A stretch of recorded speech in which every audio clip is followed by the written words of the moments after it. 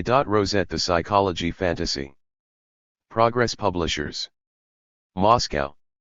Translated from the Russian by Sergei Savchenko and Alexander Parnak, designed by Vladimir Solovyov. English translation, copyright Progress Publishers, 1984. Printed in the Union of Soviet Socialist Republics. Contents. Foreword. 5. Introduction. 8. Chapter I. The subject of investigation. 13. Chapter 2. Theoretical conceptions of fantasy. 23. Fantasy as primordial essence. 24. Reduction of fantasy to other psychic processes. 26. Products of fantasy and reality. 27. The hypothesis of random finds. 28. The hypothesis of recombination. 29. Problem and set as explanatory principles. 32. The laws of the field as explanatory principles. 36. Hypothesis of stages of creativity. 43. Analogy as an explanatory principle. 46. The hypothesis of recognizing creative ideas. 49. The psychological aspect of the problem of analysis and synthesis. 50. The subconscious as a source of fantasy. 52. The hypothesis of archetypes. 54. Non-psychological conceptions of fantasy. 56. Summary. 62. Chapter 3. The methodological problems of studying fantasy. 66. Traditional methods of studying fantasy. 66. Modern methods of studying creativity. 70. Universal character of the laws of fantasy. 75. The importance of negative facts for realizing the intrinsic laws of fantasy. 77. Methodological problems involved in experiment planning and explanation of results. 81. Summary. 84. Chapter 4. Experiments. 86. The first experimental series. 86. The second experimental series. 102. The third experimental series. The fourth experimental series. 131. Summary. 138. Chapter V. Inner psychological mechanisms of fantasy and their contribution to various productive activities. 140. General outline of the proposed theory. 140. Experimental data reported by other authors and confirming the proposed theory of fantasy. 142. Psychological specifics of analogy and literary tropes. 147. Symbols in the light of the proposed theory of fantasy. 150. Some general attributes of creative activity in the light of the proposed theory. 153. Abstraction and concept formation. 159. Negative effects of the proposed mechanisms of fantasy. 164. The traditional problems of fantasy in the light of the proposed mechanisms. 170. Indication of the proposed fantasy mechanisms in scientific literature. 176. Summary. 181. Chapter 6.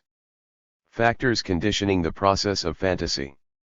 184. Motives of fantasy. 184. Personal peculiarities and fantasy. 190. The socio-psychological factors of the process of fantasy. 199. The process of fantasy and age. 207. Summary. 216. Chapter 7. Practical aspects of the problem of fantasy. 217. Training procedures. 217. Organizational procedures. 225. Summary. 231. General conclusions. 232. Bibliography.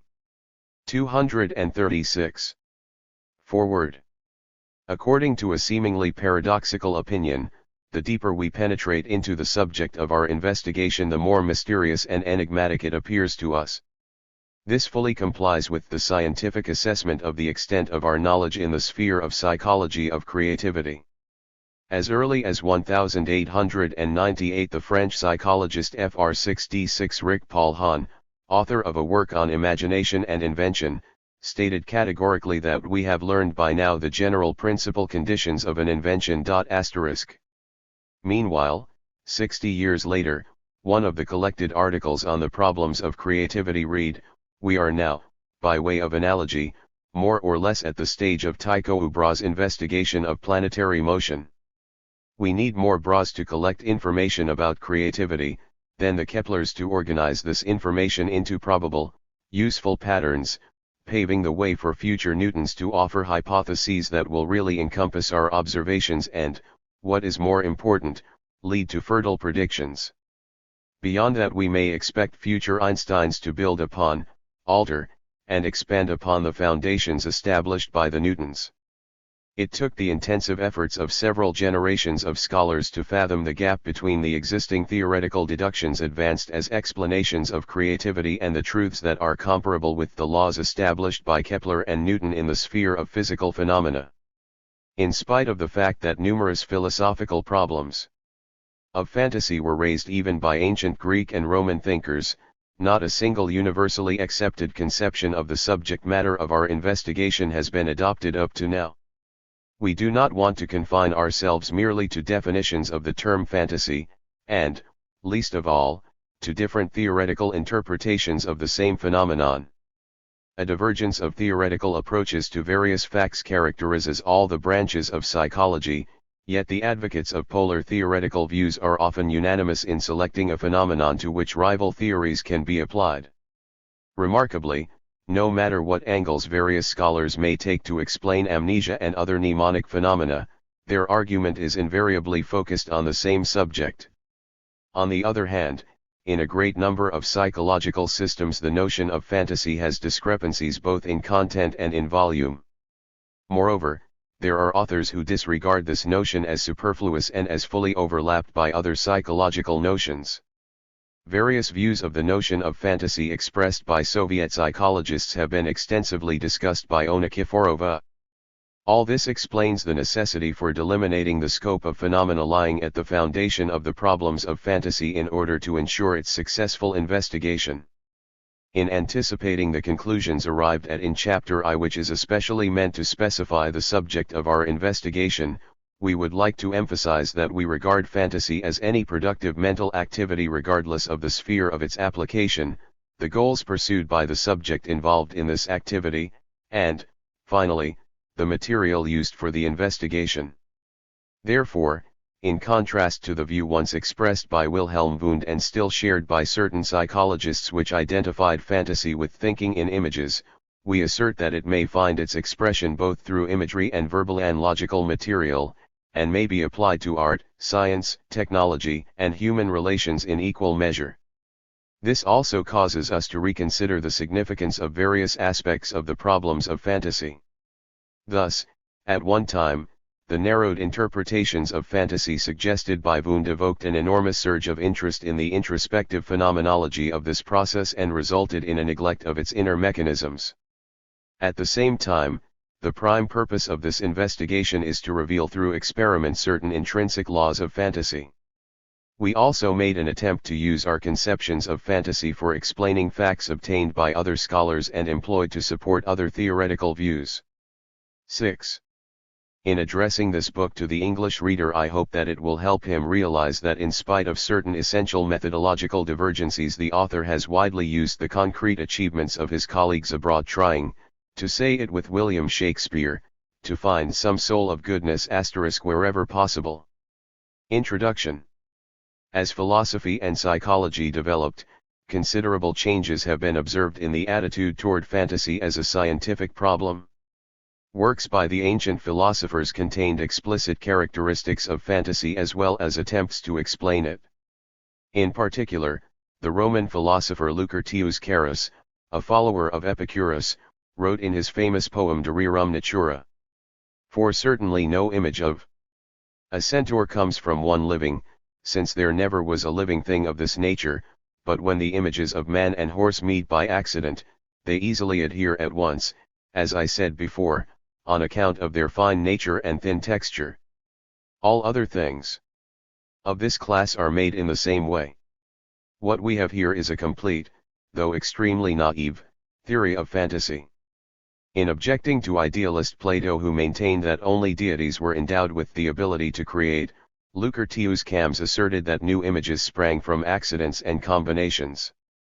Images of all kinds are being carried about everywhere, some that arise spontaneously in the air itself, some that are thrown off from all sorts of things, others that are made of a combination of these shapes. Rationalist philosophers Descartes and Spinoza associated the creative principle with comprehension and logical thinking rather than with images. The great scientists, Pascal and Newton, went even farther by renouncing fantasy and viewing it as antipodal to reasoning. 8. While Leibniz had utilized idealist grounds to overcome the Cartesian juxtaposition of the thought and the image, Hume and the entire empiric psychology that followed in his footsteps chose a different path. They confined the whole content of man's psyche to a complex system of images, and presented creativity as a corollary based on association by contiguity, similarity, and contrast. Nonetheless, as a psychological function, imagination attracted great attention from the whole of associative psychology, and numerous works devoted to creativity, invention, etc. emerged on its foundation. The mid-19th century saw numerous monographs and articles on concrete kinds of creativity in the sphere of mathematics, physics, literature, painting, music, and mechanics, each viewing fantasy as the indispensable component or precondition for creativity. James Joseph Tizot maintained that fantasy contributed immensely to the historical development of mankind through enlarging its capacity for perceiving innovation, education, and progressive ideas. According to Dugas, imagination highly contributed to the evolution of scientific thought. It is imagination that creates science, poses questions, anticipates solutions, organizes researches, and furnishes proofs. In discussing the significance of imagination for fiction literature, Edwin Slauson and June Downey had to stress that there must be some measure of mental flexibility, some possibility of invention, of striking new situations. However, in major psychological systems which succeeded associationism, fantasy was almost completely ignored. The Würzburg school, the behaviorists, and the Gestalt psychologists were absolutely oblivious of fantasy, and in the few cases when this term was used it appeared merely as a target for criticism. The only exception from this practice was psychoanalysis, which never underestimated the significance of fantasy. Even though the term of fantasy was subject to virtual ostracism, questions which constituted its problematics continued to evoke the interest and concern of various scholars. Thus, in the 1920s to 30s, Gestalt psychologists Max Wertheimer and Karl Duncker published important works on creativity in which they avoided using the term fantasy at all, substituting it with the expression creative thinking. At the same time, a number of problems which had a direct bearing on fantasy were studied both by specialists in the conformable fields and by psychologists, and in this connection it is worth mentioning works by Soviet scholars E. I. Ignatiev, P. M. Yakobson, A. G. Kovalyov, and others. Yet, fantasy did not appear in these few works as a specific psychological problem, rather it was treated as a certain component of certain activities in which the major role was attributed to specific skills and abilities. No special investigation was made either into the psychological nature of fantasy or into its intrinsic laws. Moreover, there were attempts to discard the term fantasy as unscientific. The mid-1950s saw a drastic change in psychologists' attitude toward fantasy. Calvin Taylor, who is one of the leading investigators of the problems of creativity, wrote, In 6 or 7 decades before 1950, only a trickle of research articles on creativity appeared in the scientific literature. Since 1955, however, increasing interest and activity have opened many avenues of research. Since that moment, an extraordinary increase in enthusiasm has been displayed towards the problems of creativity. Some American universities initiated regular scientific symposia on creativity, made extensive and intensive experimental studies of its various aspects, and published an enormous mass of literature on that subject.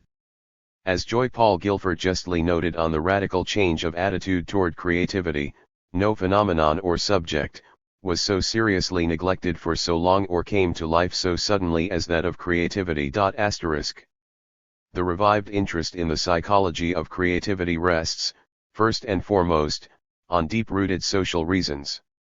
American scientists maintain that the problem of revelation and edification of creative personalities is of national significance for the USA, since, according to Calvin Taylor, creative acts affect enormously not only scientific progress, but society in general.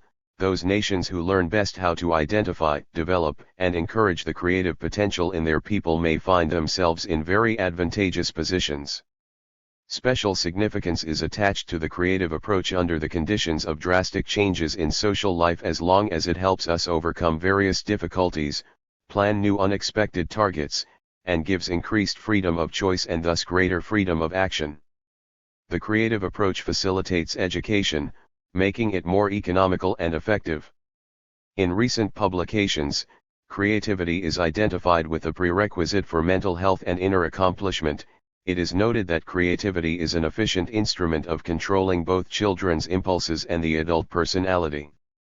In the opinion of certain authors, lack of fantasy in the life of man is likely to lead to all kinds of nervous and psychic disorders, alcoholism, drug addiction, strange obsessions, boredom, desolation and even suicides, while the artistic segment of personality provides immunity against the various deleterious affects and insanity, and moreover, contributes to recuperation. One of the psychotherapeutic methods suggested by Joseph Walp is based on evoking special forms of images. Alex Osborne asserts that the history of civilization is essentially the record of man's creative ability. Imagination is the cornerstone of human endeavor, and it has caused him, as a human being, to conquer the world. Finally, one of the books went so far as to place fantasy on a par with real capital, like industrial and financial capital.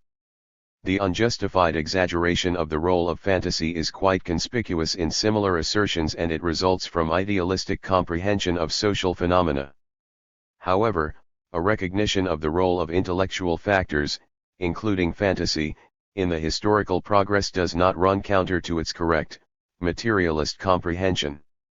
According to Karl Marx, imagination is a great gift that has contributed so much to the development of the mankind. In one of his speeches, Lenin had this to say about the imagination: "It is wrong to think that only poets need imagination. That is a silly prejudice. It is needed even in mathematics. It would have been impossible to discover the differential and integral calculus without imagination. Imagination is a very valuable asset." Thus, the turning of attention toward creativity and fantasy occurred only after the social significance of these problems had been fully realized. The other equally important reason for the increase of interest in creativity lies in the very logic of the internal development of psychology as a science.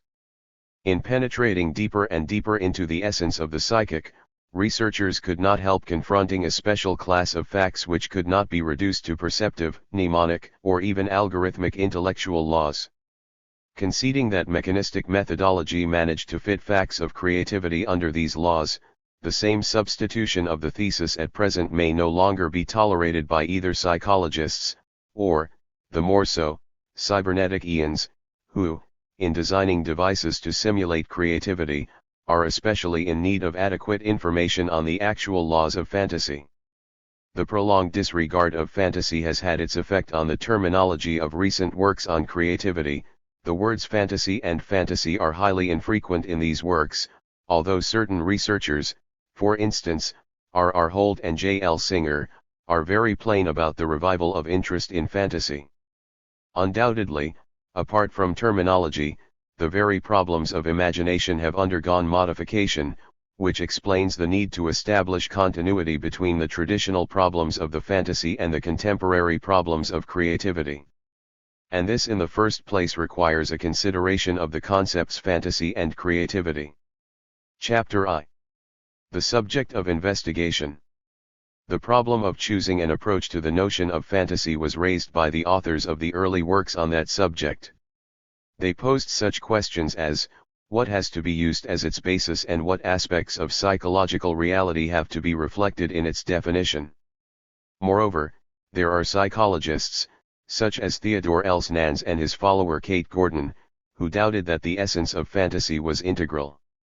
Can we, they argued, be dealing with a whole series of diverse psychological phenomena that have accidentally been unified by the same term? Traditional definitions of course present the subject through its genus and specific difference. In compliance with the theoretical conception, in the definition of fantasy the generic concept is attributed, alternately, to a specific psychic power, to an ability, to a function of consciousness, to a state of consciousness, or to a process. Despite the diversity of the generic concepts associated with fantasy, the specific distinctive feature coincides almost completely in all the definitions to show that this power, ability, or function produces something entirely new, i.e. new images, unconventional ideas, compositions, new combinations of images and ideas, new dependences, etc. These definitions describe the psychic process under investigation from the angle of the results achieved on its basis. Nonetheless, certain definitions of this mental activity reveal its psychological essence through the goals it is pursuing. A number of French scholars, beginning with James Tizot, ascribed to those goals of fantasy the ability to render as sensible that which does not exist, that which even may not exist. In discussing the same goals of fantasy, Dugas, and especially Bernis identified its main 13. Property as the ability to expose an object as present although it is really absent. The conception of fantasy as a psychological activity which creates the non-existent, and which thereby to some extent stands opposed to reality, complies with the orthodox view of fantasy as a departure from reality to a realm of dreams and castles in the air. This orthodox view has been retained in scientific literature up to the present. J. M. Fraser, for instance, writes that an escape into a daydream satisfies us in what our ordinary life denies us. Thus one way or another everyone indulges in fantasy. Some psychologists, Rudolf Arnheim in particular, tend to moderate the categoric definition which confines fantasy to creating the non-existent, pointing that it would be more advisable to discuss the creation of non-existing forms for existing contents or look for a new approach to the existing subject. Some authors see another goal of fantasy in introducing order into disorder, or chaos, the latter being recognized as something primordial or initial according to the tradition deriving from Plato and ancient Greek mythology. John Livingston Lowes, who also shares this view, endows the poet and his fantasy with the ability to bring a multitude of random, amazingly intertwined legends created by different peoples in various epochs, a multitude of images, visions and vague sensations into a whole, complete, and coherent story. It becomes obvious that in characterizing fantasy through the goals pursued by a fancying person we identify imagination with the creation of something new. Indeed, any non-existent phenomenon manifests itself as something new, which may also be attributed to the characteristic of fantasy as creation of order out of disorder or chaos. Analogous characteristics of fantasy may also be found in negative definitions. Kate Gordon holds that as long as it is easier to give negative definitions to psychic phenomena in general, images of fantasy, too, may be regarded as entities which have no influence on senses. A similar idea was also expressed by Anichayev. Imagination signifies the state of consciousness, analogous to perceptions, yet having no correspondence with active stimuli. In a number of negative definitions, fantasy is juxtaposed to other psychic processes. Dugas wrote in this connection that imagination awakens at the same time with senses and memory. 14. but instead of following them it directs these processes, instead of adapting itself to them, it deforms them. The essence of the negative definitions of fantasy, as well as its descriptions by way of comparing it with other psychic processes, is narrowed down to the assertion that its one ages must be in this way or another different from the perceptive images, in other words, they must contain something new in comparison with the latter. The notion of creativity has long coexisted with the notion of fantasy, the former deriving from Plato's and Aristotle's works. Aristotle regarded creativity in the broad sense of the word. According to him, to create meant to produce something unprecedented. This definition does not only embrace creativity in the sphere of the psychic alone, for it also includes a concept's material realization. Such understanding of creativity is shared by some authors, especially those who have been concerned with special kinds of creativity. However, dominant in recent investigations into creativity has been an interest in the key link of creative activity, i.e., in the laws and mechanisms that govern the emergence of a specific psychic product.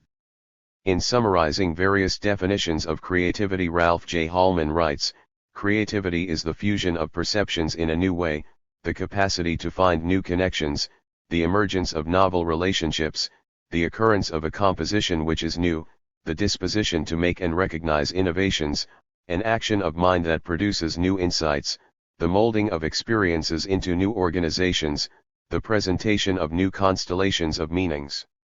The generally accepted realization of creativity in Soviet psychology is expressed by I.B. Guchin, who writes, "Creativity is man's purposeful activity in creating new material and spiritual values of social significance. Creativity invariably contains startling and novel elements." In the same way as in the definition of fantasy, the generic concept into which creativity is introduced will vary in compliance with an investigator's theoretical position, while the novelty of response to a specific situation will mainly stand forth as specific distinctive feature common to all the definitions. On the other hand, this novelty may lie in the irregularity of the problem situation and in the unexpectedness degree of a task's conditions. In that sense, creativity as well as fantasy may easily receive a negative definition. To be 15. Deemed creative, a product of a thought process must be initially improbable and hence unpredictable. The above-mentioned definitions characterize creativity through its product. The argument still goes on between the psychologists who believe that creativity must be defined in terms of a product and the psychologists who maintain that nothing is more important in creativity than the very process of creation. D. Taylor advocates the former view. That creativity must be conceived as a process is most explicit in the work by Rudolf Arnheim, who asserted that we can no longer identify creativity by the sort of object it produces. Creativity is full deployment of knowing, doing, and willing. There are also definitions of creativity which emphasize the qualities of a creative personality.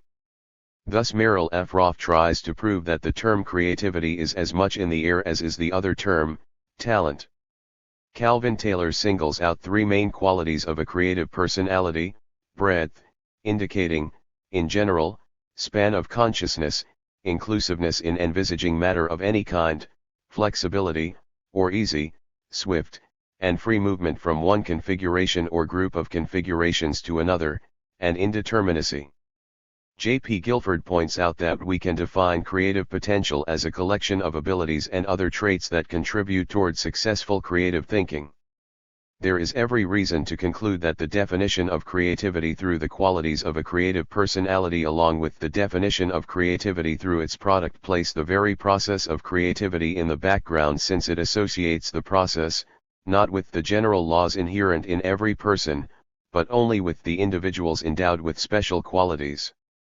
The above positivist, operational definitions of creativity which ignore the essence of the process were characterized in the Annual Review of Psychology by John P. Vandegeer and Joseph M. F. Jaspers, who wrote, "Creativity at this moment still looks somewhat intangible. Of course, one may always reduce it to something which conforms to the research tools we happen to have. Such an operational definition, however, may imply a premature curtailment and may close doors before one has explored what is behind them. Given that creativity may be expressed through certain qualities of a creative personality, the whole problem of creativity. 16. According to Spearman's witty remark, will be, essentially, reduced to separating the people capable of creativity from those incapable of it. However, the definitions of creativity through man's qualities imply references to the signs of novelty. When comparing traditional definitions of fantasy with contemporary definitions of creativity, we may, quite reasonably, discern their common essential features, the fact that in both cases we are dealing with the creation of something novel and original. Like fantasy, creativity stands opposed to simulation, imitation and copying, and this means that psychologists who are concerned with the study of fantasy and creativity examine one and the same entity irrespective of the difference in terminology. This was noticed by several authors. Michael A. Wallach, for instance, in his critical article on C. Taylor's investigations wrote, "It is hard to come away from the present book without feeling that the term." Throughout the whole of his book Applied Imagination, Osborne is using the terms creativity and imagination synonymically. This adds special significance to the fact that some authors reveal the notion of imagination through the notion of creativity. Thus, Hargreaves regards imagination, in general, as the creative power of the mind, a power producing new psychological combinations. Soviet psychologist L.V. Nosova points out that creative imagination is characterized by unconstrained production of new images realized in the original and valuable products of creativity. All this leads us to the assertion that the main issue running through all contemporary investigations into creativity is, essentially, nothing other than the traditional problem of imagination: what conditions the creation of what is new? What causes the emergence of new images, ideas, thoughts, solutions, etc.? The concept of the novel also calls for clarification. One widespread approach has it that in the context of psychological investigations, the notion of the new should not have universal implication, for it has to be limited to a particular subject or a specific individual. Donald W. Taylor also shares this view, supporting it by the following example. A person who had never studied arithmetic conceived the 17 multiplication table himself. It may be psychologically regarded as a discovery.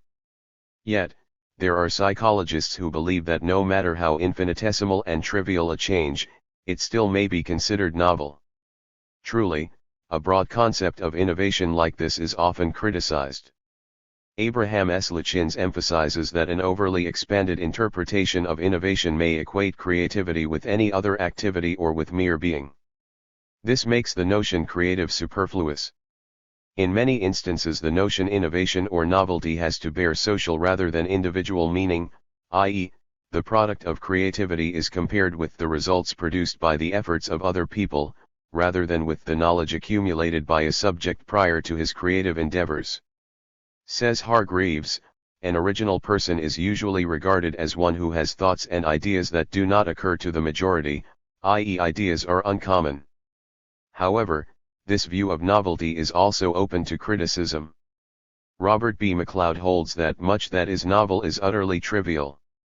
Sarnoff A. Mednick and Martha T. Mednick said the same in a much more categorical form: originality is probably the cheapest response of which human beings are capable. It is much more difficult to be conventional than to be original.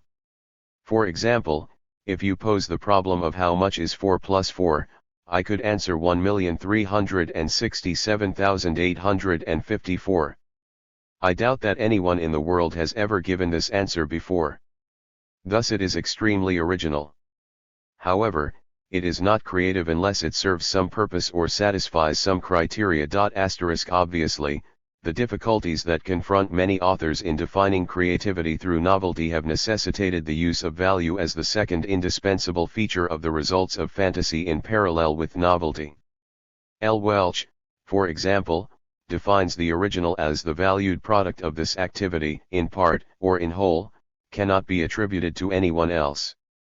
Noticeably, in their striving to overcome the difficulties obstructing the definition of fantasy, psychologists were gradually moving farther and farther away from the psychological issue and replacing it with epistemological, aesthetic, and other problems. The definition of fantasy through its results, which are to meet certain non-psychological criteria, are, in our opinion, incomplete and one-sided. Such definitions narrow down the object of our investigation, since they do not reflect any activity other than that which may be considered successful on the basis of various, essentially arbitrary judgments. At the same time, true understanding of the internal mechanisms of imagination necessitates a study of all available facts of this phenomenon. The essential prerequisite for making an adequate definition of a concept is its juxtaposition with various affiliated concepts in order to introduce a more pronounced distinction between them. It is even more important to differentiate between current concepts that partially or completely overlap. Along with the terms fantasy and creativity, the phenomena under consideration may also be designated by the terms mental activity, problem solving, intuition, creative thinking, and heuristics. Some authors have even coined their own terms such as synectics, septogeology, etc. These terms are sometimes interpreted as equal, hence used as synonyms.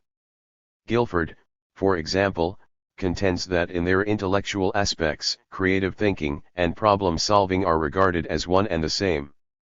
According to Gilbert Ryle, the attribute mental is occasionally used as a synonym of imaginary. Although contemporary problems of creativity have much in common with the problems of fantasy, the notions fantasy and creativity are far from being identical. In the broad sense of the word, the notion creativity includes numerous problems that lie beyond the framework of the psychological problems and belong to sociology, aesthetics of fine arts, history of science. We believe that the study of fantasy should not extend beyond specific psychological problems, that it should be confined to research into the laws of the psychological activity, which may not be regarded as a mere reproductive effort. This definition is naturally highly general, yet at this particular stage of our study it enables 19. Us to circumscribe the facts and problems that require investigation.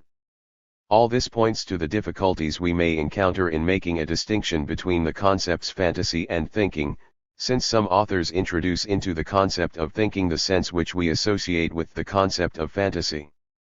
Obviously, the difficulties arising from an attempt at drawing a line between thinking and fantasy are stipulated by the fact that even though various textbooks on psychology treat these processes as two different entities, in reality they represent one mental activity.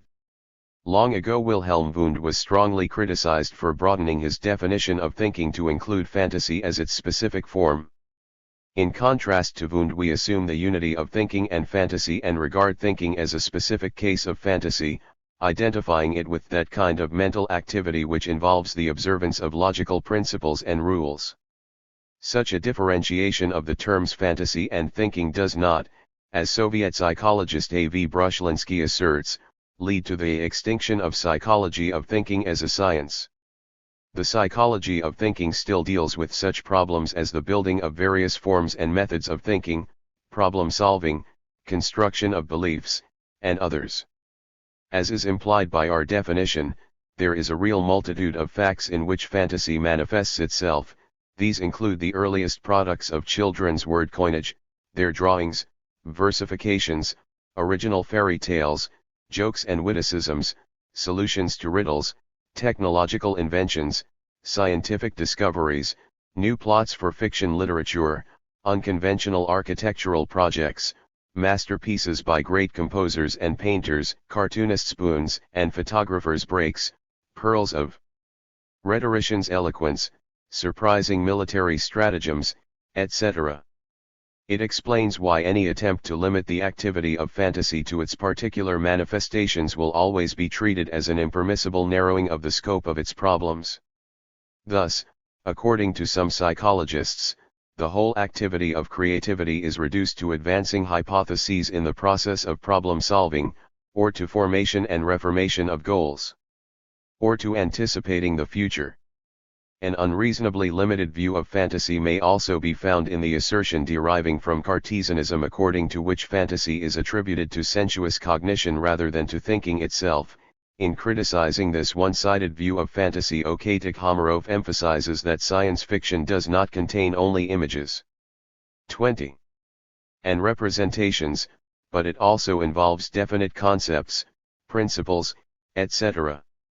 In other words, by reducing fantasy to representations only, we have to come back to the dualist juxtaposition of the imagery and conceptual ways of cognition which we have almost overcome. In his book on imagination, L. Dugas asserts that there may be no objects to which fantasy is inapplicable. Agile conceptions of any order, whether sensible, psychological, abstract, or general, will serve as its material in equal measure.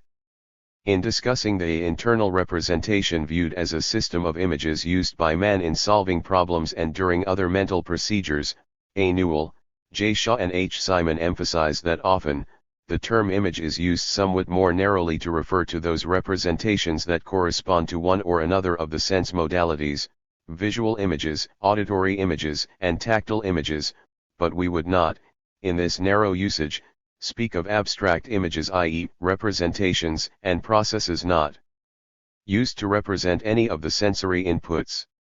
We are not dealing here with the nature of representations and images. Nonetheless, in outlining the problems of fantasy and in trying to avoid any misunderstanding, we would like to make the reservation that we regard the visual, imaginal mental activity as a possible form of the process of fantasy which also involves other psychic processes and entities. Works of numerous modern researchers contain the idea that creativity is something universal. L.S. Vygotsky was absolutely definite in asserting that in our daily life, creativity is an indispensable precondition for existence. V.E. Anderson believes that a person can be creative in his social relations, in his ability to deal with others, in his thinking and experimentation in any field of knowledge, in the realm of ideas, as well as in music, art, and literature. By accentuating the role of innovation in productive mentality, H.G. Barnett is equating the concepts of innovation and invention since, in his opinion, there is no psychological distinction between the conception of a new object and a new act or theory. This standpoint implies that it is fruitless to try to establish a rigorous and meaningful distinction between discovery and invention. According to Soviet psychologist V. N. Pushkin, the psychological process which contributes to the solution of a problem, to the adoption of a new strategy, to the discovery of something new has to be referred to as heuristic activity. A science 21. Which is concerned with the study of the laws of the heuristic, creative activities of man may be named heuristics. Consequently, heuristics is dealing with the same scope of problems which are embraced by the term creativity or referred to as fantasy. The author of these lines takes an analogous approach to the subject of heuristics in his book What is Heuristics? Nonetheless, the term heuristics is infrequently used with a different, narrower meaning. There are a number of works that treat heuristics as any principle or device that contributes to the reduction in the average search to solution. We may find a similar interpretation of this term in the works of Soviet psychologists. Moreover, the epithet heuristic is utilized in this strictly technical sense even by psychologists who identify heuristics with the science of creative thinking. With due consideration for the additional meaning contained in the term heuristics, we will employ in this work the traditional term fantasy, incorporating into the scope of its problems all the psychological aspects which have been revealed by the latest investigations into creative, heuristic activity, i.e., the activity which is conditioned neither by accumulated skills, nor specific instructions, nor the algorithms adopted by the person concerned. Figuratively speaking, as a result of the process of fantasy we obtain at the output a product which may not be completely equated with what we fed to the input. The purpose of the theory of fantasy is to explain the nature and the intrinsic laws of this phenomenon. Chapter 2.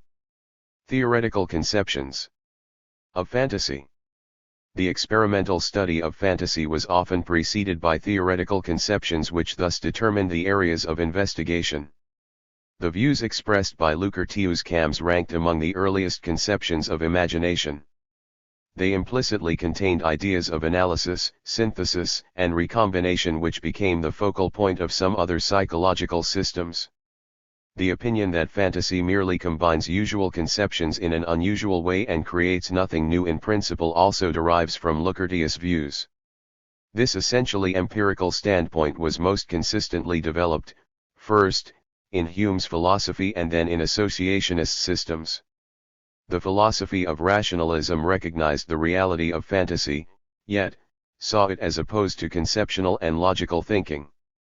Remarkably enough, Pascal, the famous physician and mathematician, actually regarded fantasy as a force hostile to reasoning. In almost all his philosophical works, Descartes juxtaposed rational thinking and fantasy, identifying the latter with the source of delusions and erratic deductions. For example, in his Discours de la Méthode he maintained that fables cause us to believe in the possibility of completely impossible events. Spinoza pointed to the necessity of distinguishing between that which can be understood but not imagined, and that which can also be imagined. The views of fantasy expressed by Pascal, Descartes, and Spinoza gave use to the view that there is antagonism between reasoning and imagination. This opinion also finds a response in some contemporary philosophical systems. The attitude toward the nature of fantasy revealed by the 23 different philosophical or psychological currents is determined by their viewpoint on the activity of the individual. Representatives of extreme idealist systems which endow the subject with complete independence from the objective world regard fantasy as an extraordinary spontaneous creative power. On the contrary, the mechanistic systems where the personality is absolutely passive have no room for fantasy as a specific psychological conception, although they do attempt to explain in one way or another the facts that give use to its problems. Thus, among the diverse conceptions of fantasy we can first of all distinguish two extreme theoretical positions on the problem of its psychological nature. On the one hand, fantasy is singled out as an independent primordial essence, on the other, fantasy is negated or completely reduced to other psychological processes. Phantasm as primordial essence. Fantasy as a special creative essence manifests itself most explicitly in the works of the idealist philosopher Henry Bergson, who advanced in his famous Creative Evolution the concept of 61 and vital to explain acts of creativity in the broadest sense of the word. Similar ideas have been expressed in the 3-volume work by William Stern, who employed such terms as self-conservation, self-development and self-deployment. According to Bergson, the main intent of the 61 and vital consists in an urge for creativity. This desire is realized at various levels in animal nature through the complication of forms of organisms and the origination of new species, as well as through the evolution of the nervous system. In man it is realized through creative thinking, intellectual abilities, creative initiative, independence, and freedom. Thus, he sees fantasy as deriving from a certain universal, all-embracing force which controls all biological, psychological, and historical processes. We may refer to a great number of authors who sought to explain fantasy using universal philosophical and psychological principles. Theodore Elsnans, for instance, wrote, "We are following a universally accepted supposition in regarding fantasy as an initial human capability." Such an approach is also typical of philosophers and psychologists with plain idealist views, as well as of certain researchers who try to furnish a natural scientific interpretation to the phenomena of fantasy. In the latter case they substitute various philosophico 24 psychological terms, such as 61 and vital, spontaneity of spirit, emotional power for their biological counterparts. In his allusion to Whitehead and Lilly, Sinnott maintains that life itself is the anti-conservative property in nature. Harold Rugg, who is the author of the voluminous monograph Imagination, arrives at the conclusion that the tension system of the organism is the key to the energy of creative imagination. Revealing itself in the irritability of protoplasm, it is as basic to the science of behavior as is the concept of motion to the physical sciences. In his multifaceted work, The Act of Creation, Arthur Koestler places all kinds of creative activity ranging from primitive forms of humor to major inventions and monumental works of art and literature in dependence upon the laws which, he believes, are present already in morphogenesis, neurogenesis, and regeneration, and upon the so-called actualization of excess potentials, which implies the awakening of the dormant powers and abilities as a result of unusual or exclusive conditions. In making a detailed analysis of the biological roots of creativity, Herbert Gutman follows such authors as Bergson, Stern, Buehler, Sinnott, Coghill, and Red in concluding that the biological substrata of constructive activity are growth and reproduction. Moreover, according to Gutman, all organized and purposive protoplasmic activity deserves to be classified as behavior, while constructive or creative activity simply continues where growth leaves off. Therefore, the general biological interpretation of creativity inevitably ends in abstract schematism. Gutman, too, has deduced that not a single problem analyzed by him may be subject to a rigorous experimental study. Scientific unification must not overlook any detail of the general situation. Any generalization will be senseless unless this condition has been observed. Consequently, the introduction of the notion of fantasy into more general philosophical or biological categories would be fully justified if it were accompanied by a new interpretation of all the established facts and by a more adequate explanation of them, and if, at the same time, it revealed new aspects of experimentation. In reality, general biological conceptions not only fail to prompt new ideas for experiments, but they also disregard the available rich factual material. All this questions their scientific value. 25. Reduction of fantasy to other psychic processes. The other extreme theoretical position in dealing with the problem of the essence of fantasy is, as we have already mentioned, the complete reduction of fantasy to other psychic processes.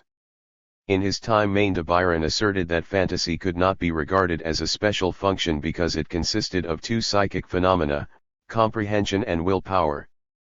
P. Corsi believed that the entire scope of the problems of fantasy did not go beyond the limits of the problems of perceptive and intellectual processes. As long ago as 1868, J. Tizot wrote, "Imagination is composed of 4 or 5 faculties: perception, which provides the primary material; memory, which reproduces it; reasoning, which adds to it proportion and integrity; taste or intellectual sensibility, which enables us to experience joy either at the sight of a beautiful ensemble or at its simple conception." Thus imagination dissolves completely in other functions. Such a tendency is also typical of some modern psychologists. Guilford has many times pointed to the diversity of meanings implied by the concept of creativity, which includes the concepts of Aufgabe, set, determining tendency, schema, trial and error, insight search model and functional fixedness.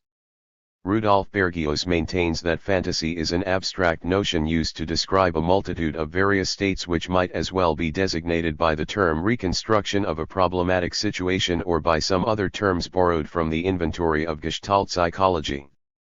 The tendency for reductionism may be regarded as a response to the romantic idealist interpretation of fantasy and as a fetish made of it in the systems proposed by Bergson and others. The problems of perception and memory seem to have been studied most thoroughly, their methods tested, and their truthfulness, in contrast to fantasy, never doubted. Consequently, although reductionism is ignoring certain specific laws of creativity, it is essentially motivated by a desire to rely on concrete and real data rather than on semi-mystical deep-rooted forces. The fact that reductionism relates evidence from the domain of fantasy to the laws that govern other processes has made it possible to reveal and outline some of its prob. 26. Lems. Among these there is the attitude of fantasy toward reality. By reducing the products of fantasy to perceptive images, we have to determine the role of the real world in what imagination has created, since perception is a direct reflection of reality. Products of fantasy and reality. The view according to which fantastic images reveal dependence on reality is based on the materialist principle of cognition. We draw our knowledge from the actual objective world around us. Authors who described utterly improbable events had in one way or another to rely on real events.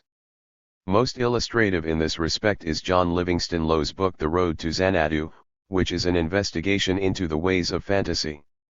In his work, Lowes made a thorough analysis of Samuel Coleridge's semi-mystical poem The Ancient Mariner.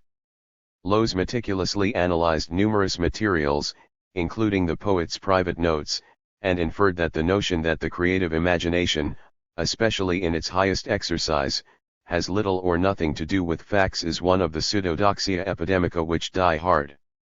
For the imagination never operates in a vacuum. Its product is that fact transmuted.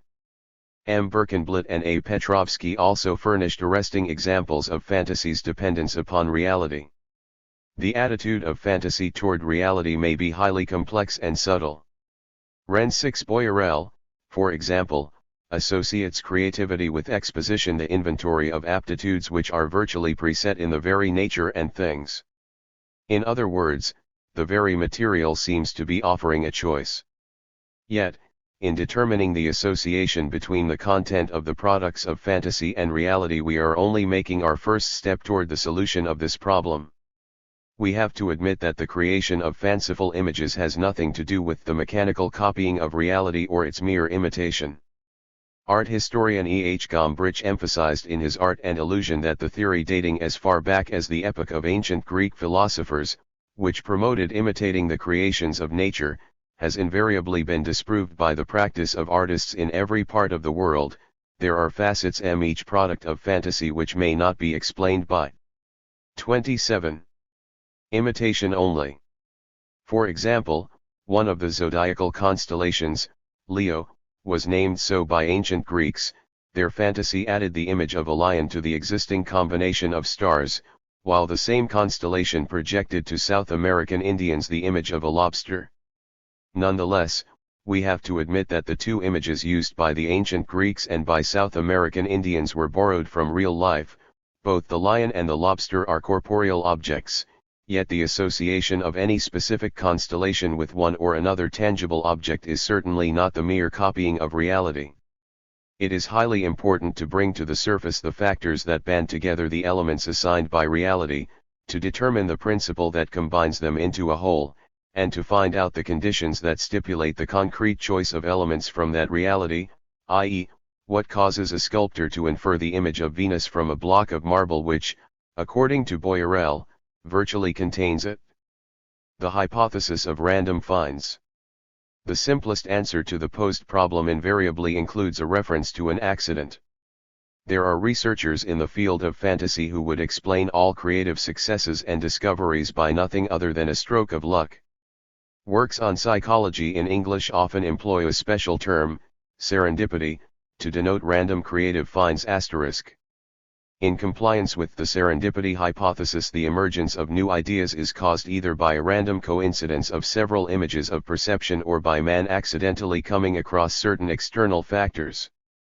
M. Kostylev, a researcher of literary creativity, relates the following fact: Paul Adam confessed to us that whenever his imagination failed to create the fate of his heroes, he used a set of playing cards as a horoscope, and this suggestion was sufficient for him to design the fates of his heroes. In his article The Role of Hunches, Walter Cannon, who is a well-known physiologist, offers a long list of discoveries made, in his opinion, by chance. Among these he places the discovery by Christopher Columbus of the New World, the discovery by Luigi Galvani of electrical phenomena in living tissues, Claude Bernard's discovery of the nervous regulation of the blood circulation, and the discovery by Hans Christian Ørsted of the magnetic action of electric current. And Cannon adds to the same list his own discovery of the interdependence between the emotional states and functioning of some inner organs. However, he emphasizes that brain is lucky which has been prepared to make a discovery through former experience. The list of such discoveries made through serendipity could be extended. Those who share this view contend that all such cases of discovery are simply a matter of being at the right place at the right time. Scientists and scholars often discover something they have not been looking for. Thus, Carl Wilhelm Scheele, who sought to extract magnesium, discovered chlorine though he had been completely unaware of its existence before. Claude Bernard was experimenting to prove that sugar is destroyed by the liver, and suddenly discovered that the latter produces sugar. Although certain authors are inclined to use chance as an explanatory principle, The advocates of serendipity have to admit that on the practical plane their theory offers nothing other than a passive expectation of a lucky chance. This makes them emphasize the need to meet such possibility halfway and take every step to increase the probability of a lucky chance. In his book on mathematical creativity, French mathematician Jacques Hadamard asserts that explanation by pure chance is equivalent to no explanation at all and to asserting that there are effects without causes. J.P. Guilford also contends against any references to an accident as an explanatory principle. He regards it as anti-science, since such an explanation stops questions and investigations. The conception of serendipity has been lacking inner organization and consistency from the very start, revealing an eclectic merge of diverse approaches. As a rule, it is supplemented by other explanatory ideas, recombination, trial and error, as well as synesthesia. The hypothesis of recombination. The idea of recombination shifts the accent from external stimuli to phenomena occurring in the psyche. In the Classica works by Th6-Odul-Ribbit, as well as in the latest researches made by the Mednicks, Welch, and others, the attention 29 is focused on the recombination of not only elementary senses, conceptions, and images but also of principles and rules. The theory of recombination takes root in the atomistic views expressed by ancient Greek and Roman naive materialists. John Locke adapted this theory to his system, and it manifested itself as a leitmotif of his essay concerning human understanding, in which he confined the basic activity of the human brain to unifying, juxtaposing, and isolating ideas. In trying to reduce all its faculties to a certain triune formula, Locke was setting limits to its capacity. This idea was further developed in Hume's agnosticism, when it was claimed most categorically that all our ideas are copied from our impressions. Hume's philosophy limits man's cognition to the impressions which man obtains through the sense organs, which fully precludes the cognition of the essence of objects, phenomena, and their causations, as well as invention. Spearman dismissed this doctrine with the witty remark that it appears not so much to explain creations, as rather to miss finding them. Hume and Locke's interpretation of intellectual activity influenced the whole empirical psychology, including the conceptions of fantasy. Psychologists of the 19th century never addressed themselves directly to the problems of epistemology, preferring, as a rule, to focus their attention on mental procedures. The above conceptions caused Th6-Odul-Ribbit to suggest that the entire mechanism of fantasy operates in several stages. In the beginning, consciousness has to disassociate its different states so as to free individual images from their perceptive bonds, and enables them to recombine. The subsequent regrouping of these states is crowned with an association, i.e., a new combination. Essentially, this seemingly logical and consistent view is nothing other than experimentally unfounded speculation. Nonetheless, certain contemporary psychological systems have widely adopted the interpretation of fantasy as a purely mechanical process. Characteristically, in I-960 Livingston Welch said, "Recombining implies division, subtraction, addition, and multiplication. This applies in any field of thought. I have seen and remembered the images of a gold watch and a snow-capped mountain. I will now subtract the gold color from the watch and add it to the form of the mountain, resulting in my thinking of a golden mountain, an object that I have never seen." 30. In his strict adherence to the mechanistic conception of creativity, Welch correlates fantasy with the emergence of new fanciful images of a kaleidoscope. The larger the kaleidoscope with a greater number of pieces of glass, the greater is the number of designs that may be expected with greater complexity. The more the individual has perceived, or the more the material he has collected and the longer he has spent recombining its elements, the better is the chance for a greater number and more valuable recombination of ideas. Other explanations proposed by Welch of the problems of imagination are just as simple. Thus, originality may result from the fact that an author or a researcher has experimented with a sufficient number of combinations.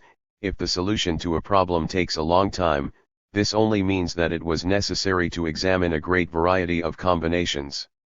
This explanation brings us back to the earlier behaviorist trial and error conception.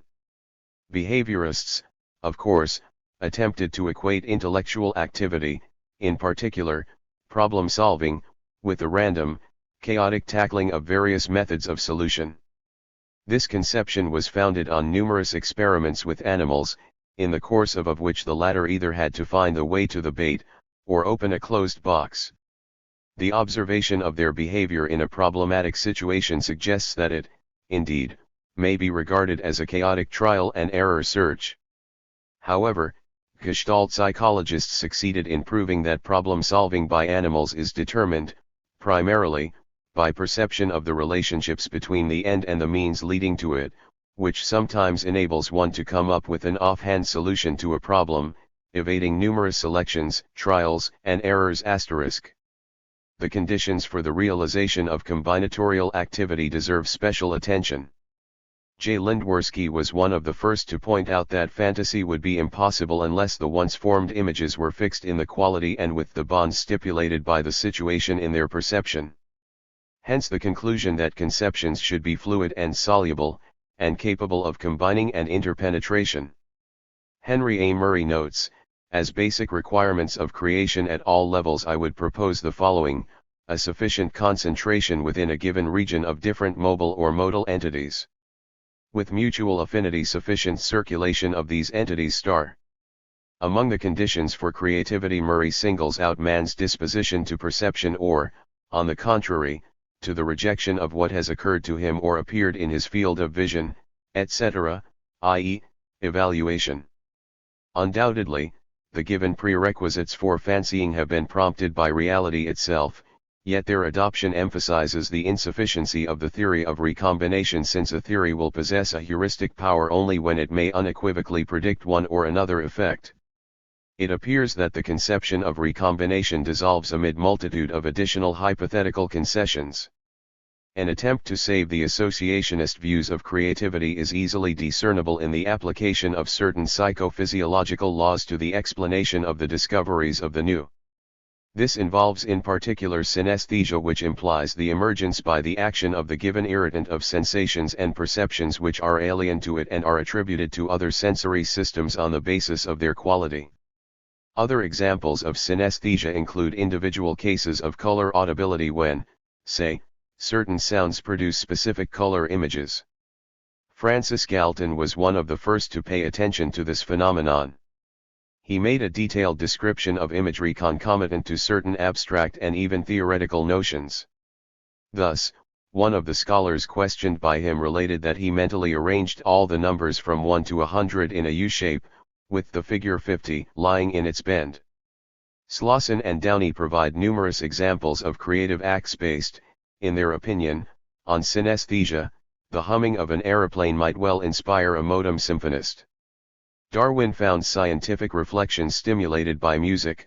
Wagner's sense of the dramatic was heightened by the presence of rich fabrics and colors. Yet, all their observations, no matter how exciting, merely scratched the surface without shedding light on the mechanisms of creativity. Problem. And set as explanatory principles. The basic flaw of the theory of associationism lies, as we believe, in its explaining all the psychic phenomena by circumstances which occurred in the past. In other words, man's ideas, images and deeds are predetermined by earlier events and 32. Earlier existing and imprinted associations. All this excludes the very possibility of creativity in principle except for the previously considered cases belonging to the phenomena of serendipity. This explains why the representatives of the Würzburg school were the first to come out with an all-round experimental criticism of associationism.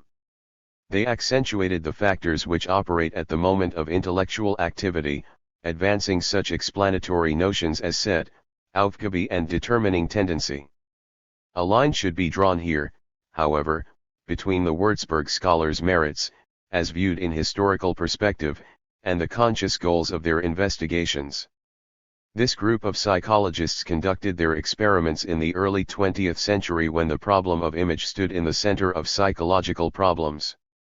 The whole psychical mechanism of associationism was reduced to the evolution of images, their transformation, dynamics.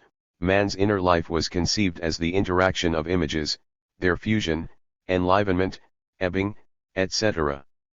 The Würzburg scholars, incidentally, conducted a special investigation aimed at proving the legitimacy of reducing the entire content of psyche to images, senses and feelings. These investigations led them to the then extremely original conclusion that pure thinking is, essentially, imageless, free of visual images. The negation of the role of images in intellectual activity gave rise to the widespread view that the Würzburg scholars had evaded the problem of fantasy. It would be important to emphasize that they were far from rejecting the system of associationism, but only supplemented it with new explanatory notions which, they believed, were supposed to provide a more adequate interpretation of the experimental facts. The notion of the Aufgabe stands among these conceptions. The Würzburg scholars thought it to be the guiding organizing tendency dominating the motion of associative circuits.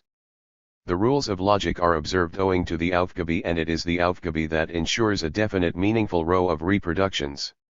An Aufgabe put by the experimenter or the subject causes the latter to adopt a set or attitude which implies his inner readiness to control the process of selection. The conception degree F set was introduced by Marb in the beginning of this century.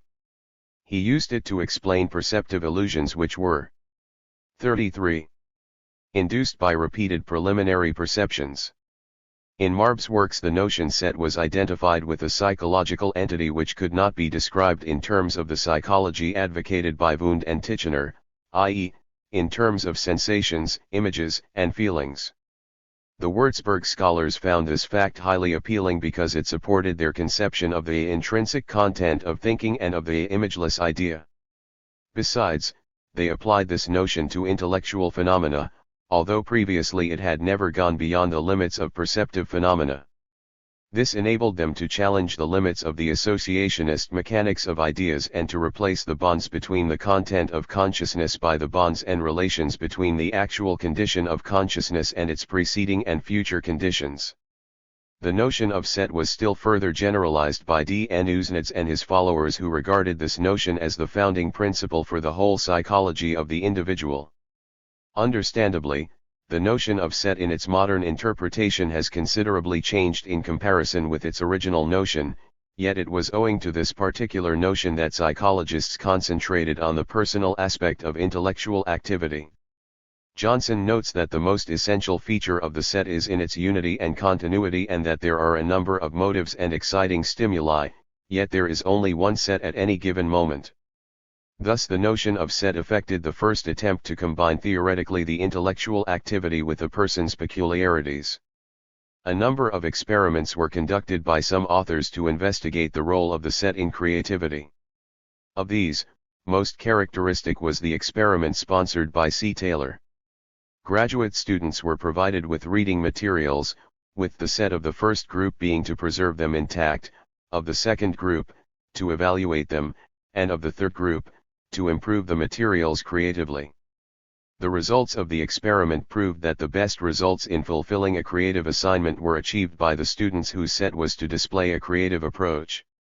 In this particular case, the set stands forth as a special entity which is not controlled by our consciousness and which operates frequently even against man's will. Hence the notions and conceptions introduced by the Würzburg scholars brought us close to the problem of the unconscious. Nonetheless, by being completely engulfed by the then dominating conviction which identified the psychical with the conscious, the Würzburg scholars sidestepped this issue. 34. While their application of introspection as a single and exclusive method for penetrating into the essence of intellectual processes was logically founded on the conviction that thinking was a conscious process from beginning to end, which made it fully accessible for self-observation. The views expressed by the representatives of the Würzburg school were also criticized by the psychologists whose conceptions they sought to supplement with new proofs, as well as by those who further developed their ideas. The latter include the advocates of genetic views of the essence of the psychic, in particular French psychologist Albert Berlaud. Soviet psychologist L.S. Vygotsky wrote that it is neither the problem nor the ideas of purpose implied by it that in their own way determine and regulate the entire course of process, it is rather a certain new factor overlooked by the Würzburg scholars. Dutch psychologist Jonan Petrus van de Geer was absolutely right in saying that after the introduction of the notion of problem containing the idea of purpose, the question is still open as to what makes the task operate towards relevant conclusions, how it is that associations lead to answers which are correct from a logical point of view. The investigations conducted by the Würzburg School occupy a special place in the history of psychology. In spite of certain contradictions in its conceptions, and although some of the problems posed by it have not been resolved, it has realized the first experimental study of man's intellectual activity based on facts rather than on intuitive speculative deductions. Research conducted by Otto Sells stands close to the Würzburg School's investigations. Otto Sells pointed directly to the distinction between the problem posed by an experimenter and the problem materializing as a tendency in the consciousness of the subject. The matter is that the latter is apt to subconsciously address himself to the problems which the experimenter's assignment does not imply. Sells has proved that there are cases when such a personal problem may be of help to the solution, yet in other cases it may be a hindrance.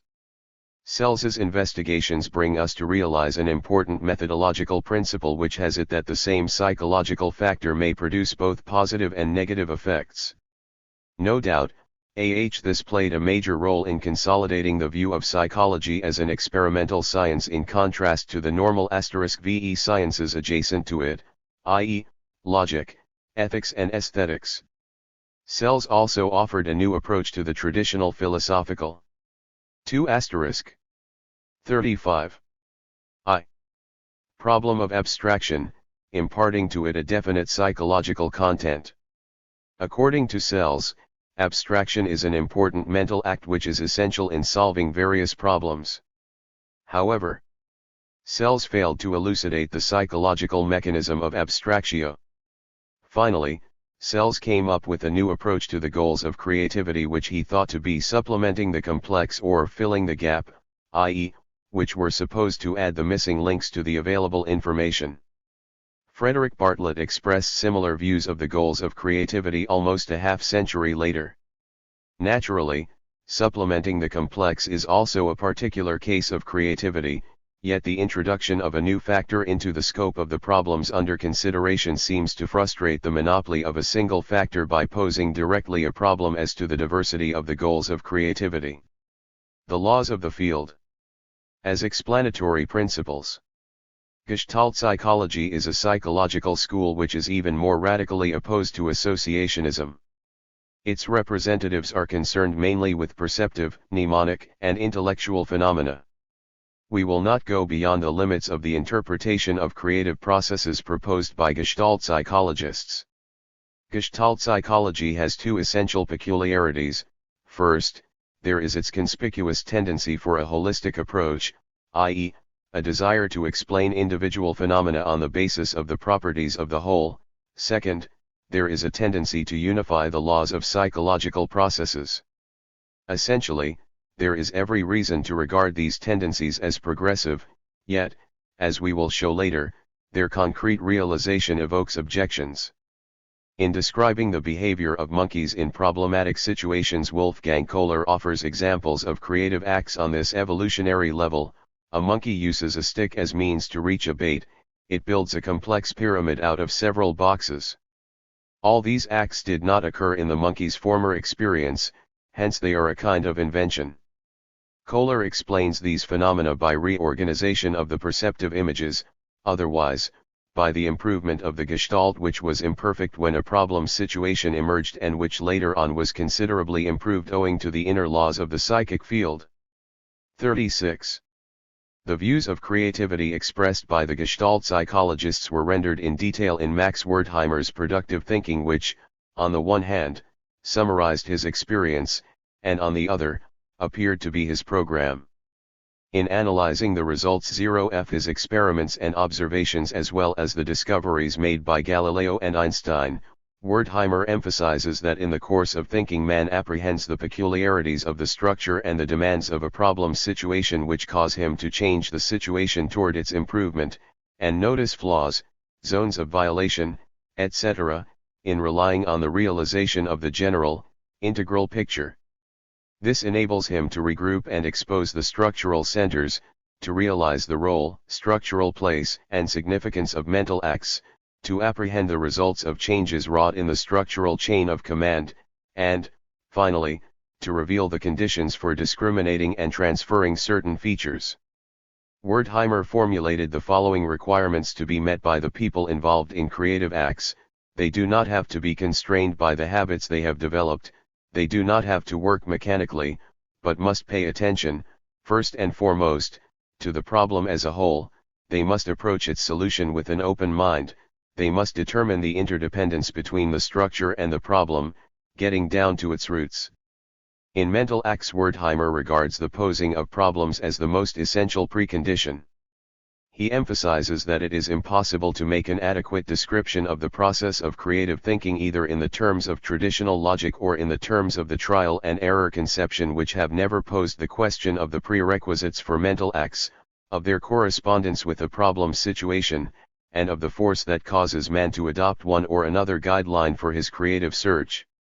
Of special value is Wertheimer's emphasis of the necessity to reorganize the material and rearrange the system of knowledge for achieving a desired result. The Gestalt psychologists interpret the laws of creativity as particular cases of the laws of the perceptive field, as a shift from a situation characterized by the presence of structural tension to a situation characterized by a structural harmony. Nis shift is affected by the dynamics of the psychic field, which is mainly referred to as the pragnance principle, the latter asserting that the field itself is striving for ultimate simplicity for and clarity of structure as much as its limits allow it. Creativity, therefore, is essentially a self-regulatory one process. Wertheimer's conception has a number of deep inner contradictions. First, it is unreasonable to make any demands on the subject involved in creativity as long as the creativity itself and its results, according to his interpretation, are stipulated by the forces of the psychic field, the subject turning out to be an extraneous factor.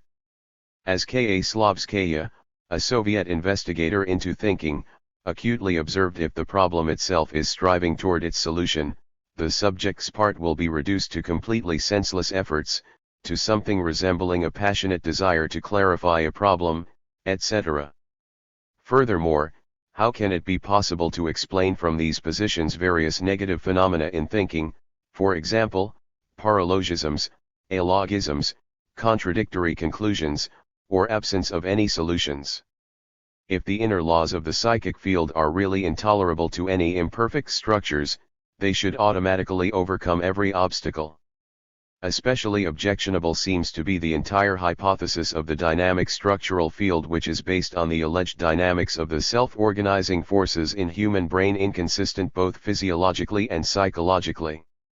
This hypothesis was brought forward at first to explain perceptive phenomena. Then it was mechanically applied to mnemonic and intellectual phenomena. The Gestalt psychologists' assertions about the directed changes of the memory traces have been subject to criticism a great number of times. In the course of several experimental series which studied the reproduction of one and the same material, we showed that concrete facts disprove the hypothesis of the directed transformation of mnemonic traces. Characteristically, Einstein was not satisfied with the explanation of creative thinking proposed by Wertheimer, which was reflected in a letter written with his usual tact to Jacques Hadamard. Professor Max Wertheimer has tried to investigate the distinction between mere associating or combining of reproducible elements and between understanding. I cannot judge how far his psychological analysis catches the essential point. Two main lines were adopted for the development of the Gestalt psychological ideas in the study of mental activity: all-round experiments aimed at studying various aspects of problem-solving and the elaboration of problems of visual perception, in particular, clarification of their role. 38. In mental processes. The first line was realized in the experimental works of Karl Duncker. We have already noted that the theoretical conceptions advanced by Kohler and Wertheimer could not explain erratic phenomena and the absence of solutions. Duncker was trying to fill this theoretical gap by making a detailed analysis of the possible reasons for various hindrances that arise in the search for the correct solution. Although in his interpretation of the experimental data Duncker referred to the classical Gestalt psychological conceptions, he has introduced an entirely new notion of functional fixedness, which holds that the qualities of an object handled by the subject will appear different to him, depending on both subjective and objective reasons. The qualities associated with an object's functional assignment are more conspicuous and fixed, which confines it to strictly specific functions. In order to assign a new function to the object, it is necessary to overcome this functional fixedness. The most important factor in Dunker's work is, in our view, his interest in the negative phenomena of mental acts, which were ignored by early Gestalt psychologists. His research was further developed by the investigators concerned with problem solving, which is a traditional aspect of the psychology of mental activity. Of special importance here are the views expressed by Dutch psychologist Van de Geer, who was one of those who pioneered in making a distinction between open and closed problems. In Van de Geer's conception, a great role is attributed to the teaching of imaginary situations, which consist of symbols as distinct from real situations, yet correspond to them to a certain extent. Van de Geer placed the main emphasis on the activities of the subject involved in problem solving. To find a new aspect in the imaginary problem situation, the observer must take a different point of view of it. Yet a new aspect will not show itself all of its own, if the subject is the passive contemplator waiting for what will happen.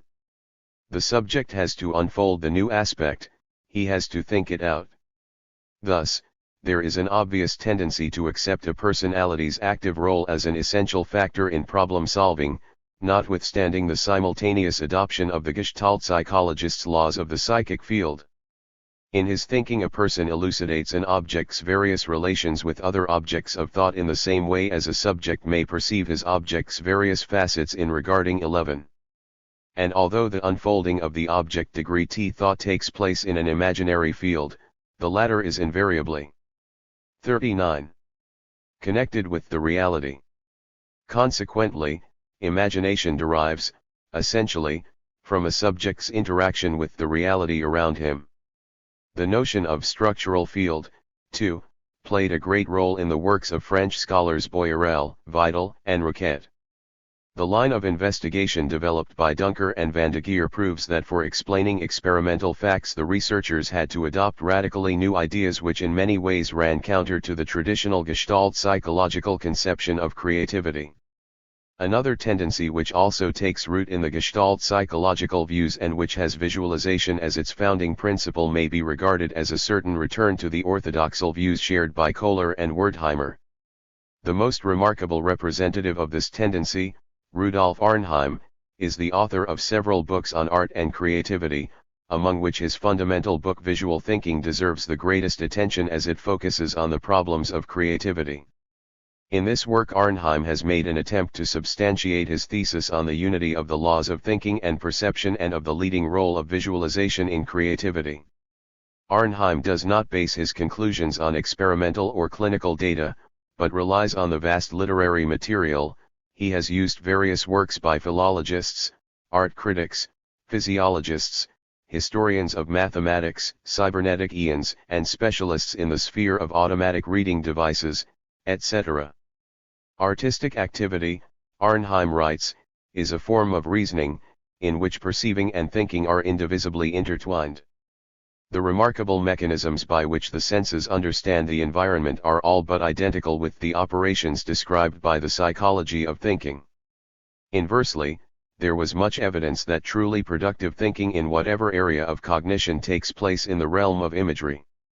Essentially, this idea is neither novel nor original.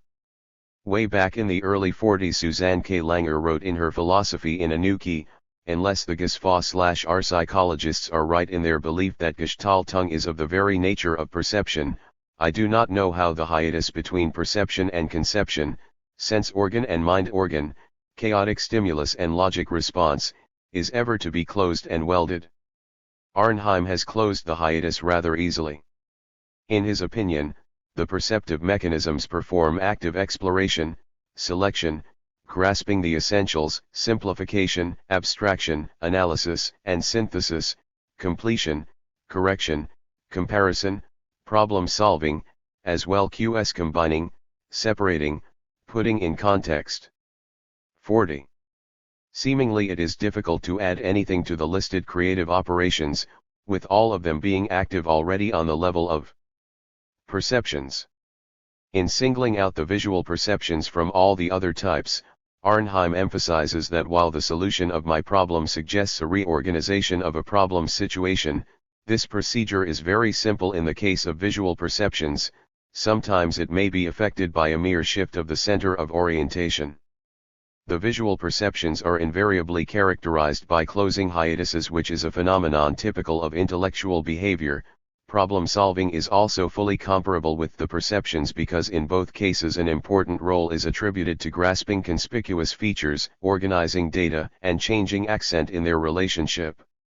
Finally, Arnheim has made an especially detailed analysis of abstraction which, he believes, not only presents itself in perceptions, but also, owing to them, becomes possible.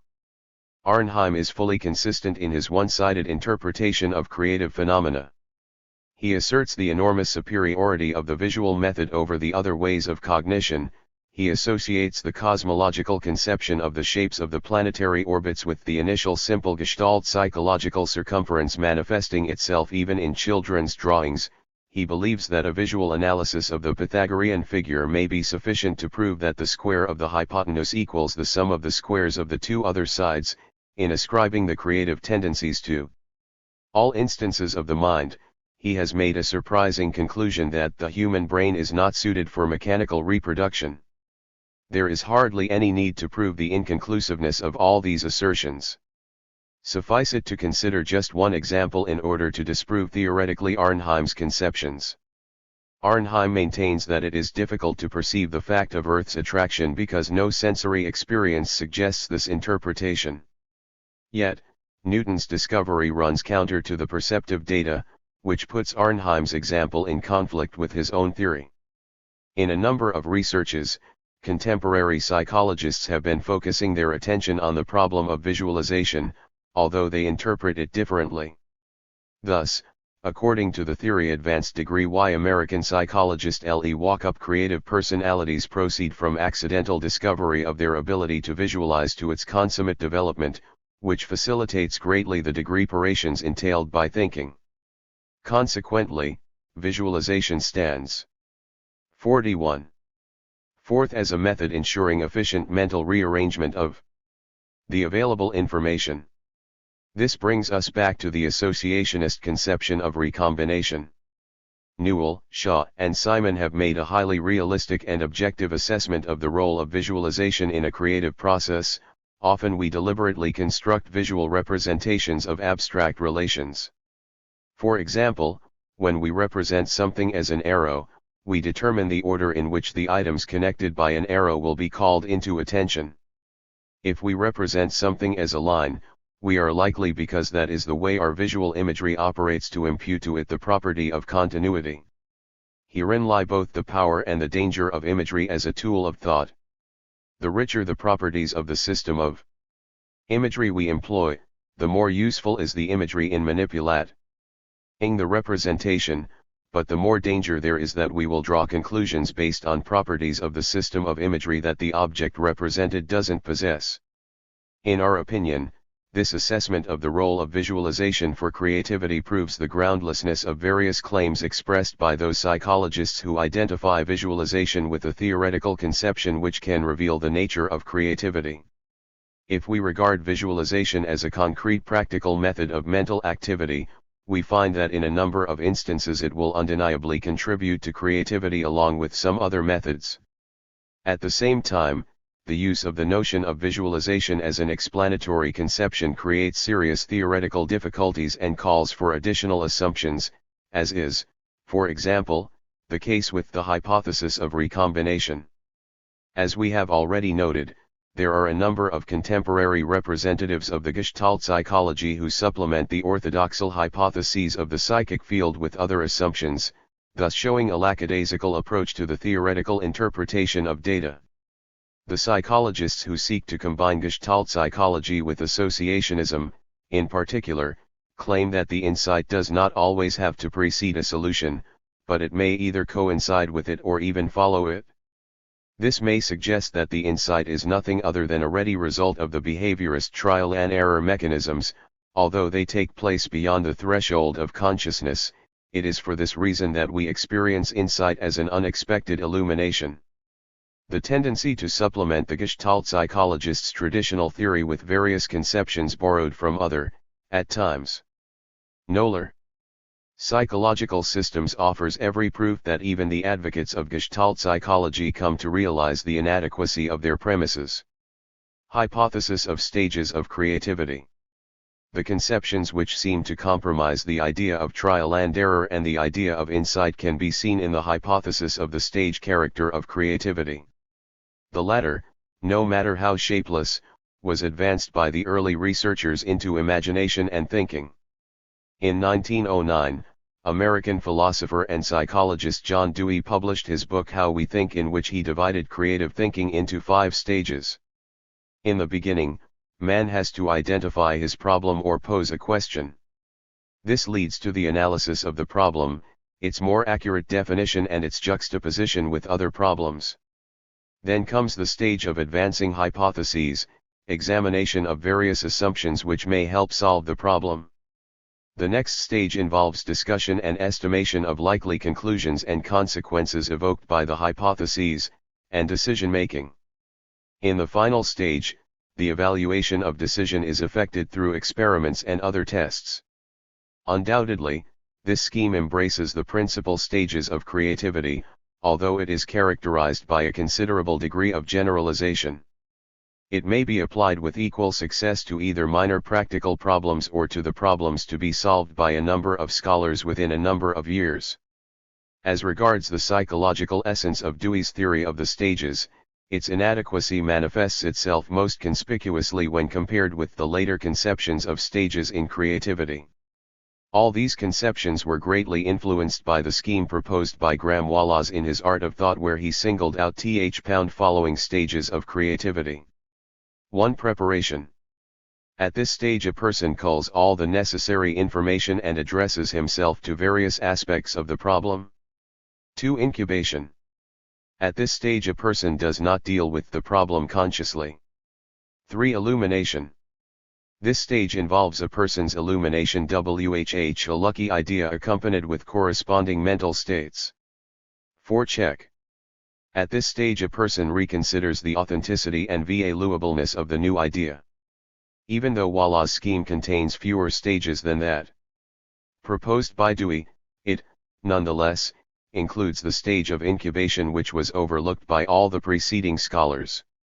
Wallas did not limit his scheme to a mere rearrangement of the relevant facts, but he included in it an essentially new and important psychological observation.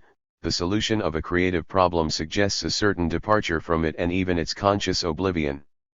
We may come across descriptions of similar phenomena by various scholars. Poincare 6, for example, described his illumination during a geological expedition when he was absolutely disinterested in the mathematical problems he had been previously concerned with. Russian writer V.G. Korolenko had this to say on that matter: "I don't write much, and, which is essential, I cannot control my imagination to the extent needed to force myself to write when I have to. There are cases when I succeed at once, yet sometimes I have to wait for a long time for the inspiration to come. At such moments I put off my work until the leitmotif is resounding in my soul." C. Patrick sought to confirm Wallas' hypothesis of the 4 stages of creativity in her experimental researches into the productive activities of poets, artists, and scholars. At the same time, she had to admit the probability of their bias. Incubation, for instance, often runs in parallel with preparation, while the stage of check is likely to coincide with the stage of illumination. Patrick believes, in particular, that an increase in the incubation stage brings about quantitative and qualitative improvements in ideas. What explanation was offered to the incubation period? Poincare maintained that hiatuses between conscious acts of thinking were filled with subconscious mental activities. Helmholtz wrote about the necessity of pauses in mental activities, for they, he asserted, had to alleviate fatigue. Woodworth associated the positive effects of incubation with the absence of fatigue and interferences, as well as with the possibility of getting rid of false leads and hampering assumptions. The explanation of incubation proposed by Richard P. Yautz is permeated with the spirit of mechanistic associationism advocated by Hull.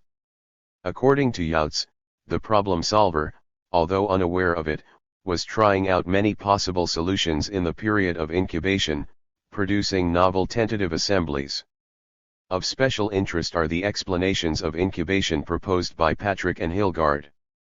Patrick believes that the time interval creates conditions for a new approach, new set, for the application of a new strategy, while Hilgard contends that the time serves.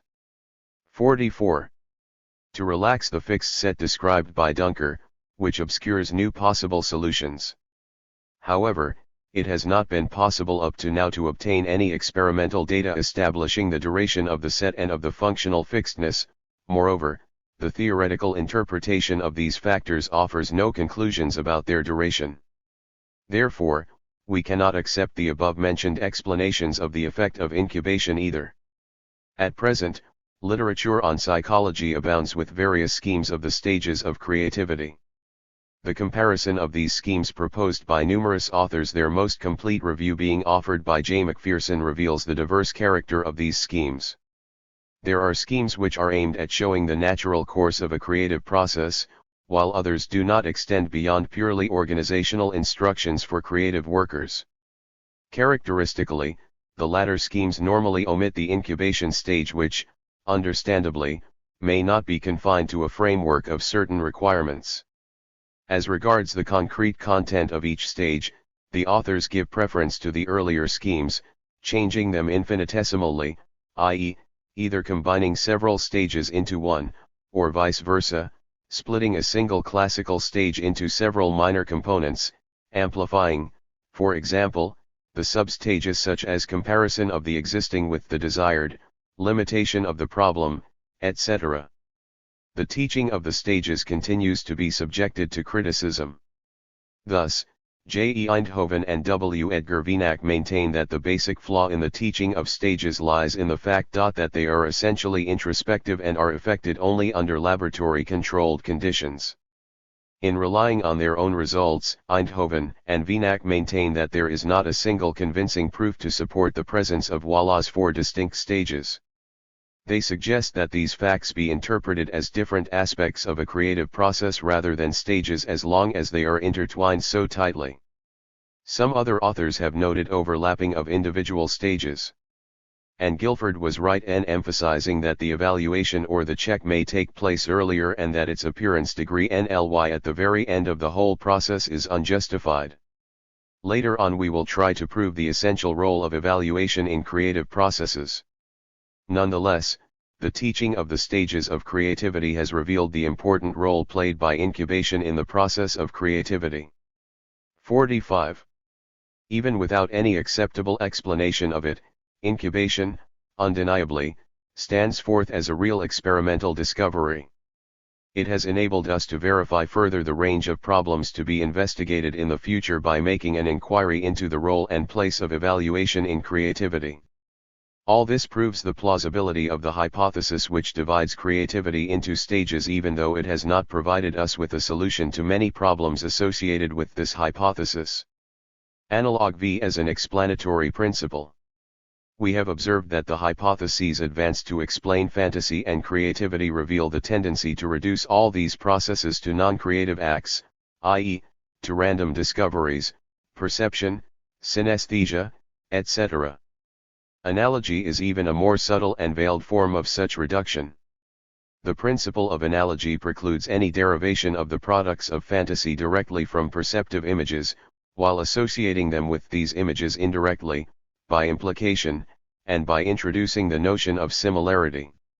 Various psychologists have traced the influence of analogy in allegories, comparisons and, especially, in metaphors, which are most characteristic of literary creativity, and whose role in word building and in the formation of various figures of speech may not be underestimated. Charles S. Spearman was most categoric in accepting analogy as an explanatory principle of fantasy.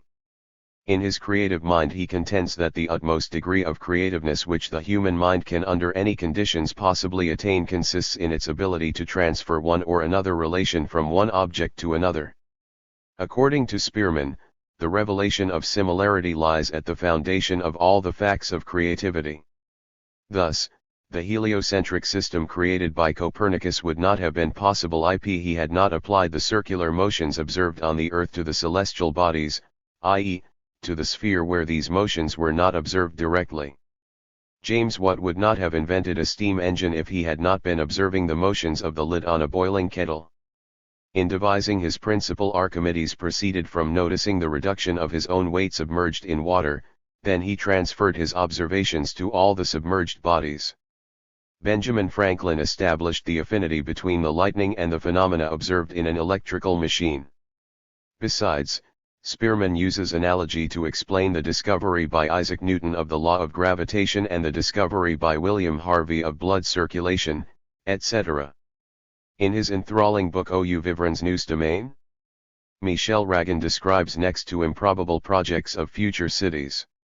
His project of a city built on the sea resembles a giant seaweed. His other projects of apartment houses and urban arrangements have been created by way of analogy with flowers, automobiles, bubbles, etc. There is no denying that analogy plays an enormous role in literary creativity. For example, the sight of a single bush on a plowed field inspired Lev Tolstoy to write a long story about Kaji Murat. And finally, analogy is certainly important for the solution of theoretical problems. A. Einstein and L. Infeld convincingly proved in their popular work The Evolution of Physics that a number of scientific physical conceptions had emerged as a result of analogy. For instance, analogy was used as the foundation for advancing a substantial theory of heat which was rejected some time later, however. The sound and light wave theories also materialized as a result of analogy with the wave propagation in liquid media.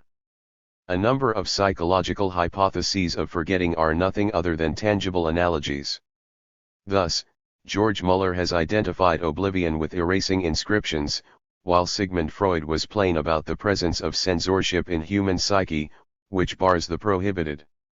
Advocates of the reproductive inhibition conceptions picture human memory as a bookcase in which one's access to old books is becoming more and more obstructed as new books are filling its interior. The abundancy of examples seems to prove that analogy explains fantasy and creativity. Yet a number of facts and theoretical assumptions hinder the acceptance of this conception. To begin with, there is hardly any creativity in the works that have been produced on the basis of analogy with any pattern, no matter how refined. As regards the genre of parody, its peculiarity, in particular, lies in the fact that it attributes to analogy but a secondary, subordinate role, while a new surprising idea appears in the foreground, and there may be no analogy in its origin.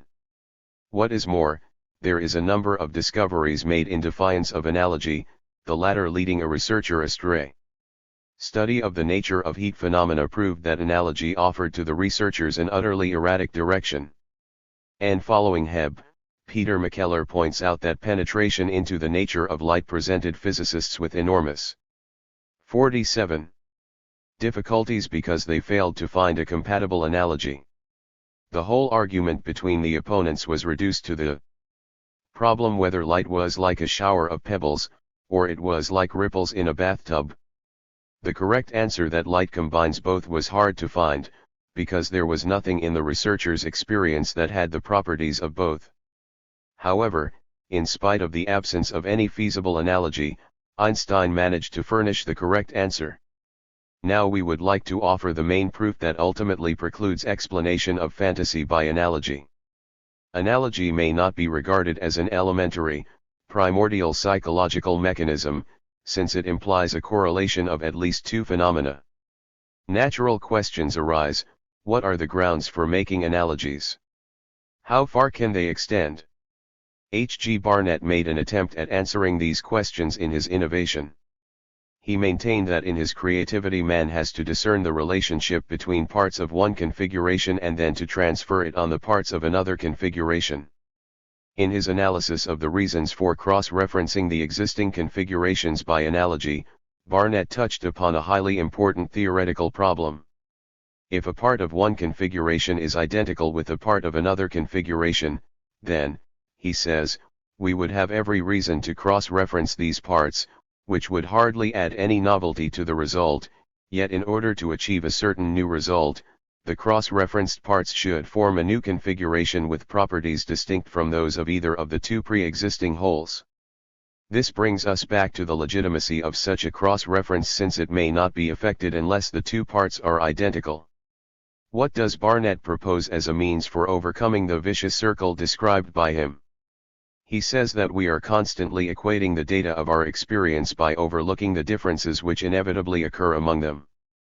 Our common treatment of the many different objects that we call pencils means that we ignore the innumerable variations among them and disregard the quantitative and qualitative changes that they individually undergo by the minute and the hour. Here Barnett approached one of the most essential, in our opinion, problems of mental acts, clarification of the significance of evaluating factors. Yet, no sooner had he made his minute step toward the recognition of the role of evaluating factors, than he came up with a logical scheme of selecting the common factor, emphasizing that a whole of one configuration is equated by a whole of another configuration on the basis of their 48. Partial similarity. In reality, however, he failed to overcome the tautology he had discovered himself. Similarity is determined by similarity. All this indicates that in trying to explain fantasy by means of analogy we are far from revealing the laws of creativity. Some authors try to supplement the hypothesis of analogy with other assumptions. The hypothesis of recognizing creative ideas. Among such assumptions stands the hypothesis of recognizing creative ideas. It implies that in the course of creative activity we have to examine a multitude of external impressions in order to select those matching our specific assignment, to find the needed analogous situation, or, to be more exact, to recognize everything that may come in handy for the solution of a problem in the available objects, phenomena, and their relationships. Henry Eyring speaks about a special faculty for recognizing an analogy, emphasizing that this faculty resembles the ability to recognize a recurring musical theme running, with variations, through a composition. Meanwhile, Mary Hennell pointed out that if we are not receptive to our creative ideas, they will not come. The notion of recognition was, as is known, borrowed from the arsenal of concepts associated with mnemonic phenomena, in this sense recognition presupposing a recurring perception. It would be nonsensical to speak of recognition of an object of which the subject has no information, or at least some basic knowledge. In applying the notion of recognition to fantasy, we, naturally, may inquire what are the original images or basic meanings. Yet, if we admit the presence of such basic knowledge in psyche, we also would have to admit that the solution is not new. The only conceivable way out of this theoretical impasse is the assumption that there is but little in common between the basic knowledge and the initial data. However, this assumption automatically brings us back to the problem of similarity and analogy, to the solution of which psychologists were applying this particular hypothesis of recognition. Is there any sense in discussing the recognition by a composer degree of a symphony which he has not composed, or by a poet of a poem which he has not yet written? In such situations, it is utterly illogical to talk about recognizing the finale. 49. Which may only be the crowning result of creativity, while with this result ready at hand, it would be needless to create what has already been created. In the same way, whenever we have to discuss a discovery of a new solution, we may not rely on an earlier situation, since this would be running counter to the very idea of discovering an essentially new solution. V. N. Pushkin had every reason to emphasize that recognition is as much a component of a game of chess as it is an attribute of any other complex heuristic process. It is a reconstructive or reproductive form of the intellect. There is also creativity proper, aimed at modeling conditions of an assignment and building new, previously unknown, operational information systems. Thus, the recognition hypothesis can be only applied to solve standard problems and not to explain the creative acts involved in producing something new. and the fact that the hypothesis of recognition has proved to be theoretically untenable fully precludes its use for supporting the hypothesis of analogy, as was proposed by some psychologists. The hypotheses of analogy and recognition reveal further development of the early associationist views according to which fantasy was limited to a mere imitation, or to past experience. The psychological aspect of the problem of analysis and synthesis. We have already pointed out that in the opinion of sensualists and early associationists the concepts of dissociation and association of psychic material played an important role in mental activity. And while Locke spoke about the separation and combination of ideas, Ribot, who advocated the conception of recombination, was convinced that the groundwork of fantasy was made up of the mechanisms of dissociation and association. The conceptions of diversification and unification have entered philosophical and logical systems because each time we deal with concepts and judgments we have to establish either their distinction, or, vice versa, their affinity. I. M. Sitchinov regarded the processes of analysis, synthesis, and generalization as transient means for passing over from sensuous to intellectual cognition. Pavlov's teaching defined analysis and synthesis as universal. 50. Forms of activity inherent in the nervous system. He asserted that the analysis and synthesis of the conditioned reflexes are essentially the same main processes occurring during our mental acts. Analysis and synthesis lie in the focal point of the views of thinking shared by the prominent Soviet psychologist S. L. Rubinstein, who maintained that the intrinsic conditions of thinking should be identified with the laws of analysis, synthesis, and generalization. Yet, this premise cannot but question the legitimacy of considering these particular notions in terms of laws, or suggest that there may be some other laws to explain them. Some of his remarks certainly imply that the latter was very much in line with his views. Thus, S. L. Rubinstein's posthumous theses of one of his reports pose a highly explicit problem: what causes and compels us to analyze and transform the initial conditions and requirements? Obviously, analysis is here hardly conceivable as an objective law. It is not even identified with any form of activity, but is rather regarded as an objective which is not easy to attain. The investigations conducted by A. M. Matyushkin, Rubinstein's disciple, proved that the required analysis does not occur automatically and that special conditions have to be produced to bring the subject to it. All this leads us to the conclusion that such notions as analysis, synthesis, etc., may be applied to the description of concrete intellectual acts and the concomitant results, yet they fail to explain the process itself. Consequently, we have to make a distinction between the intrinsic laws and the accomplished activities, the character of which varies depending on the assignment. For instance, analysis would be required if we deal with syncretic material, with a diversified character of the phenomena representing the same entity. We would have to resort to synthesis.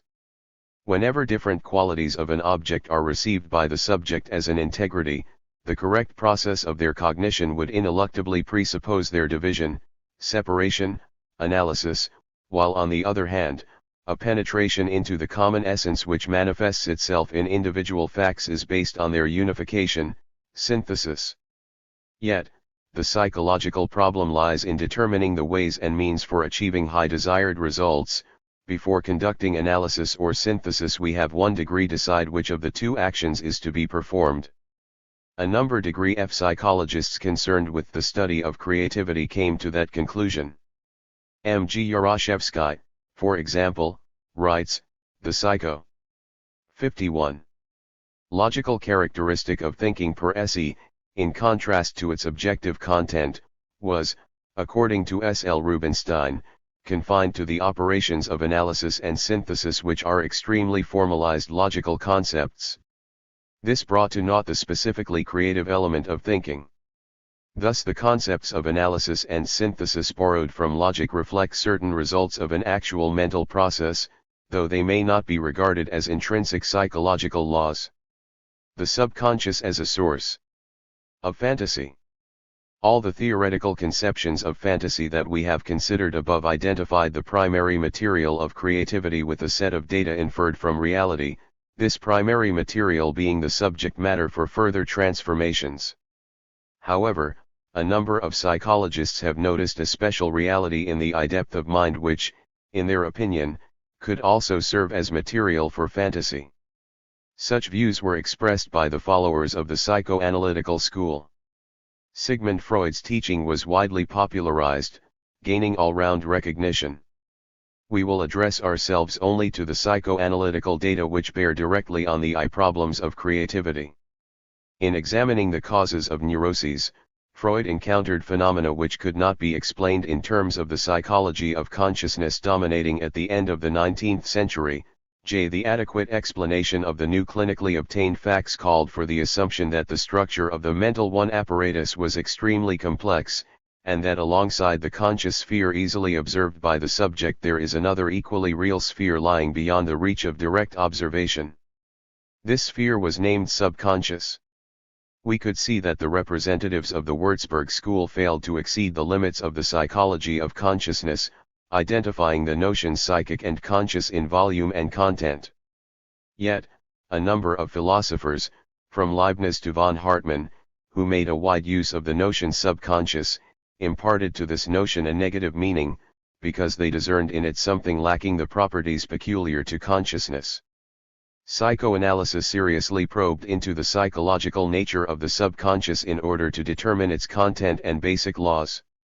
It is noteworthy that psychoanalysis proceeded from the study of one of the most neglected forms of fantasy, namely, dreams, which the psychologists and the physiologists of the past 52 explained extremely primitively as an accidental side effect of a discharge of the nervous energy in the state of sleep. Freud relied on his meticulous analysis of recollections of dreams to prove that all the elements of a dream, no matter how senseless, incoherent, and absurd, are closely linked with our entire inner life and, hence, have a psychological meaning. Freud attributed to dreams a vital biological function, in particular, of preserving the sleep by way of illusory fulfillment of wishes and illusory elimination of irritants interfering with it. Thus dream images as well as the other fanciful images have quite real sources. However, these sources include not only the external reality but also the inner psychic life which is often unconscious. The fantasy which manifests itself not only in the dream images but also in works of art complies to specific laws which, according to psychoanalysts, govern the entire subconscious sphere. These include bias mechanisms and condensing mechanisms. Special significance is attached to the symbols substituting faces, parts of human body, objects, and actions. According to Freud, the mechanisms of bias, condensing and symbol formation are revealed in any form of fantasy, whether in the weird desires of a neurotic, or delirious ideas of a psychopath, mythological folk fables and religious beliefs, intimate daydreaming and poetic creativity. Transition from the subconscious sphere to its conscious counterpart is effected by means of a so-called projection. Erich Neumann illustrated the phenomenon of projection in the following way: just as in a cinema projector, a picture behind a spectator appears in front of him on the screen, the contents of the subconscious are projected, at first, indirectly, and perceived as the contents of the outer world and not directly as the content of the subconscious.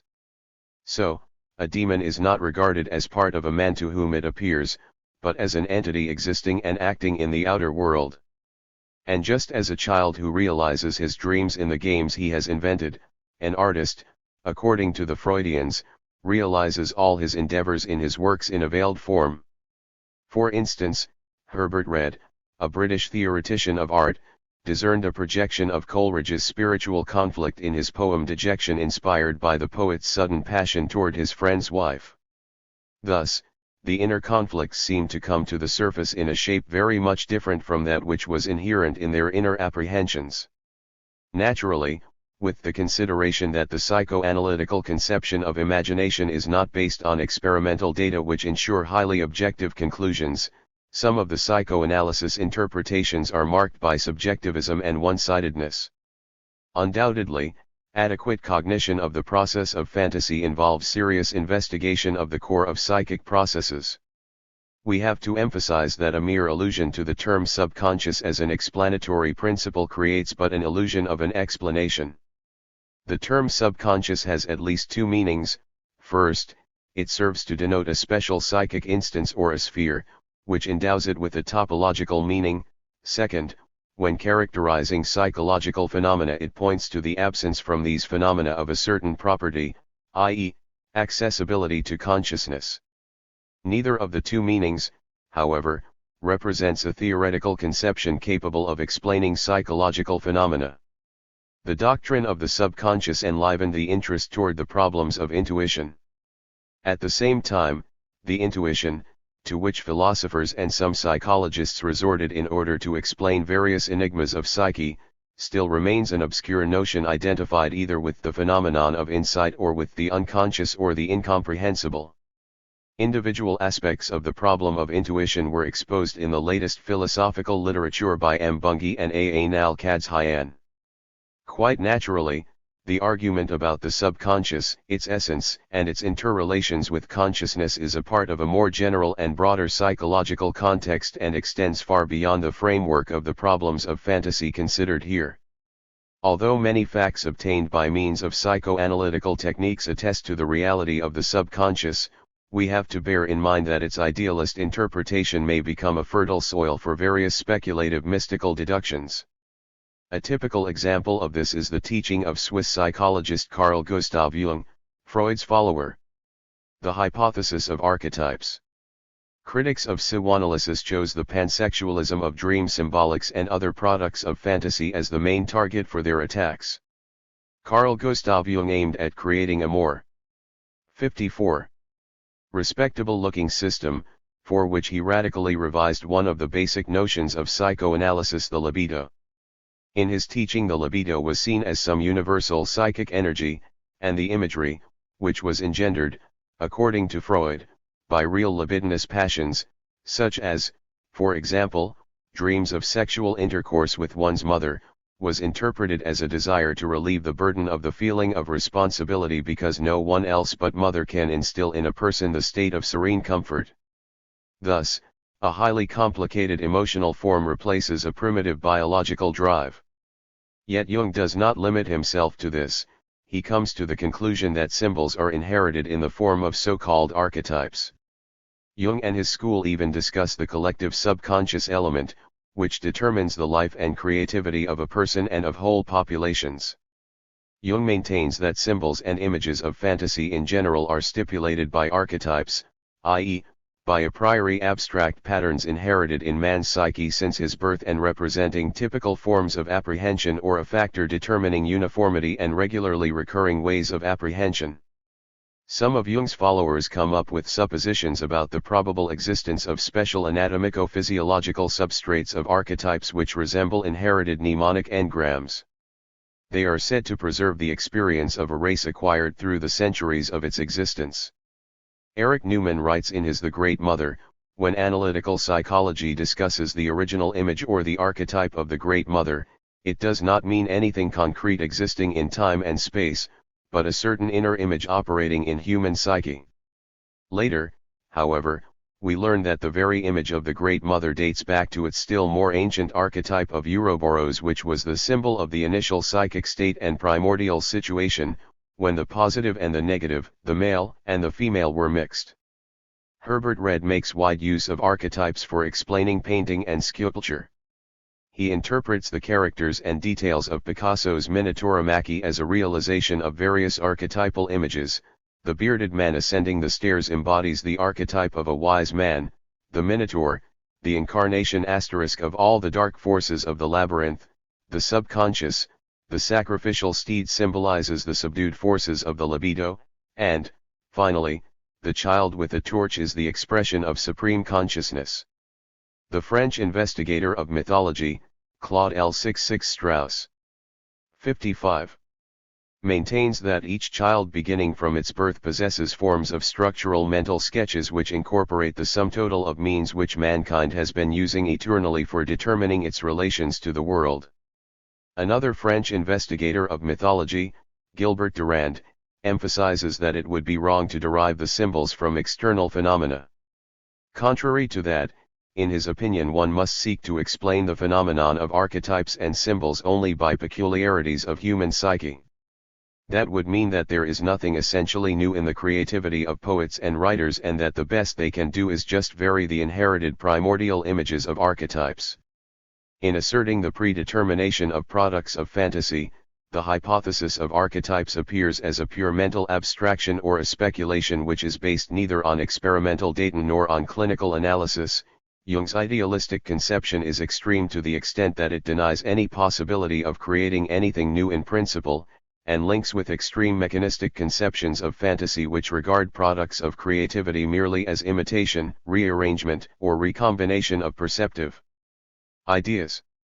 The idea expressed by sculptor Henry Moore deserves special attention, for the advocates of the doctrine of archetypes widely used his sculptures as illustrations of their tenets, but though the non-logical, instinctive, subconscious part of the mind must play its part in his work, he also has a conscious mind which is not inactive. The artist works with the concentration of his whole personality, and the conscious part of it resolves conflicts, organizes memories, and prevents him from trying to walk in two directions at the same time. Thus, Jung's theory almost emasculates the whole concrete psychological content of the subconscious, transforming it into a formal scheme predetermining the nature of imagery. This conception is absolutely mystical in nature, its idealistic essence coming close to the conceptions which view fantasy as an original and inexplicable force. Yet, in contrast to the latter which nonetheless endowed fantasy with an ability to create new values, Jung's theory attributed to it merely a reproductive role. Non-psychological conceptions of fantasy. In the recent years, a number of authors have tried to explain the phenomenon of creating the new through conceptions borrowed not only from the sciences that border on psychology, 56, but also from the sciences that are quite remote from it, such as mathematics, physics, and cybernetics. Among such authors, we may, first of all, come across the names of the psychologists who have resorted to various sciences with the hope that the terms, conceptions, and laws of these sciences may eventually prove more effective for explaining various psychological facts than specific psychological theories. At the same time, some physiologists, mathematicians, and especially cyberneticians who have achieved great results in their fields are trying to achieve similar results in psychology. The materials of the Fourth All-Union Congress of the Psychological Society include several papers devoted to the study of some physiological mechanisms of thinking and creativity. Some of these papers contain general references to the role of dynamic stereotype and of the electrical activity of the brain. An attempt to tie creativity in with functional bilateral asymmetry has been made in an interesting physiological investigation by L.P. Pavlova and K.S. Tokolov. The significance for the physiology of the central nervous system of these and other similar investigations is unquestionable, yet they hardly shed any light on the problems posed by the psychology of fantasy, since they fail to explain even the most ordinary phenomena, such as, for instance, the role of the incubation stage, let alone the key problem that of the creation of the new. In a number of works which have appeared of late, authors have tried to equate the activity of the brain with the operation of electronic computers, although in reality the dependence is reversed. It is the computers that are a highly remote and still extremely one-sided imitation of the human brain. This method of penetration into the mysteries of the human brain simplifies its study to the extreme. To discover a new mechanism or a new law of the central nervous system, it would be sufficient to identify any psychic function or even activity with the brain mechanism. We do not find a single fundamentally new psychological facet in any physiological study of mental activity. On the contrary, all these studies fully rely on the earlier established psychological data. S7. We would also like to note that at present the traditional physiological approach to the problems of creativity is gradually ousted by the mathematico-informational approach. No doubt, the notions of the theory of information allow more accurate, more concise, and more concrete definitions of psychological problems, and facilitate the revelation of logical inconsistencies in various postulates. By using the terms of the theory of information, it is easier to make a distinction among the phenomena which could present difficulties if we tried to differentiate them with the help of the traditional terminology. The criteria of the theory of information, on the other hand, facilitate enormously the objective evaluation of novelty as contained in one or another statement. At first, some investigators believed that the theory of information would radically solve the problems facing the psychology of creativity. Their conviction was strengthened by the successes made in cybernetic programming, which could effectuate complicated deductive operations. In fact, it is the feasibility of using one or another psychological conception of fantasy as the basis for producing artificial models imitating man's mental activity that enables us to determine the extent to which this conception works, to which it answers purpose. The analysis of concrete psychological works on the study of mental activity, which treat the results of investigations in terms of the theory of information, proves that in a number of cases these results reveal no novelty, and some of them could be formulated a priori. Thus de Berlin makes wide use of the conceptual apparatus of the theory of information in his book Structure and Direction of Thinking, although it does not contain any essentially new conception of creativity. Florence Vidal was equally unsuccessful in trying to identify the notion of information with the notion of structure. We have already noted that the theory of information is especially important for modeling psychic processes. This problem was discussed in detail by American psychologist Walter R. Reitman in his Cognition and Thought. Reitman does not underestimate the difficulties involved in modeling when he writes, "There may be differences between men and machines so fundamental that such models will be unable to go beyond what already has been achieved." Nonetheless, Reitman had to concede that the drawbacks, though serious, may be temporary, the advantages and contributions are permanent. At the same time, he had to admit that his model, Argus, is capable of solving certain problems of analogy. 58. Only because human intelligence is applied beforehand to precode the information into a particular special purpose form. This means that successful modeling involves the penetration into the actual processes occurring in man's psychology and their translation into a special language. Only complete comprehension of the actual psychological laws of fantasy may help us build models capable of performing more complicated intellectual functions.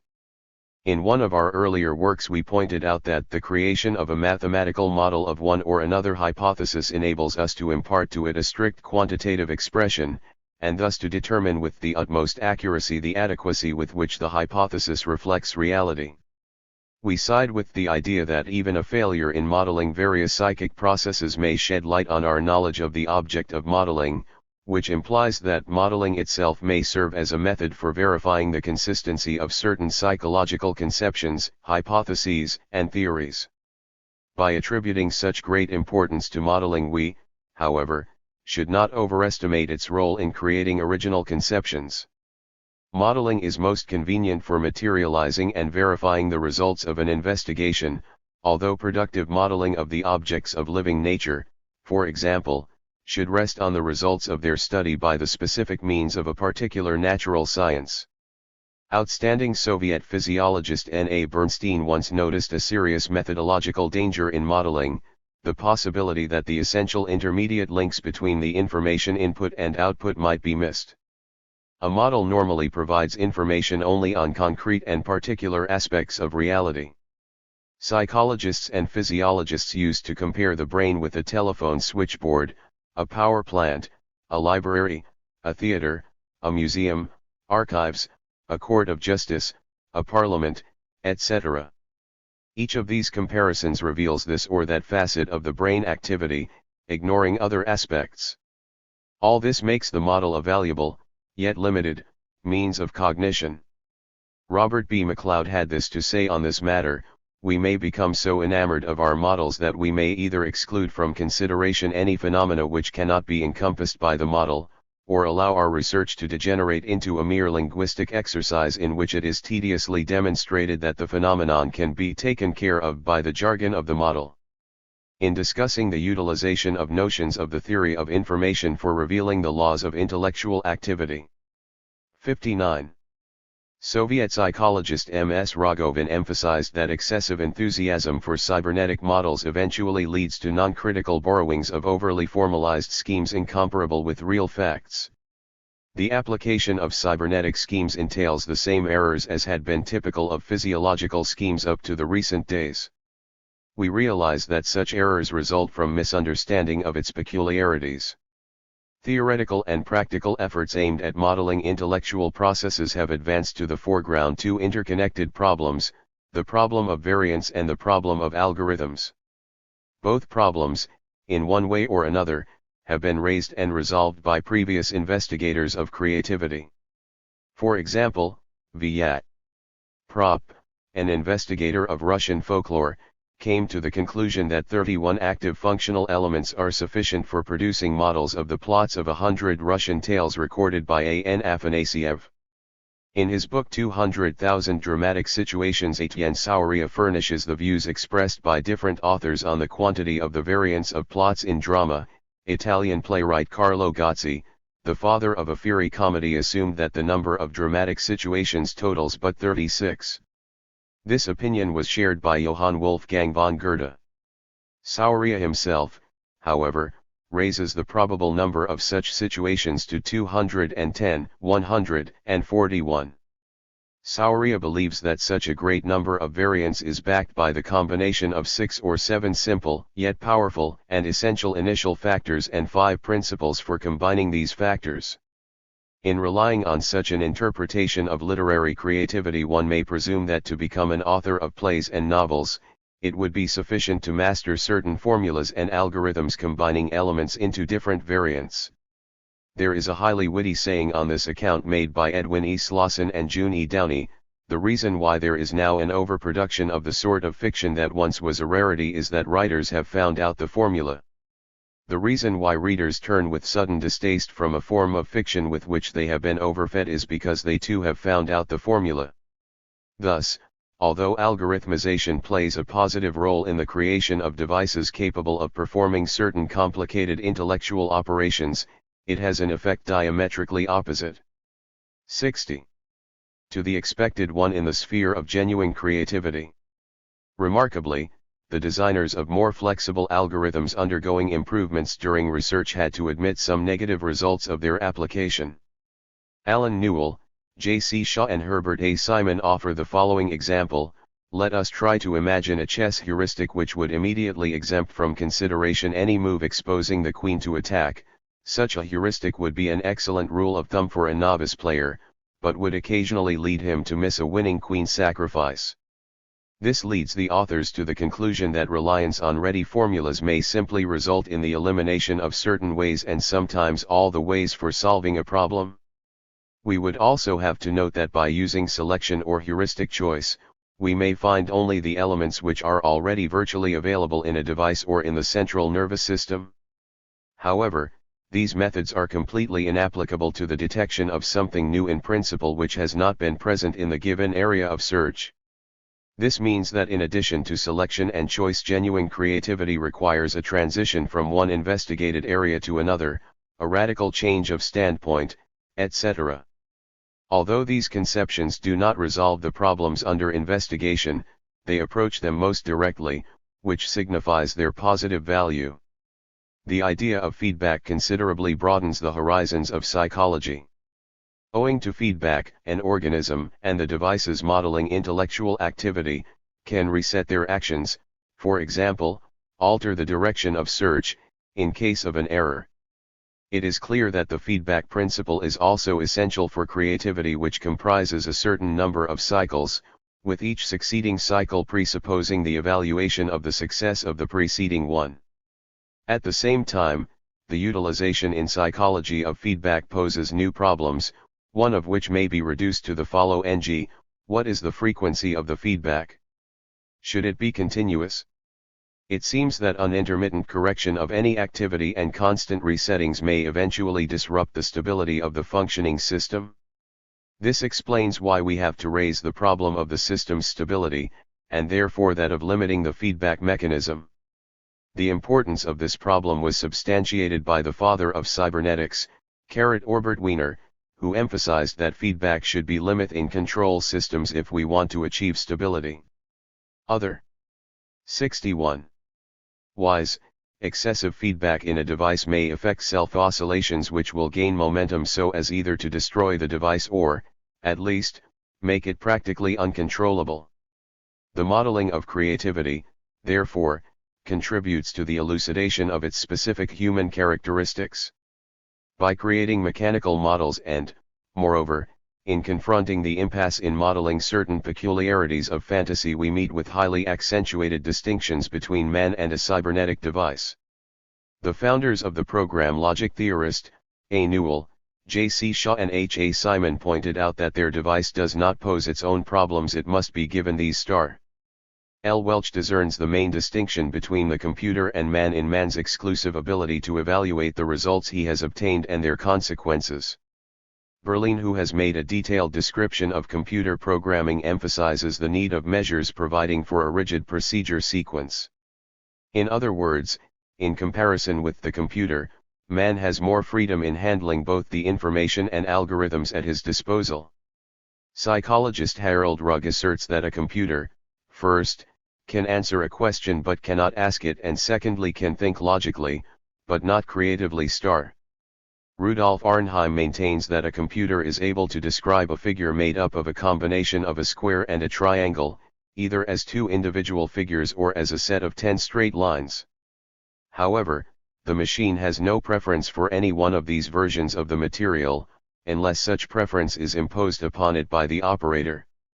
The distinctions between man's intellectual activities and operations carried out by an imitating device prove that the essential features of fantasy should include activity, expressed in setting forth one's own problems, evaluation ratio, expressed in the preference of certain ways of action, and non-predetermination, expressed in the possibility for deviation from the assigned sequence, for change in the shape and character of the information obtained, and for change in the evaluation and the task itself. Consequently, the adequate theory of fantasy should organically include all the above principles. Summary. The material presented in this chapter proves that representatives of almost all more or less significant psychological 62 trends have made an attempt to solve the basic problem of fantasy. They have tried to find the causes for the creation of the new asterisk. The development of theoretical conceptions went on simultaneously with accumulation of facts, although it would be wrong to assert absolute parallelism of these processes. On the one hand, certain conceptions were based on intuition, on the other, a number of experimental results were ignored in various theoretical deductions. The elaboration of a scientific approach to the problems of fantasy involves, first and foremost, the overcoming of two opposite views on the essence of fantasy: the extreme idealistic view which sees fantasy as the original spontaneous creative power, and the extreme mechanistic view which regards the emergence of the new as the result of a pure accident or recombination. Comparison of facts with their theoretical interpretations enables us to assert that not a single hypothesis advanced so far has been able to embrace the whole scope of the problems of fantasy. Consequently, individual psychologists exerted efforts to eclectically combine different conceptions. Thus, the Gestalt psychologist's idea of insight was supplemented by the behaviorist idea of manipulation, while Gestalt psychologist Arnheim sometimes resorted to the conception of analogy. We have also witnessed attempts to combine Gestalt psychology with Freud's psychoanalysis and Jung's doctrine of archetypes. However, the purely external unification of diverse conceptions does not and may not eliminate the theoretical difficulties observed so far. The process of studying the fantasy exposed a tendency to single out its inherent psychological problems and to make a distinction between the content of psychological descriptive and explanatory notions, on the one hand, and the logical notions bordering on them, on the other. Essentially, typical in this respect is the evolution of the notion of abstracting, which may not be regarded today as the result of a strictly logical generalization of homogeneous phenomena. In the course of studying creativity, the logicized and externally organized schemes of creativity were supplemented with a scheme which relied mainly on incubation as a psychological fact. Quite reasonably, psychologists tried to tie it in with one or another theory, fully realizing that this would augment its heuristic significance. Highly illustrative in this respect is the way the idea of evaluation has penetrated into theories of fantasy. Although various stage-based schemes of creativity invariably include the stage of evaluation somewhere at the end of a creative process, the hypotheses which explain fantasy by analogy ascribe the evaluation to earlier stages.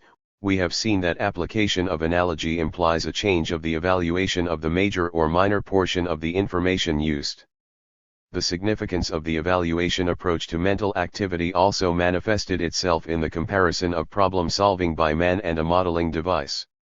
The selection of specific psychological aspects of fantasy thus enables us to be more accurate in formulating demands for its theory.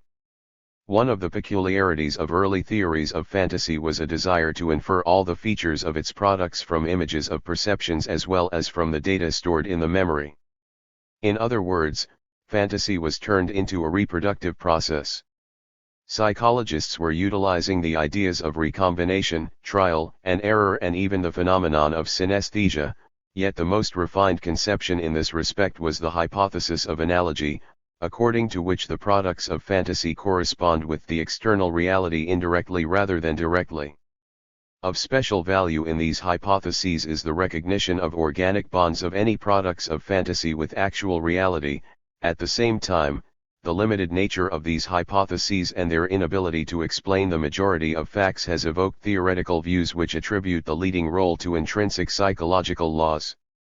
Interest in the intrinsic motive forces could be noticed already in the investigations conducted by the adherents of the Würzburg school, which brought them close of the problems of motives and of the subconscious.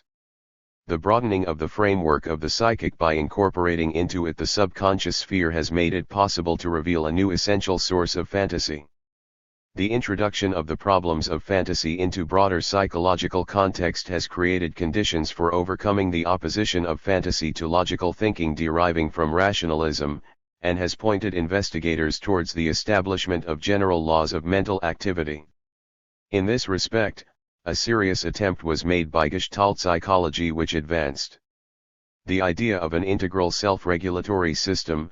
Although in proving the principle of self-regulation, Gestalt psychologists had to neglect a number of experimental facts that ran counter to this theory.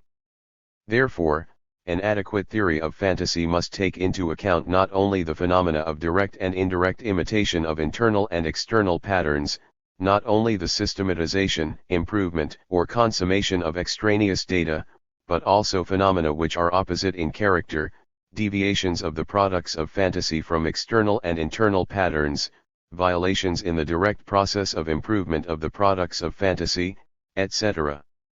This boils down to the fact that the very theory has to contain the idea of possible erratic solutions and of the variance which cannot be reduced to the accumulated knowledge, the developed skill and the mastered algorithms.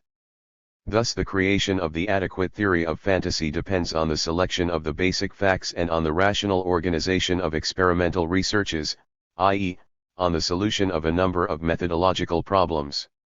Chapter 3. The methodological problems of studying fantasy. The study of fantasy, as we have already shown, poses numerous methodological problems, the solution of which depends largely on the theoretical position held by the researcher. At the same time, a concrete methodological approach not only affects an author's theoretical views and his interpretation of experimental data, but also predetermines the choice of problems and aspects that he subjects to investigation. Many Western psychologists are guided by the empirico-positivist methodology and, quite naturally, neglect the intrinsic laws of fantasy. They are fully satisfied with a purely external description of the statistical interdependence of what is fed to the input and what is obtained at the output.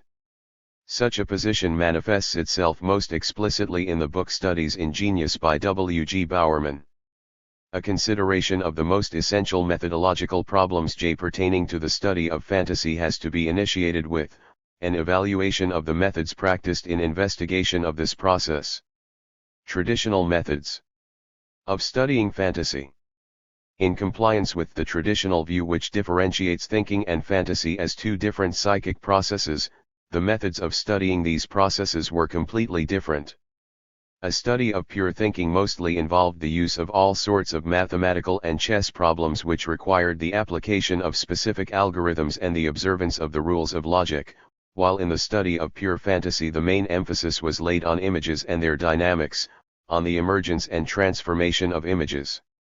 A multi-volume work on the scientific methodology of research. 66. Edited by Emil Abderhalden, contains a special part written by J. Lindworski devoted to the traditional methods of studying fantasy. Lindworski has combined the methods of research into two main groups: the methods of studying the prerequisites of the acts of fantasy, the methods of studying fantasy proper. Essentially, the methods of the first group include the tasks for the accomplishment of which a subject has to imagine a missing object or to trace the progress of images emerging after he has been exposed to a specific stimulus and to combine into a general image disjointed images. These methods are adjoined by the researches carried out into color, spatial and other associations by Father Galton, which are concomitant to certain representations and notions. The methods of research into fantasy proper include, first and foremost, the so-called method of interpreting ink blots, consisting in finding the affinity between the actual perceptions of specific shapes of an ink blot and various household objects or natural phenomena. Among these methods there is also the method of supplement introduced by Ebbinghaus, which requires that a subject fill in the blanks in a text. Some experimental tasks had missing words in sentences, others, missing sentences in a text. The study of creative imagination should be made, according to J. Lindworski, with the help of such methods as making up a phrase with the employment of several assigned words and making up a story on the basis of several reference words. For example, making up a story on the subject "What I shall do when I grow up." This group of methods also includes the absolutely spontaneous composition of stories when neither keywords nor subjects are provided, as well as technological inventions and the solution of riddles. Which ways were used by the researchers for processing the data obtained with the help of the above-mentioned methods of research? To begin with, they registered the time needed for accomplishing a task, then they took into account such factors as the role of external stimuli, the qualitative characteristic of conceptions engendered by an act of fantasy, etc. All of these methods serve to determine the individual distinctions in the fantasy of subjects as regards the promptness of image production, the prevailing type of representations and the duration of the process. Lindworski noted that the results could be processed either 3*67 qualitatively or quantitatively, and the individual objective elements are to be taken into account and considered depending on age, sex, environment, etc. Among the traditional methods of studying fantasy, special place was devoted to the so-called tests in originality, coinage of new words, composition of a text with the help of pictograms, invention of unusual analogies, solution of chain word puzzles, filling in of blanks in a text, coding of a text, invention of original methods of motion, making forecasts of consequences of various events, etc. However, Chassel fell short of proposing any criteria of originality. Edwin Slauson and June Downey proposed two methods for testing the fertility of imagination: first, determining how many plots a person can get out of one and the same message; second, determining how many personals a person can find plots for in a given time. These methods have never been used either to prove or disprove one or another conception of fantasy, although, as one we will show later, if an experiment is staged accordingly, the data obtained through these methods may shed light on certain theoretical problems. On the other hand, the data obtained as the result of application of the same methods may be interpreted differently if they are regarded from the standpoint of different conceptions.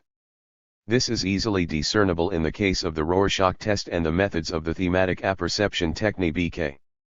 The test that bears the name of Hermann Rorschach, a famous Swiss psychiatrist, is a variety of the methods of interpreting ink blots which we have already described. The originality of Rorschach test consists in the fact that the experiment involves a whole series of symmetrical ink blots. A subject has to examine a succession of the blots of the series and to name the imaginary objects. For example, to different people, One and the same K-blot may prompt the image of a tree, a bear, a butterfly, a spouting fountain, a cloud, etc. The psychologists employing the Rorschach test have to record not only the answers given by subjects, but also their comments and emotional responses. Denise Sayadin notes that there are profound divergencies between the ways in which the results of Rorschach test are interpreted by different schools. Rorschach underlined, in particular, that in spite of the fact that almost all the subjects regard an experiment as a trial of fantasy, his test has nothing to do directly with the function of fantasy. In his opinion, the interpretation of accidental images rather falls under the concept of perception and comprehension. Consequently, the results of this test contain indications as to the content of psyche and the character of subconscious affective complexes. This explains why Rorschach places his methods on a par with the other psychoanalytical methods, interpretation of dreams, associative experiments, etc. This view is shared by S.J. Beck, the author of the 2-volume monograph Rorschach's Test. Representatives of Gestalt psychology used the results of Rorschach tests to prove the viability of a conception which identifies the perception of any real form with an integral process which may not be reduced to mere sensations. Yet, both psychoanalysts and Rorschach regard the results of his tests as the material which enables them to judge the content of a person's internal conflicts, the aspirations which have been ousted and complexes, etc. Thus the methods employed for the investigation of fantasy which, at first, were aimed at solving purely applied problems are gradually turning into a means for penetrating into deeper strata of psyche. The Rorschach test closely borders on the so-called thematic apperception technique initially proposed by Henry Murray and then elaborated on in detail by a number of authors including Eric Stern and William Henry. The TAT test consists in the following procedures. A subject is given a series of pictures depicting typical situations after which he has to fulfill one or several of the following assignments: to interpret the pictures, to make up a story associated with the content of the pictures, to compose a sentence on the basis of the depicted situation. In his book The Thematic Apperception Technique of Murray, Eric Stern writes that a person who relies on pictures in order to relate a series of stories is projecting in them his own feelings, desires, concerns, and hopes. He believes that he is relating a story of the third party while, in fact, he is telling a story of himself. The test reveals subconscious trends, ousted desires, and forgotten impressions.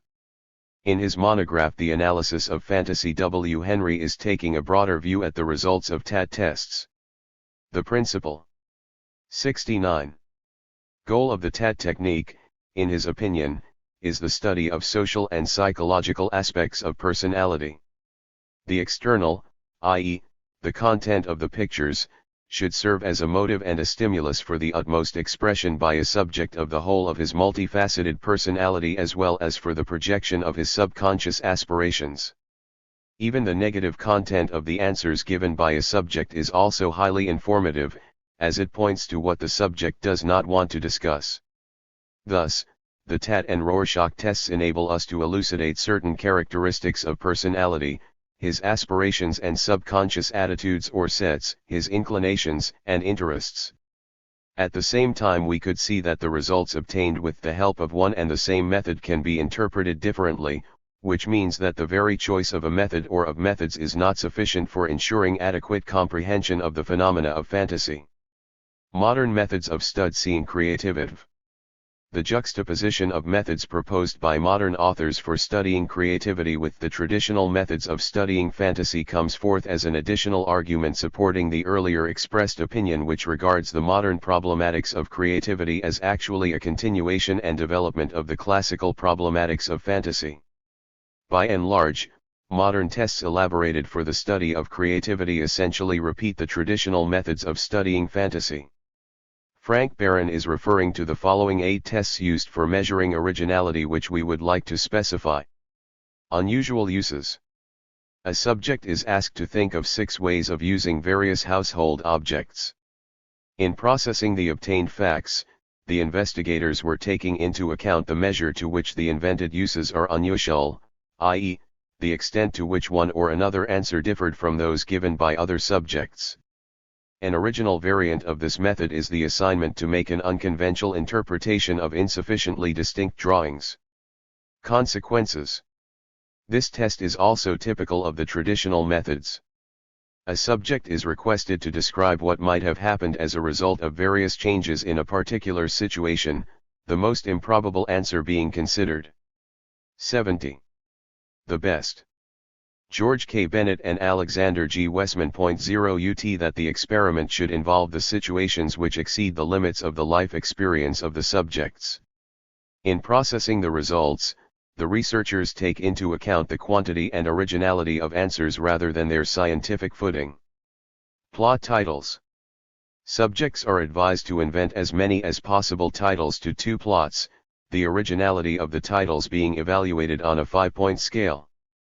Rorschach. This test has already been described. In processing its results, the researchers take into account only original answers. Thematic apperception test, originality rating. TAD protocols. This test has already been described. Anagrams. A subject has to coin words using the letters comprising an assigned word.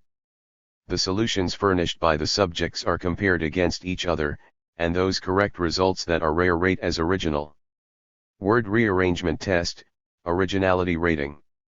A subject is making up a story which should include the maximum possible number of words of the 50 available nouns, adjectives, and pronouns. The originality of the story is evaluated on a 10-point system. Achromatic ink blots. The experimenter composes a set of 10 achromatic ink blots, and each blot, in contrast to Rorschach test, has to be interpreted only once by a subject. The originality of answers is determined by discriminating unrepetitive interpretations. The tests proposed by Jerome L. Schulman that follow may be regarded as a variety of these methods, a test which requires that a subject supplement a drawing using assigned combinations of various lines as the basis, a test in performing which a subject has to discover closed spaces among the complexity of shapes offered to him. Therefore, out of the 8 tests specially selected by Barron for investigating creativity, at least 5 had been described earlier as methods for studying fantasy.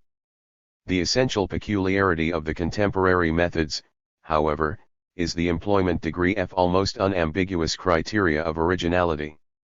The methods collected by Barron are constantly supplemented. 71. By new tests. Of special interest is the test in which a subject is offered a number of objects and instructed do something with every item. The test has to reveal the intellectual initiative of a subject. In the opinion of Sidney J. Parnes, the results of the test make it possible to reveal the so-called sensitivity or perceptibility to problems. In this respect, much importance is attached to conversations on unusual subject matters in which the experimenter expresses unusual ideas. If a student, L. Thurston says, responds immediately with a clear proof that the new idea is all wrong, then the negative suggestibility is not a good sign. I would rather gamble on a student who toys with a queer idea to see what the world would be like if it were really so. These tests are based on the theoretical assumption which allows an antagonism between the strictly logical thinking and the creative approach. The former, in the opinion of these authors, seems to subdue fantasy, hindering its free development in all directions. A view of creativity as an act opposed to logical thinking has also been laid at the foundation of the tests in which subjects are provided with the information insufficient for a plausible solution of a problem. One of the variants of this test was described by Malcolm Westcott. Subjects of his test can obtain additional information indispensable for solving each problem in small quantities on separate sheets. Westcott believes that the less information the subject takes before attempting a solution, the greater is the intuitive component in the act of solving the problem. A serious step toward the creation of fundamentally new methods needed for the investigation of fantasy was, undoubtedly, the application of unsolvable problems. A. Lutyens emphasizes that creativity may consist of demonstrating that no solution is possible under given admissibility conditions. G. A. Shaucksmith has elaborated concrete methods based on unsolvable problems. In his tests, a subject was provided with drawings featuring sticks, different in length and inclination, protruding from the ground. The subjects had to determine which of the sticks was planted deeper into the ground. Shaucksmith was mostly interested in the extent to which subjects saw the significance of these pseudo-problems. Further on we will prove that the problems of this kind can provide us with important facts and conclusions. In recent years, semantic material has been gaining wider application. In one of their tests, V. Fisichella, 72. and L. Welch advised subjects to compose as many as possible phrases with obligatory use in each phrase of assigned words. In another experiment staged by these authors, subjects had to write compositions using mandatorily the words from an assigned list. G. Broadbent believed that a person's creative faculties could be revealed by the methods aimed at elucidating the subject's ability to give the maximum number of definitions to words familiar to him. J. Guilford offers the following verbal test. A subject is provided with the initial letters of 4 words which should combine into a complete sentence. For example, the letters WFSN may produce the phrases, "We found some nuts," "Who fought Sam Newton," "Willie Frank smiled notoriously," and so on. A similar task may be further complicated by introducing into it additional conditions, such as limitation of the number of letters in each word. S. and M. Mednick proposed a remote association test, finding a word the meaning of which may be associated with 3 assigned meanings. For example, the attribute iron may equally well be applied to the words wool, railroad and mask. It would be especially advisable to employ verbal material for introducing the notion of open tasks as compared to closed tasks, the latter presupposing a strictly specific unambiguous solution while the former, a multitude of solutions. However, essentially, the new class of tasks on studying creative thinking has always been applied to the study of fantasy, the methods of research of which are suggestive of different solutions. This links the latest researches in the sphere of creative thinking with the traditional studies of fantasy. There are methods which have been devised especially to support the traditional psychological theories. Thus, Welch and Fisichella have conducted a number of experiments to confirm the associationist conception of fantasy according to which every novelty is the result of recombination. They compared performance of one and the same task by people with different experience in the particular field of knowledge. Using the results of the experiments which were higher in more experienced people, they drew the associationist conclusion about the role degree F training for successful combinatory acts measured by promptness and productivity. Rudolf Arnheim describes the methods for investigating creativity used by his followers Abigail Angel and Brina. 73. Kaplan, subjects were asked to use abstract drawings for expressing the notions of past, present, future, democracy, good and bad marriage, youth, etc. In fulfilling their tasks the subjects were resorting to usual or conventional pictographic images. For example, a growing tree served to symbolize the notion of youth, while a plus and a minus were used to describe good and bad marriages. According to Arnheim, the fact that even abstract notions may find their expression in visual images supports his conception of visual thinking. The analysis of the traditional and modern methods applied to fantasy studies enables us to make a number of methodological conclusions. To begin with, we have ascertained that there is a great variety of tests and methods and their number can be augmented by varying the experimental material, conditions of experiments and criteria of evaluation of originality. At the same time, a mere qualitative accumulation of methods would not have promoted any further the theory of creativity. The interpretation of the facts obtained by the modern methods is limited to the framework of traditional psychological associationist and Gestalt psychological conceptions. Although some of the methods we have analyzed serve to confirm one or another theoretical conception of fantasy, the majority of these methods could only serve as tests for revealing specific individual faculties of personality. In fact, almost the whole stock of psychometric means is employed mainly for measuring the specific qualities characterizing a person's creative abilities, originality, flexibility, productivity, perceptibility, etc. Lichens was absolutely right in his assertion that contemporary research on creativity is concerned mainly with studying creative individuals, although it is more important to study creative acts rather than actors. Many contemporary tests and methods used for studying creativity do not in fact differ in character from the classical methods for studying fantasy and from the latest methods for studying thinking, especially from open tasks.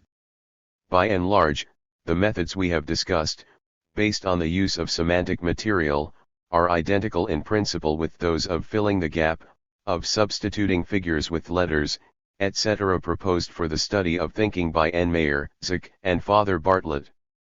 In evaluating the existing methods used for studying fantasy, we deem it important to underline that the decisive factors 74. c. For revealing its general laws are the proper methodological orientation of our experiments, the proper choice of objects of research and, finally, the proper correlating of essential and random facts, rather than experimental procedures per se. Universal character of the laws of fantasy. The problem of the object of research, whose study provides us with the most adequate theoretical conclusions, is organically linked with the methodological problem of the universal character of the laws of fantasy. To be sure, without general laws that are equally applicable to all the manifestations of creativity, we may not use indiscriminately any material as a reliable basis for our theoretical deductions. Conversely, by recognizing such general laws we would have to accept the logical outcome they entail, which equates all the objects of investigation needed for making theoretical conclusions. Until only recently, psychologists were concerned mainly with the study of concrete types of creativity, i.e., the creativity of scientists, musicians, artists, inventors, etc. Those investigations were usually focused on the problems of concrete skill, knowledge, and know-how, yet they almost utterly neglected the psychological essence of creativity. Of special interest in this respect is Henry Poincare's attitude toward the problems of psychological research into creativity and fantasy. In his report made to the Psychological Society in Paris he said, in particular, "I can tell you that I have found the proof of a certain theorem under certain circumstances. This theorem has an odd name which many of you will not understand, but this is not what matters. The psychologist has to be interested in the circumstances rather than in the content of the theorem. Obviously, the circumstances should not be regarded merely as external conditions, but rather as the internal psychological laws. The emphasis placed on the role of psychological factors in creativity brings us close to the problem of the universality of the laws of creativity. There are a number of modern investigators of creativity who hold that all its laws are universal and general regardless of the object of creativity. Jacques Hadamard pointed out that mathematical invention is but a case of invention in general, a process which can take place in several domains, whether it be in science, literature, in art, or also technology. Edgar W. Wienack shared this opinion by saying that 75. He saw no reason to believe that the artist's thinking was different in principle from the scientist's and that there could be found any difference in their ways of thinking from that of an ordinary person. The idea which universalizes all the psychological laws governing the creative processes in all the spheres of human activities can be regarded almost as universally accepted, gaining an even more categorical backing in various recent studies. Michael Middleton has made an attempt to explain why separate forms of creativity are presented as genuinely creative even though creativity is almost ubiquitous by nature. He says that although many kinds of human activities are characterized by creativity, this trend manifests itself most explicitly in fine arts owing to their autonomous nature. They embody creativity in its most pure form. Yet, in applied arts, in science, and in human deeds this picture is blurred by many other factors, which does not minimize the creative element in them. In contrast to the traditional views on creativity as an activity accessible only to the selected few, some modern psychologists hold that we cannot grant a monopoly of creativity to the exceptional genius while the rest of the population is occupied with routine duties. It is emphasized that the elucidation of inter-individual differences in creativity can hardly advance very far until we understand the mechanisms of directed thinking in general. J. P. Guilford has expressed in a number of his works the idea that in studying creativity we may not confine ourselves to a limited number of the selected few. He believes that creative potential is distributed continuously throughout the human race. The geniuses are merely at the upper tail of the distribution. Thus, as we have seen, earlier researchers saw creativity as an extraordinary and exclusive phenomenon. In present-day work, on the other hand, we can discern a pronounced tendency to consider the creative process from the angle of the general laws which are universal for all people. The new orientation is mainly based on the fact that today the stress is made not on the results of creativity which may not be equalized under any circumstances, but on the internal psychological mechanisms of universal character. This explains why the revelation of qualitative characteristics of such mechanisms does not involve a selection of especially gifted people, although the reasons indicative of the distinctions among persons whose creativity is realized in the products of different social value, undoubtedly evoke major scientific and practical interest. Thus, the opinion supporting the universal character of the intrinsic laws of mental activity is gaining the popularity among the researchers. Consequently, as long as the general laws governing fantasy are inherent in the psyche of any person involved in any productive activity regardless of its character and content, there is, naturally, no need to give preference to any special activity or to any special category of subjects while planning an experiment. In other words, there is no limitation in principle in the use of psychological material for establishing the general laws of fantasy, even though, presumably, such laws will manifest themselves more or less explicitly in various experimental situations. It is only in this sense that we can refer to the experimental material to be preferred. The importance of negative facts for realizing the intrinsic laws of fantasy.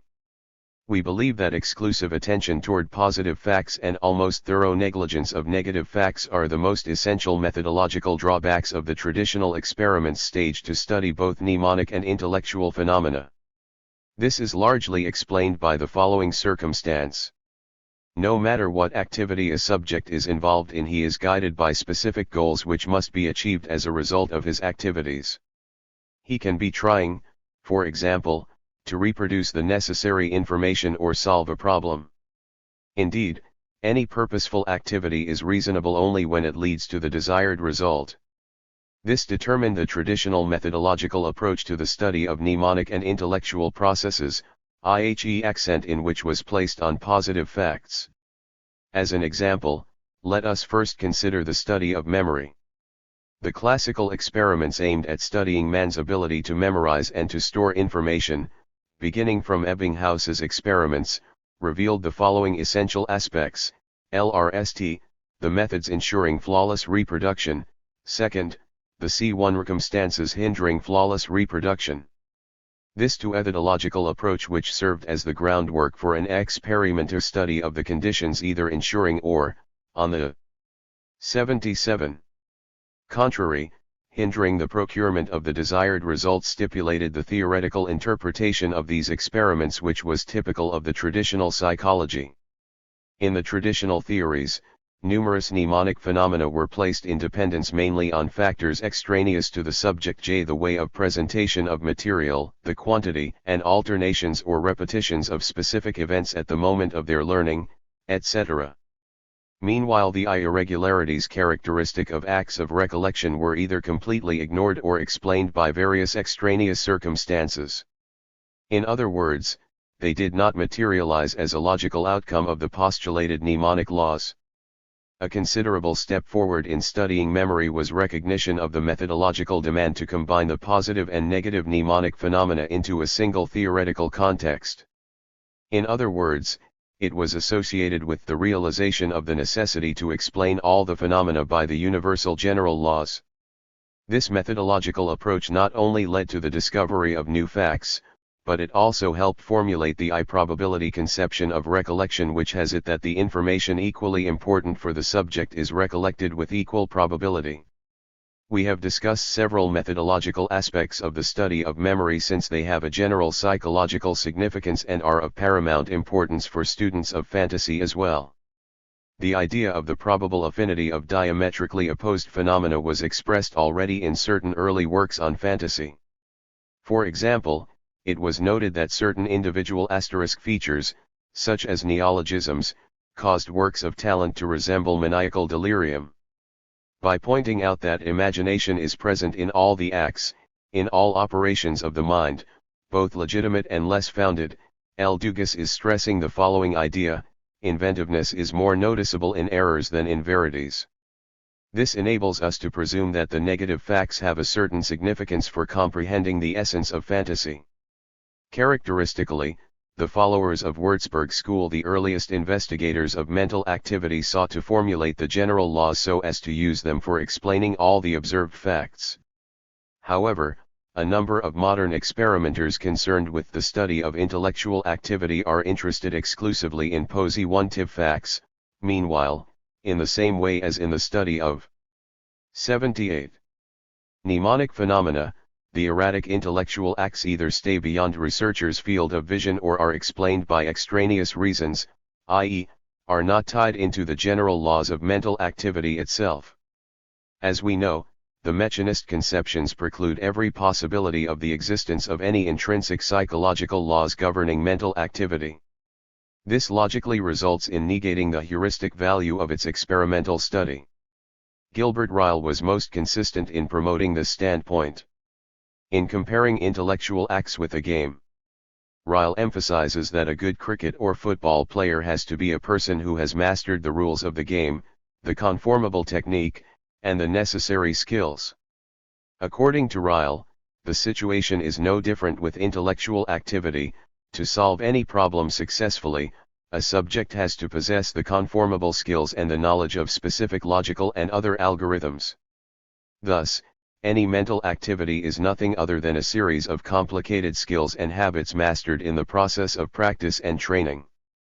It would be completely illogical to try to find the intrinsic laws of mental activity here, since the considered methodological view excludes their very existence. All peculiarities of mental activity are fully exhausted and stipulated by numerous extraneous factors which were known before the experiment. However, in contrast to Ryle, various psychologists come to realize the determining significance of internal factors in behavioral phenomena, including intellectual activity. Since behavior, Berlin points out, depends jointly on the nature of external stimulation and on the condition of the organism, and since behavior becomes more and more autonomous and less dependent on the external environment as we ascend the evolutionary scale, there is a need to consider the internal variables that play a part in the selection of the response and how their values are determined.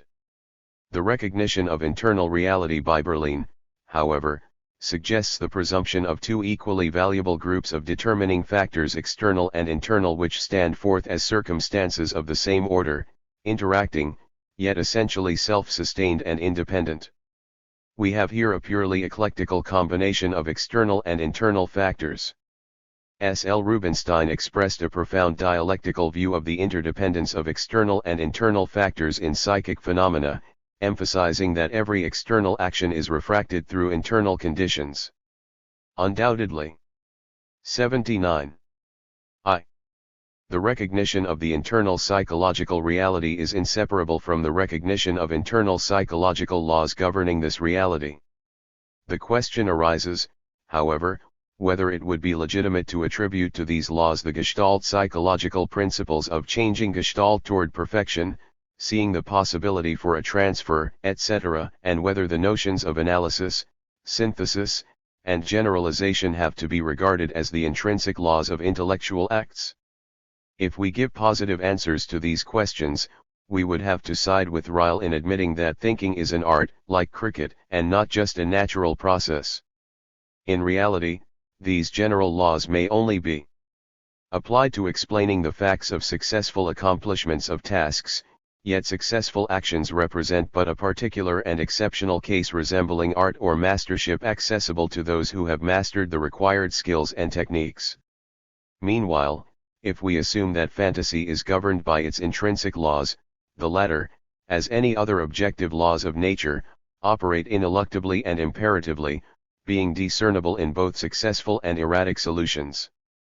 Moreover, the intrinsic laws will obviously manifest themselves most conspicuously in erratic or illusory solutions, although they may also lead to correct solutions. However, In this case the intrinsic laws may be camouflaged by various logical techniques and mastered algorithms. We have thus established a close interdependence of the three methodological problems determining the study of fantasy on, the problem of intrinsic laws, the problem of their universality, and the problem of negative facts. In more concrete terms, the recognition of the immanent character of the laws of fantasy, their independence from the peculiarities of assigned tasks and from the material and even the experience and training background of a subject, virtually implies the recognition of the universality of the laws of fantasy. At the same time, it would only be sensible to recognize the viability of the immanent laws if they are not formulated as a mere set of ethical rules for ensuring positive results, but as the natural laws applicable both to correct and erroneous acts equally well. It would be thus important to note that a recognition of intrinsic psychological laws does not fully exclude a possibility of purposeful control of acts of fantasy. On the contrary, such a control must be based on reasonable application of psychological laws, i.e., on the adequate knowledge of internal 80. reality. Therefore, on the basis of this assumption, learning is apprehended as a conscious mastering of the mechanisms of fantasy rather than merely the superimposition from without of information, rules, and algorithms of intellectual acts with the intent to successfully accomplish creative tasks. In other words, positive results of acts of fantasy may be achieved only provided we do not neglect its intrinsic laws since, otherwise, this is likely to lead to undesirable effects. Methodological problems involved in experiment planning and explanation of results. The range of mood problems associated with the study of fantasy extends far beyond the problems of experimental methods, materials, and objects of investigation. Above all, we have to point out that the experiments, the result of which can easily be predicted a priori, are notably inconsistent methodologically. In Chapter 2, in connection with the discussion of analysis and synthesis, we asserted that whenever the material of a task is integral, its solution, naturally, presupposes but a single act analysis. If the material has been divided by an experimenter, a subject is expected to synthesize its components.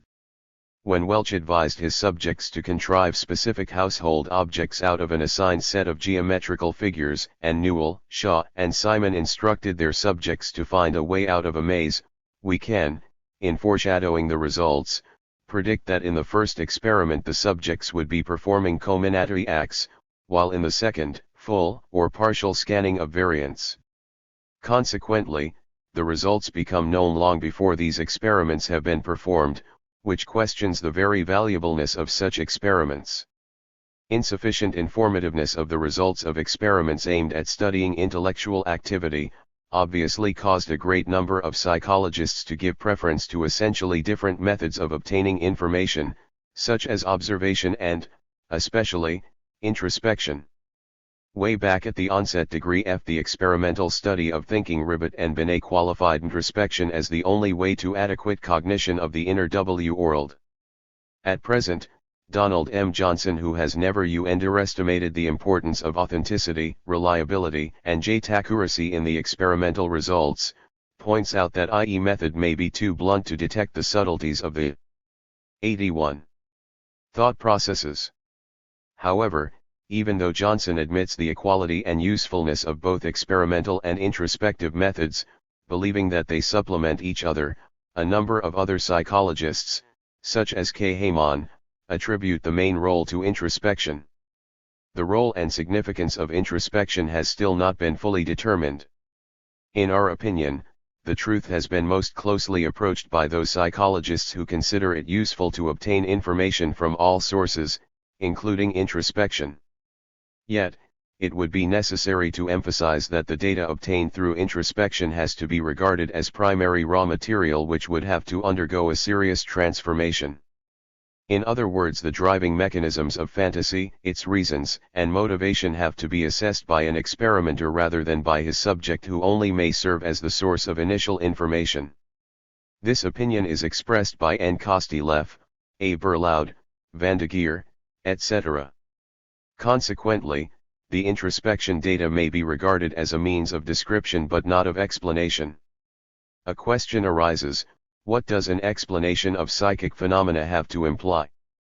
One of the most widely circulating answers to this question is contained in the conception of reductionism, which reduces the notions of a particular science to those of other sciences.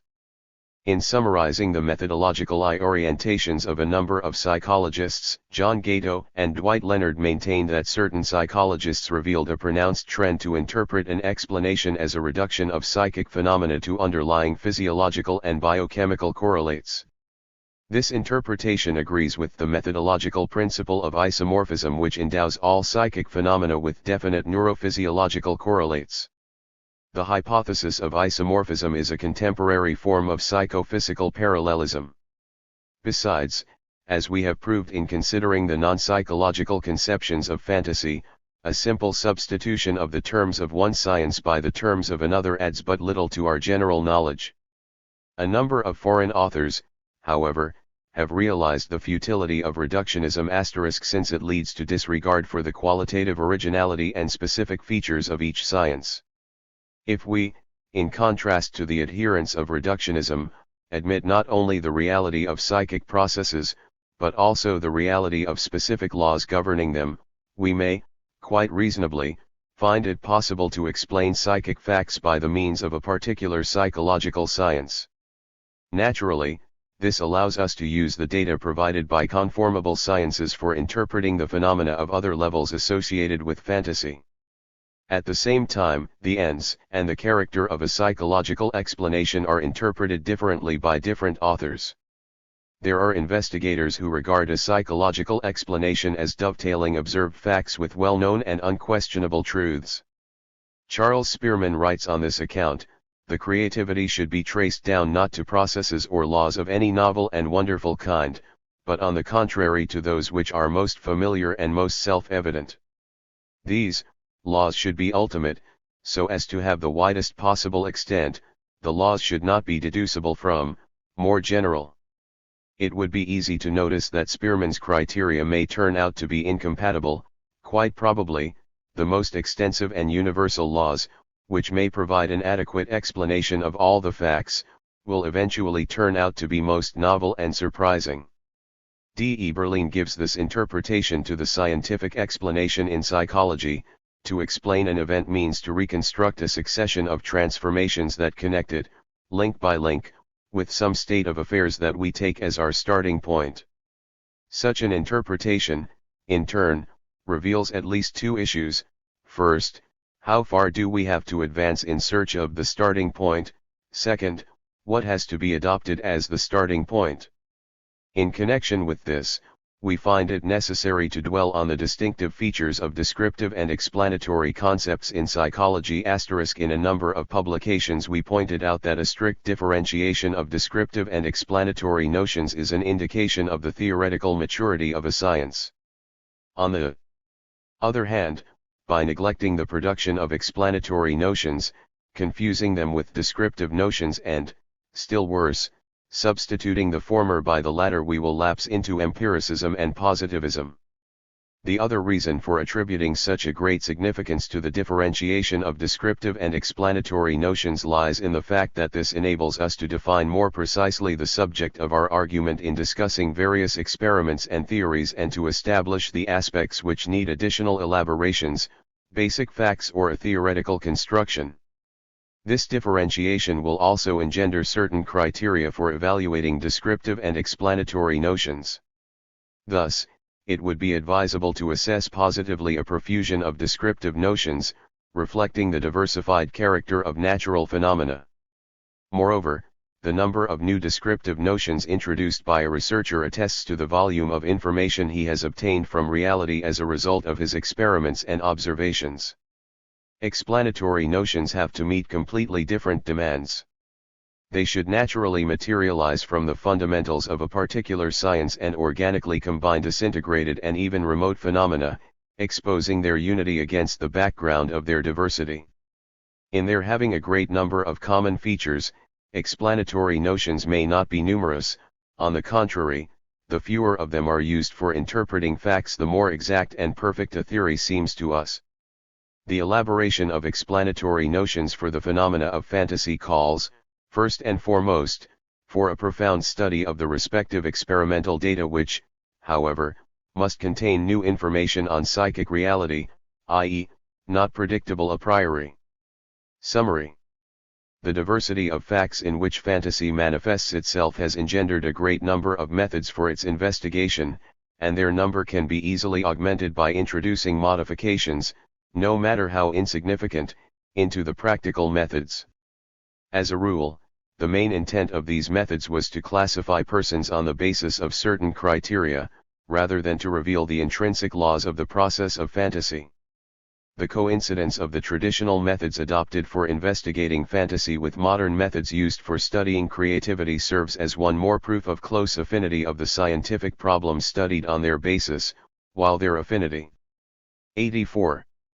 JN principle with the modem methodology used for studying creative thinking indicates that in both cases we deal with essentially the same psychological reality.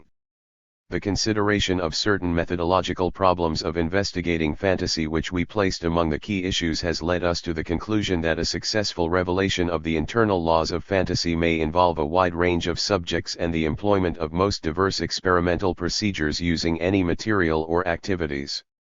The recognition of the existence of the internal laws which is organically connected with the recognition of their universality, naturally, causes us to realize the necessity of considering both positive and negative facts. The most informative results are provided with an experimental scheme which creates conditions for a fuller and more exact manifestation of the internal laws. Such a scheme must either ultimately exclude or minimize the screening influence of skills, adopted algorithms, external factors for the accomplishment of a task, the character of instructions, etc. This explains why negative phenomena may provide us with more relevant information than their positive counterparts, and open problems have a number of advantages over closed ones.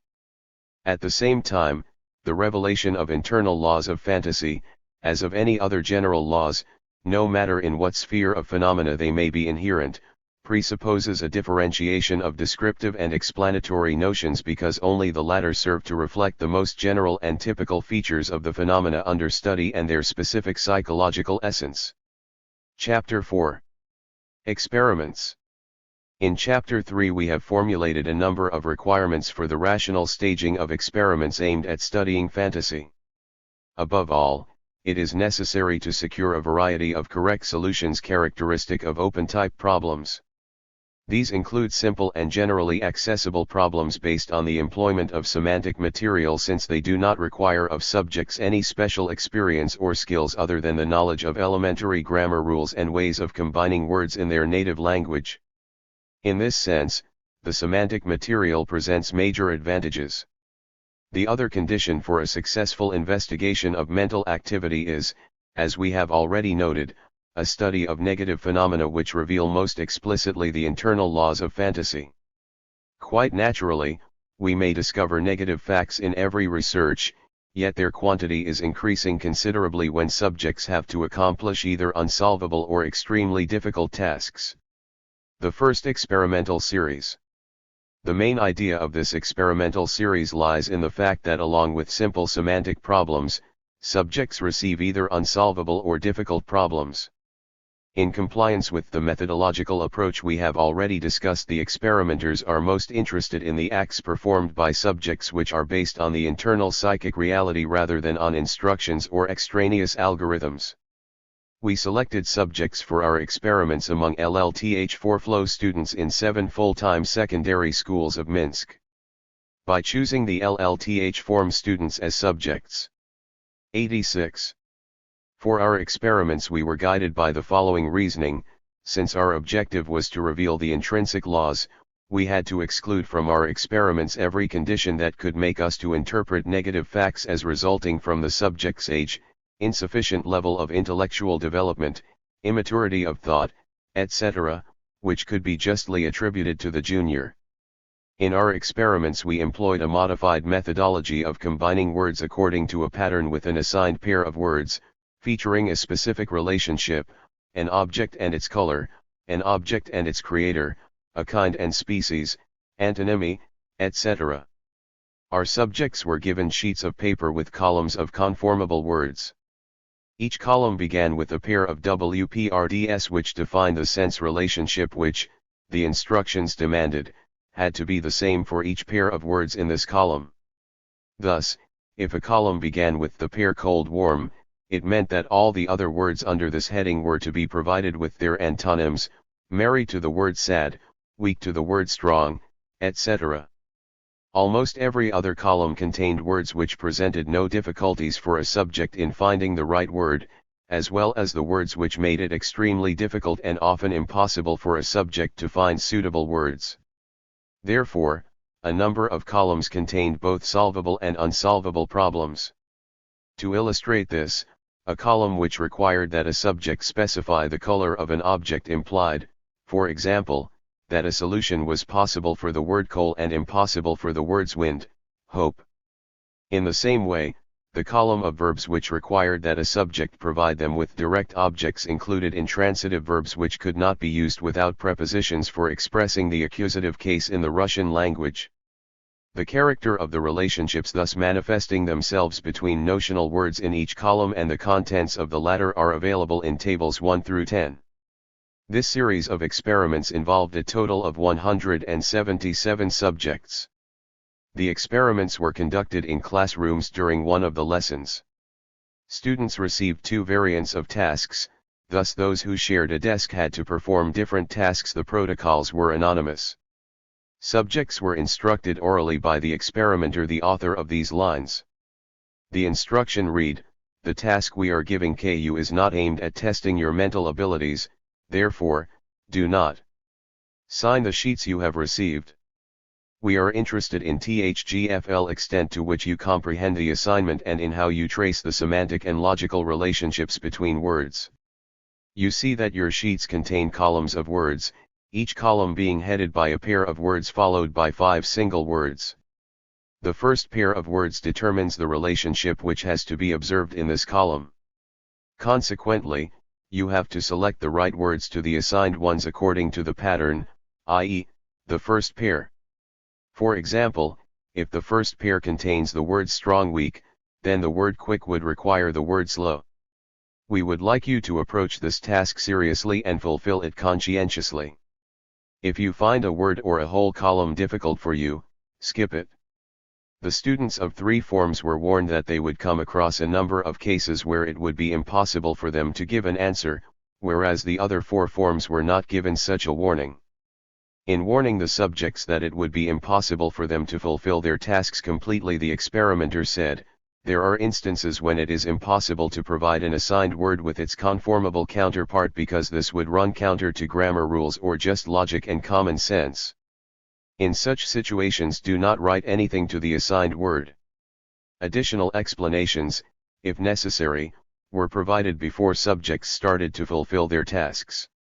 Subjects were also instructed not to ask any questions while accomplishing their tasks. The tasks were fulfilled within 45 to 50 minutes.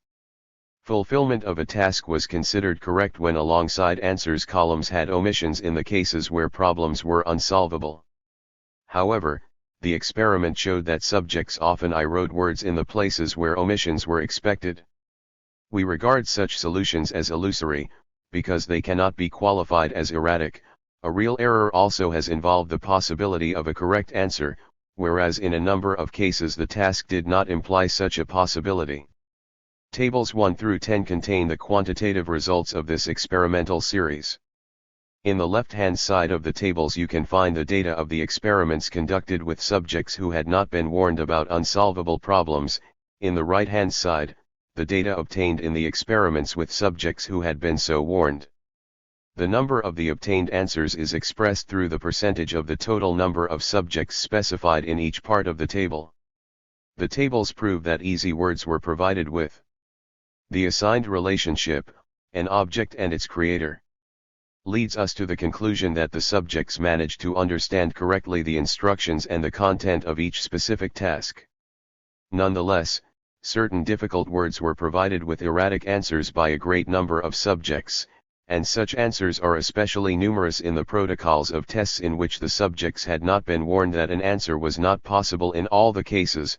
Thus, over 80% of the subjects gave erratic answers to the words chess, skates, forest, lark, and about 50% of the subjects, to the words air, hope, wind, village, moon, to rest, to work, pencil, spoon, copper, oval, elephant, passport, jam, telegram. In each of these cases subjects diverged from the relationship pattern of the column. The warning that it is impossible to fulfill all the tasks leads to a considerable reduction of the number of illusory solutions.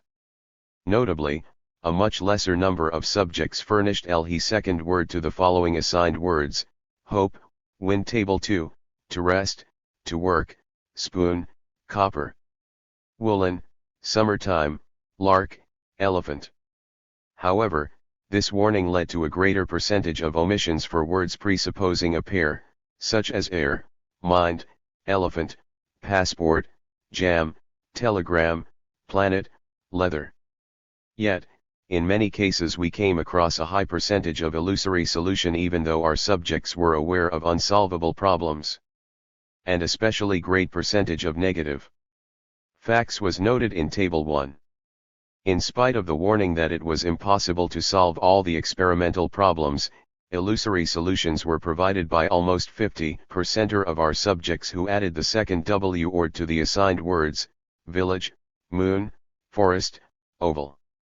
Thus the quantitative data available in tables 1 through 10 indicate that, on the one hand, the task was comprehended by virtually all the subjects, while on the other, in solving difficult problems quite a few subjects missed the correct solutions which they invariably adhered to while solving simple problems. Let us pass over to the qualitative analysis of illusory and erratic solutions. To begin with, we note that, as is evident from our data, it would be wrong to say that our subjects completely neglected the assigned relationship. Each erratic answer bears a certain mark of the assigned relationship even though this relationship is not strictly observed. Let us consider the column the relationship in which is determined by the pattern of book or writer. The word picture was invariably provided with a word denoting a creator of this particular object, namely, an artist, and in two instances, a producer rather than words denoting people who may use a picture. Not a single subject resorted to the words collector or moviegoer. In the same column, almost all the subjects provided the word verses for with the word poet, rather than reader, reciter, performer, for etc. The percentage of the correct answers to the word theory was somewhat lower, yet almost all the subjects saw fit to use scientist, theoretician, scholar rather than lecturer, student, popularizer. To summarize this, even though the relationship between the words of the pattern of book or writer was not formulated with sufficient clarity, all the subjects focused on a creator and not just on any man who may have something to do with the listed words. Meanwhile, in the same column, the assigned words chess and skates were supplemented with, respectively, chess player and skater, i.e., people who only use these objects. Therefore, the assigned relationship was somewhat broadened. The column which began with the pair Snow White contained the word coal which was normally supplemented with the word black, though in rare cases added to it the adjectives red and gray. The answers to the word moss revealed a much greater diversity of color hues: green, gray, yellow-green, light green, and others. At the same time, not a single subject provided the word coal with any epithets other than color, say, heavy, bright, hard, useful, etc., while only 3 subjects supplemented moss with the adjective soft. The words wind and hope were provided with adjectives which had nothing in common with color. Wind was provided with strong, fresh, gusty, and hope with bright, optimistic, great, illusory and others. It would be of interest to note that some subjects were trying to make use of the words in this way or another associated with color, even though this association was allegorical, bright, illusory. What we have come across here is an interesting example of a compromise illusory solution. Highly characteristic in this respect are the words attributed to the word air.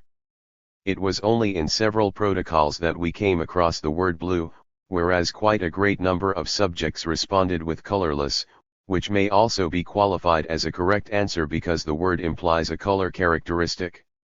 At the same time, about 40% of the subjects used the word transparent, which characterizes another quality of the object, albeit closely related to color as long as it, just as color, is associated with the visual modality of perception.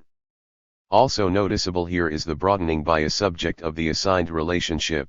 A characteristic of an object from the point of view of special visual modality is also replaced by a visual characteristic which, however, is no longer limited by the distinctive features of the first characteristic.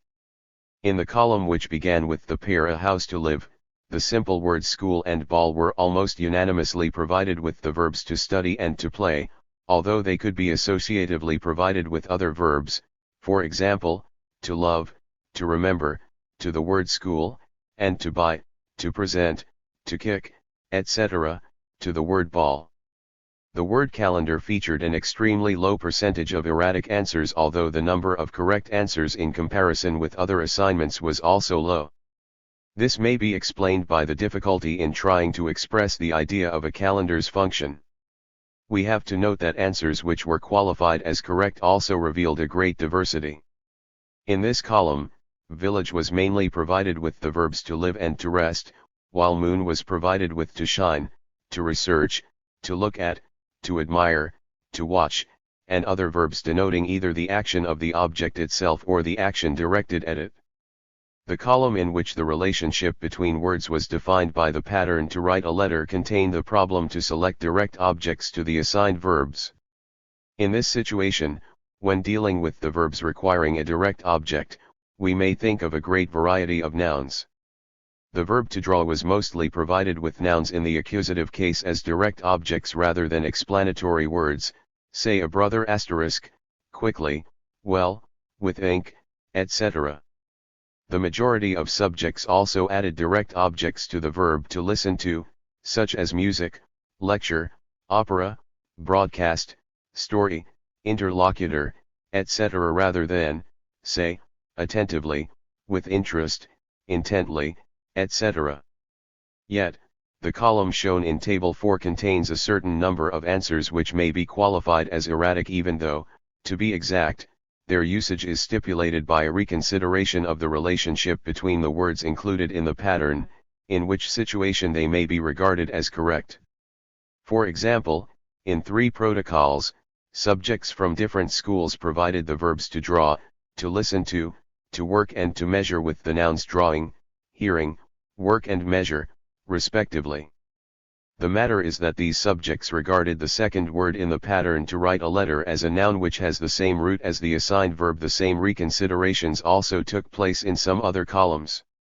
The number of correct answers given to the verb to measure is considerably lower than to the verbs to draw and to listen to, which may be attributed to the following 2 factors: reconsideration of the assigned relationship which we discussed above. To measure is preceded by 2 words which rule out correct solutions. In other words, the preceding illusory solutions had a detrimental effect on the solution of this task. In case of the intransitive verbs to rest and to work, subjects selected indirect objects and modifiers, since the use of direct objects was inconceivable. The word to work was provided with at a factory, in a lab, for the people, well, and the word to rest, with joyously, in the forest, at the seaside, coruscantiously, etc. Thus, this particular case was replaced by a more general grammatical category, any secondary member of a sentence. In the present experimental series, 2 columns required that subjects select antonyms to assigned words. Day invariably was accompanied by night, light by heavy and, rather seldom, by difficult, sorrow by the joy and sometimes by hilarity. More diverse, yet essentially correct answers were provided to the assigned words native and mind. Native was counterposed by foreign, from abroad, overseas, imported, and mind, by stupidity, dullness, madness. The words which had no antonyms were provided with the words denoting various adjoining concepts which may be, to a certain extent, regarded as counterposed to the assigned concepts. The word pencil is most frequently counterposed by pen and, from time to time, by rubber or eraser. Spoon is often counterposed by fork and seldom by knife, copper by steel. Of special interest are the answers given to the word forest. Added to it were the words denoting various qualities opposed to those suggested by this concept, namely, a lawn, desert, steppe, field, meadow, a park, a grove, a jungle, a tree, and even a river, sea, and plain. Such answers reveal the subject's wit, since they managed to discover such facets of the assigned concepts to which the opposite notions could be found. Yet, the subjects failed to observe the requirements of the instructions completely. In fact, the pair of words which serves as a pattern reveals polar opposition, which is fully realized by the subjects as well. They provide the concept word day only with its diametrically opposite concept night, and not any other co-subordinated and partly opposite concepts, such as morning, evening, month, hour. Consequently, the subjects were sidestepping the instructions only when they were experiencing a difficulty, although they sought to preserve the trend to at least partial observance of the assigned relationship. A column, the relationship in which was defined by the pair much/many more, contained a clearly specified task, to provide adverbs and adjectives with their comparative degrees. Judging by the answers to simple words, this assignment was comprehended correctly by practically all the participants. Well was provided with better, and new with newer, more new. As is evident from Table 7, there were a great number of subjects who also tried to find a solution for relative adjectives which have no degrees of comparison. In such illusory solutions, the grammatical objective was substituted with a lexical one, and the answers reveal certain traces of the first objective, since in making a selection of adjectives, subjects were amplifying a specific quality. Thus, woolen was accompanied by fur, purely woolen, Boston, and summertime, by hot and beach type. In the same column a number of subjects supplemented oval with circular, by which way they introduced a new word instead of altering the grammar of the assigned word. There were cases when the subjects made grammatical transformations in the new word, in particular, entering the words more circular. Thus, the amplification of quality, as required by the instructions, was to be effected through grammatical means. The subjects who illusorily replaced one word by another achieved this by lexical means. Consequently, we again come across the neglect of distinction which we have already noted. The neglect of distinction and the omission of limiting qualities is especially conspicuous in the example of problem solving in the column provided with the pattern a sheep wool. Judging by the correct answers given to simple words, the subjects, certainly, focused on the useful material products obtained from animals and plants. Thus hen was almost invariably accompanied by down, meat, feathers, eggs, and bee, with the correct answers honey and, in several cases, poison and wax.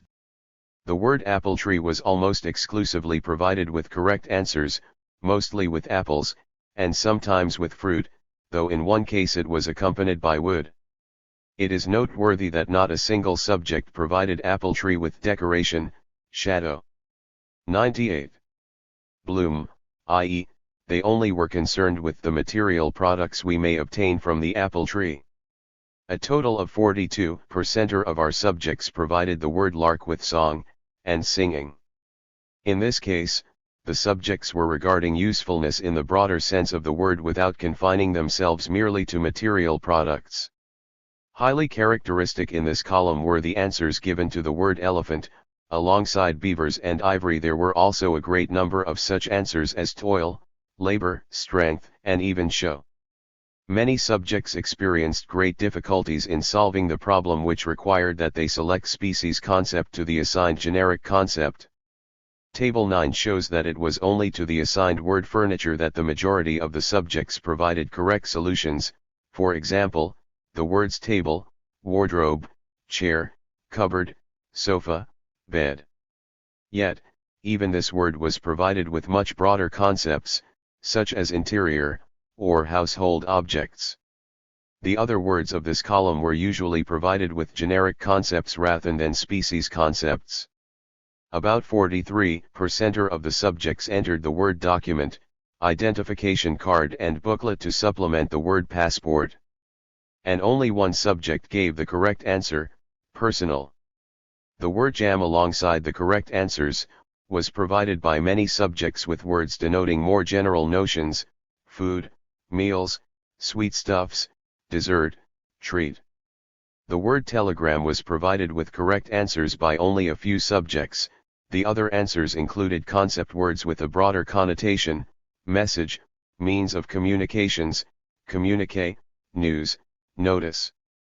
In this column, even the word planet presented difficulties, and correct answers were provided by less than 50% of the subjects who mentioned some planets of the solar system. Some others, on the other hand, were providing much broader concepts, such as celestial body, cosmic body. Remarkably, the overwhelming majority of subjects gave alternatively correct and erratic solutions. Consequently, a replacement of one relationship by another might not be associated with the subject's reconsideration degree f the assignment as a whole. We would like to note that the relationship of genus and species between the assigned words, though upturned, was preserved even in erratic solutions. A question arises whether this may be explained by the peculiarities of a given logical relationship, or it reveals a more general psychological law. Let us now consider the results of problem solving in the column where the assigned relationship was determined by the pattern copybook paper. The overwhelming majority of subjects gave correct answers to 3 of the 5 assigned words by denoting the material of which a particular object is made. Bench was provided with wood and boards. Stockings was provided with material, knitwear, capron, threads, wool and fabric. And knife was accompanied by metal, steel, and iron. All this leads us to the conclusion that all the subjects properly understood the assigned relationship. Nonetheless, alongside the correct answers, the 2 remaining words of this column were provided with the words denoting the products for which this object serves as primary material. Thus, the assigned word glass was provided not only with the words sand, which is a correct answer, but also with a glass, window, and bottle, and leather, with the correct word hide, as well as with the illusory words footwear, boots, shoes, and bag. In the same way as in the above test, which required species concepts be chosen for generic concepts, we observed in this column a similar upturning of the assigned relationship. Individual subjects showed what could be made out of an object instead of what it is made of. The assigned relationships of the last 2 columns presuppose a strictly definite orientation, in the first case, directed from the generic concept to the species one, in the second case, from a product to its primary material. In erratic solutions, the aspects of the relationship are preserved, but the direction of the transition changes. This means that in solving the difficult problems of these 2 columns, some subjects ignored the assigned direction of the transition from one aspect of the relationship to another. In extremely rare cases, we also observed a neglect of the very aspects of the relationships. For example, in working with the column which required that subjects select a species concept, one subject provided the word telegram with address, and several subjects, with words, while planet was provided with life. In this test, the relationship genus-species was replaced by the relationship whole and its part, and by the relationship object and one of its characteristics. To a certain extent, even such a replacement has preserved some signs of the primary relationship, a transition from something big to something small. 100. Let us summarize the results of the first experimental series. Practically all the subjects managed to understand correctly the assigned relationship, which in itself is an important characteristic of an experimental task, even though it was not formulated plainly and explicitly, being presented as a pattern, a determining pair of words at the beginning of each column. The numerous erratic or illusory solutions revealed in the course of the experiment cannot be qualified as resulting from optional substitution of one task by another, from a wrong set or reluctance to fulfill a task. As a result of a thorough analysis of negative facts, we have every reason to conclude that a subject regarded erratic or illusory solutions as correct, since in the majority of cases deviations from assigned relationships were minute and hardly noticeable. Especially typical in this respect are the compromises when, For example, in compliance with the instructions to specify color, a subject provided the word hope, allegorically, with adjectives bright and illusory, which can justly be attributed to color characteristics. Finally, it is important to note that negative facts take place even though subjects have been warned that it is impossible to provide answers to all the words of the column. Although such a warning, certainly, reduces the number of negative facts, they are not completely eliminated, and preserve the same qualitative peculiarities of the negative facts revealed without a warning. Consequently, negative facts may not be explained by the above reasons. Obviously, they are determined by a more subtle internal mechanism. Though the experimental tasks were different in character, we have to emphasize the common feature of all the negative facts. In each case of illusory or erratic solutions we observed discardings and omissions of various limitations, neglect of the distinctive features characterizing the assigned relationship. In our opinion, the data we have obtained expose a highly essential intrinsic law of mental activity which we would like to define by the term anaxiomatization. Anaxiomatization implies devaluation of various kinds of information as well as of various techniques. As is evident from the facts we have considered, anaxiomatization occurs each time a subject has to back away from a purely reproductive method of fulfilling an assignment, confronting an impediment, no matter the reasons for the latter, objective or subjective. *OE anaxiomatization, which we identify with an imminent. 101. Internal mechanism, should invariably and ineluctably manifest itself in the conformable problematic situations, although it may assume various forms, in other words, it may have different directions.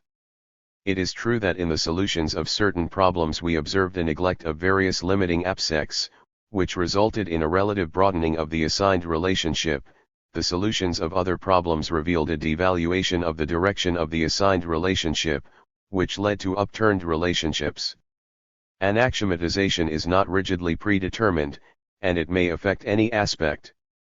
We observed especially vivid manifestations of this in the examples of subjects selecting false antonyms to the word forest. The discarding of these or other features produced a great diversity of illusory solutions. However, if the mechanism of anaxiomatization proposed by us is a real objective law, it should manifest itself not only in negative but also in positive facts. Naturally, correct fulfillment of experimental tasks also presupposes devaluation and discarding of unsolvable problems as senseless.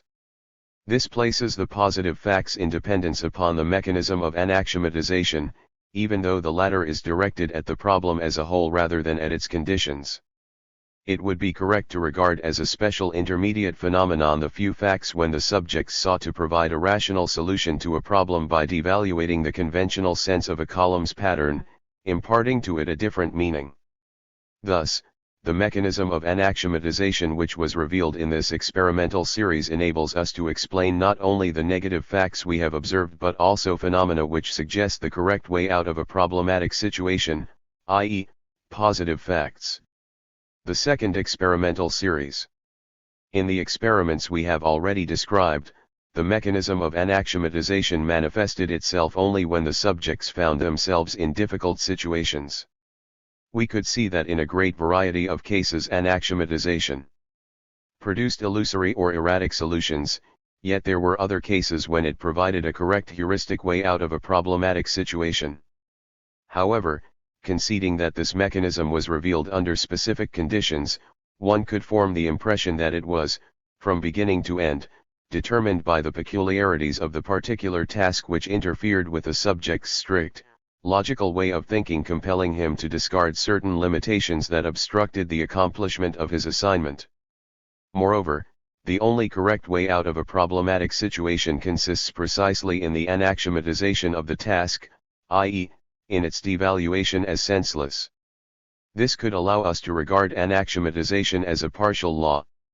The universality of anaxiomatization mechanism would be confirmed if we discovered it in solving problems which do not presuppose the above-mentioned rigid conditions and make it possible to comply with the demands of logic. Given that the objective laws of the psyche can in principle be traced in any material, This series of tests as well as the preceding one was based on semantic material since it does not involve any special knowledge or skill of the subject, nor complex experimental procedures.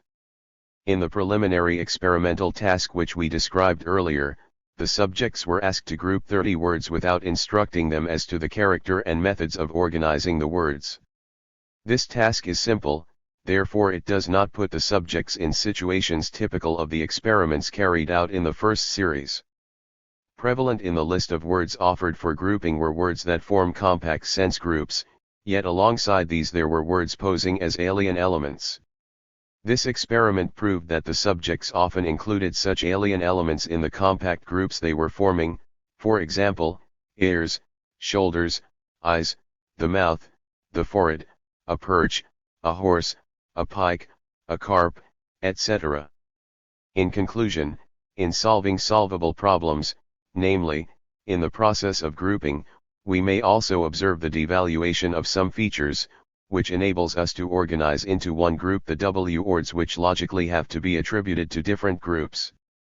However, the facts we have described may be interpreted differently without using the concept of anaxiomatization, viz. Inclusion of alien elements in compact groups may simply 103 be explained by the fact that the subjects were basing their classifications on broader features. In the examples we have provided, such features were, respectively, a part of the body and an animal.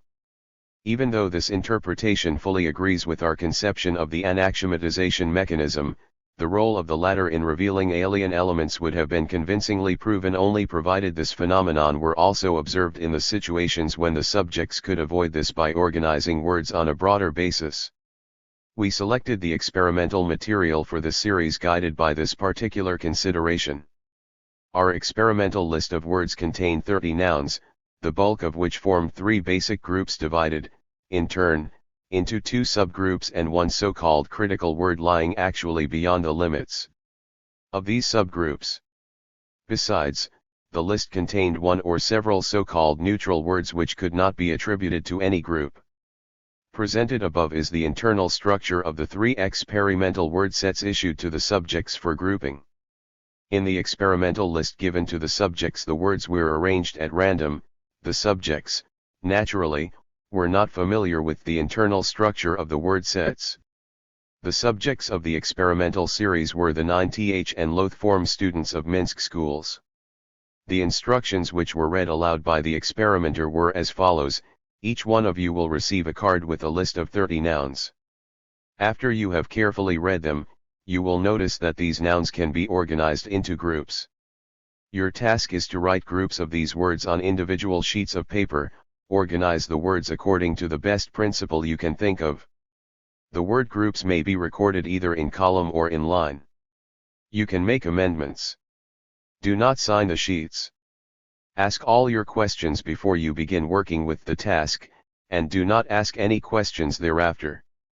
I ask you to be thoughtful and conscientious while fulfilling the task.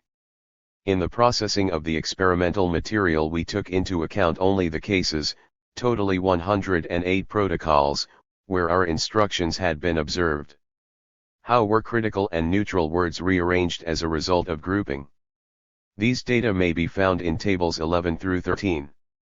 The fulfillment of the task was qualified as correct when neutral and critical words were written separately, as well as when the critical words were included in the conformable groups. The fulfillment of the task was considered erratic when critical words were included in subgroups or / and when neutral words were included in groups and subgroups. We qualified as extraordinary each unpredictable grouping. Above all, such were the cases when individual words included in subgroups were combined with critical or / and neutral words, for example, a combination into the same group of the words. Denoting birds and flying insects, a swallow, a butterfly, a dragonfly, a bee. We regarded as extraordinary the cases when the subjects combined neutral words. This experimental series also revealed the presence of alien elements in groups and subgroups, as we observed in the preliminary investigation.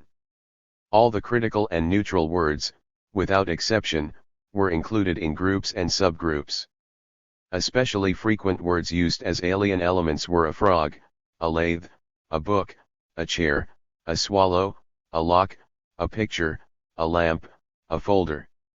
The presence in subgroups of alien elements which we observed in this series cannot be explained by the classification on a broader basis, since the critical words in the groups formed as a result of this classification do not represent alien elements. The use of a broader basis for classification provides no explanation for the inclusion of neutral words in groups and subgroups either. It would also be wrong to attribute the facts we have described to the subject's negligent attitude * to their tasks or to their insufficient differentiation of experimental material. Students of senior forms, undoubtedly, know perfectly well that, say, a frog is not a rodent, and a swallow is not an insect. Nonetheless, more than a half of the subjects who worked with word set I entered a frog along with rodents, and about 1/3 of the subjects who worked with word set 2 entered swallow along with insects. Such grouping would only be possible if specific distinctive features were neglected. In other words, it is nothing other than an axiomatization of various essential conceptual aspects that allowed the subjects concerned with them to introduce both critical and neutral words into groups and subgroups. We have thus seen that the mechanism of anaxiomatization exposed in the first experimental series, while analyzing the results of unsolvable problems, is not local, it applies to solvable problems equally well. The universality of the anaxiomatization mechanism is also confirmed by the fact that its effect is traceable not only in the cases of erratic groupings, but also in any other, including correct, acts of grouping. J. Bruner, J. Goodnow, and G. Austin once said that to group individual objects into classes is to render discriminably different things equivalent or to respond to them in terms of their class membership rather than their uniqueness. In other words, to categorize means to neglect individual peculiarities of the grouped objects and to devaluate their uniqueness.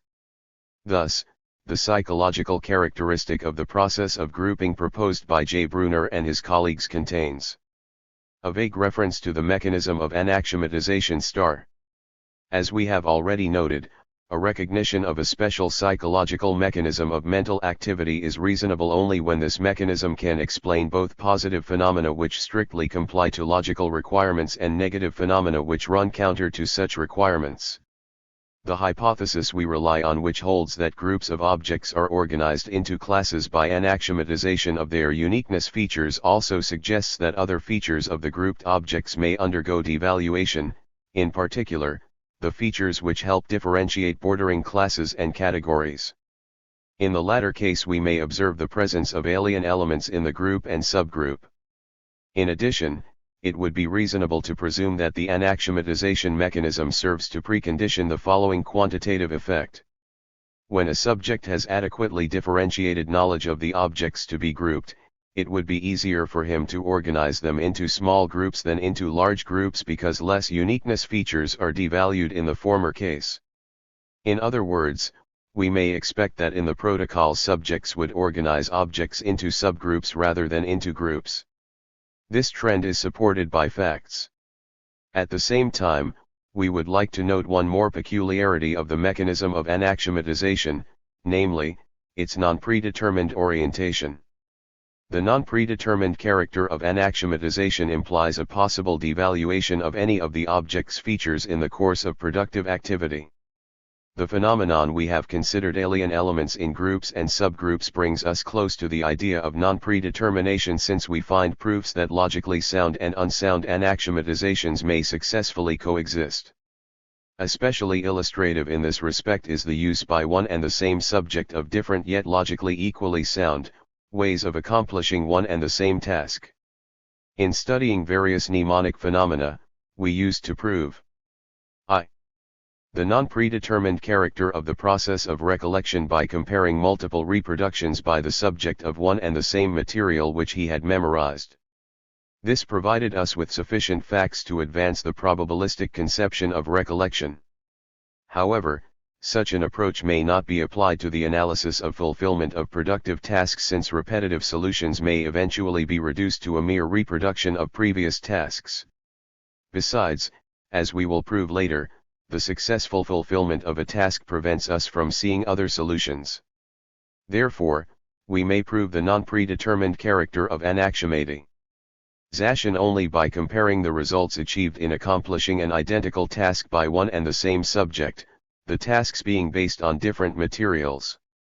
In this experimental series, the subjects had to organize words belonging to 3 groups, each consisting of 2 subgroups. Table 14 presents the distribution of protocols depending on the principles of grouping words. Principles of grouping words. Table 14. Table 14 shows, first and foremost, the subject's preference to organize words IQ subgroups rather than in groups. On average, in 34% of all the protocols the words were organized exclusively into subgroups, while only in 4% of the protocols, exclusively into groups. At the same time, in analyzing the protocols containing both groups and subgroups, we discovered that the number of protocols featuring only one group and 4 subgroups prevailed over the rest of the protocols. Furthermore, another tendency becomes apparent. This is the use of both principles of grouping words by the same subjects. Table 14 shows that only 38% of all the subjects resorted to unitype grouping, yet the majority of protocols are characterized by multi-type organization of words into both groups and subgroups. Given the probability that multi- and unitype grouping is proportional to the number of possible combinations of principles of organizing words, the hypothetical probability of unitype grouping amounts to 0.25, and of multi-type grouping, to 0.75*. Thus the actual number of multi-type grouping closely approaches the theoretically possible number of such cases, the latter amounting to 75% in compliance with the considerations of probability we have provided. Consequently, the protocols provided by the same subjects who accomplished the same task, often reveal different results of anaximatization, which is another confirmation of its non-predetermined character. The third experimental series. The first and the second experimental series revealed the mechanism of anaximatization, which consists in devaluating either information or ways of fulfilling a task. In more general terms, we were dealing with a shift in evaluation. Yet, shift may not only imply a decrease of evaluation but also an increase.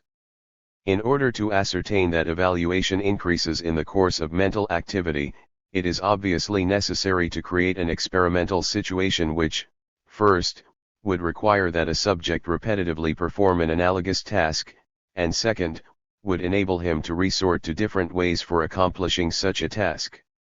If a subject who finds himself in such a situation relies on but a few of the available ways, it would be reasonable to presume that they have acquired an increased value. Such a situation takes place, in particular, when a subject has to fulfill a task using one of the traditional methods of studying fantasy, i.e., composing a great number of sentences which have to include mandatorily 3 assigned words. Sentences and plots were usually composed on the basis of reference words to determine a subject's individual peculiarities, the originality of his mind, type of visualization, etc. Our experiments, aimed at revealing the intrinsic laws of fantasy, use these methods to establish the practical ways of realizing a choice. In this experimental situation, the subjects were practically unlimited in making a choice, since every grammatically sound sentence containing the 3 assigned words fully complied with the requirements of the instructions.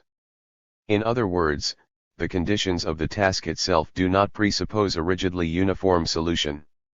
Yet, strictly speaking, this experimental situation imposed certain limitations on the subjects. Sentences had to be construed grammatically correctly and have a definite meaning. However, in spite of these limitations, the subjects had enormous opportunities for accomplishing the experimental task.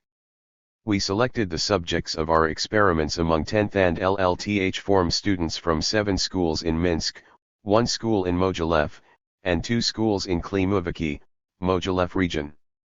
Each subject was issued a card containing 3 nouns.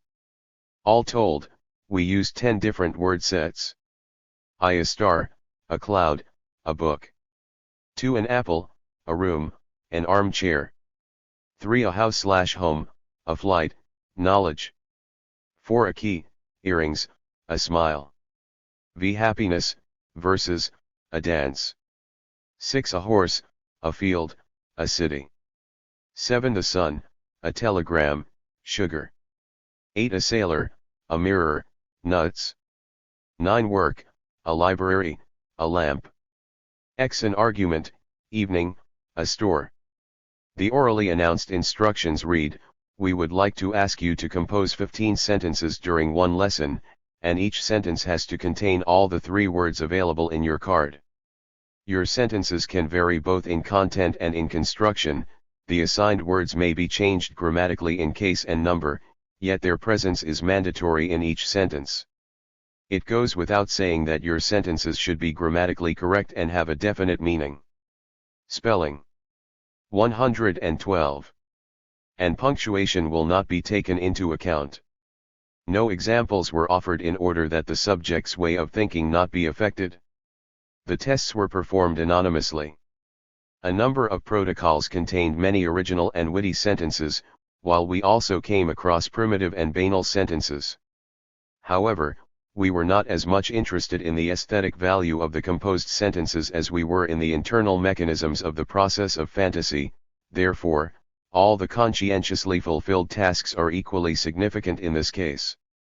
With the understanding that in staging this experimental series we sought to expose the phenomenon of increased evaluation, we have to analyze the data which could enable us to assess the subject's preferences and their peculiarities, namely, the data pertaining to the dynamics of relationship between the 3 assigned and the involved words in the composed sentences throughout the whole protocol, the dynamics of relationship between the assigned words themselves, the repetitiveness in one and the same protocol of the involved words which served for dovetailing the assigned words in sentences. Let us begin with consideration of the dynamics of relationship between the assigned and the involved words. In order to meet the requirements of the instructions, in building his sentence a subject could either subordinate the 3 assigned words to the involved words or employ the assigned words as a logical subject. The active construction is also inherent in the sentences in which the role of a logical subject is played by only 2 and even 1 of the assigned words, which subordinate both the other assigned words and the involved words. The previous analysis of the dynamics of relationship between the assigned and the involved words revealed the quantitative ratio of passive and active constructions per protocol. Our facts exposed a definite tendency. In the overwhelming majority of protocols, the assigned words were mostly used either as subjects or as subordinate members of a sentence. In other words, in almost all the protocols, one of the probable constructions prevailed to prove the preference, the increased evaluation of one or another possible way of fulfilling the instructions. However, the dynamics of relationship between the assigned and the involved words may be exposed completely only by way of determining the stability of one or another construction throughout the whole protocol. Quite understandably, the stability of any 113 specific construction cannot be discussed unless it has recurred several times in a row. The more frequently a subject employs one and the same construction, the more compactly sentences with the same construction are arranged in the protocol. Thus, compactness, which is the expression of preferences in the selection of a particular construction, is characterized by the frequency, density of its recurrence in the protocol. We find it necessary to provide a statistical footing to the hypothesis of the emergence of increased evaluation of productive thinking ways. This involves the construction of a diametrically opposite hypothesis according to which a selection of each construction is accidental. The analysis of the protocols has proved that the total number of sentences with passive constructions was approximately the same as the total number of sentences with active constructions. Consequently, each construction may appear in the whole scope of sentences under consideration with equal probability. This enables us to deduce the exact definition of the opposite hypothesis. Both active and passive constructions emerge in the protocol accidentally with equal probability ratio of 0.5, the construction of one sentence being independent from the construction of the preceding sentence. How can we make a quantitative estimate of compactness both probable, in line with the opposite hypothesis, and real, which we discovered in the protocols? We would like to begin by presenting in full two protocols which we would use in the future analysis to illustrate the methods of processing experimental results. Example 1. 1. I was invited to the House of Radio to attend a lecture about space flights and the cosmonauts' knowledge and skills in controlling a spacecraft. 2. Imagine how much knowledge is needed to be able to build a house or to make a flight in a rocket. 3. I am fond of reading books about flights, about house construction and about the great knowledge of Soviet scientists. 4. Speaking at the party were a pilot and a construction worker who told us about flights, house construction, and the knowledge indispensable for their deeds. 5. Can a construction worker build a house or a pilot accomplish a flight without adequate knowledge? 6. All the people of our country celebrate the Day of Construction Workers who build such beautiful houses, and the Day of Cosmonauts who were the first to accomplish flights into the universe. 7. Knowledge and skill are needed everywhere, to accomplish a flight or to make a model of a new house. The protocols contain 7 sentences, in the first 6 sentences the assigned words being subordinate to the involved words and in the 7th sentence vice versa. Example 2. 1. In the room there was an armchair with an apple on it. 2. The armchair with an apple on it was in the room. 3. In the room there was an armchair with apples pictured in the upholstery. 4. The apple which had fallen off the armchair was rolling across the room. 5. In the room in which they had brought me I saw a man reclining in an armchair and a vase full of apples on the table. 6. He reluctantly rose from the armchair and took the apples to the adjoining room. 7. I like to sit in the armchair in front of the only window of my room watching the street with a continuous flow of automobiles illuminating the roadway by the golden apples of their headlamps. 8. The explosion was so strong that it shook the walls of the room, the wardrobe, the armchairs, and the table, and overturned a vase full of apples on the table. 9. The blow was so strong that it sent him together with the armchair and an apple in his hand flying out of the room. 10. The apple thrown by someone into the window of his room landed in the armchair.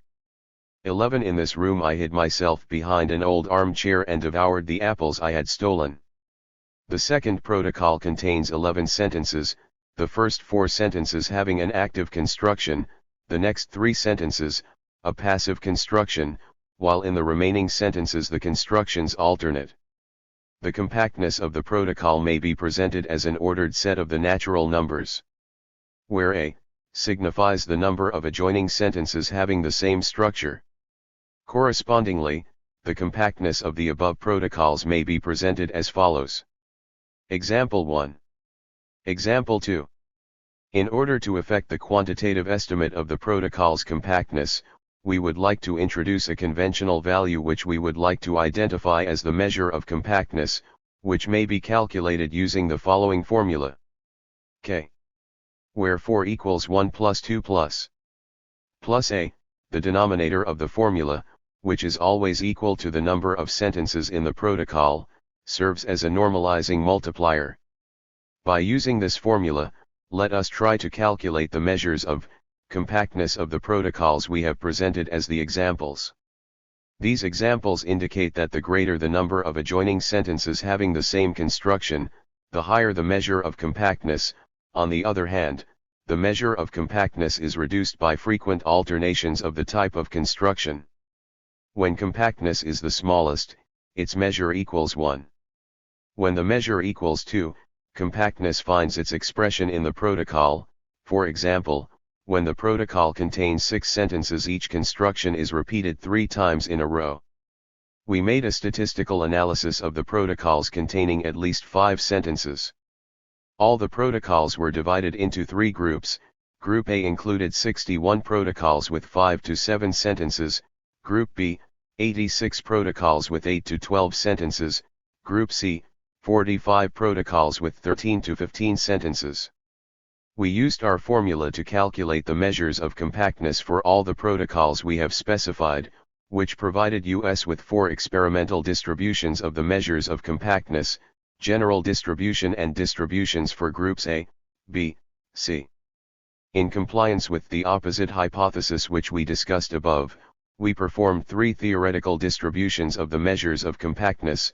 Distribution A based on the assumption that a protocol contains 6 sentences, distribution / for the protocols containing 10 sentences, and distribution C for the protocols containing 14 sentences.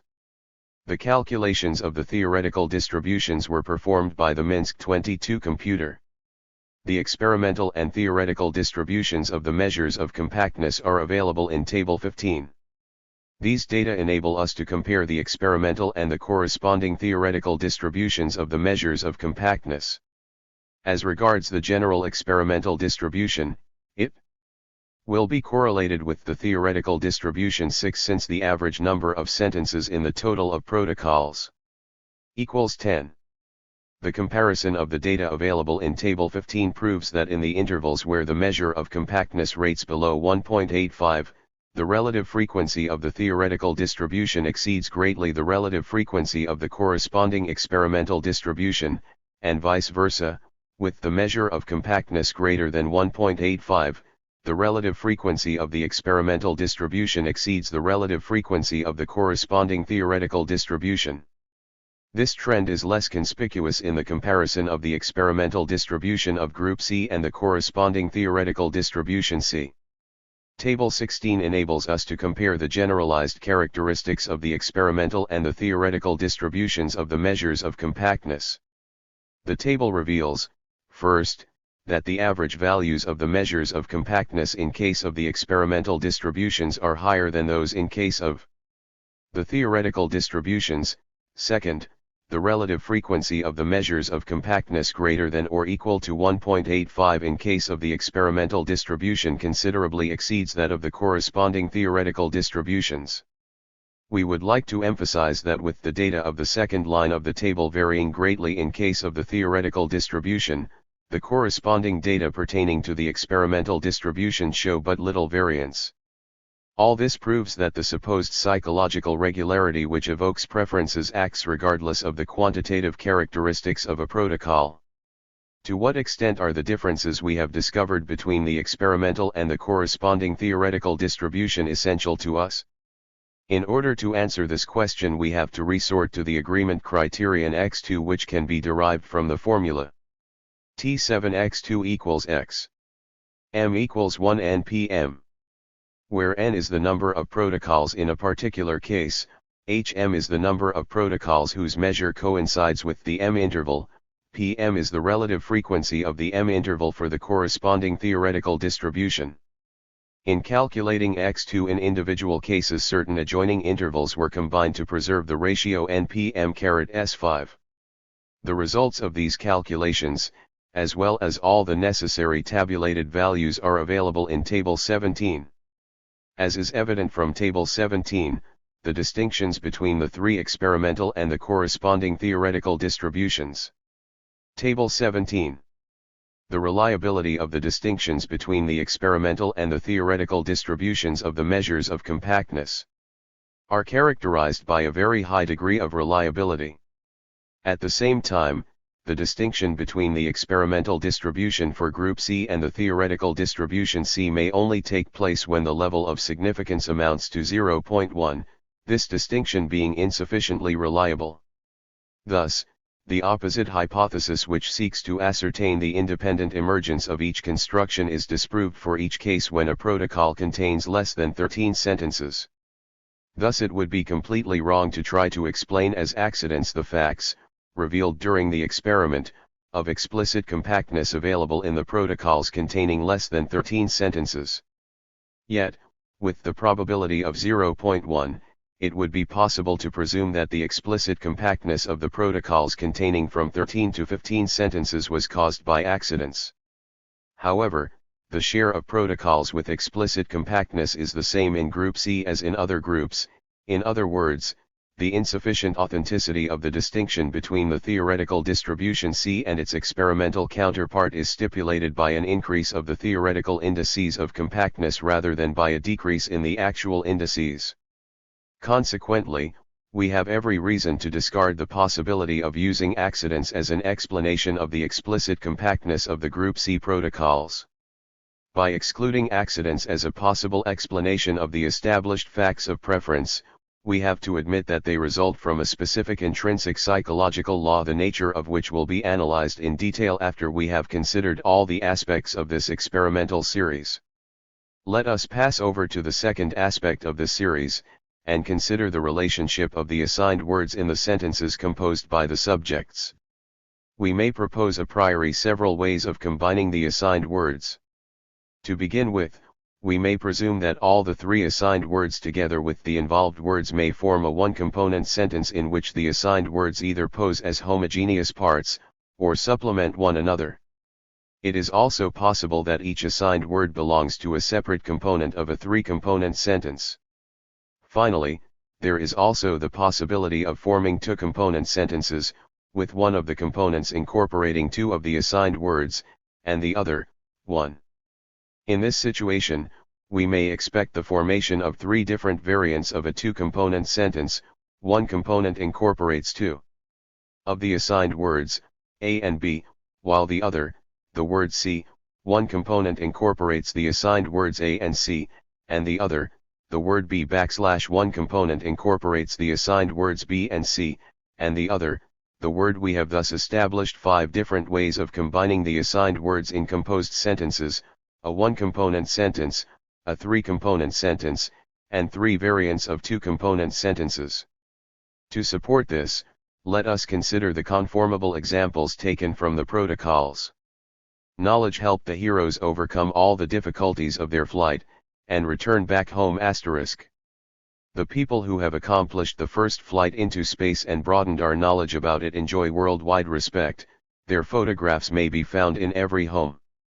The knowledge of optics helped me build a telescope which I used to watch the people in the house across the street prepare a glider for flight.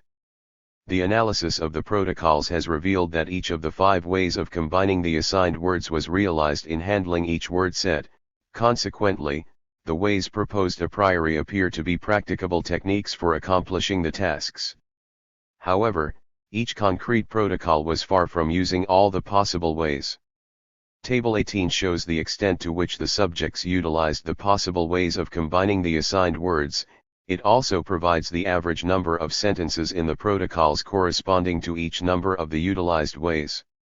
As is evident from Table 18, all the 5 ways of combining the assigned words were used in a relatively small number of the protocols. Over 50% of all the subjects utilized only 3 and less of the possible ways. At the same time, the tabulated data show a direct correspondence between the number of sentences in a protocol and the number of used ways. The more of them were used by the subjects for combining the assigned words, the more sentences they composed. The utilization of possible ways of combining the assigned words. Is there any dependence of the fulfillment of the instruction's quantitative requirements on the utilization of all the possible ways of combining the assigned words? In order to answer this question, we have to verify the existence of the reliable correlation. For this, let us consider the 4-marginal table of conjugation of the attributist presence in the protocol of 15 sentences and the utilization of all the 5 ways of combining the assigned words. In calculating the agreement criterion x2, we took into account the Yates correction for small marginal sums, x2 equals 32.0. Consequently, there is a highly reliable correlation between the fulfillment of a requirement of the instructions and the employment of all the possible ways of combining the assigned words in composed sentences. The correlation we have thus established convincingly proves that the utilization of all the 5 possible ways of combining the assigned words increases the opportunity of meeting the quantitative requirement of the instructions, to compose 15 sentences. However, since the overwhelming majority of the subjects failed to use all of these methods, we may say that some methods were clearly preferred. Thus, prevailing in certain protocols were one-component sentences, while in others, 3-component sentences made up by the subjects who worked with the same word set.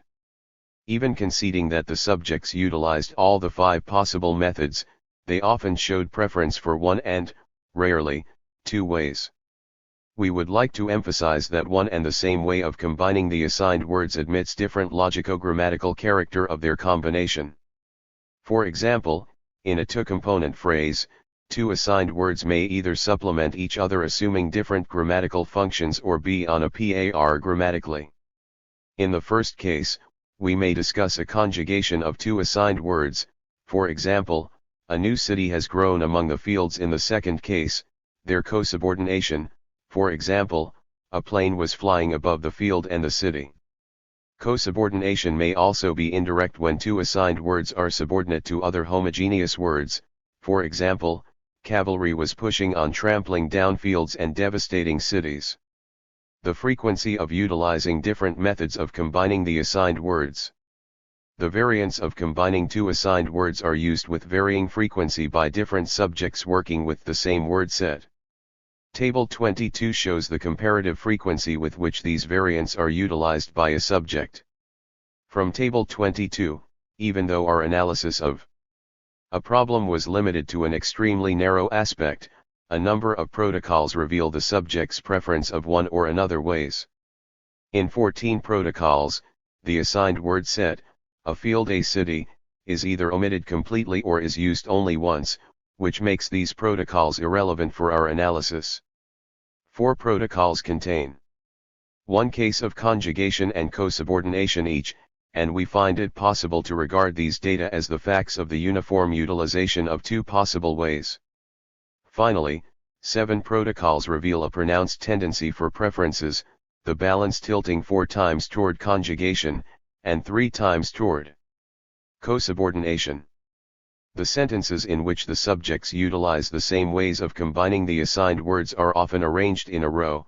For example, at the beginning of a protocol there may be a series of one-component sentences followed by a series of 3-component sentences. This creates the impression that no sooner does a subject strike upon a new construction than he would resort to his find throughout the considerable portion of the subsequent sentences in the protocol. To sum up, we can assert that in the bulk of the protocols the subjects only utilized a few of the possible ways of combining the assigned words, just as they tended to biased utilization of logico-grammatical variants in organizing the assigned words. In other words, the protocols reveal a pronounced tendency to give preference to certain ways while fulfilling a task. Next, we would like to consider the involved words.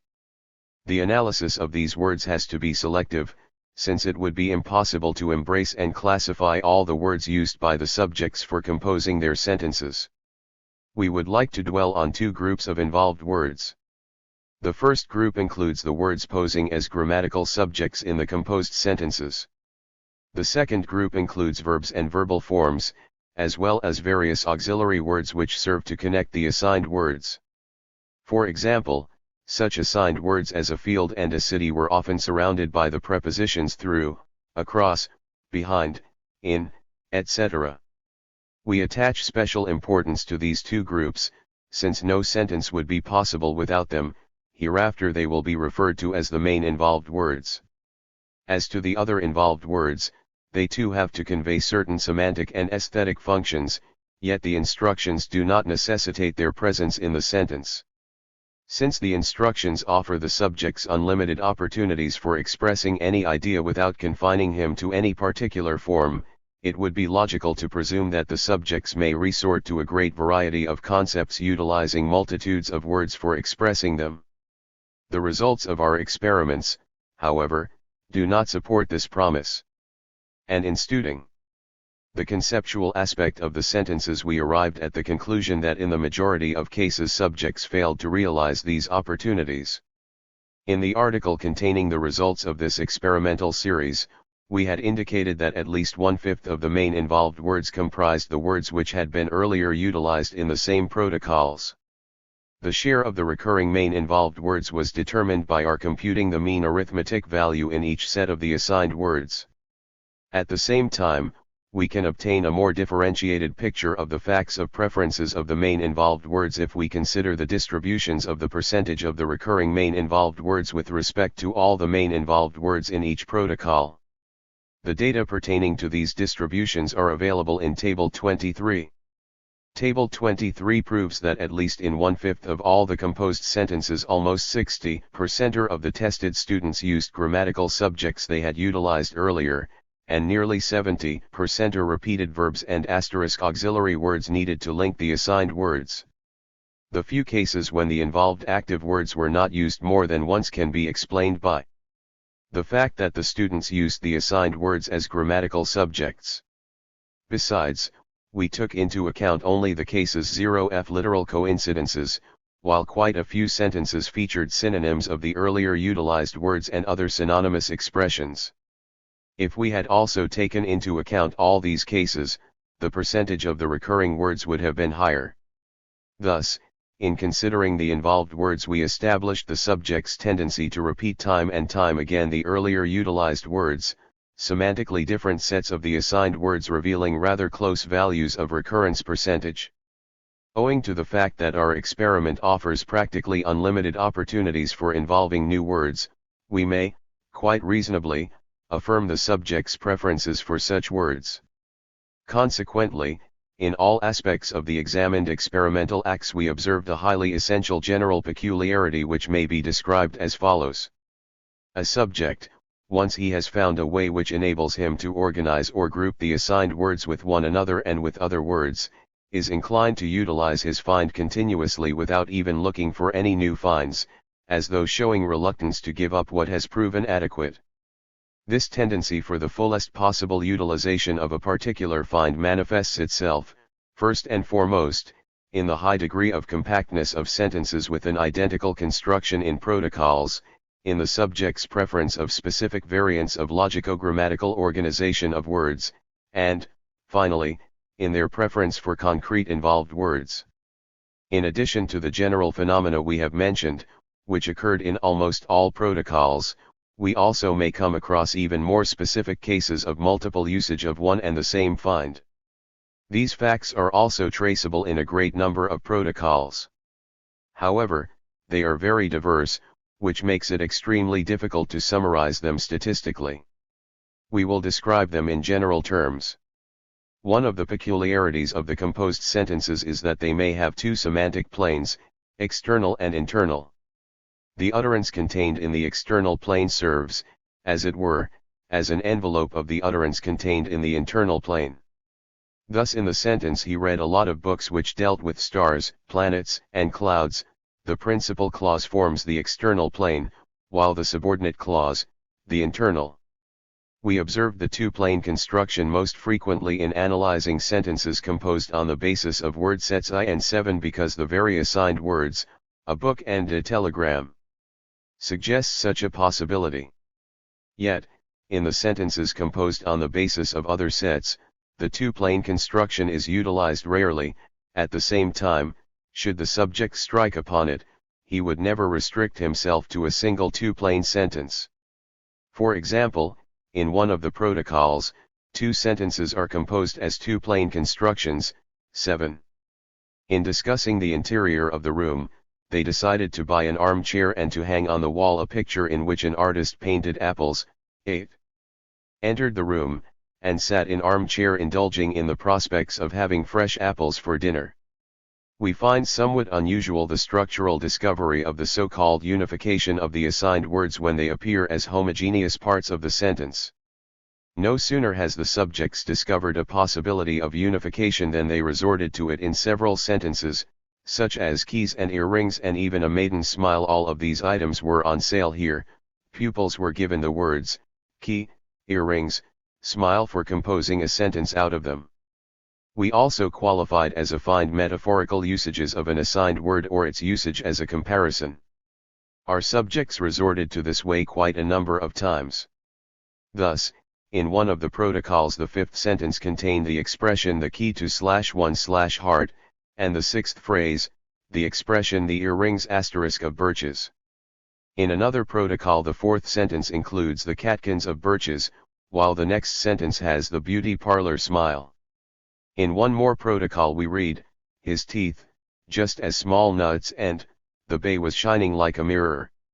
It is noteworthy that the discovered way of unusual usage of the assigned words is applied to different words.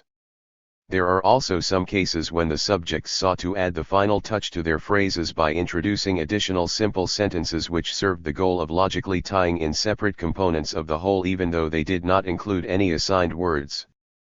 We observed the usage of such additional sentences several times in a row in one of the protocols, Sentence 8, joy filled the whole house. Sentence 9, was he really much surprised when, sentence 10, she liked the noisy streets of the city. Although none of these additional sentences contains the assigned words, they help the subject to easily combine the assigned words into a harmonious sentence. In a number of protocols we observed multiple usages of one and the same syntactic form, the same conjunctions for connecting clauses, etc. The facts we have exposed supplement and somewhat clarify our basic premises, asserting that all the finds, no matter their significance, one way or another serve to direct and determine the subject's searches, adding to their sense of preference. Yet, although we have to admit that these preferences are certainly not as stable as those which we discussed above, they nonetheless undoubtedly influence the results of the activity under study.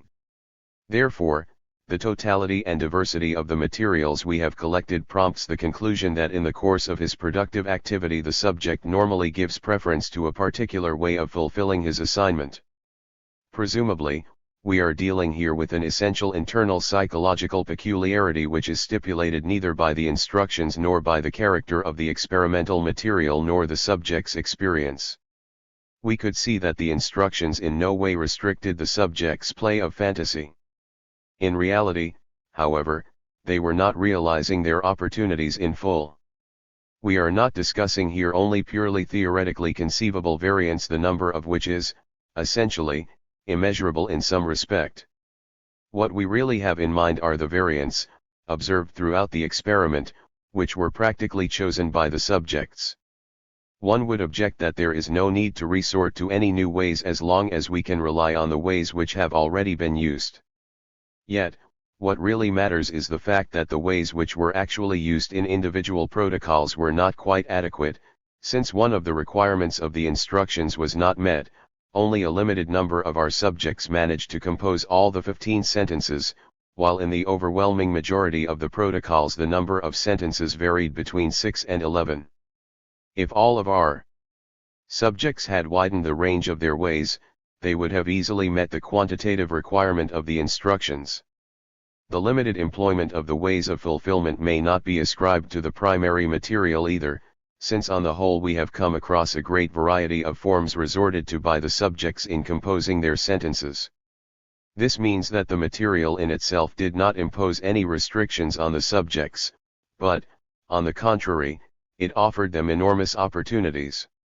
There is no doubt that a number of circumstances preceding the heuristic situation have to encourage a certain way of thinking, which simultaneously obstructs the progress of thought in another direction. However, the reliance on the factors which were effective in the past masks the peculiarities of actual activity. As we have already observed, extremely great significance is attributed to the preceding factors in the hypotheses of archetypes and functional fixedness which we analyzed in Chapter 2. These hypotheses almost fully annul the role of actual factors effective at the moment of accomplishing productive acts. This experimental series in particular clearly revealed the facts which could not be explained exclusively by the influence of past experience. It is true that, in considering the first aspect, we established the dynamic nature of preferences manifesting itself in alternations of the compactly grouped active and passive constructions, while in considering the second and the third aspects we ascertain the tendency of some of the modes, ways, to prevail over the others. The facts of preferences which we have described may not be regarded merely as a result of previous or external influences, inertness of thinking, rigid fixedness, sets, etc. Contrary to that, the totality and diversity of preferences result from the very productive activity and are caused, we may presume, by an internal psychological mechanism which operates as follows. A successful find acquires increased value which leads to the devaluation of all the other ways of fulfilling a task. We have designated the hypothetical mechanism by the term hyperaxiomatization. We view the mechanism of hyperaxiomatization as an objective psychological law stipu. 130. Lating a stabilizing effect, such as the expressed compactness of the protocols or the limitation of the number of ways of fulfilling a task. However, in the same way as anaxiomatization, hyperaxiomatization is not confined exclusively to the negative phenomena we described above. The stabilizing effect of the hyperaximatization has obviously found its expression in the phenomenon which heuristic literature has defined as reduction of the search area and decrease of the number of variants. Consequently, hyperaximatization has to play a definite positive role in creativity, since it makes it no longer necessary to scan all the available variants by raising the value of some of them while simultaneously devaluating the others.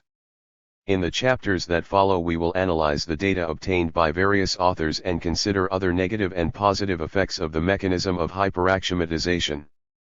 The fourth experimental series. The results of the previous experimental series presuppose the existence of two internal mechanisms of fantasy which we termed anaximatization and hyperaximatization. This compels us to determine the relationship between them. Presumably, they are two independent mechanisms which somehow interact with or influence each other. However, one may presume that their interconnection and interdependence is essentially much closer, and indeed in conducting our experiments which enabled us to discover the mechanism of hyperaximatization we could quite clearly observe, for instance, that increased evaluation of one of the ways of combining the assigned words in a sentence automatically devaluated other ways. Would it be right to assert that this dependence is also characteristic of the opposite case, i.e., that anaximatization leads to hyperaximatization? In order to answer this question, the subjects involved in our experiment were instructed to solve problems which presupposed the devaluation of a certain portion of information they were provided with. Thus we could observe the operation of the mechanism of increased evaluation, which was in no way required by the instructions. The successful accomplishment of this experiment necessitates the employment of material which may enable us to give a concrete quantitative characteristic to the phenomena of hyperaximatization. Just as in the previous experiments, we relied mostly on semantic material. Our subjects were 82 students of 2 9th and 1/10 forms of Minsk. The subjects: 5 * 131. Were instructed to make a written concise rendition of newspaper articles of 300, 310, 340, 570 and 700 words, with the abridgments of the texts having been performed twice. Short articles were, at first, reduced to 100 words, and longer articles, to 150 words, thereafter the texts were reduced, respectively, to 50 and 75 words. Throughout the whole experiment the subjects had the original texts at their disposal, and in the period of secondary abridgment they could also use their own variant I. The instructions emphasized that any form of fulfilling a task would be acceptable provided the basic content of the article was preserved. The students involved in the experiment were fulfilling the task conscientiously and showing interest in it. All the basic requirements of the instructions were observed except in 2 cases. However, the number of words in both variants varied greatly. In order to clarify the problem we were concerned with, we attached primary importance to a comparison of variants, since, in making the secondary abridgment, the subjects had to devaluate a certain portion of the material which had been compiled by them from beginning to end. Consequently, the omissions available in variant 2 may not be explained by the subject's radical reinterpretation of the text, nor by their inadequate attention nor misunderstanding. In other words, it fully complied with the instructions to devaluate half of the material. What were the varieties of sentences in variant 2? We included these data in table 24.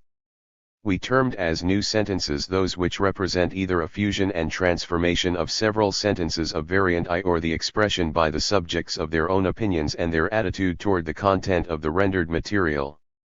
The term reminiscence sentences denotes the sentences which are available in the original texts, but were not included in variant I. In some cases, they were slightly modified. These data indicate that the same quantity of words as in variant I was preserved in a considerable number of sentences, in spite of the requirement to abridge the text. The abridged sentences comprise only 16.5%, including those in which not more than 1 or 2 words were missing. However, as long as variant 2 was always shorter than variant I, we may conclude that in order to abridge the text the subjects often discarded a considerable number of whole sentences. Table 25 shows the number of sentences completely discarded during the secondary abridgment. As is evident from Table 25, the number of discarded sentences varies depending on the text. Therefore, in making the secondary abridgment of the texts, the subjects often anaxiomatized its major unit sentences, the degree of anaxiomatization depending on the character of the text. How does hyperaxiomatization, the second hypothetical internal mechanism, manifest itself in this situation? We may presume that the devaluation of sentences may lead to increased evaluation of the other elements of the text words, which are preserved even though they may be omitted from the standpoint of logic and grammar and should be omitted if we follow the requirements of the instructions. Provided such a dependence exists, it has to produce the following quantitative effect. Let us designate the number of words in variant I by the letter A, the number of words in variant II, by the letter B, and the number of words which were included in the sentences present in variant I and absent from variant II, by the letter C. The difference between the value AB and the value C will be negligible if the subjects perform the abridgment of their text by discarding whole sentences. Conversely, if they abridged the texts by deleting individual words from the sentences, the difference between the values AB and C will be statistically reliable. As we have already noted, alongside the abridged and fully preserved sentences, variant II also contains new sentences and reminiscence sentences. In computing the words using the above methods, these sentences were not taken into account in the same way as their counterparts in variant I, which served as the primary material for new sentences. In order to obtain comparable data throughout the protocols, we did not juxtapose directly the values A, B and C, but their percentages with respect to the value A. For making comparisons of these two values, A, B x 100, C asterisk, and J x 100, we employed a formula which enabled us to establish the reliable difference of totalities with coupled values. A, where A is the mean difference of the compared values, N is the volume of the selected material, O is the standard deviation. Table 26 offers the comparison data of the number of words in the comparable sentences of variant I and variant II. Table 26 shows that the abridgment of texts 1, 2, and 3 produced the following effect: there were almost no cases of deletions of words from preserved sentences, thus there was no statistically reliable difference between the values A, B and C. At the same time, there was a marked difference between these values revealed in the abridgments of text 4, which means that the subjects were fulfilling the instructions also by deleting individual words from the remaining sentences. Finally, the difference between the comparable values is less pronounced in the abridgment of text 5. What is the explanation of such widely varying results? The anticipated effect of the increased evaluation of words, which manifests itself in their special stability in the preserved sentences, is the logical outcome of the hypothesis according to which the hyperaxiomatization of certain elements of the text is caused by the anaxiomatization of other elements. It would be natural to presume that this effect takes place with more pronounced anaxiomatization of the sentences. Table 25 reveals that in abridging texts 1, 2, and 3 the subjects discarded more sentences than in abridging texts 4 and 5. In order to clearly establish the essential difference between the quantities of the discarded sentences while abridging the texts of both the first and the second. Table 26. The comparison of the number of words in comparable sentences of variant I and variant II. Groups. We resorted to Wilcoxon's criterion, which enables us to prove or disprove a hypothesis attributing two selections of materials to one and the same general totality. We applied Wilcoxon's criterion to prove that the data presented in Table 26 concerning the first and the second groups are data pertaining to various general totalities, i.e., the number of sentences discarded from the protocols of the first group is much greater than that of the second group. The utilization of the criterion presupposes in the first place the computation of inversions * their number U equals 288. The mathematical distribution of inversions is determined according to the formula mu equals L, where m and n are the two values of selections.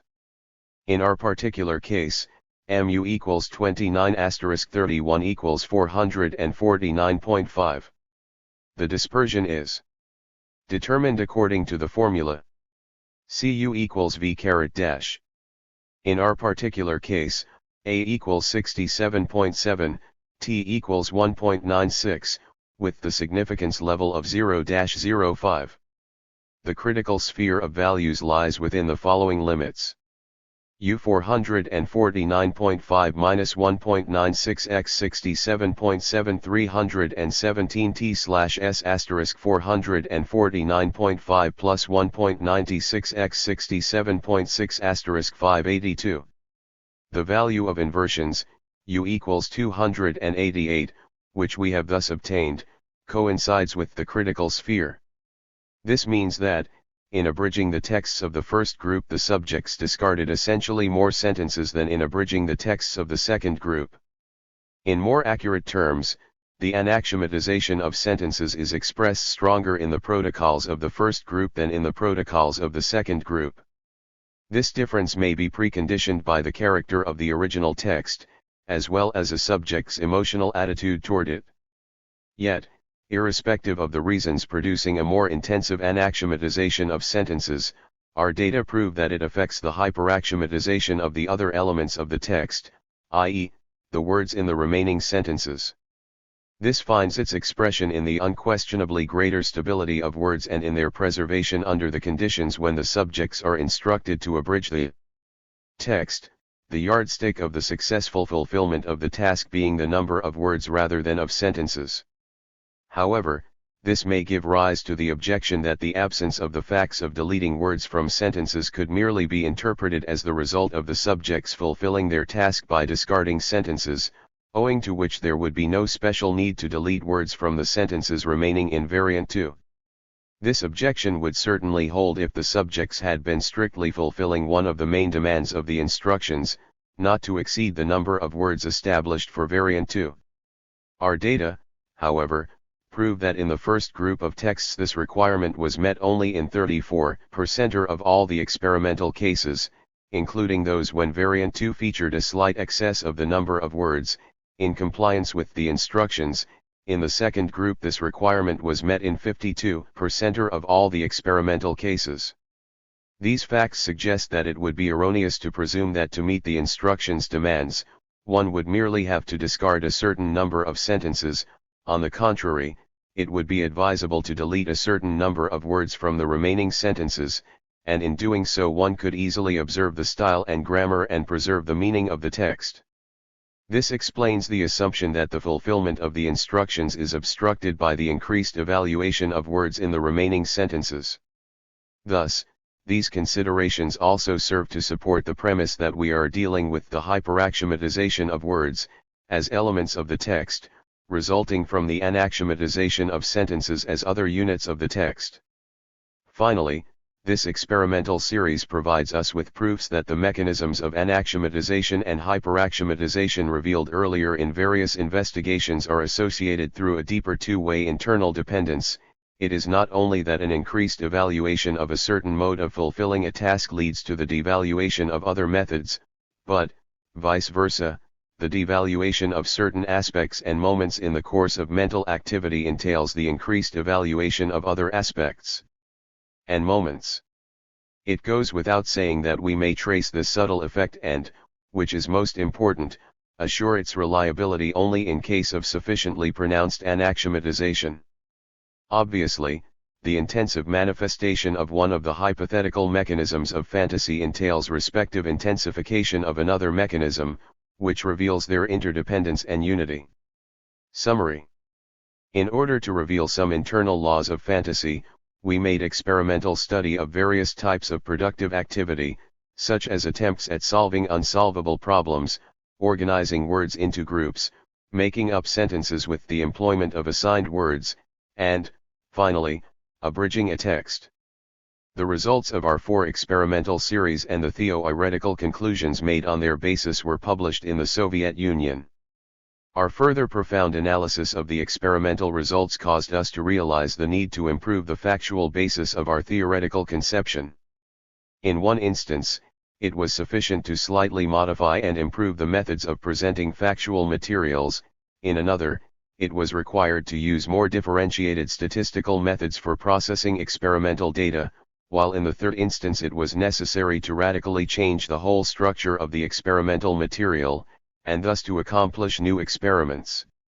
Additional researches and application of refined mathematical methods in no way disproved the authenticity of earlier theoretical postulates, but, on the contrary, enhanced their exactness, correctness, and veracity. The reliability of the results of our experiments is supported by numerous data obtained by other investigators from didactic and criminalistic materials. The experimental data enabled us to establish a number of characteristic facts, to designate which we used special descriptive concepts: illusory solution, omission of limiting features, neglect of distinctions, broadening of relationship, upturned relationship, partial observance of the assigned relationship, compromise illusory solution, alien elements in groups and subgroups, extraordinary grouping, uni and multi-type organization of words, pronounced compactness of a protocol, preference, utilization of non-original words, discarding and deletion of elements, increased stability of words. However, the theoretical interpretation of the observed facts involved only two explanatory concepts: anaxiomatization and hyperaxiomatization, denoting two hypothetical fundamental internal mechanisms of fantasy. The first mechanism, characterized by non-predetermined orientation, devaluates this or that information or one or another mode of mental activity, while the second mechanism, 138, brings about an increased evaluation of a successful, from the subject's point of view, way of fulfilling activity, as well as an increased evaluation of this or that information. Both cases reveal shift of evaluation of certain psychic realities. The available facts show that both hypothetical mechanisms of fantasy are closely interdependent and are an expression of a deeper general law. In this connection, it would be quite natural to pose the problem of the relationship between the traditional concepts and the explanatory concepts we have proposed. It would be of interest to establish whether they reflect one and the same, but designated in different ways, internal psychic reality or its various aspects. It would also be of interest to determine which of these explanatory concepts, traditional or proposed ones, are more general. From the standpoint of the hypothetical laws of fantasy, we find it possible to interpret both analysis and synthesis as products of the mechanism of anaxiomatization. A devaluation of deep-rooted links leads to the dispersion and disintegration, while a devaluation of the existing differentiations preconditions the appearance of proximity and unification of separate data. Meanwhile, we have to admit that on the face of it this interpretation appears to be a simple replacement of one term by other. However, it is also possible to more rigorously verify the applicability of our conception to various productive activity, as long as it is suggestive of such an essential effect as hyperaxiomatization. In more concrete terms, our conception of fantasy may be defined as adequate only when we have proved that the two hypothetical mechanisms can be discovered, in various phenomena of creativity. Chapter V. Inner psychological mechanisms of fantasy and their contribution to various productive activities. General outline of the proposed theory. According to the proposed theory of fantasy, whatever the nature and consequences of productive activity, there is always shifting of evaluations in that, on the one hand, some information, modes of task performance, and techniques of its performance are devalued and, on the other hand, the results obtained and the methods used are given an increased evaluation. The two mechanisms are not merely interrelated, they seem to embody a more profound unique law.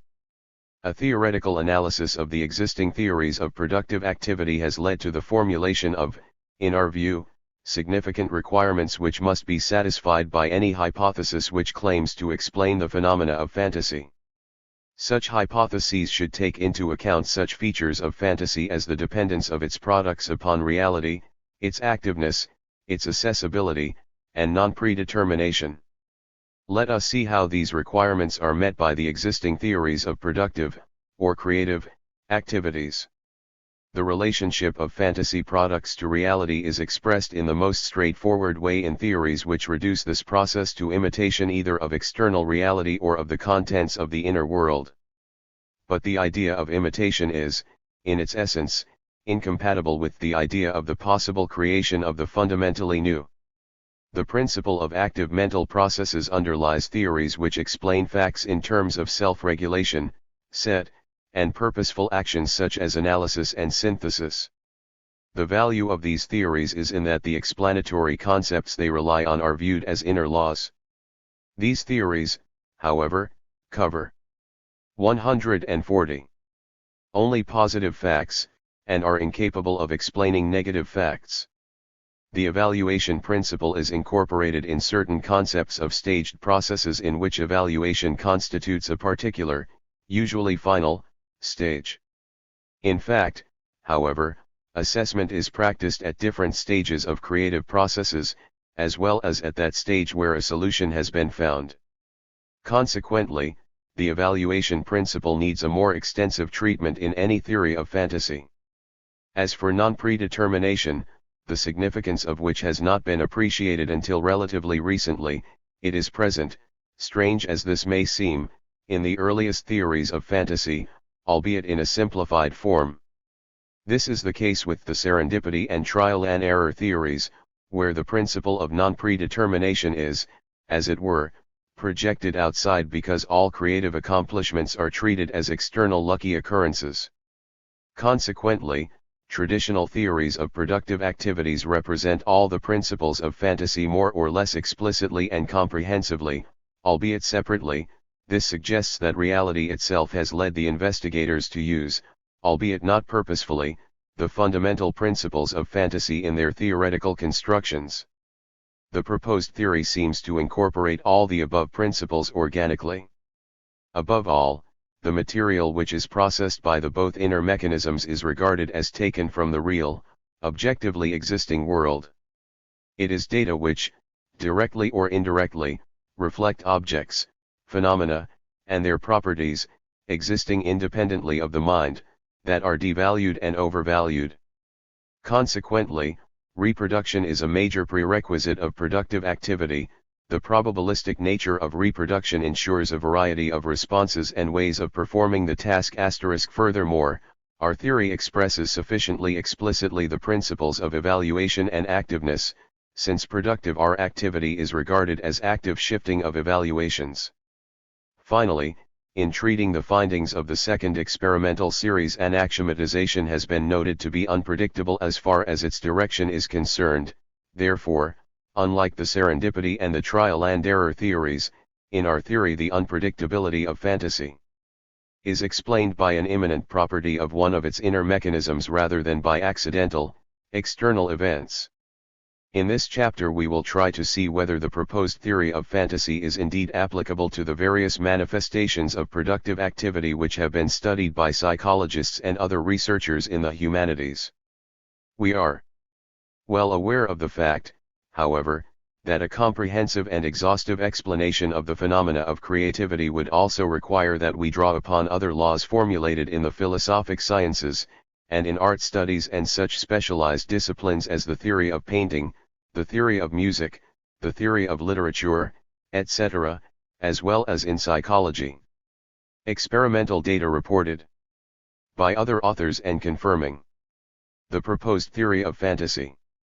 As a rule, researchers devote almost all of their efforts to investigating facts which seem to corroborate their theories, while data that could be interpreted differently are either overlooked or given but a modest space in describing the experimental results. Nevertheless, as we will try to show, a careful analysis of traditional and, even more so, modern research into productive activity reveals facts that match with our data and are explicable in the framework of the proposed theory. Let us start with certain characteristic facts that were described by Watt of the Würzburg School. Referring to his experimental facts, Watt says that the search for a generic concept is easier than the search for a species concept, because the former takes less time. This result is explained by suggestion that in real-life tasks involving the selection of species concepts are rarer than those involving the selection of generic concepts. The same investigation noted, however, that species concepts were replaced by synonyms or even by rather remote notions. Should this phenomenon be explained by a more often occurrence of synonyms than of species concepts in real life? What offers no answer? About 25 years later, Albert Berlaud re-examined Watt's conclusions and noted, in particular, that incorrect responses can be traced to neglect for the set task. Further, he showed that this neglect is not attributable to incomprehension. 0f the task by the subject, and that the task to point out a species concept is not more difficult than that to point out a generic concept. He explained the errors by arguing that movement towards the species is less natural, less habitual than towards the genus because the latter occurs more often. Both Watt and Berlaud came across a significant fact, indicated its most essential psychological feature, and were on the verge of seeing the general law behind the fact, but overlooked this law because they tried to squeeze the fact into a ready-made theory. We believe that the experimental fact as described by Watt and Berlaud is quite compatible with the data of our first experimental series and is naturally explainable by the anaxiomatization mechanism. Watt's subjects, who found it difficult to tackle the task, devalued some of its requirements and constraints and thus replaced it with a more general task. More specifically, in compliance with the new task which was engendered by anaxiomatization, they adduced generic concepts, synonyms, etc. as well as species concepts. Our explanation of the fact reported by Watt requires no additional and arbitrary assumptions that the subjects have dealt with one variety of logical relations more often than with others, or that a generic concept is easier to specify than a species concept. In short, the anaxiomatization mechanism seems to provide an adequate interpretation of an interesting and informative fact. The experimental data being gathered by researchers today provide numerous facts that seem attributable to hyperaxiomatization. This is true of the incubation phenomenon described in Chapter 2, where attempts to explain it were analyzed. The stagnation of thinking, characteristic of this stage, can, in our view, be interpreted as an effect of the hyperaxiomatization mechanism, which significantly reduces the number of options. To put it differently, the increased evaluation of some options in the early stages prevents others from being seen. In time, however, the increased evaluation is weakened and other options become conspicuous, including the correct answer. This explanation of the incubation phenomenon requires no hypothetical assumptions concerning a subconscious search for options or a change in the set purely as a result of the passage of time. The assumption that an increased evaluation may weaken with time is consistent with an understanding of hyperaxiomatization as a dynamic law, different, say, from functional fixedness of Duncker. 143. Interesting facts which are evidence of the reality of the hyperaxiomatization mechanism are reported in recent investigations where the anagram technique was employed. In several series of carefully designed experiments, Meissner and Tresselt studied conditions necessary for a successful solution of anagrams. They noted that widely used words were easier to guess and that words were formed more quickly from meaningless combinations of letters. Their data also clearly show that the rearrangement of one meaningful word into others is much more difficult than constructing this word from the same set of letters presented in a meaningless combination. Meissner and Tresselt themselves overlooked this fact, which we have established on the basis of their experimental data, and consequently offered no theoretical explanation. In our view, the facts can be explained as follows. The assigned word, though serving, according to the instructions, only as a stimulus or initial material for forming another word, is also a possible solution because, first, it includes all the assigned letters and, second, has a sense. Since, with some weakening of the requirements, the assigned word can also be viewed as a solution, it acquires an increased evaluation which makes it difficult for the subject to see alternatives. On the other hand, a meaningless set of letters cannot be regarded as a solution by the subject, because it does not meet a major requirement, i.e. that the resultant words should make sense. Consequently, a meaningless set of letters cannot cause hyperaxiomatization. Similar facts are continuously observed in everyday life. Thus the first option often hinders the correct solution in the same way that the first word or name which comes to one's mind hinders correct recollection.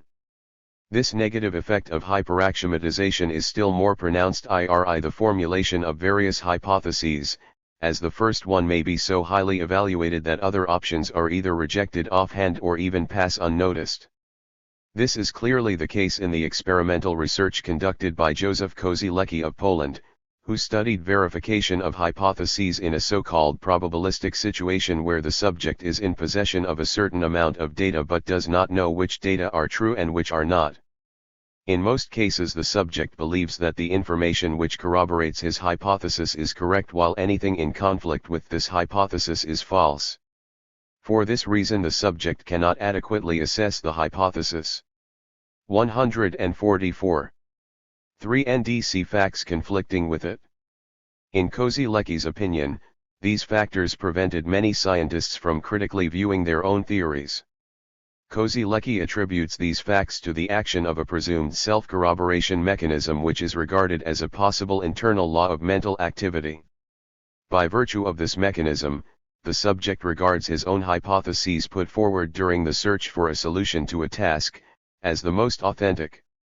The facts described by Kozilecki appear to illustrate one of possible hyperaxiomatization effects at work. Hyperaxiomatization also occurs, however, in those cases when the results of mental activity cannot be considered in terms of their authenticity. The rather narrow interpretation of the internal mechanism as an amplifier of the feeling of truth was probably dictated by the specific phenomena which were investigated by Kozilecki.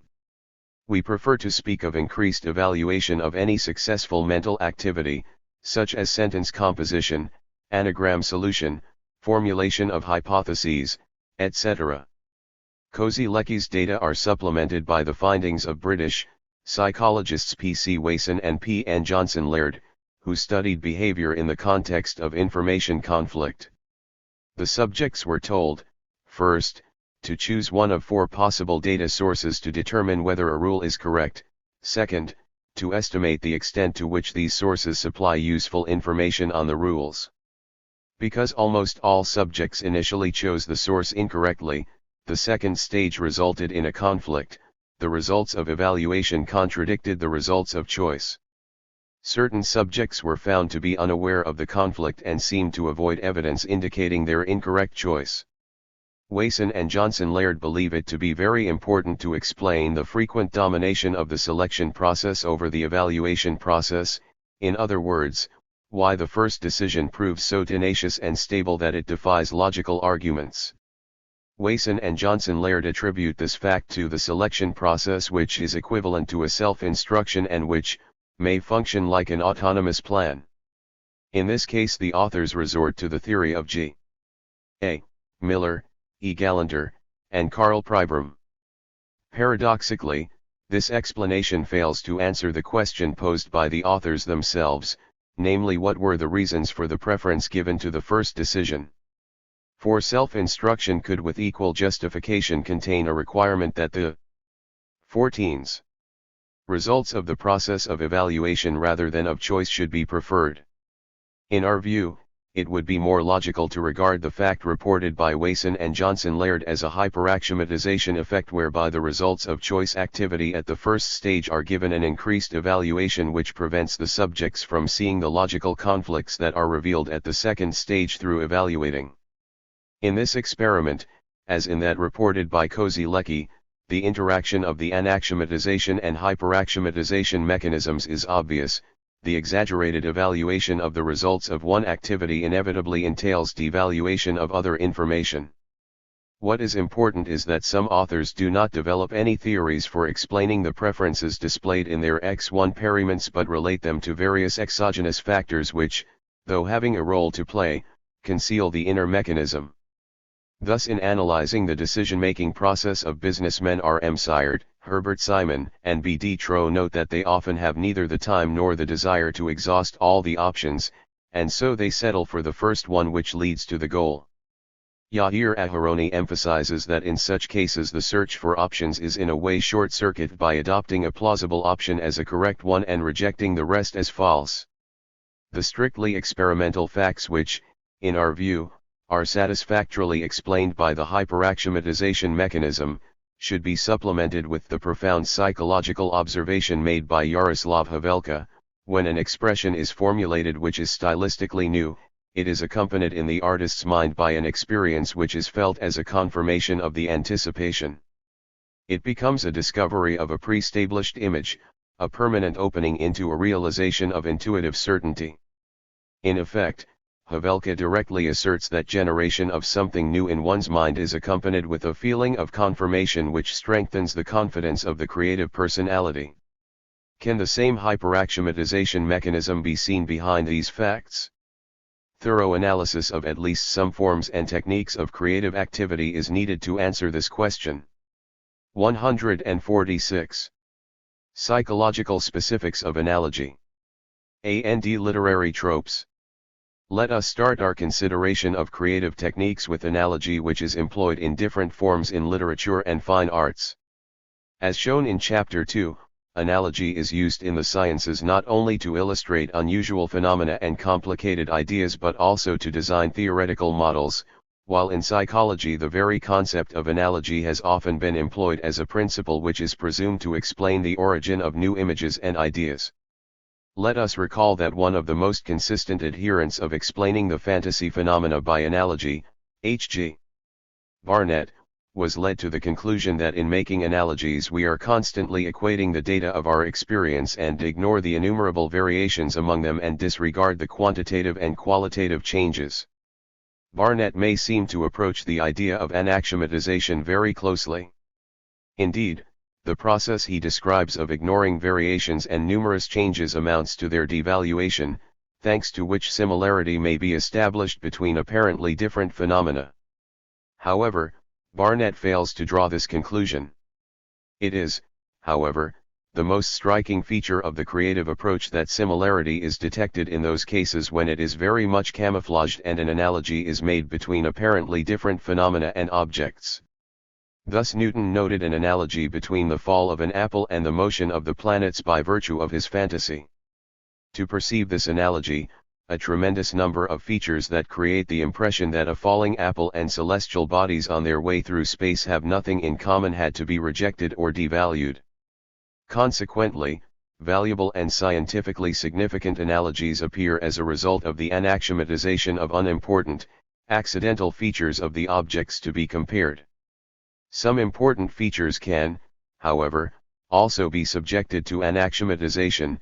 This results in so-called non-rigorous and incomplete analogies.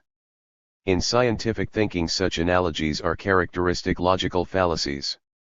On the other hand, incomplete analogies often act as very widespread artistic techniques of comparison and trope. An artistic comparison is usually defined as the identification of one object with another. Psychologically, it is. 147. Important to note that, as a rule, the number of common features of objects between which analogy is drawn is severely limited. Thus, in describing a beautiful girl in his Hebrew melodies, Byron uses several comparisons and allegoric expressions with different objects, each depicting just one feature in the appearance of the fair lady. She walks in beauty, like the night of cloudless climes and starry skies, and all that's best of dark and bright meet in her aspect and her eyes. One shade the more, one ray the less, had half impaired the nameless grace, which waves in every raven tress. The smiles that win, the tints that glow, but tell of days in goodness spent. We can thus see that comparison by analogy is achieved by anaximatizing most of the features whereby the objects of comparison differ. The stability of many comparisons and their charm are obviously attributable to the other mechanism of fantasy, hyperacclimatization. Another variety of analogy employed in fiction is a group of figures of speech denoted as tropes, or words and expressions used figuratively. They include metaphor, metonymy, antonomasia, synecdoche, and personification. A metaphor is a figurative use of words derived from some similarity. In the process of creation, the metaphor brings together phenomena which have no causal nor, apparently, any, even remote, connection, wrote B. Milok, a Soviet literary critic and specialist on Pushkin. Indeed, The formation of a metaphor involves, as a rule, the identification of insignificant similarities, while the prevailing dissimilarities are ignored. This is probably what Stevens has in mind when he says that resemblance in metaphor is an activity of imagination. In using metonymy, we neglect differences between words in their direct sense and significance when we say, for instance, crowned with laurels, implying the victor. In antonomasia, the difference between the generic and the species notion is neglected, thus Xanthippe, a proper name, stands for a nagging wife. An opposite case of replacement is the use of the common noun the philosopher in medieval literature to denote Aristotle. Synecdoche is replacement of a word which denotes the whole by one which denotes a part, and conversely. In all cases of synecdoche, the difference between the whole and the part is neglected. In some literary genres, such as fables, personification is a widely used figure whereby inanimate objects are given the attributes of living beings such as sentiments, desires, the faculty of speech. An important prerequisite for personification is, obviously, the neglect of the difference between animate and inanimate objects. Consequently, for all their variety, these kinds of tropes have the same psychological trait, namely that some real features, relations, or differences are neglected, or devalued. In other words, psychologically, tropes result from the anaxiomatization of some features which culminates in identification, a kind of equalizing, of different substances such as part and whole, words of widely differing meanings, animate and inanimate objects, etc. In the process of fantasy, real sizes and proportions may also be devalued, which results, in literature and the arts, in the well-known phenomenon of hyperbole, or exaggeration, or, conversely, minimization of the size and other characteristics of objects or their parts. Here, anaxiomatization may be applied to real quantitative characteristics. Thus in mythology and folklore of some peoples, deities may have many arms, legs or breasts. Neglect of realistic quantitative features is also characteristic of modern literature and art. Recognizing anaxiomatization as the psychological mechanism of tropes, we may also expect hyperaxiomatization effects, since the two mechanisms are complementary. Studies of literature confirm that tropes are, as a rule, very stable and are used by many generations almost intact, especially in folklore. Gusev, a Soviet folklore researcher, has emphasized that it is its traditional nature, stability, and repetition of elements that make folklore uniquely attractive and give aesthetic satisfaction to both the performers and audience. Folklore methods are, strange as it may seem, employed in today's fiction. Thus Charles Paul Morin, the founder of psychocriticism, has analyzed the texts of many French authors and detected so-called obsessive metaphors, individually characteristic of each of them. Stability and repetition of way of performing an activity can be explained either by the uniqueness of the given method or by preferences given to it. The first reason does not seem plausible for tropes which are generated, as we have seen, when there is the slightest similarity between the objects.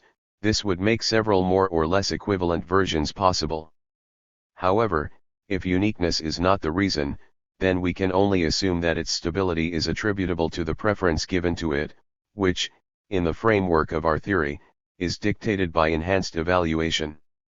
Specific creative methods such as analogy and tropes can thus be seen as psychologically related to the anaxiomatization and hyperaxiomatization mechanisms. Let us now look at symbolism, a more involved artistic device. Symbols in the light of the proposed theory of fantasy. The discrepancy of views concerning the essence of symbols makes their psychological analysis difficult. According to the latest dictionaries, symbols serve as the conventional denotation of some concept, idea, artistic image, or some quantity. In this interpretation, a symbol is almost identical with a sign, which is defined by some authors as something that stands to somebody for some, *ing in some respect or activity. Following other authors, Gilbert Durand, a French researcher into symbols, has noted that terms such as image, sign, allegory, symbol, emblem, parabola, myth, drawing, figure, icon, idol, etc. are often used interchangeably. Comparing them in his L'imagination symbolique, Durand tries to unravel the specific attributes of symbols as distinct from signs, allegories, and emblems. He believes that symbols are used to represent what cannot essentially be imagined as a sensually perceivable thing and is a representation which reveals a secret meaning. By virtue of this ability of symbols to cause visualization of what cannot be expressed, they are extensively represented in the sphere of the subconscious, in images of the supersensual and supernatural, and in the work of surrealists.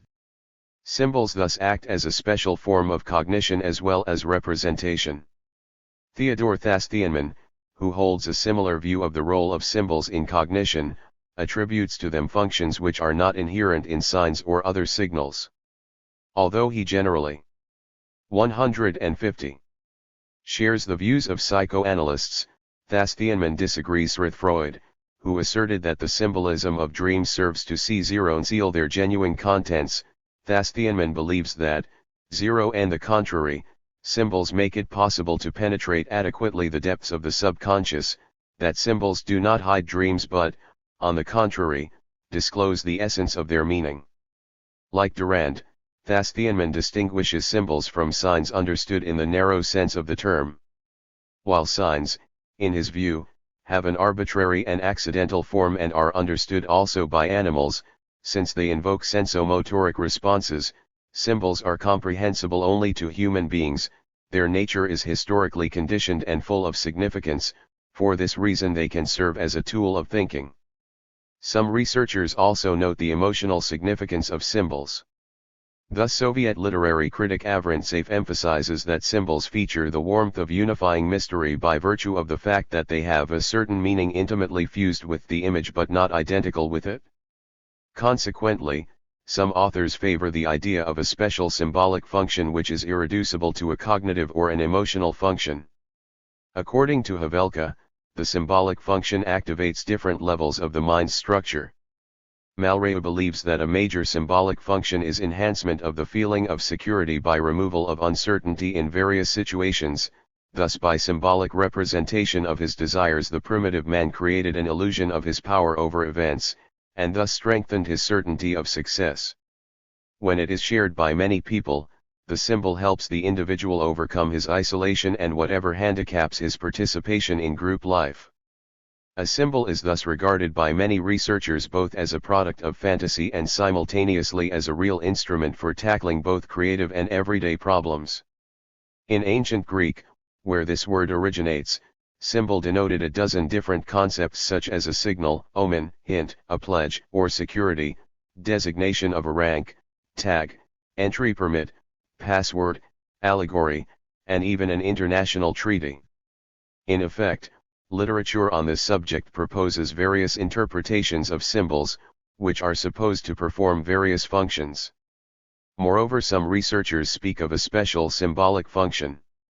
Is it possible, however, to specify any characteristic psychological feature inherent in symbols which would be independent of their interpretation and linked to any of the above functions? Such a feature would appear to be the ability of symbols to act as a substitute for some entity. Moreover, 151. We tend to see in this feature the basic psychological function of symbols. Let us consider different conceptions of symbols from this point of view. The widespread understanding of a symbol as a conventional labeling of something presumes its ability to act as a convenient substitute. Thus a particular sign stands for an extensive expression of a complex thought or formula, a conventional pattern stands for an idea, and road signs act as verbal commands, warnings, etc. Substitution is implicitly presumed to a still higher degree in those conceptions which stringently distinguish symbols from signs proper and associate the former with specific functions such as figurative representation of objects and phenomena of the real world, of what is not accessible to the senses and even non-existent. Indeed, representations such as sculptures, drawings, engravings, etc. can be viewed as substitutes for the real object in some respect and for some purposes. Furthermore, to represent something sensually imperceptible or even non-existent, those tools which only represent are insufficient. Such tools should obviously act as these objects and, consequently, What we have in this case is not merely substitution but compensation with the symbol. In magic practices the symbol replaces, as a rule, the real object. Moreover, as Thasthianman and other researchers indicate, the symbol is regarded as a substance identical with the object. Finally, symbols which are believed to have a creative impact invariably function as substitutes for many impressions both in the conscious mind and in the sphere of the subconscious. The above arguments confirm that, although the essence of symbols is understood in different ways, in all these interpretations the characteristic psychological feature of symbols is their ability to replace objects. As a result of the substitution, symbols sometimes act as entities, equal, in some sense, with real objects, as is the case of using physical and mathematical symbols. What is it, then, that makes substitution possible? An answer to this question will undoubtedly shed light also on the psychological nature of the appearance of symbols. Replacement of one material object by another, the simplest case of substitution, presumes that both objects are equivalent. In some cases it is the appearance that counts. A child is quite happy when he receives a new identical ball instead of a lost one, an example supplied by Mavet. 152. If, however, one attaches great importance to the individual attributes of the object, the latter cannot possibly be substituted. An object of love or strong affection is irreplaceable, for the subject does not accept a substitute for objects whose value is exceedingly high in his eyes and whose features cannot be devalued. These examples give an insight into the close relation of substitution and evaluating attitude. In symbolization the subject is content with a substitute which is noticeably different. The essential feature of such replacement is downgrading, neglect of the differences between replaced object and its substitute. This is evidence of the direct dependence of substitution on anaxiomatization, which enables symbols to work. Consequently, the generation of symbols which act as substitutes is linked to the anaxiomatization mechanism. On the other hand, the hyperaxiomatization mechanism is also very much in action. Many ancient peoples worshipped fetishes, various objects, chiefly manufactured, that were genuine symbols. We believe that this cult cannot be explained by the fear that primitive people experienced in face of elemental forces, for the fetishes were not terrible or uncontrollable forces but handmade objects, still more helpless than their creators who could dispense with them in any conceivable way. Fetish worship can probably be traced back to the increased value attached, as shown above, to creative activity and to perception of its products. Many authors have emphasized the importance attached to symbols down the centuries, the worship given to them, and the belief in their prowess. Many symbols go from generation to generation intact. All of this clearly reveals that symbols are given an enhanced assessment. Some general attributes of creative activity in the light of the proposed theory. Above we tried to reveal the effects of the proposed anaxiomatization and hyperaxiomatization mechanisms in the psychological features of three creative tools: analogy, tropes, and symbols. Now we propose to consider some other, more general features of creative activity in the same light. This analysis makes no claim to be exhaustive or systematic, we merely wish to draw in more facts which illustrate and corroborate the ideas put forward in this book. First of all, let us take up the psychological specifics of schemata and schematic representations. Schemata are, as a rule, regarded as relatively primitive products of imagination. Thus, literary critique opposes full-fledged literary characters to schemata, and the expression schematic thinking is a derogatory term. A schema is usually understood as a very generalized representation of objects or processes, interrelations between parts of objects and certain conditions of their functioning. Development of schemata obviously requires neglect of those details which are of secondary importance. Another widely known kind of fantasy are caricatures in the widest sense of the word. In graphical cartoons the correct proportion of parts of the human body and face is clearly devalued.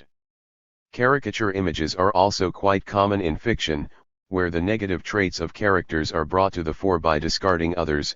This was the case with Shylock's greed, King Claudius' baseness, etc.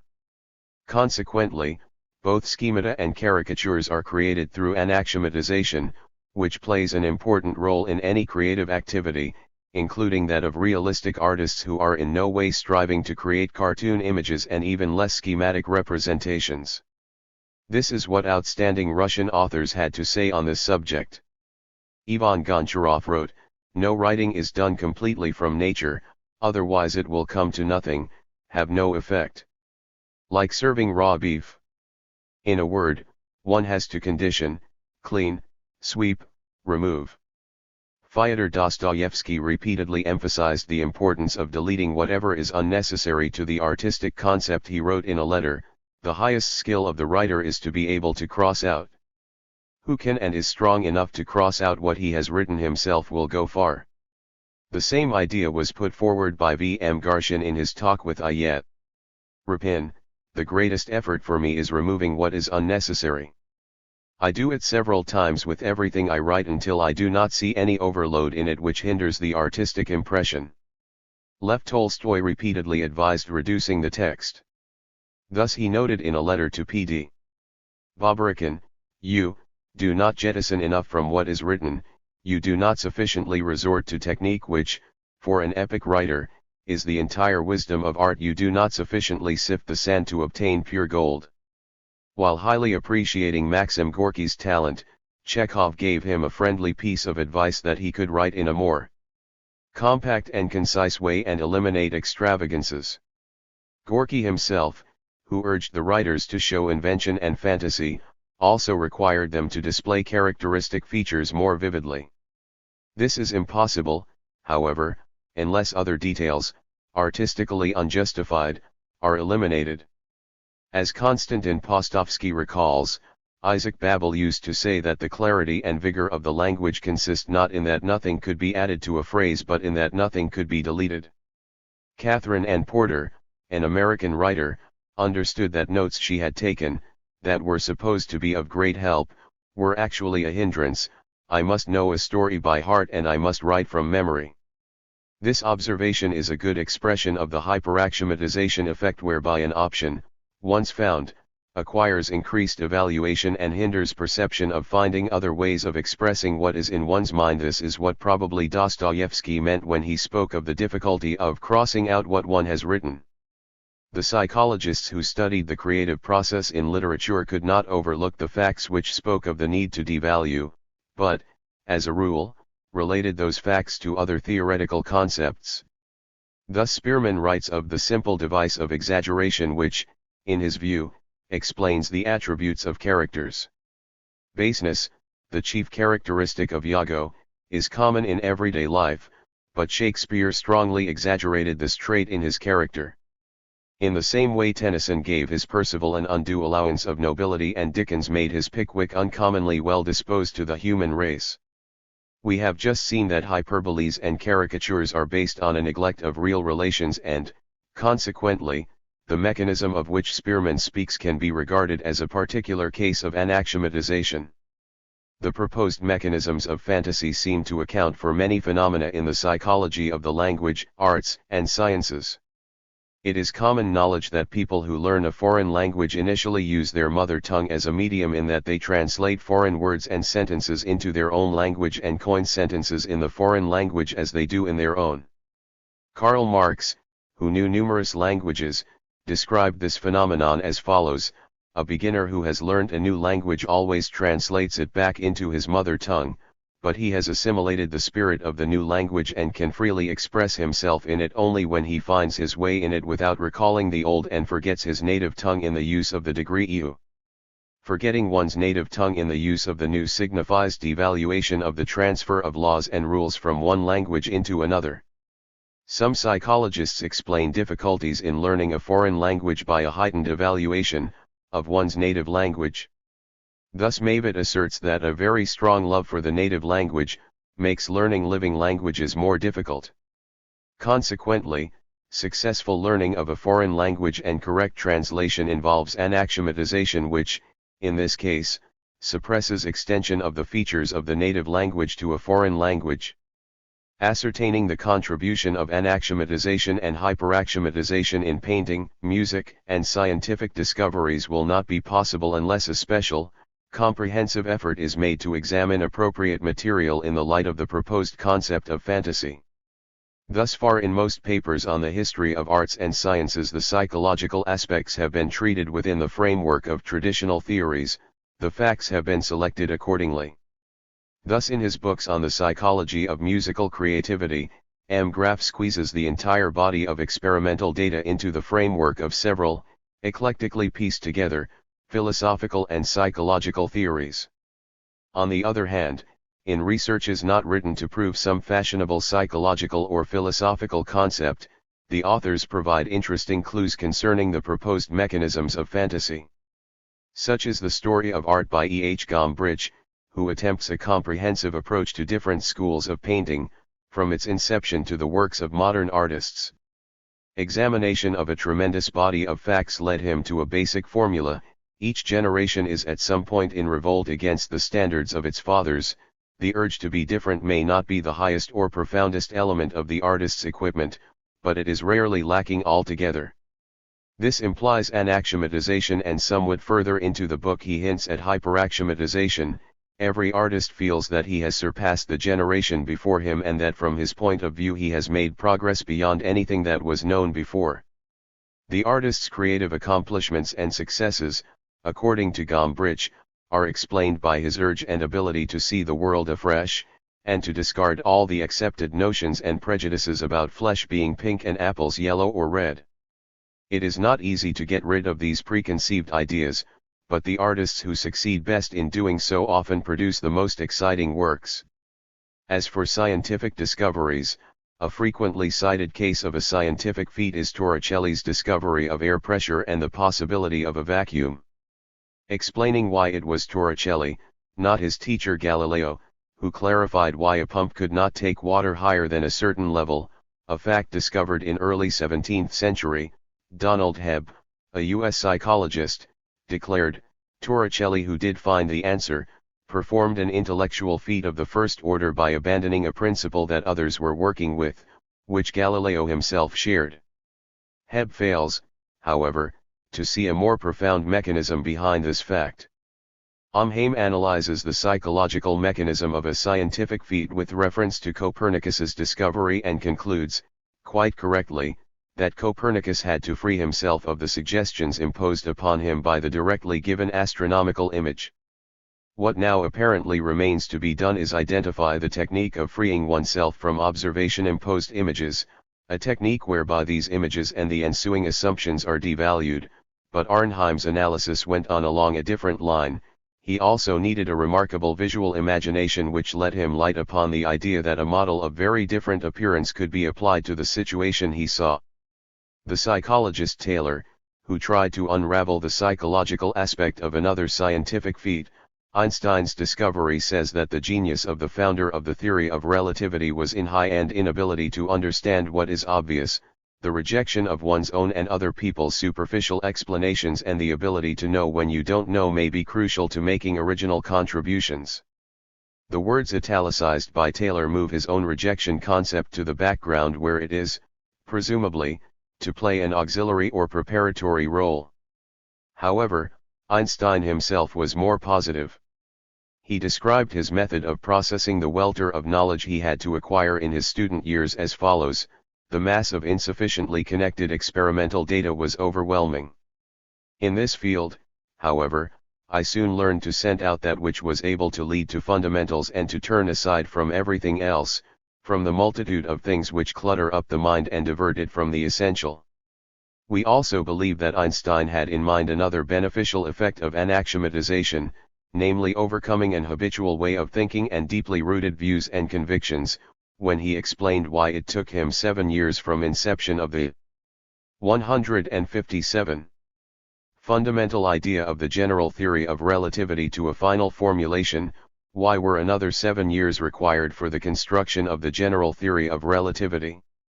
The main reason lies in the fact that it is not so easy to free oneself from the idea that coordinates must have an immediate metrical meaning.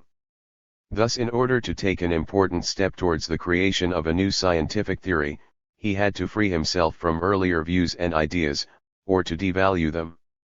Some scientists deliberately resort to techniques which amount to anaxiomatization in order to obtain the desired effect.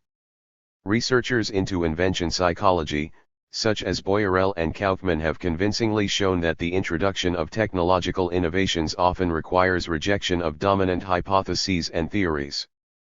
A. N. Tupolev, an outstanding Soviet aircraft designer, speaking of decision-making factors in a conversation with psychologist P. M. Jakobson, said, "One has to have a new look at things, at one's own thinking process, at technical designs, and at the methods of problem solution we traditionally use.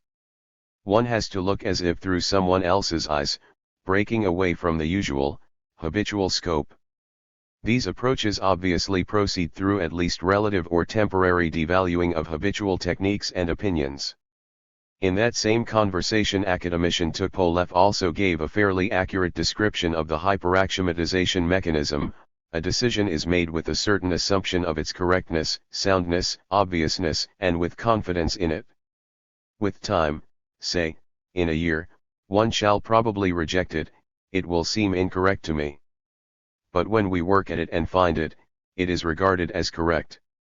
In conclusion of this section, let us take up some paradoxical facts that have been repeatedly described and even explained, and which still remain ununderstood.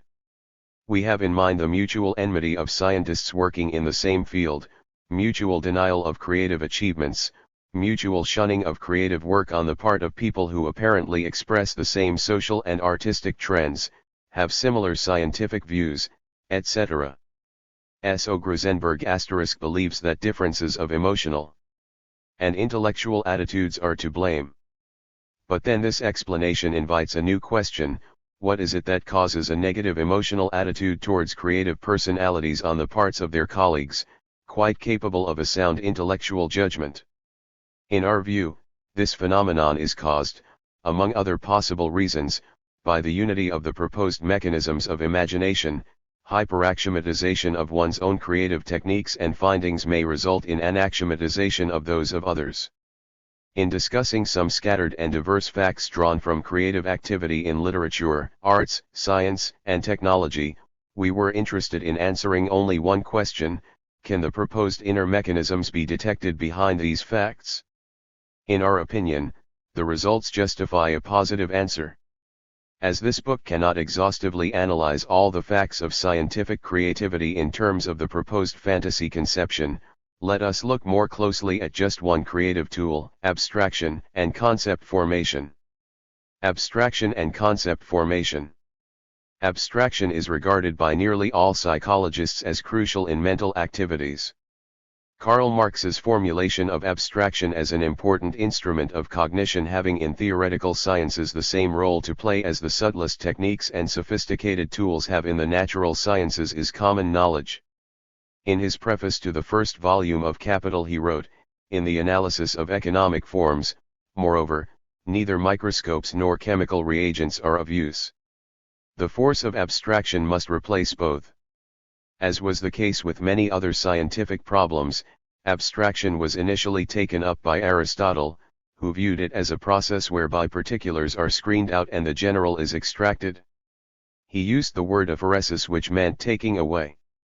Following Aristotle, philosophers and psychologists closely relate abstraction to the extraction of the general and formation of general concepts. Early attempts to explain the phenomenon of abstraction include the so-called repetition hypothesis of John Locke and its modified version, the theory of collective photographs, proposed by Francis Galton. Locke wrote, "Thus the same color being observed today in chalk and snow, which the mind yesterday received from milk, it considers that appearance alone makes it a representative of all of that kind." William James. 159. Who criticized this view, was quite right when he said it remained a mystery why the repetition of the character in combination with different wholes will cause it thus to break up its adhesion with any one of them. Many psychologists have tried to explain abstraction in terms of attention, but, as Pierre 016 Ron noted correctly, it is then necessary to determine why the subject voluntarily concentrates his attention on some rather than on other objects. Some psychologists tried a purely logical analysis of abstraction. The pitfalls of this approach have been described by B. Helder and J. Piaget. On the one hand, we cannot determine what properties are common to a set of elements, by studying individual members in succession because we could not be sure of abstracting correctly until we had examined all members of the group, which is most often impractical or impossible. On the other hand, we cannot pick the particulars, to be examined in the first place without establishing some common property by which to choose them. In other words, to see the general, it is necessary to study all elements of the group and choose the appropriate characteristic, whereas the choice presumes establishing the generality. Paradoxically, the logical explanation of abstraction contains the logical flaw known as a vicious circle. In the early 20th century, the psychological aspect of abstraction became an object of intensive experimental study in the context of research into the nature of concepts. Thus Anatole Pikas noted a decline in the use of the term abstraction, which is being increasingly replaced by concept formation. Moore, S. C. Fisher and C. L. Hull, and T. S. Kendler, consistent adherents of the strictly associative view, consider a concept as an ensemble of links between the organism's response and some common features of the stimuli. With repeated confirmation of the correct response in the presence of certain features of the stimuli, the links of the ensemble become stronger while other attributes of the stimulus are, as Robert Woodworth puts it, washed out. The chief criticism of the associationist concept is that the subject plays only the role of passive observer, and concept formation is dictated entirely by exogenous and purely random signals. The associationist concept of repetition is counterposed by the so-called active search theory, whereby a concept is the outcome of conscious activity by the subject, who generates hypotheses on the available information, both hereditary and gained via experience. This theory is echoed by Ribot, who traced abstraction to voluntary attention. Both these theories are opposed by Brunner, Goodnow, and Austin, according to whom the abstraction mechanism is to be explained in the context of all productive mental activity and as an elucidation of its inner laws. Brunner et al. Give prominence to decision-making strategies, but this only emphasizes the need to find the laws which dictate the choice of strategies or the preference of some over others, etc. It is probably because intellectualist conceptions did not satisfy the researchers that in the mid-1960s they were largely abandoned and new explanations were sought. The opponents of Brunner et al. Noted that these had essentially studied only the concept acquisition, disregarding concept formation. Pikas wrote that the mechanism of the phenomena should be sought in the working of the memory, to be more precise, in recodings of primary code, or memory traces which result from the action of signals at the sensory input. To put it differently, recoding generates new codes which embody the overall structure of primary codes. Pikas does not elaborate on this mechanism but puts forward many arguments which, in his view, confirm the existence of a recoding hypothesis. In these terms he explains the stability of concepts and the need for a certain time to elapse before they are formed. On the other hand, the observation in memory activity of simplification and normalization are assumed to fit into the recoding model. Pikas repeatedly speaks of similarity as the decisive variable in recoding. As a result, we again face the problem of similarity and analogy. While Pikas tries to explain the abstraction process by memory mechanisms, Omheim, whose views of creativity have been described in Chapter 2, tries to make use of perception mechanisms.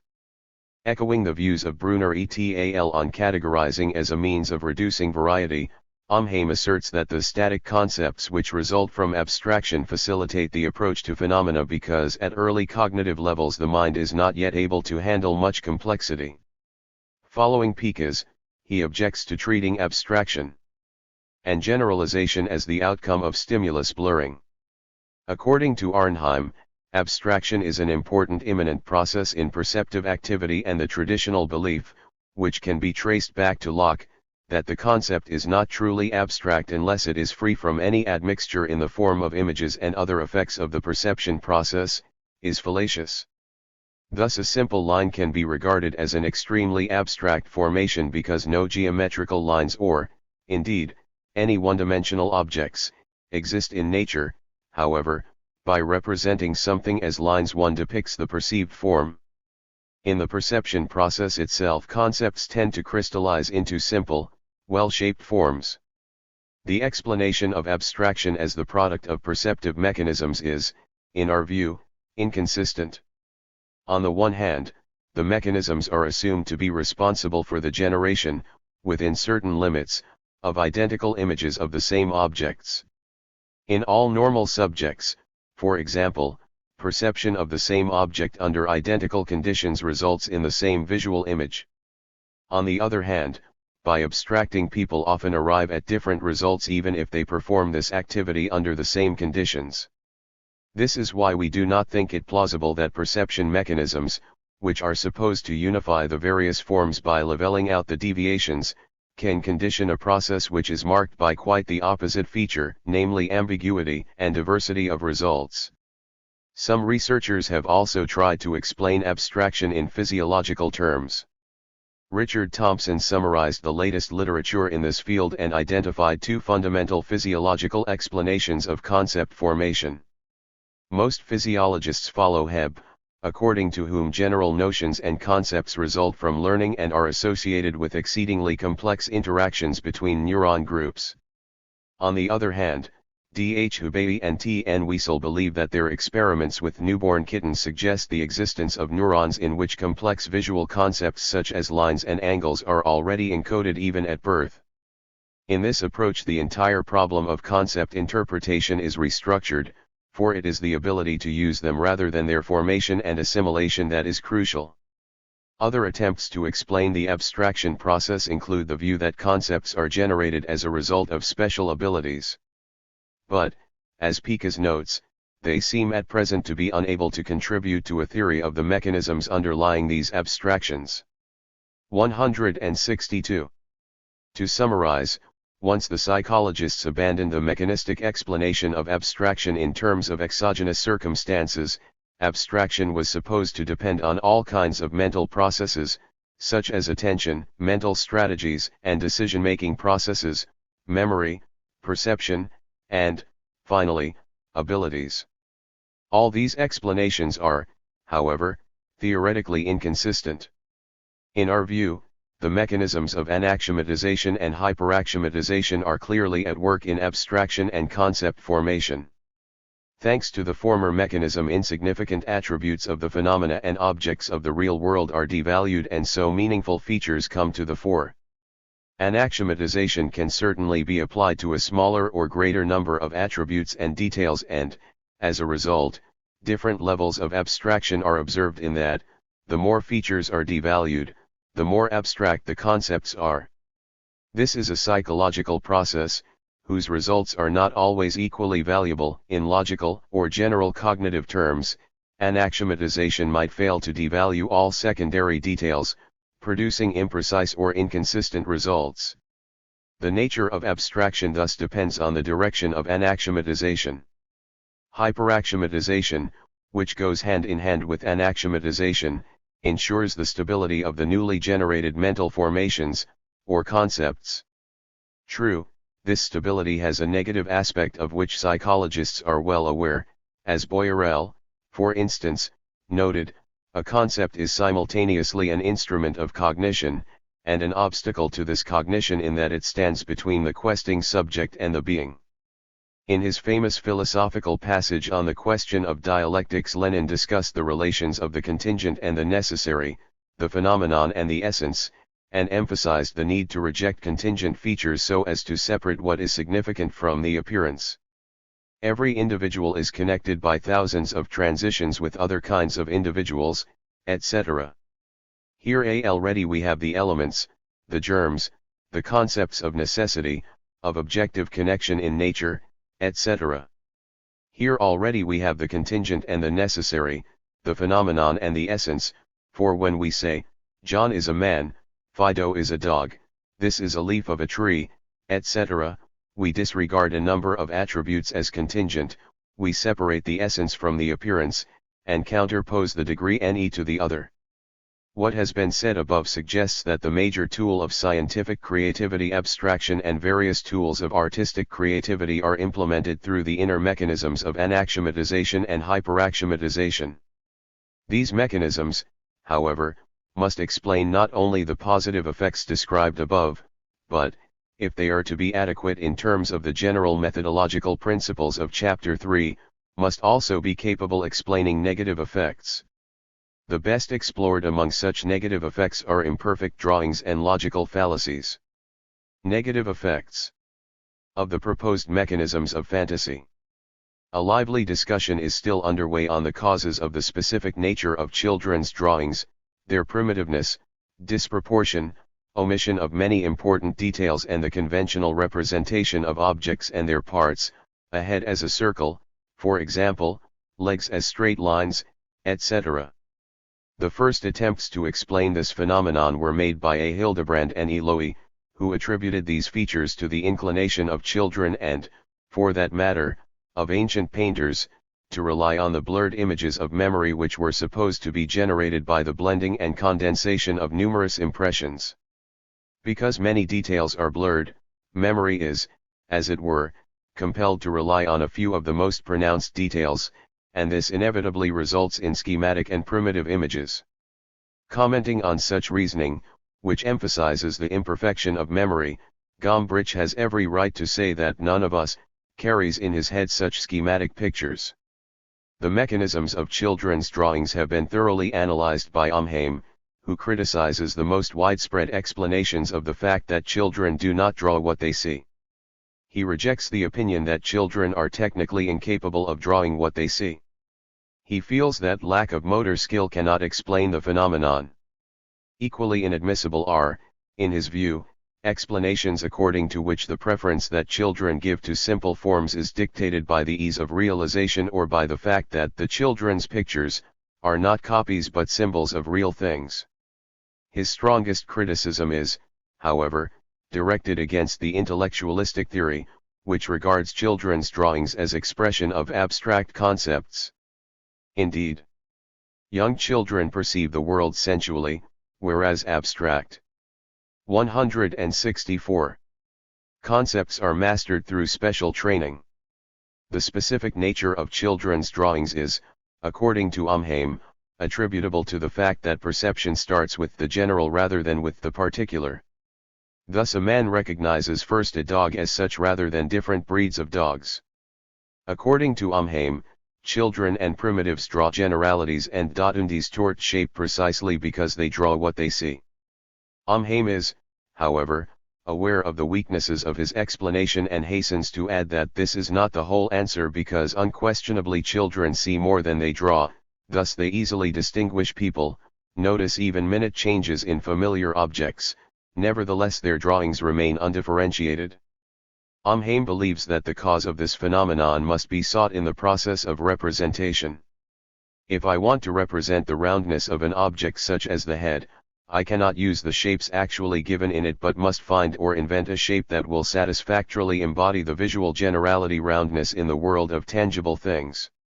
Consequently, Arnheim himself admits that the Gestalt psychological theory is insufficient to explain the actual facts and requires the concept of invention, alien to it as a system.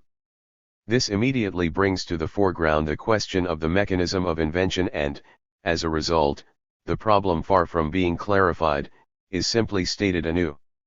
Many psychologists of the fine arts affirm in one way or another that the process of drawing involves invention of the representation technique.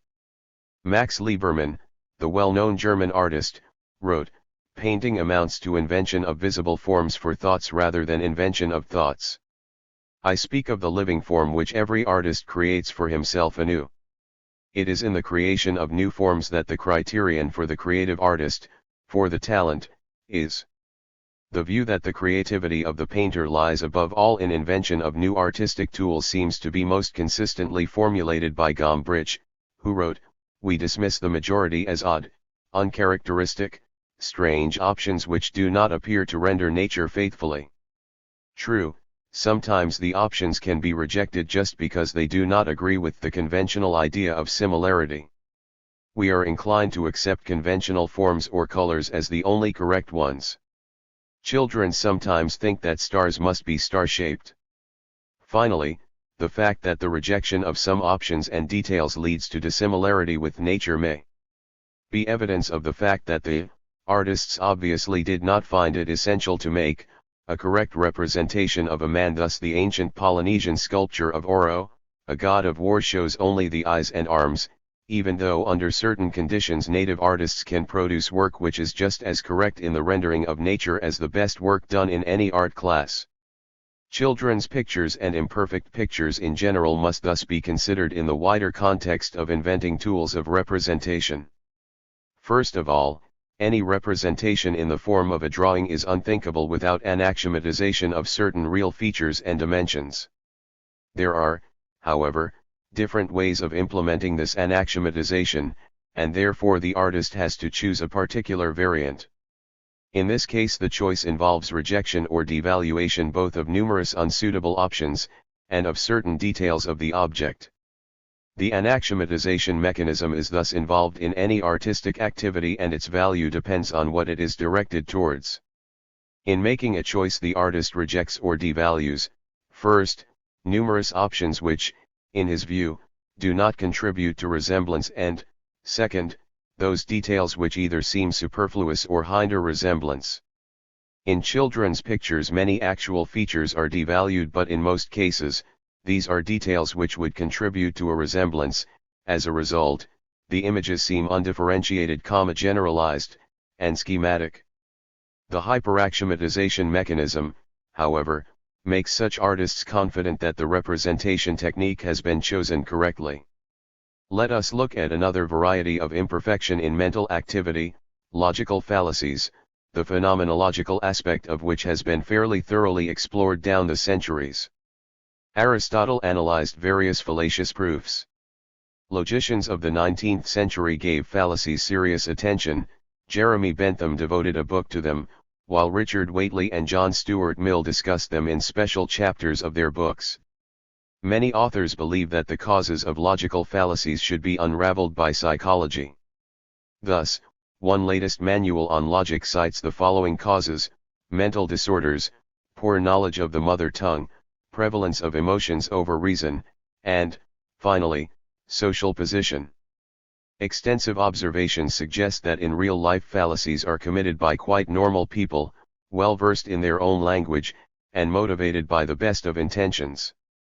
Thus Max. 166. Black emphasizes that it proves difficult for even ablest and best-intentioned thinkers to conform to the standards of right reasoning. He notes that correct reasoning is as rare as perfect health. Undifferentiated concepts such as mental disorder, power of emotions, etc., which, moreover, designate unusual states of mind, are thus not helpful in explaining fallacies. The origin of fallacies must be traced to more subtle psychological mechanisms which control everyday mental activities. For psychologists who deny the existence of inner laws, no negative phenomena are of any serious theoretical interests. They treat fallacies as the result of inadequate training, incomplete or incorrect instruction, etc. On the other hand, those psychologists who admit the existence of inner psychological laws did not pay any attention to fallacies. Indeed, both S. L. Rubinstein, who described the thinking process in purely logical terms of analysis, synthesis, and generalization, and the Gestalt psychologists, who explained mental activities in terms of the laws of the perceptive field, have dealt only with correct thinking and apparently avoided the theoretical difficulties which would arise in explaining fallacies. True, fallacies do not necessarily result from inner psychological laws. This is particularly the case when the thesis is derived from false premises or evolved through arguments which themselves need proving. In these cases the subject lacks adequate information. This is why we shall be concerned with only those fallacies which occur despite availability of all the necessary information. Fallacies of this kind are, in turn, classified into several groups. Let us first take up the fallacies which arise in using a conditional syllogism, a correct conclusion from which is impossible unless one, From assertion of the premise one proceeds to assertion of the consequence or corollary, or 2, from negation of the consequence or corollary one proceeds to negation of the premise. In other words, one can move from one part of the major premise to another only with strict observance of the direction, from the premise to the corollary in assertion and from the corollary to the premise in negation. Fallacies arise when, in asserting the corollary the premise is asserted and in negating the premise the corollary is negated. Replacement of one direction of thought by the other results in fallacies. These replacements are possible when the two opposite directions are equivalent in the subject's mind, i.e., when the difference between them is devalued. This is an illustrative example of fallacies resulting from devaluation of some aspects of logical rules. Devaluation of differences is also the cause of other fallacies. Thus the widespread ignoratio elenchi fallacy is attributable to neglect of the difference between an assertion to be proved and another thesis similar to it.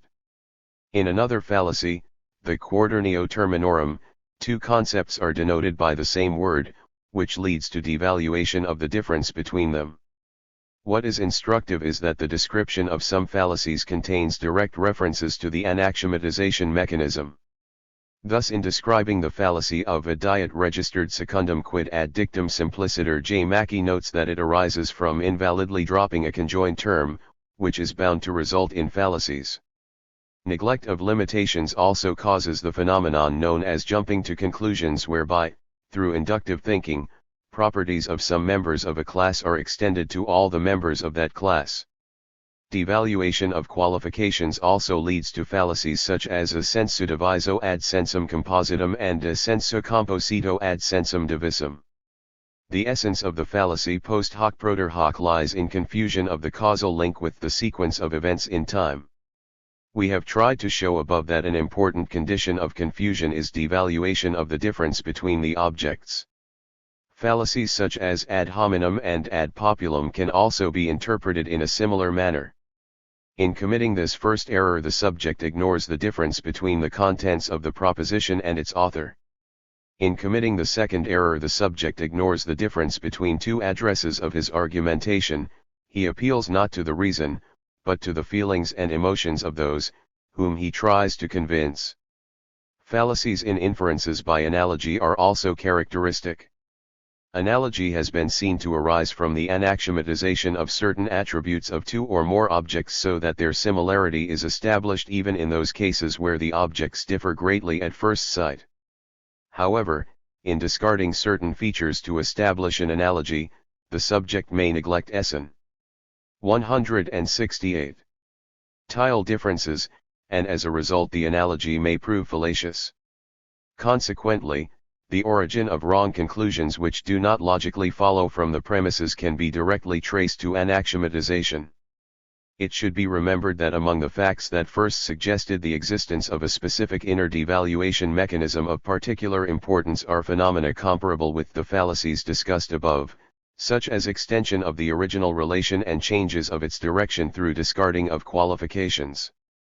The possibility of linking fallacies to the anaxiomatization mechanism confirms that the immense body of irrefutable facts that have been established by the researchers over the centuries constitute a strong argument in favor of our proposed mechanism.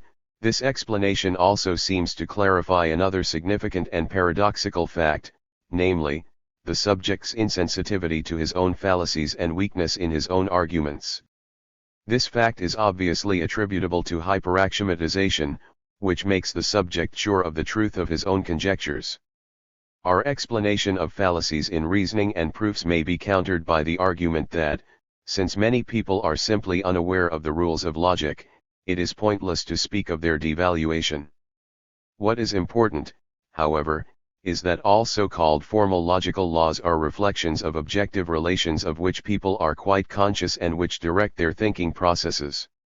Consequently, violation of logical rules bespeaks deviation from the direction which is dictated by reality itself, and we have tried to show that the laws of fantasy can be perceived behind these facts. The strict rules devised to control various forms of thought were, amongst other things, formulated as a means of eliminating the undesirable effects of the fantasy mechanisms. In this section we have discussed just two types of imperfections that can, in our view, be traced back to the anaxiomatization and hyperaxiomatization mechanisms. The fact that imperfections in the results of activity are attributed by us not to organic or functional disorders, but rather to dynamic principles which also underlie positive phenomena, serves as the theoretical basis for our belief that all forms of error may be overcome. 169. The traditional problems of fantasy. In the light of the proposed mechanisms, discussion of abstraction, concept formation, and fallacies may seem irrelevant to those who traditionally regard fantasy as a form of creative, imaginative activity where the images are directed and controlled by the whim or pleasure of the moment. Since fantasy implies in our view any productive mental activity, its scope has been significantly expanded. On the other hand, its traditional scope, above all so-called fantastic images and plots, must nonetheless be explained within the framework of our theory. The fantastic in the narrow sense has been opposed to the real, and has included unusual and unlikely events and phenomena that are not experienced in everyday life. In one kind of fantasy, science fiction, many events and phenomena, however implausible, still agree with the objective laws of nature. In myths, legends, tales, etc., the objective laws are neglected in narratives which involve impossible transformations and movements, qualities non-existent in material objects, changes in natural dimensions and proportions, and many other things which are in conflict with laws of nature and with experience. All these characteristic traits of fantastic images and plots can, in our view, be regarded as products of anaxiomatization. In science fiction, habitual ideas, and in myths more substantial laws are discarded. It is worth noting that it is precisely in these fantastic creations that the other inner law of mental activity, hyperaxiomatization, is also very much in evidence. Indeed, fantastic images and plots have a charm, a magic which seems to be a form of over-evaluation. Scull, who has studied the changes in the attitude of writers and poets to fantastic, the miraculous, and the wonderful, has noted the considerable attraction of the marvelous, which he attributes to the desire of the human mind to relax following the exercise of rational thinking, which is a severe load. In Scull's research, the magical and the miraculous, on the one hand, and the wonderful and strange, on the other, are not differentiated. Indeed, for him these concepts would seem to be identical. He is certainly right in making the unusual and miraculous converge, for their uniformity is an 170. R. Irrefutable fact. As for his argument on the attraction of the unusual, one can hardly agree that imagining the unlikely and thinking about it are easier than using the customary techniques of rational thought. The close interrelationship of the unusual and the feeling of the miraculous or of wonder is represented in the lexics of many languages in which the same word expresses two essentially different ideas, on the one hand, of the extraordinary and the rare and, on the other hand, of charm and thrill. Thus the ancient Greek themastos means both admirable or wonderful and strange. The Latin mirare denotes to be surprised or puzzled and also to admire, to be thrilled. The Russian divo implies, according to the Dahl's dictionary, a rare thing or event and a miracle. In the same way the German Sichwundem can be translated, depending on the context, either as to be puzzled or as to admire. Finally, the English noun wonder may imply either a miracle or the feeling evoked by something unexpected, strange, and inconsistent or conflicting with our experience. The two different meanings have merged to the extent that they seem to denote the same concept with different nuances. But in some languages the words which denote strangeness or the extraordinary do not express the ideas of a miracle or magic. Thus the Spanish extraflar combines the meaning of to be surprised with to exile, chase away or even to reproach rather than to admire. In Italian the word which denotes the state of being surprised has a common root with words which mean stupidity and dishonor, stupire, stupido, and stuprare. Another Italian word, strano, means surprising, unusual and, at the same time, comical or laughable. Finally, in Hebrew tama means both to be surprised and to doubt. Consequently, in many languages the words which denote rarity and unusualness also express ideas of the comical, disbelief, doubt, enmity, etc. These combinations of meanings seem quite logical because encounters with the unusual may provoke apprehension, fear, and other negative attitudes, while narratives of the unusual are naturally greeted with doubt, disbelief, and derision, and suspicion arises that the narrator is either stupid or dishonest. The linguistic data thus seem to bear out the psychological fact that unusual things cause not only doubt, disbelief, or apprehension. K. 171. But also a feeling of the miraculous or magical. The cause of the close relationship between the unusual and the miraculous can be seen in the unity of the proposed fantasy mechanisms. This relationship may be implied by the authors of folklore or even literary works. In describing what is inconsistent with the everyday experience, the authors reach for the feeling of the wondrous and magical in the audience or readers. This is why many outstanding authors, and not only those who were inclined to romanticism but also rigorous realists, revealed a penchant for the fantastic, not to mention the numerous fantastic plots, episodes, and characters in the works of such great poets as Shakespeare, Goethe, and Pushkin. The feeling of the miraculous is, as a rule, inherent in the perception of music. In the words of Arthur Honegger, there is a good deal of the magical, of the inexplicable, in music. Music contains something of the miraculous. We do not propose here to unravel the nature of the effect of music but will only indicate the significance for this effect of the anaxiomatization mechanism. W. Schramm-Meck, who studied the sources and origins of music, came to the conclusion that the advent of wooden and bone-wind instruments was traceable to a specific receptivity to strange and unusual sounds in man. To extend this line of thought, however difficult one's childhood may be, it is tinted in magic colors. Even the most ordinary objects and the entire world at first acquaintance seem unusual and therefore wonderful and miraculous. Now let us extend this analysis of the psychological aspects of the wonderful and miraculous within the framework of the proposed mechanisms to another traditional problem of creativity, the comic effect, which has been thoroughly and comprehensively described in the extensive literature on laughter, humor, and wit. We cannot list all the apparent causes of the comical effect. What is important, however, is that the same cause may result in quite opposite effects depending on the attitude of the subject. Consequently, the most important conditions which contribute to the feeling of the comical are internal. Two conditions must be met if the comical effect is to occur. Firstly, the event is one which contradicts what is expected in the situation or does not suit it. In other words, the first condition of the comical effect is devaluation of the accepted norms and conventions because the real events occur in defiance of them. Second, it arouses a feeling of superiority in the subject because neither himself nor his relations or friends are in this predicament.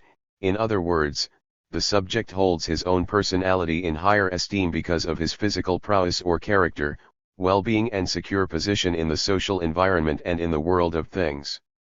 True, at a certain stage of cultural and intellectual development one can make oneself or one's relations and friends objects of laughter, but even so the awareness of one's ability to rise above personal feelings and show impartiality may also be a source of a feeling of superiority. As Andrés Moraux said, it is easy to laugh at oneself when it is petty things that make one laugh, and there are more significant features which one can admire in oneself. The first condition without the second one can, of course, lead to a wide variety of responses such as puzzlement, sympathy, indignation, but never a comical effect.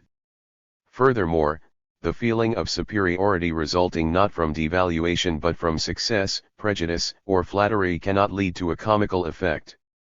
The question that naturally follows is, are these two factors described above independent of each other, and is it mere coincidence of their arising together which results in the comical effect, or is there a significant, more profound inner link between them?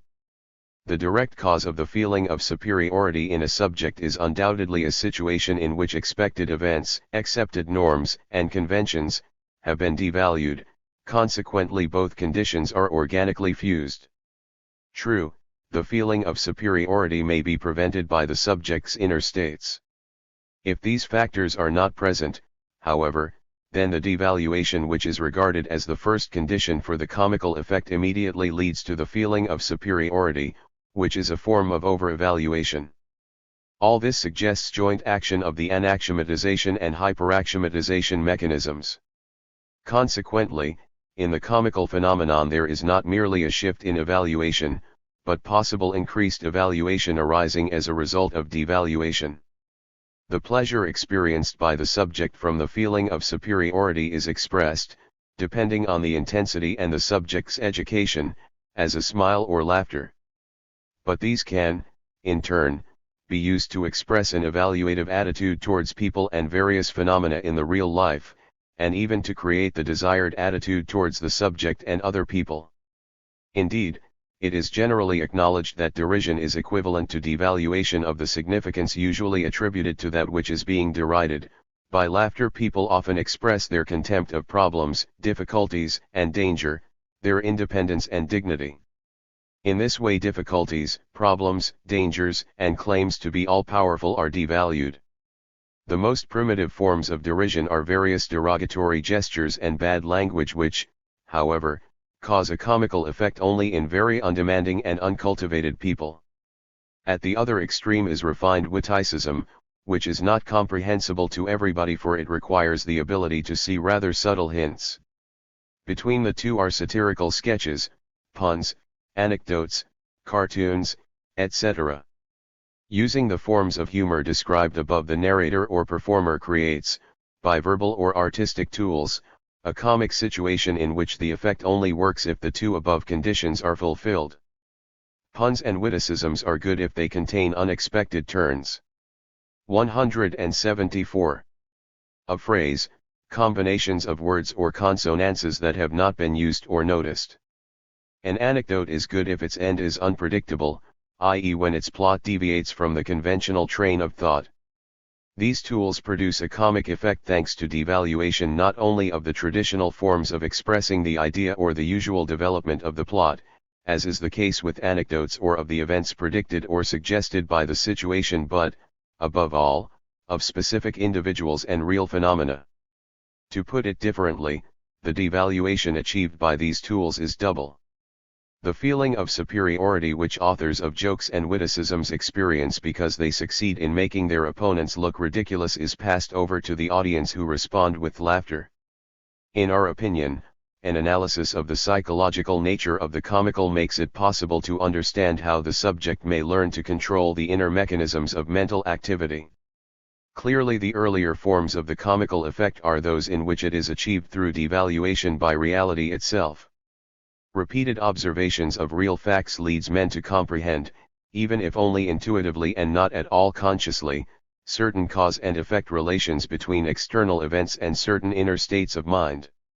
In this way a link is implicitly established between disruptions of the predicted course of events and the possibility of an associated positive experience, the feeling of superiority, but in this way the subject in effect discovers new sources of pleasure. Consequently, reality, actual events, train men in the use of the anaxiomatization mechanism, albeit first for purely hedonistic purposes. However, once the subject resorts to a tool for some purposes, he learns to use it, sooner or later, for the most diverse purposes. More specifically, anaxiomatization also becomes a tool for jettisoning routine ways of handling tasks, irrelevant and misleading information or details, etc. The objective mechanisms which originally performed only one set of functions now successfully perform other, more significant ones. This seems to be one possible way of making the subject aware of the inner laws discussed here and enabling him to master them. 175. Indication of the proposed fantasy mechanisms.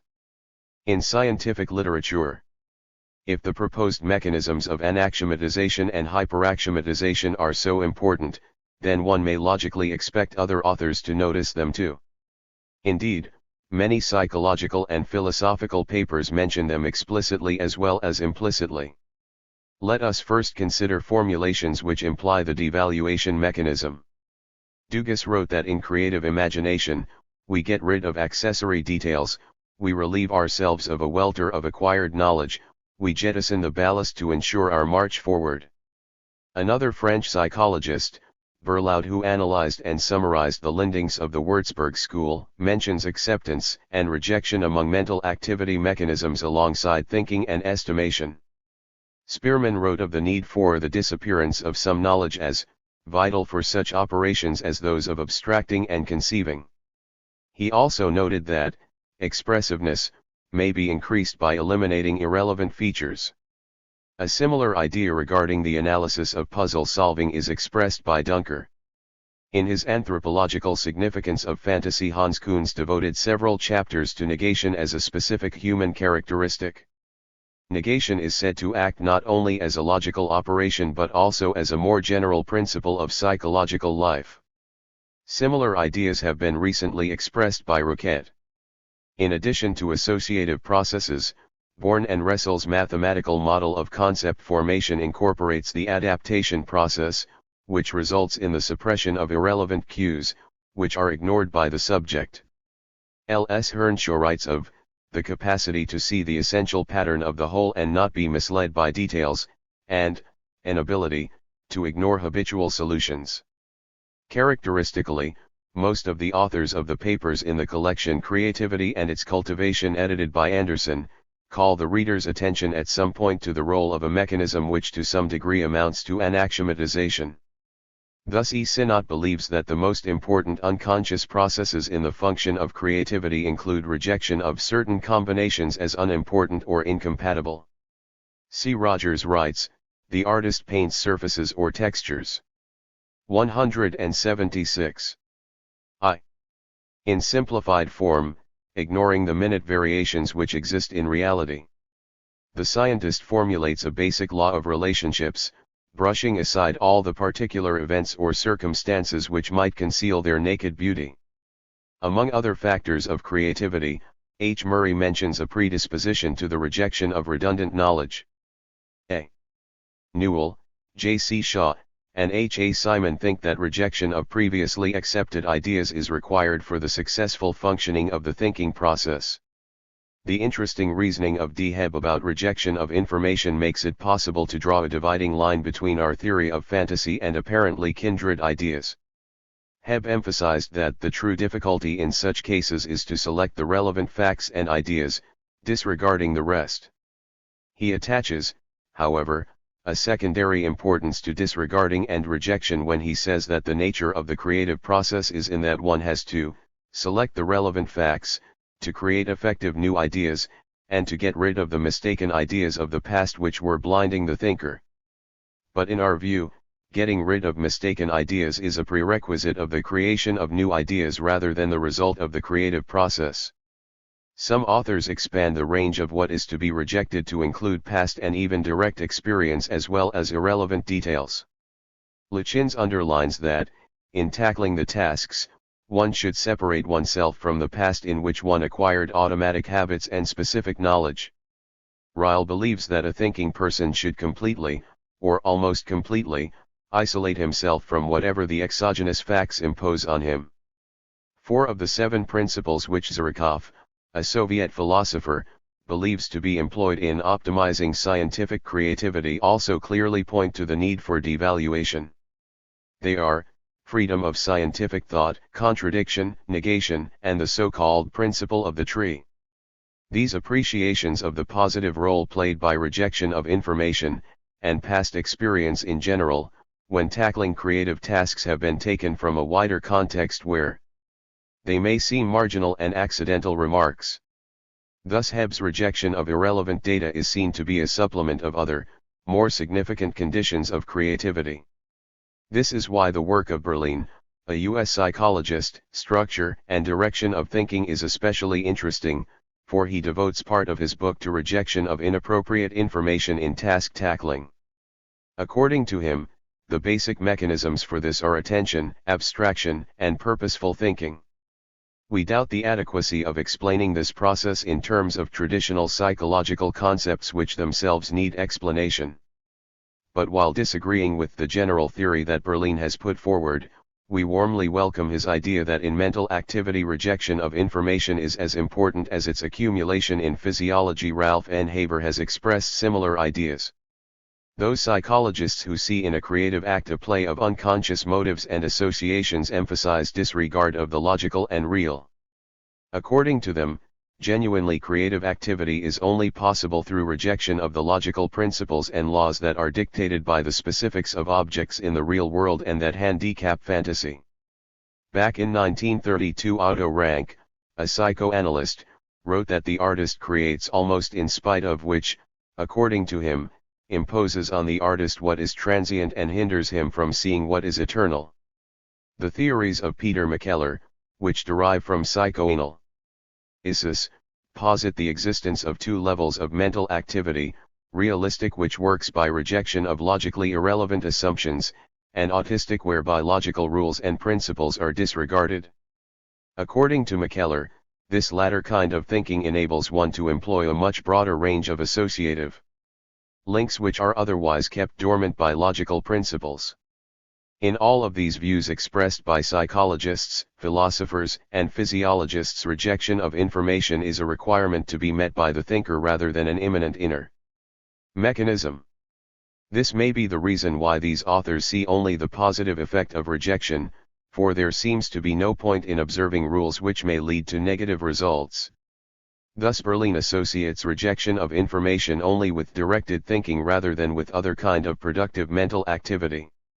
However, even those psychologists such as Rank and McKellar, for whom rejection of logical rules and principles is a major prerequisite of creativity and who therefore could not ignore the negative effects of rejection, could not overcome their one-sided interpretation of an important psychological mechanism which they had nevertheless to some extent perceived.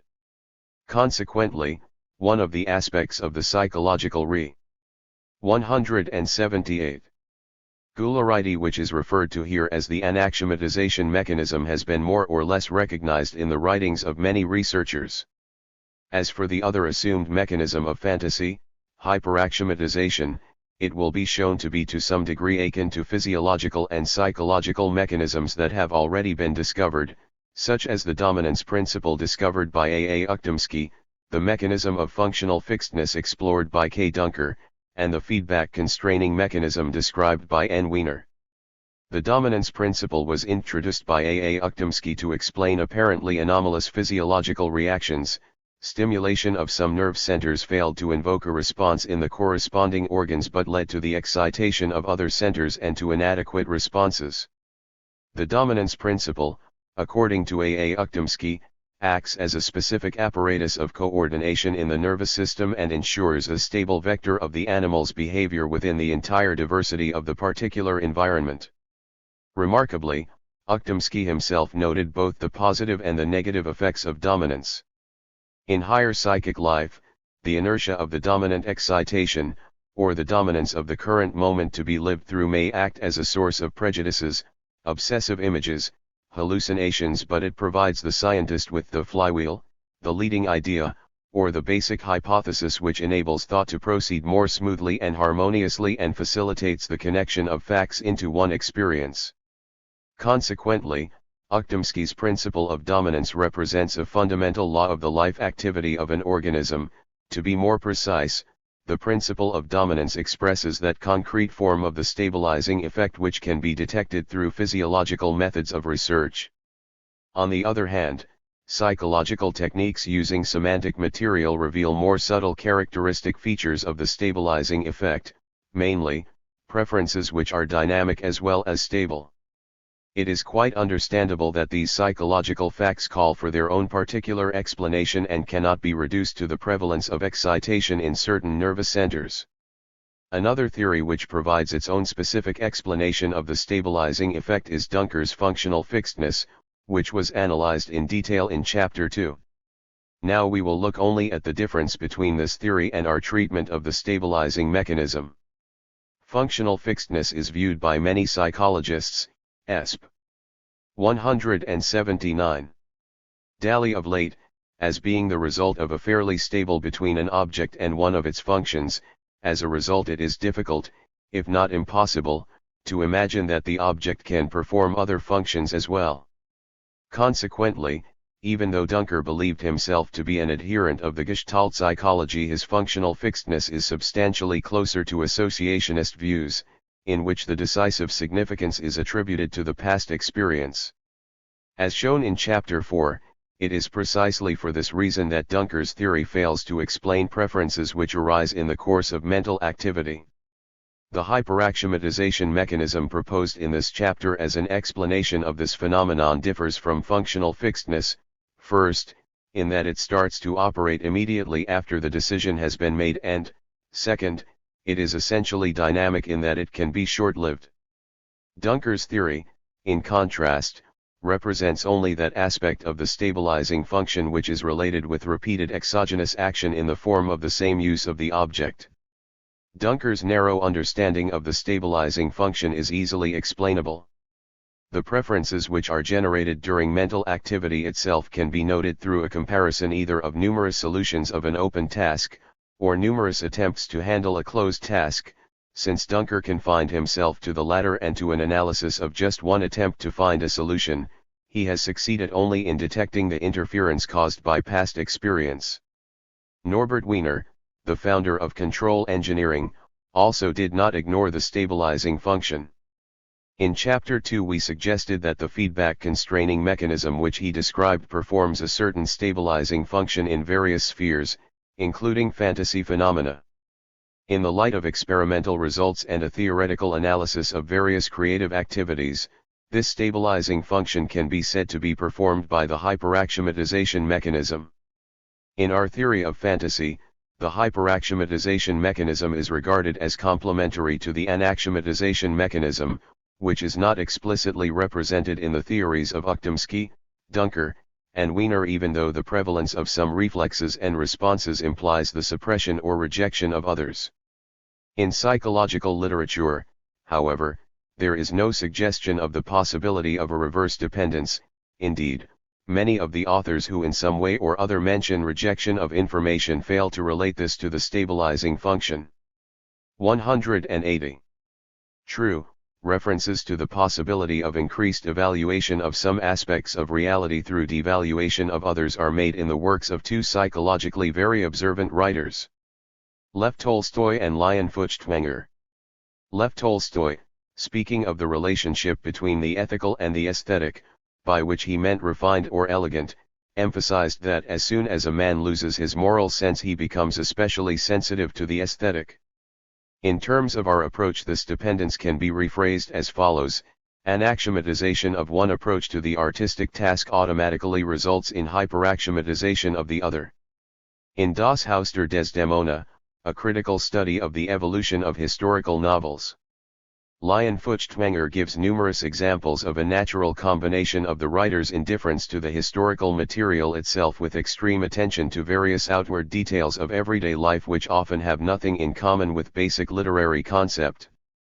These facts seem also to be interpretable in terms of the unity of both fantasy mechanisms, for neglect of the inner substance of historical events inevitably leads to an increased evaluation of the outward appearance of the events. Summary: the proposed theory of fantasy relies above all on the findings of experimental research described in the previous chapter. However, to obtain a comprehensive evaluation and check of this theory, we found it necessary to analyze a vast body of data obtained by other researchers and facts from various spheres of creative activity.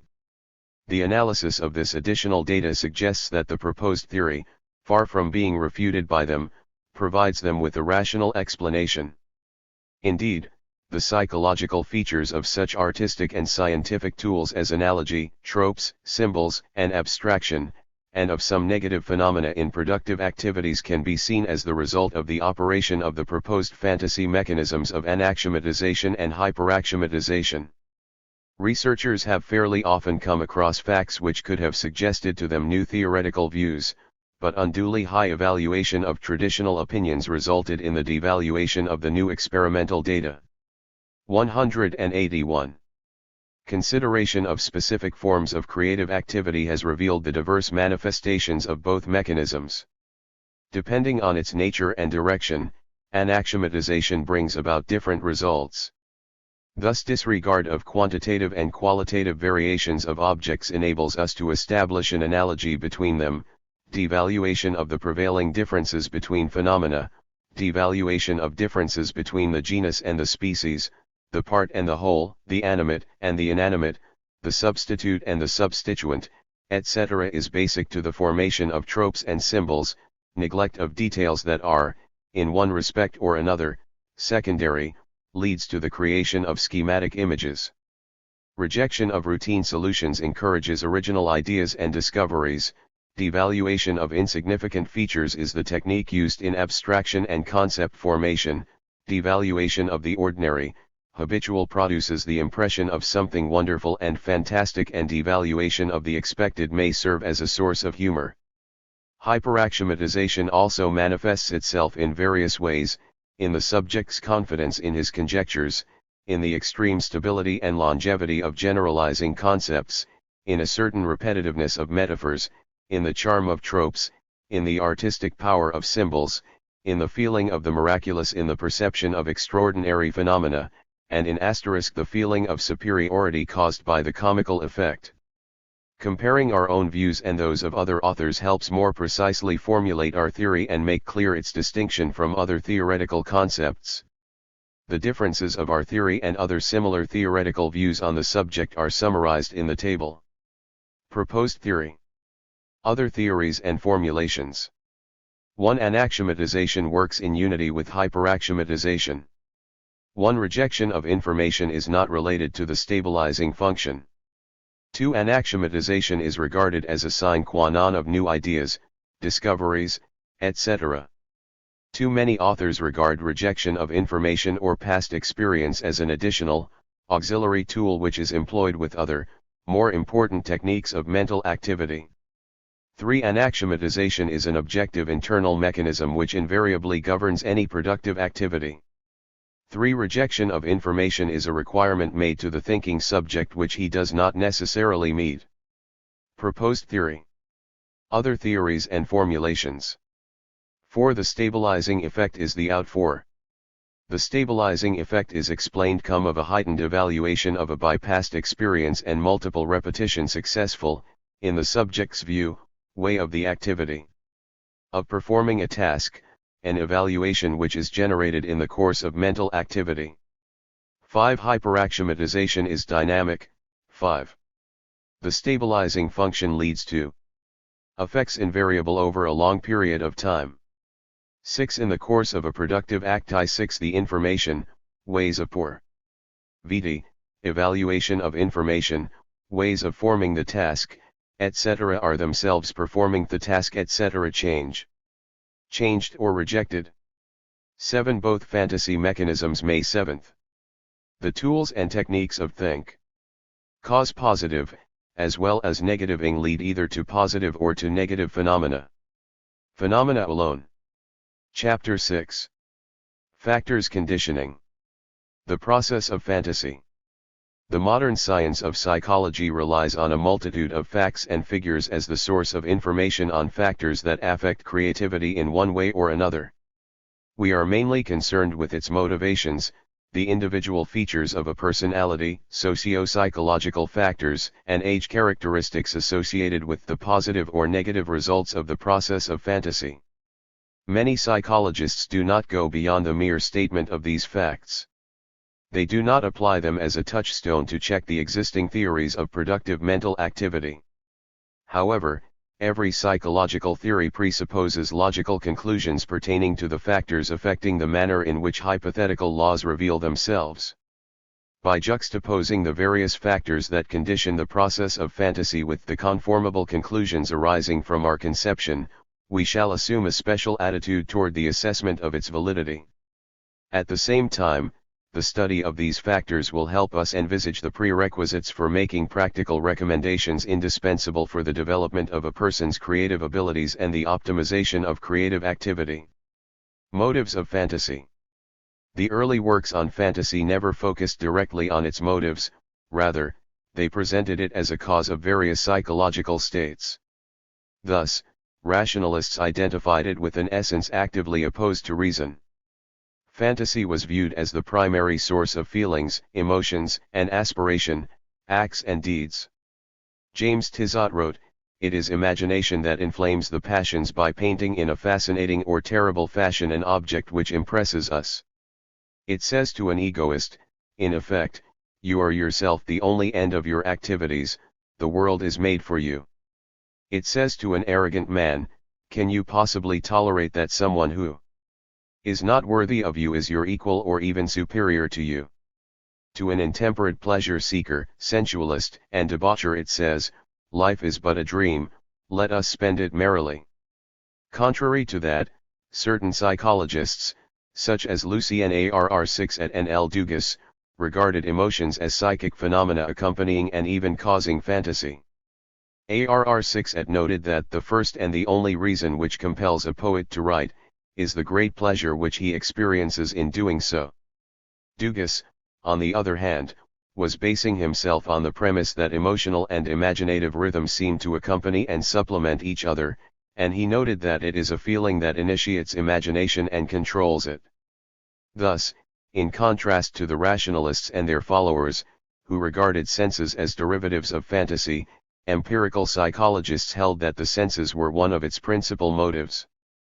This concerns a great variety of senses, such as love and hatred, joy and sorrow, elation and alarm, the sense of the beautiful, of the just, etc. At present, psychologists have developed a more differentiated approach to the role of emotions as motives of creativity. In particular, this finds its expression in a desire to elucidate the senses that contribute to the positive results of creativity and those that affect it negatively. Creativity benefits from a number of so-called positive emotions associated with the feelings of accomplishment and satisfaction and pleasure. Moreover, mental activity becomes attractive when it promises pleasure. Since the time of Plato, surprise has been regarded as a powerful motivation of all processes of cognition. Creativity is also influenced positively by such emotions as sympathy or compassion, desire to assist, etc. Contrary to that, fright, annoyance, embarrassment and other negative emotions suppress fantasy. Alex Osborne contended that permanent fear for their lives prevented scientists in Nazi Germany from concentrating on scientific problems. Alongside the emotions, traditional psychological systems attributed a special place to will, which was regarded as a power capable of controlling fantasy and, if need be, opposing the emotions. Thus, Dugas asserted that rational willpower organizes imagination as it were. Theodore Elsnans believed in a direct dependence between the productivity of the process of fantasy and the role played in it by conscious willpower. Special emphasis was placed on willpower in the views expressed by voluntarist psychologists who counterposed two fundamentally different, in their opinion, varieties of fantasy, passive and active. K. Heyman, in particular, points out that creative fantasy is the expression of will while passive fantasy develops from memory. The idealistic essence of voluntarism, which negates the objective laws, is most conspicuous. However, we regard as absolutely unacceptable surrealism, its antipode, whose representatives maintain that the so-called psychic automatism is fully sufficient for successful creativity. If we follow the logic of those who propose absolute non-interference of consciousness in the spontaneous evolution of notions, we would have to accept dreams and all sorts of delirious inventions as the most creative processes. Evidently, no solid creative product can result from such a complete relaxation, for it presupposes an active organizing principle which has to be determined by the objective intrinsic laws of imagination. The establishment of the fact that the process of fantasy is set into motion by emotions and willpower appeared to be an important landmark on the way toward elucidation of the motives of fantasy. Yet we have to admit that the notion of motive is interpreted differently in different psychological systems. Psychoanalysts and, especially, Gestalt psychologists fell short of making strict distinction between the motive and the general laws of the process. On the other hand, we also find unacceptable the interpretation of the motive as an initial impulse, the first push. We completely disagree with the elimination of distinctions between the general laws and the motive, applying the term motive of fantasy to denote individual factors or their complexes which serve to encourage man's productive activity, maintain his desire to accomplish it, or even compel him to readdress himself to it from time to time. In summing up the results of numerous investigators, Richard Crutchfield made an attempt at dividing the motives of creativity into external and internal. He attributed to the former a person's desire for material gain, such as money and promotion in his job, self-enhancement or self-defense, and to the latter, the intrinsic pleasure taken in the creative process, a solution, and the aesthetic satisfaction of arriving at an elegant solution. However, it would hardly be reasonable to draw a line between the internal and the external motives. S. L. Rubinstein has conclusively proved that all the external factors have to undergo a transformation through the internal. Therefore, it would be wrong to present, for instance, a desire for a material benefit as a purely external reason. Different people attribute different significance to the prospects of acquiring one and the same material benefit *. With this clarification in mind, the so-called external motives may also conventionally include the pressure of circumstances, presence of problematic situations, presentation of problems, etc. Some foreign psychologists also attribute to the external motives of creativity competition, a desire to have the upper hand over one's colleagues and rivals, etc. A much greater role is played by the internal motives, which are closely associated with the external factors and which manifest themselves especially explicitly owing to the latter. A drive for the preservation of balance in the psychic field, the so-called concept of homeostasis, appears to be the leading internal motive in the Gestalt psychological system. Yet even among the advocates of Gestalt psychology we may find those who are quite right to criticize the theory of balance, which endows man with a constant desire to expend as little of his mental energy as possible. The critics contend that in reality man seeks mental activity, progress, and creativity. G. Allport resolutely opposed the homeostatic conception of motives, emphasizing that the personality system tends to upset the balance and preserve the state of tension. Frank Barron pointed out that the available experimental data offer serious challenge to the concept of homeostasis, which posits a basic conservative tendency in organisms, reducing the need for counteraction.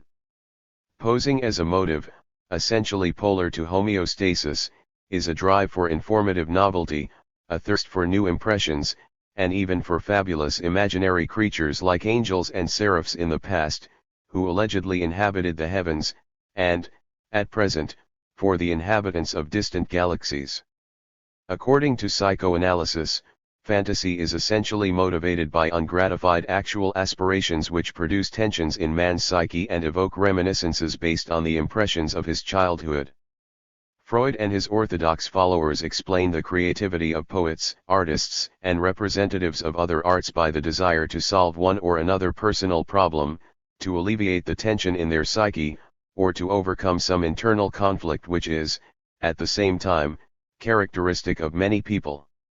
The critics of Freud's conceptions, including psychoanalysts, for example, G. Rose, disagree with the thesis which confines the motives of fantasy to a desire to reduce internal tension, and, in particular, to a desire for sexual gratification. Certain authors regard the motive of fantasy as a desire to do away with every dependence, including that on the past, commonly known as infantile complexes.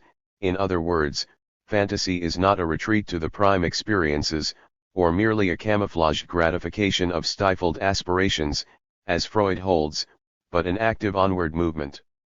All these ideas may comprise a conception according to which a desire for self-expression or for self-actualization is the leading motive of creativity and fantasy. The advocates of the conception of self-expression discern a subject's active aspirations for asserting his personality and upholding his own self in almost all the manifestations of creativity. This trend is conspicuous even in variations on a basic theme which some psychologists interpret as the artist's desire to render reality as closely as possible to his own idea of it.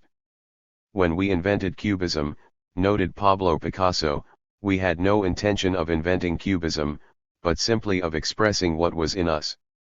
However, it would hardly be possible to object to the opinion according to which dissatisfaction is a vital motive of fantasy. Nikolai Chernyshevsky wrote years ago, "Fantasy captivates us whenever we experience destitution in reality.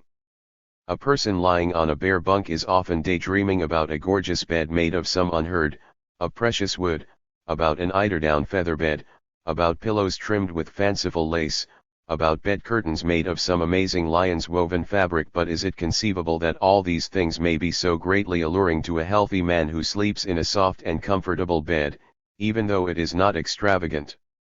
Long before Freud, Chernyshevsky convincingly proved that it is dissatisfaction with one or another aspect of actual reality that motivates fantasy. Dissatisfaction may also emerge, René Boyarel contends, from man's perpetual eagerness for clarity, simplicity, order, and accomplishment. One more aspect of dissatisfaction was profoundly exposed by Albert Einstein.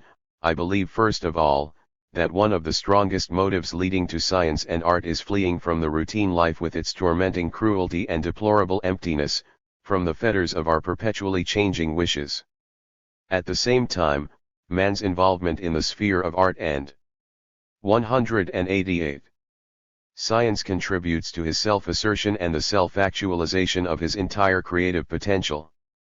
Thus the activities of one and the same person may be internally stimulated both by his dissatisfaction and his yearning for self-expression. This idea was most clearly expressed by Maxim Gorky, who defined the roots of his desire to write. Asked why I became a writer, I answer, the pangs of my destitution were so strong and I was so full of impressions that I could not help writing. Consequently, both dissatisfaction and a desire for self-expression are extremely important as the factors motivating fantasy, although some psychologists regard these two factors as incompatible. Alongside these two motives, psychological literature describes one more specific motive of deviation from reality, namely, a desire to create objects, images, and ideas different from those existing in the particular situation. Dugas pointed out that preference and selection of a solution are often predetermined by some people's desire to challenge what exists and is universally accepted. According to Albert Berlaud, a tendency for opposition, along with a tendency to create according to an analogy, comprise the basic motives spontaneously inherent in human intellect. Highly illustrative of this motive is the following confession made by Boris Pasternak. "When I got to know Mayakovsky much better, I discovered a number of unexpected coincidences in technique, in conceiving images, in rhyming. In order not to repeat him, nor to imitate him, I began to suppress in myself the trends resembling his. This narrowed my poetry and purified it." Some psychologists go even farther in discussing a dispute of fantasy with reality which may be found in original forms of fraudulence and of images. Thus we have considered the most significant psychological motives of creativity. What psychological laws ensure their realization? In our opinion, the most important role in realizing these motives has to be attributed to the hypothetical mechanisms of fantasy anaxiomatization and hyperaxiomatization. Truly, dissatisfaction with various aspects of reality causes us, as we have seen, on the one hand, to neglect or devaluate them, and on the other hand, to make a heightened evaluation of objects which play a compensatory role. The role of the anaxiomatization mechanism is especially conspicuous when fantasy is motivated by a tendency for opposition or a negative attitude. 189. Toward one or another phenomenon. In these situations a subject has to devaluate the opinions expressed by his opponents, as well as by the people whom he does not want to resemble, and to anaxiomatize certain creative problem-solving techniques and methods and even certain aspects of reality. At the same time, the realization of the motive of self-assertion, too, greatly depends on the two internal mechanisms of fantasy. Self-assertion, in the first place, involves a specific internal stability which is secured by the mechanism of hyperaxiomatization, while the assertion of personal views, ideas, and creative principles may only be possible provided various stereotypes, prejudices and other obstructing factors have been overcome by their devaluation. Thus, the two hypothetical internal mechanisms of mental activity, anaxiomatization and hyperaxiomatization, stand forth as relevant instruments which help realize the most essential motives of fantasy. Personal peculiarities and fantasy. The problem of the influence of various personal peculiarities and features on the results of the process of fantasy has long been the concern of psychologists, who have offered various different solutions. Some have defined the notions of creativity and originality on the basis of personal qualifications, thus making a distinction between creative and non-creative persons.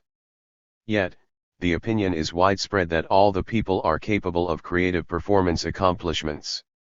Calvin Taylor, in particular, maintained that creativity occurs at practically all ages, in some aspects of all cultures, and to some degree in all fields of human work and endeavor. In this sense, the traditional question, what are the characteristic features of a creative personality, has to be replaced by the question, what personal features contribute to the realization of the positive effects of the intrinsic laws of fantasy, and what features lead to the negative effects. We base this question on the assumption that the results of the process of fantasy may be considerably affected by the various influences to which a person may be exposed.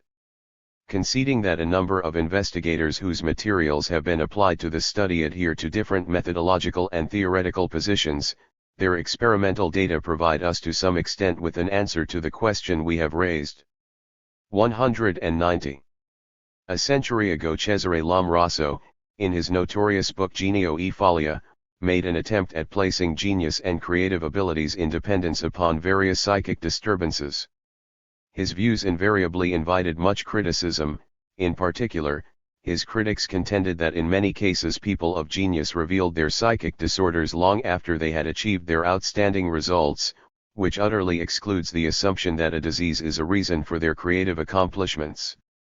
At the same time, extensive observations revealed the fact that certain personal peculiarities contributing to creativity may seem overly extravagant and eccentric to the majority of people.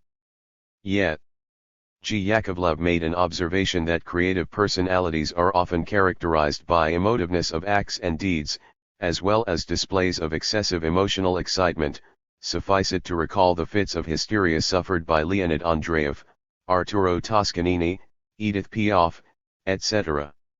Among the other peculiarities of such personalities we can single out their ability to show surprise at well-known facts and phenomena, their increased concentration and permanent interest in seemingly insignificant objects, extreme and almost childish naivete in many respects, their intractability, stubborn misunderstanding of seemingly simple verities and abstraction from worldly joys, sort of self-denial. Wilhelm Ostwald asserted that a researcher's success in many cases hinges on his complete lack of respect for well-trodden paths. Playfulness and eagerness to joke have long been ascribed to a creative person. This what Ivan Bunin wrote in his reminiscences about Anton Chekhov: it takes a very wise person, such as that who has wisdom circulating in his veins, to invent and present a good absurdity or a good joke. A. Malinovsky made a point of kindness as a personal peculiarity contributing to creative accomplishments, since what we call kindness in moral aspect is extremely closely linked with the ability to assume another person's standpoint. In other words, kindness is regarded as a remedy against an excessively increased evaluation of one's own views obstructing scientific objectivity. If we base ourselves on the assumption that everything original results from devaluation, we can realize the significance for successful creativity of such personal faculties as courage, readiness to be in conflict with one's opponents and even with close friends and relations whose views have to be subjected. 191. To anaxiomatization. Academician Kedrov pointed out that a scientist has above all to possess the following personal features: resoluteness not to stop midway, boldness at conceiving an idea, and fortitude to oppose the stream and challenge what has been idolized by the majority. The persons characterized by a creative approach are usually well aware of the difficulties they would have to encounter, and they willingly challenge them. Vincent van Gogh wrote on that score: in things of art the saying is true, honesty is the best policy, rather more trouble on a serious study than a kind of chic to flatter the public. Sometimes in moments of worry I have longed for some of that chic, but thinking it over I say, no, let me be true to myself and in a rough manner express severe, rough but true things. I shall not run after the amateurs and dealers, let those who want to come to me. The latest studies have provided an extensive list of personal qualities, of which Erich Fromm has singled out the following: the capacity to be puzzled, the ability to concentrate, the ability to accept conflict and tension, the willingness to be born every day. Some authors add to this list the following qualities: intellectual curiosity and intellectual honesty, acceptance of responsibility for process and result, objectivity, criticalness, open-mindedness, conviction of universal cause and effect relationship, disposition to be systematic, flexibility, persistence and decisiveness. Jerome Bruner discussed the readiness of creative persons to deny the obvious, their passion combined with the ability to abstain from premature conclusions. Richard Crutchfield believes that a creative approach often requires a person's fresh, spontaneous, childlike mode of perception and ability to go beyond the stereotyped kind of reality. Yet, by far, the most extensive list of qualities of a creative person has been offered by Florence Vidal.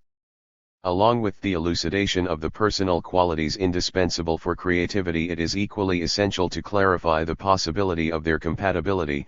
It would be quite reasonable to ask whether persistence and resoluteness hinder the development of such qualities as self-criticalness and perceptivity. Joy Paul Guilford was the first to make an attempt at elaborating the foundations of the compatibility and interdependence of qualities inherent in a creative personality.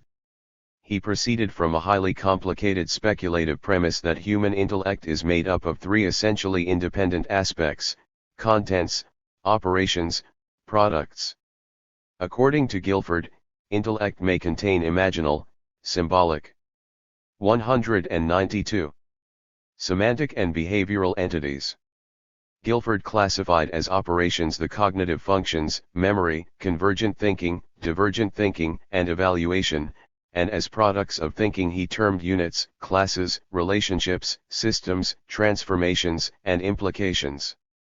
Guilford followed C. Spearman, R. B. Cattell and H. Eysenck, etc. in proposing his own variant of the factor analysis of intellect, which enabled him to expose the correlation between the data of two tests, for example, the correlation between a measurable feature of the subject and his productivity in one or other sphere of activity. As Donald McKinnon noted, a number of psychologists were hopeful that Guilford's tests aimed at revealing creative abilities would provide us with reliable means for the identification of creative persons. However, the researches conducted by McKinnon himself, as well as by other authors, proved that these tests fail to reveal the extent to which a person faced with a real-life problem is likely to come up with solutions that are novel and adaptive. The practical fruitlessness of Guilford's tests was also denounced by Soviet investigators of creativity. Nevertheless, many foreign psychologists continue their researches into the factors of creativity in an attempt to reveal the character and personal features which are correlated with great creative achievements. Their experiments are essentially based on a division of all subjects into two groups: those characterized by high results and those characterized by low results in accomplishing tests for revealing creative abilities. Several investigations conducted independently proved that highly creative subjects differ from low creative subjects in the number of questions they ask in connection with solving a problem or discussing problematic situations. The former are apt to ask much more questions and build much more associations, both close and, mainly, remote. Sidney Parnes emphasized that the non-creative problem solver gets an idea, sees it as a possible solution to his problem, and settles for it without further ado, while the creative problem solver is not satisfied with his first idea in expectation of a better solution. Carl Rogers discusses what is most important for creativity, namely, the ability to toy with elements and concepts, the ability to play spontaneously with ideas, colors, shapes, relationships.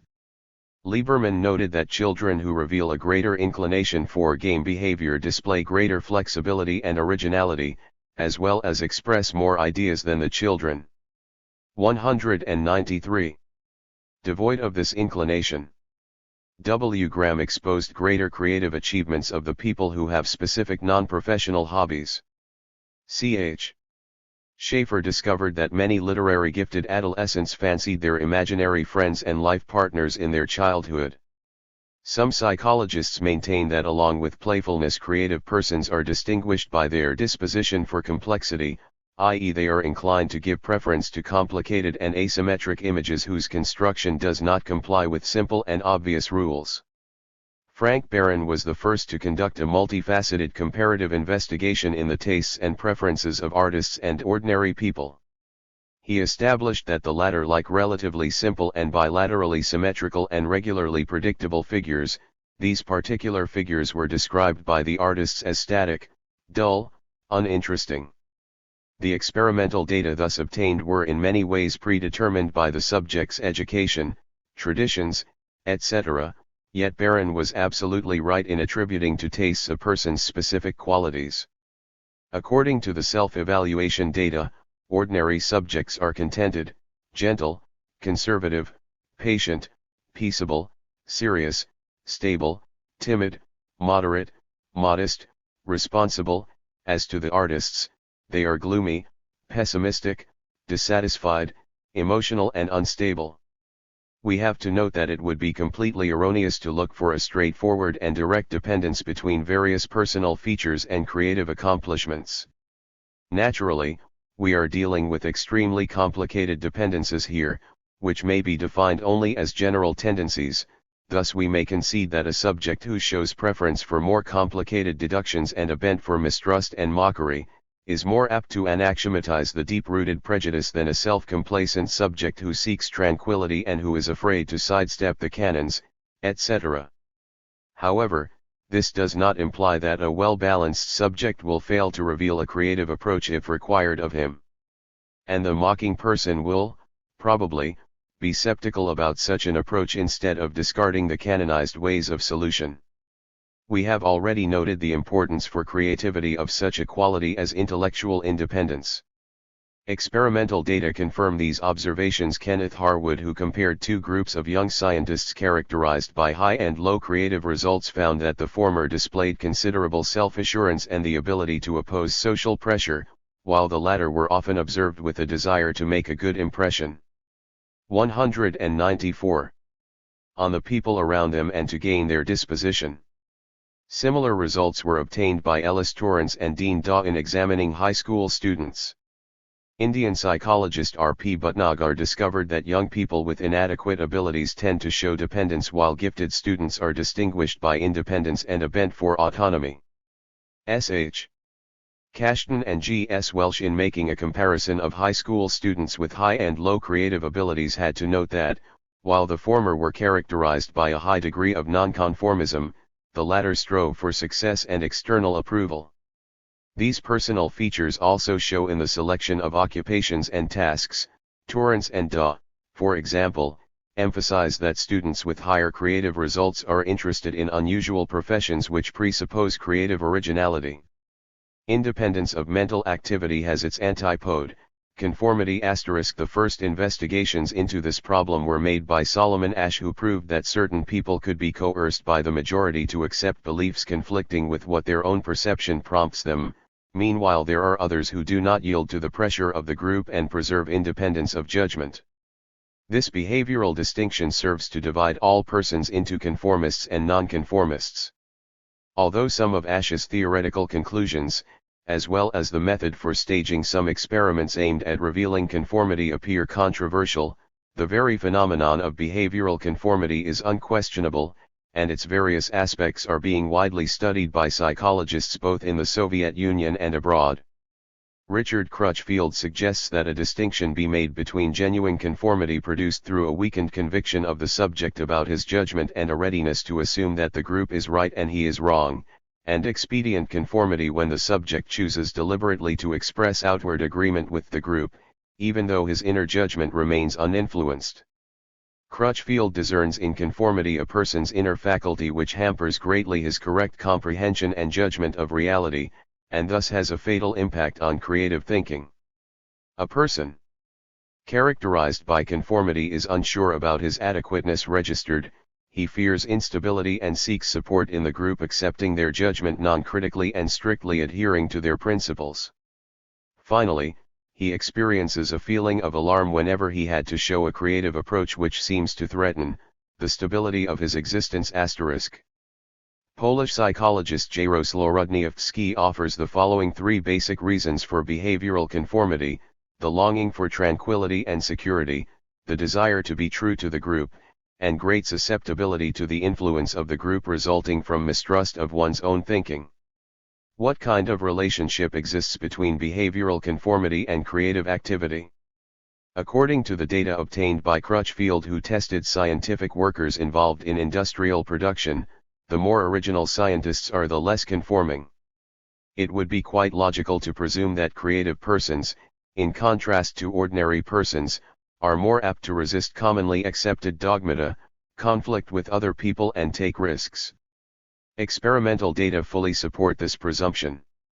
Dutch psychologist van der Meer came to the conclusion that the individuals inclined to take risk, show a greater flexibility of thought and broadness of view than cautious and circumspect people. On the other hand, we may presume that anxiety as a characteristic feature hinders creativity. The available data concerning this are controversial. Kennard White, for example, asserts that persons with relatively low levels of anxiety perform significantly better on divergent thinking tasks than persons with high levels of anxiety, while Irvin Flesher denies the presence of such correlations. Hopefully, further investigations will clarify this problem. Up to now, we have been concerned with investigations which establish correlation between specific features of the character and successful creativity. However, certain experiments have revealed the absence of such correlation. Thus, John Casey did not discover any marked difference in the ability to solve social problems between more creative and less creative subjects, while the results of the experiments conducted by J. M. Eisenstadt failed to support the hypothesis that creative individuals showed a more differentiated response to an emergency. In this respect, an especially thorough investigation was made into the relationship between creativity and intellect. Although a certain direct dependence was seemingly discernible between them, some doubts were expressed on that account as early as the 1930s. Frank Andrews, for example, focused his attention on the fact that even though the children with well-developed fantasy achieved high results in IQ tests, not all of them were endowed with creative abilities. L. Greenberg noted in his work that IQ tests offer a very limited indication of giftedness and do not make it possible to identify genuinely creative persons. The view of the principal distinction between creative abilities and the intellect was most explicitly presented by M. Wallach and Ann Cogan in their monograph Modes of Thinking in Young Children, a study of the creativity-intelligence distinction. This was followed by numerous experimental studies which produced results indicating a low level of correlation between data characterizing the intellect and those characterizing creative abilities. In summarizing the data from a great number of experiments including his own, McKinnon wrote, "It simply is not true that the more intelligent person is necessarily the more creative one. I do not wish to imply that the quantity and quality of intellective processes are irrelevant to creative performance. Obviously, they are of the greatest importance, but alone and in the absence of other traits and dispositions they will not make for creativity, nor will mere intelligence identify creative potential or predict creative performance."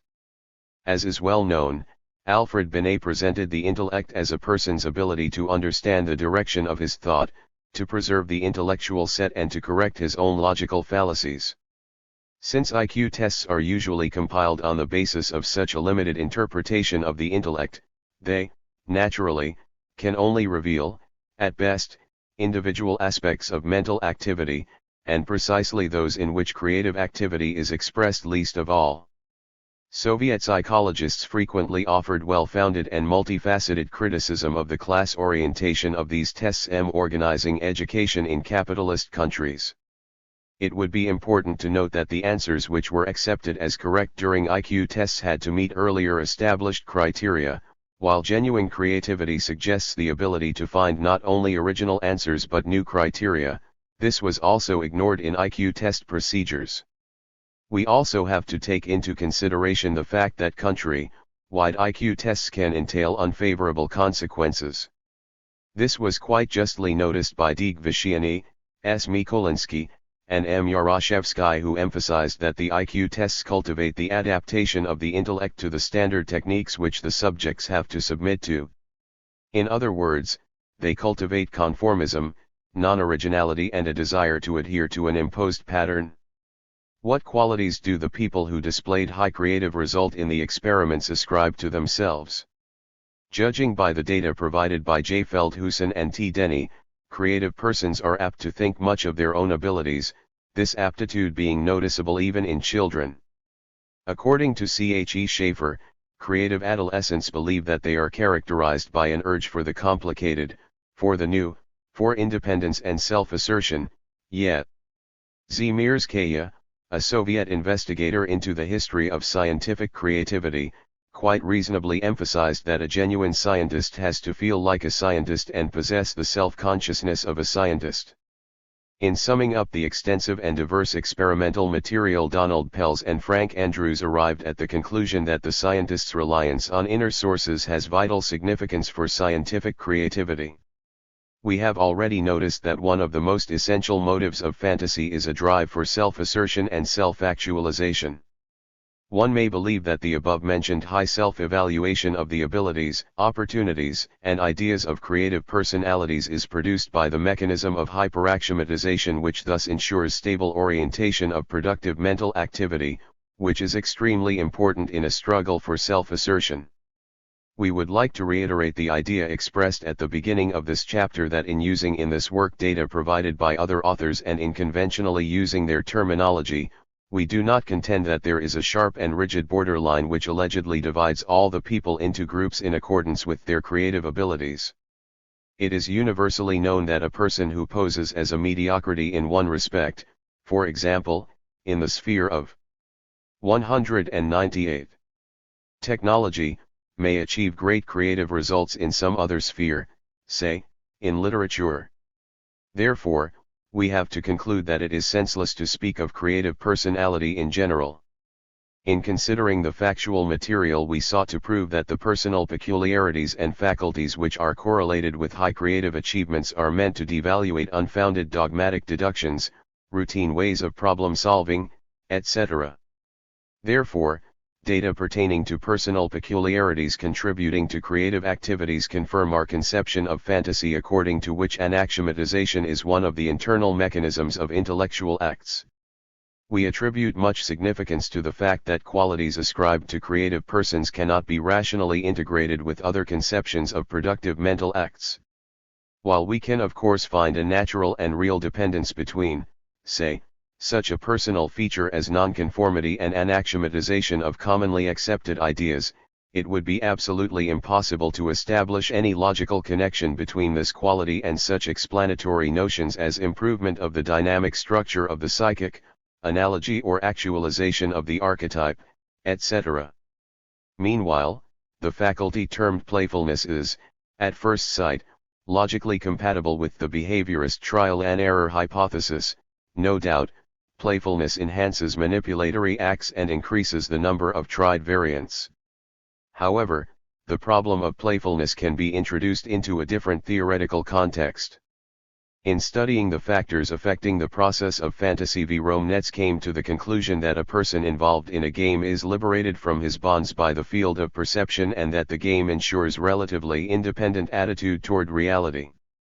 Thus, in playfulness we may discover a person's desire to broaden his intellectual horizon by devaluating the narrowing limitations. The game situations allow for the neglect of various real situations. Therefore, the person's urge for the game situations preconditions the devaluation which may eventually produce a creative result. The socio-psychological factors of the process of fantasy. We have established that the orientation and character of creativity are predetermined by such psychological factors as motives and the person's individual peculiarities. Consideration 199 of these factors has brought us close to certain social problems of creativity. By and large, the requirements for and other motives of a person's behavior take shape and develop under the influence of social conditions. We may allude, for example, to the phenomenon of behavioral conformity, which plays, as was proven, the negative role in creativity. Such behavior is the result of both the individual peculiarities of the person and of the relationships existing between persons in a creative group, moreover, of the peculiarities of social medium in the broad sense of the word. Therefore, the elaboration of the socio-psychological problems of creativity assumes extremely high significance. In relying on the basic problem of this investigation, the revelation of the intrinsic laws of fantasy, we will focus, mainly, on the results of the socio-psychological studies of creativity we find in literature, which, in our opinion, enable us to examine this key issue more extensively. Some of the social aspects of creativity have long been the subject of close attention by writers and critics, i.e. the people who are professionally involved in creativity and whose experience has provided them with the knowledge of society's attitude towards them as creative persons. It is common knowledge that the lifestyle of many original thinkers was often hard and even tragic under the conditions of antagonistic class society. This explains why social environment is usually presented in a number of fiction and philosophico-critical works as a hostile force directed against creative persons. The hostile attitude of bourgeois society toward manifestations of creative abilities found its vivid reflection in the words of the main hero of Diderot's Le Neveu de Rameau, who declared cynically, "Geniuses are aversive, and whenever a child is born with characteristic signs of this dangerous gift in its forehead, it has to be strangled to death or thrown away to be eaten by dogs." At the beginning of the 20th century, French psychologist Édouard Leroy was discussing the difficulties confronted by inventors and innovators in general in capitalist society, pointing out that they were often regarded as mindless and dangerous members of society. The attitude of the overwhelming mass of society, i.e. non-creative persons, toward innovations and discoveries was discussed in detail in the book El Hombre Mediocre by José Ingenieros. The psychology of mediocre people, Ingenieros contends, is characterized by their inability to perceive perfection and to create the ideal, routine thinking, and a desire to adapt their 200 character to habitual conventionalities. At the same time, Ingenieros tries to determine the positive role of mediocrities, which he reduces to consolidating and strengthening what has earlier been achieved by other creative persons and geniuses who once also had to wage a bitter struggle against similar mediocrities. By admitting in general terms the hostility of bourgeois society toward gifted persons, Ingenieros is also justifying this attitude, characterizing it as conservative, hence useful for society. In recent studies we may also find an extensive list of social interferences confronted by creativity in bourgeois society. In this respect, of special interest are the data provided by foreign psychologists themselves. Bernard Thorsell wrote about the social forces counterposing creativity, and he showed convincingly that the ability to doubt and to think creatively is very likely to appear as a disturbing and perhaps frightening trait, especially to those who lack the cognitive and/or social flexibility necessary for a tolerance of it. German psychologist K. Heymann believes that creative fantasy is damaged mostly by technicism in the form of multitudes of modern stereotype films, standardized TV programs, advertisements, etc. Alex Osborne insists that urban life is extremely deleterious for the development of creative imagination, for it tends to suppress man's nature and intimacy. Lawrence Kubai names the informational overload among the factors which block creativity. According to A. Luchins, factors that may discourage creativity are the growing mechanization of industry and the specialization and division of labor that have reduced into routine, repetitive tasks many activities that once called for ingenuity and skill. Guilford distinguishes the following four planes in which a struggle is waged against new ideas in capitalist society.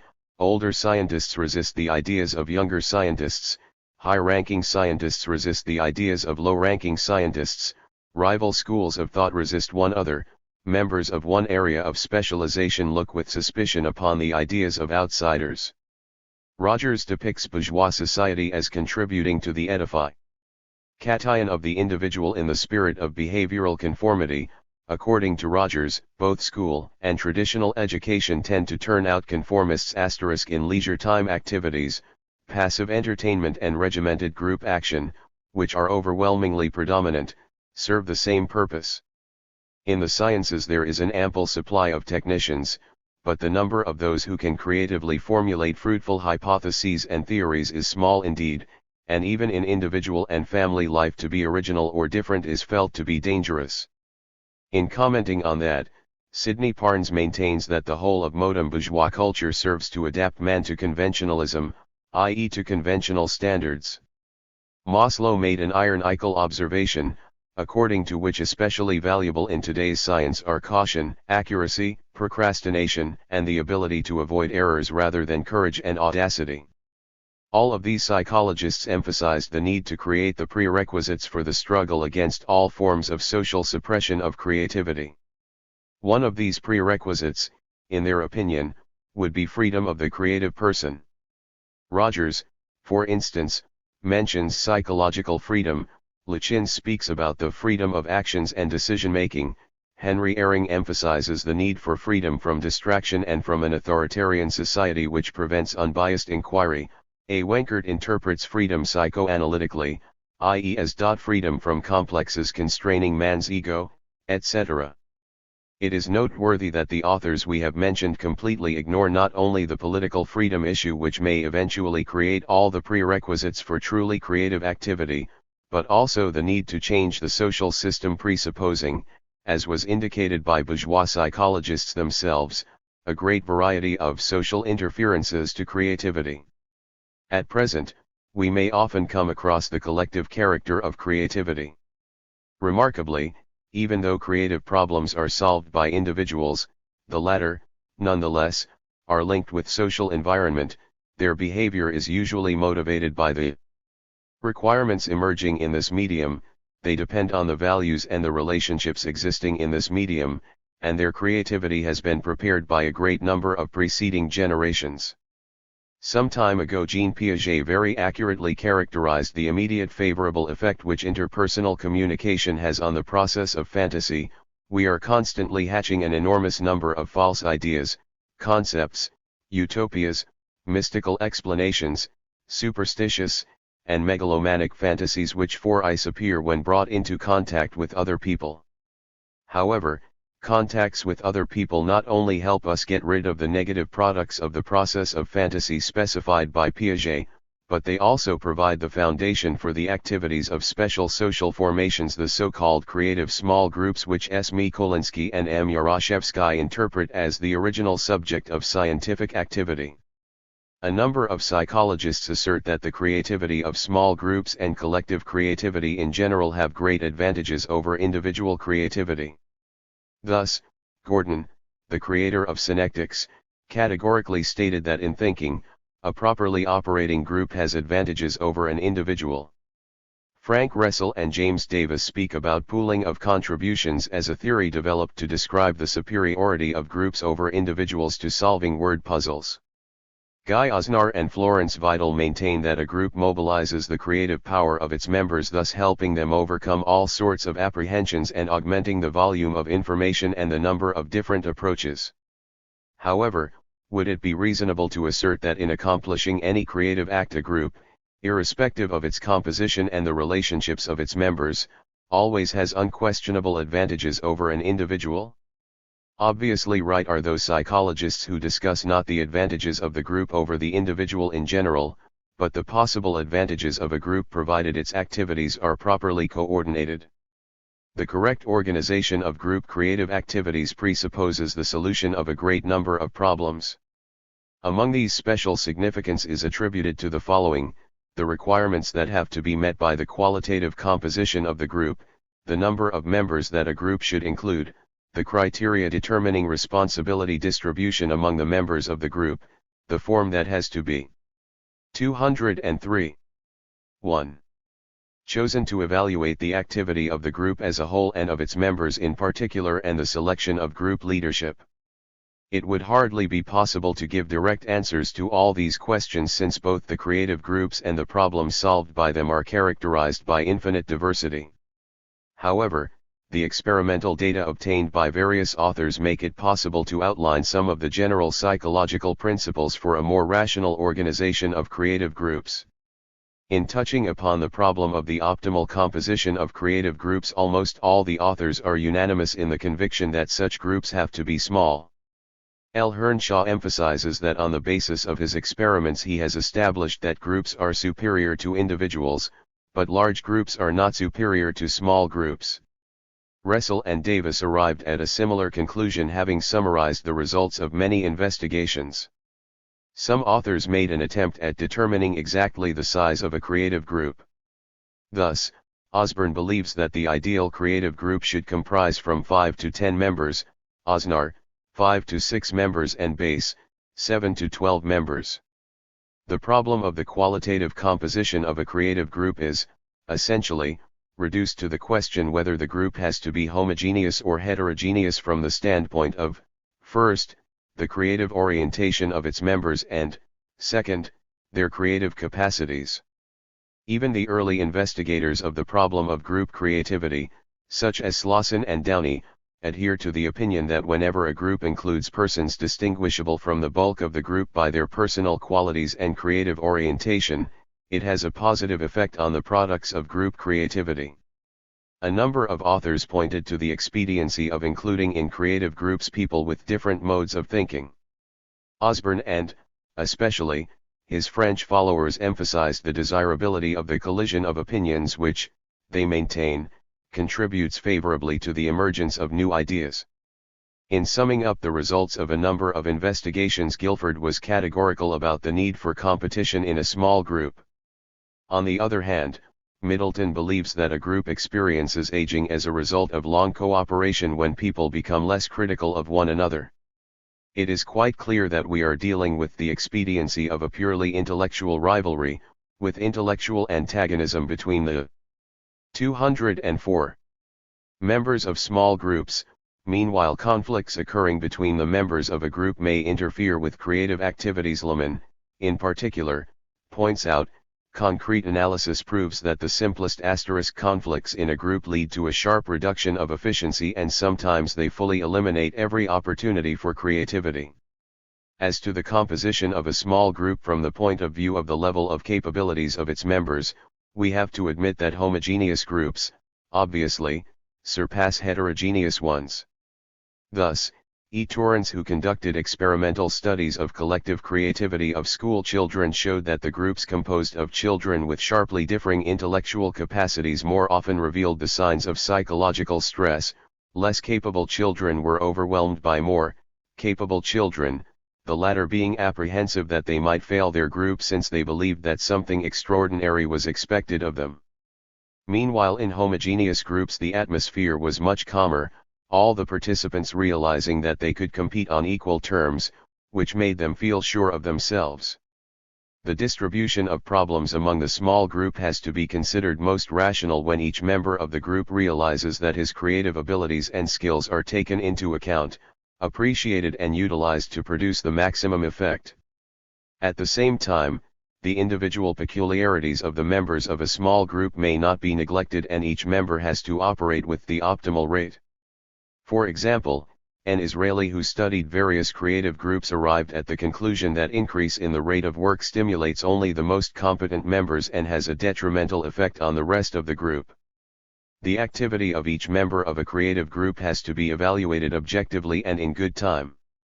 For example, judgments concerning intermediate variance, the ideas which have not been fully thought out or preliminary solutions must be withheld. Special emphasis has to be placed on the form of appreciation.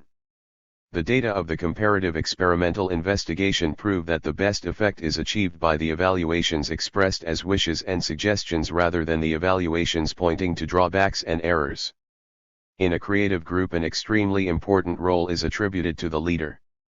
The leader's personality, his capabilities and competence, his creative orientation and his relationship with 205. The members of the small group he controls greatly determine its psychological atmosphere and creative productivity. The leader of a creative group, as well as any other leader, naturally, has to meet a great number of requirements. It is far from sufficient for the leader to be competent in one or another field. He has to possess such features as authority, sense of responsibility, justice, objectiveness, tactfulness. Lenin insisted that a leader must possess a high degree of personal appeal. The personality of a leader has an immediate effect on the atmosphere in the group and on the relations between the members of the group.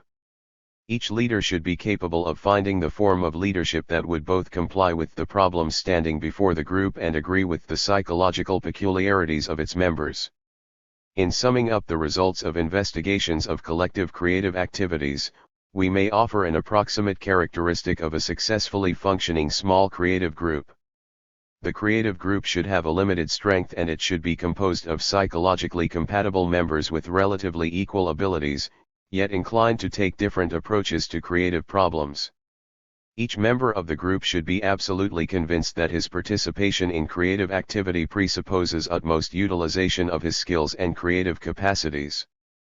The rate of work of a creative group has to be determined by the individual capacities of its members. The evaluation of results should be tactful and benevolent. The leader should show a business-like approach and possess certain personal features. Thus we have considered some of the socio-psychological prerequisites determining creativity. There have never been any attempts made to compare these data with the existing conceptions of productive mental activity. In our opinion, it would be impossible to explain either the favorable or the unfavorable effects of all the socio-psychological factors on successful creativity by the positions of behaviorism, Gestalt psychology and other conceptions. For instance, why does a trend for conventionalism hinder analysis and synthesis, improvement of psychological structures, etc.? And why does a minor increase of the numerical strength of creative groups lead to the reduction of the number of variants selected on the trial and error basis? 206. Let us consider how the data presented in this chapter agree with the proposed conception of fantasy.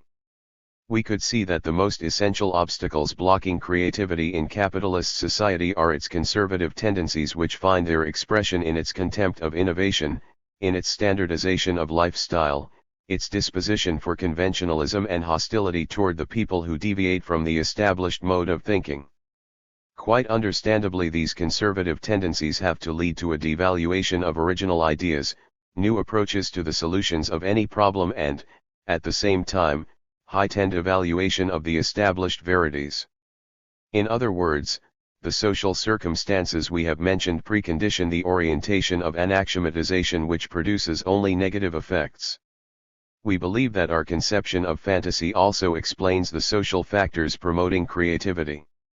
As we have already mentioned, the advantages of group creativity over individual creativity were explained by certain psychologists as a purely mechanical pooling of individual contributions. This explanation runs counter to the unquestionable fact that the advantage may be enjoyed only by small groups. In our opinion, group activities ensure more favorable conditions for anaxiomatizing old-fashioned or unfounded ideas, since it is much easier to devaluate someone else's views and opinions than one's own. This explanation is supported by the fact that the most productive creative groups are those composed of the people who favor different stratagems and approaches to problems, i.e., who are particularly disposed towards mutual anaxiomatization of views and opinions. However, in compliance with our conception of fantasy, creation of the new is inseparably linked with the second internal mechanism, hyperaxiomatization. Obviously, the groups the numerical strength of which exceeds a certain limit will confront enormous difficulties and even may fail in achieving the necessary stabilizing effect, which, in our opinion, stipulates the necessity of forming relatively small groups, recommended as optimal for the most productive creativity. The process of fantasy and age. The influence of age on the peculiarities of the process of fantasy evokes both theoretical and practical interest. Investigators of this problem, above all, seek to answer the following questions: how does life experience and general development of personality affect the process of fantasy? How does man's age determine his creative capacities? What family peculiarities promote the development of personal faculties contributing to creativity? How does education influence the process of fantasy? How does one or another course of training affect the character of the products of fantasy? Proceeding from the main traditional theoretical conceptions of fantasy considered in Chapter 2, two controversial answers to the first of these questions can logically be provided. According to the idealistic conception which interprets fantasy as a primordial creative power, certain philosophers and psychologists regard life and training as factors which either suppress or subdue this creative power. Plato is known to have asserted that experience takes away more than it adds, and that young people are nearer to ideas than old people.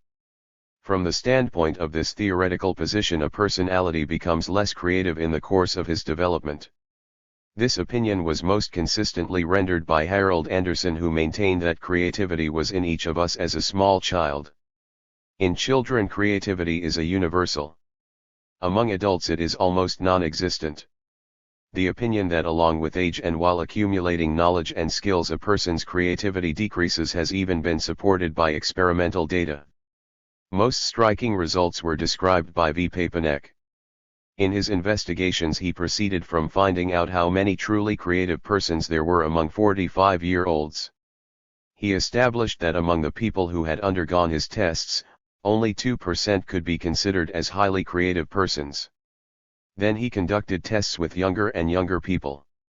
Yet, his results revealed the same 2% level.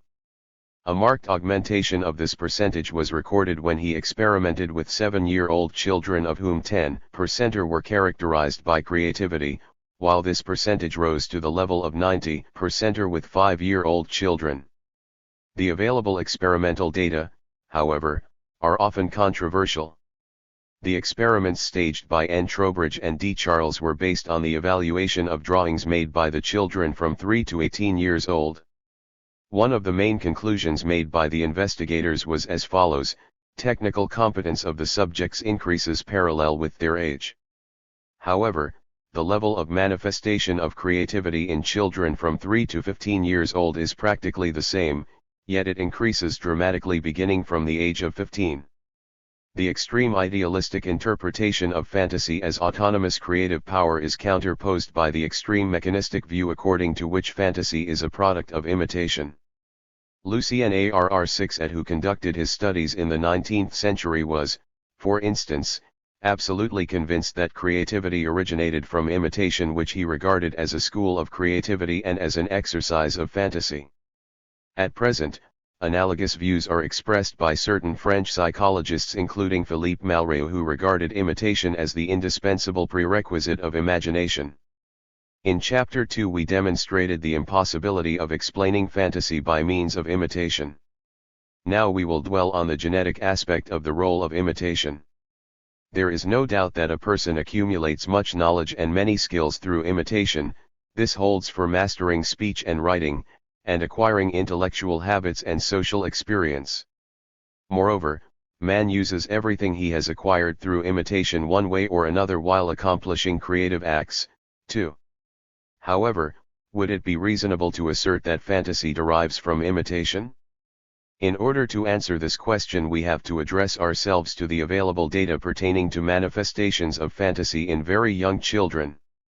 The advocates of the conception of imitation usually refer to this commonly known observation: a child endows the object of his game with the properties of the objects which he has seen and which have impressed him. Thus, he turns a stick into a horse, chair into a locomotive, and he himself becomes a horseman, an engine driver, etc. This allegedly suggests that the child's fantasy is characterized by imitation. Certainly, both the material used for the game and, to some extent, the game's plot are borrowed from the reality with which a child is making acquaintance, yet the result of the process of fantasy in this case is not the game itself but its basic prerequisite, the identification of objects completely different both by their look and in essence.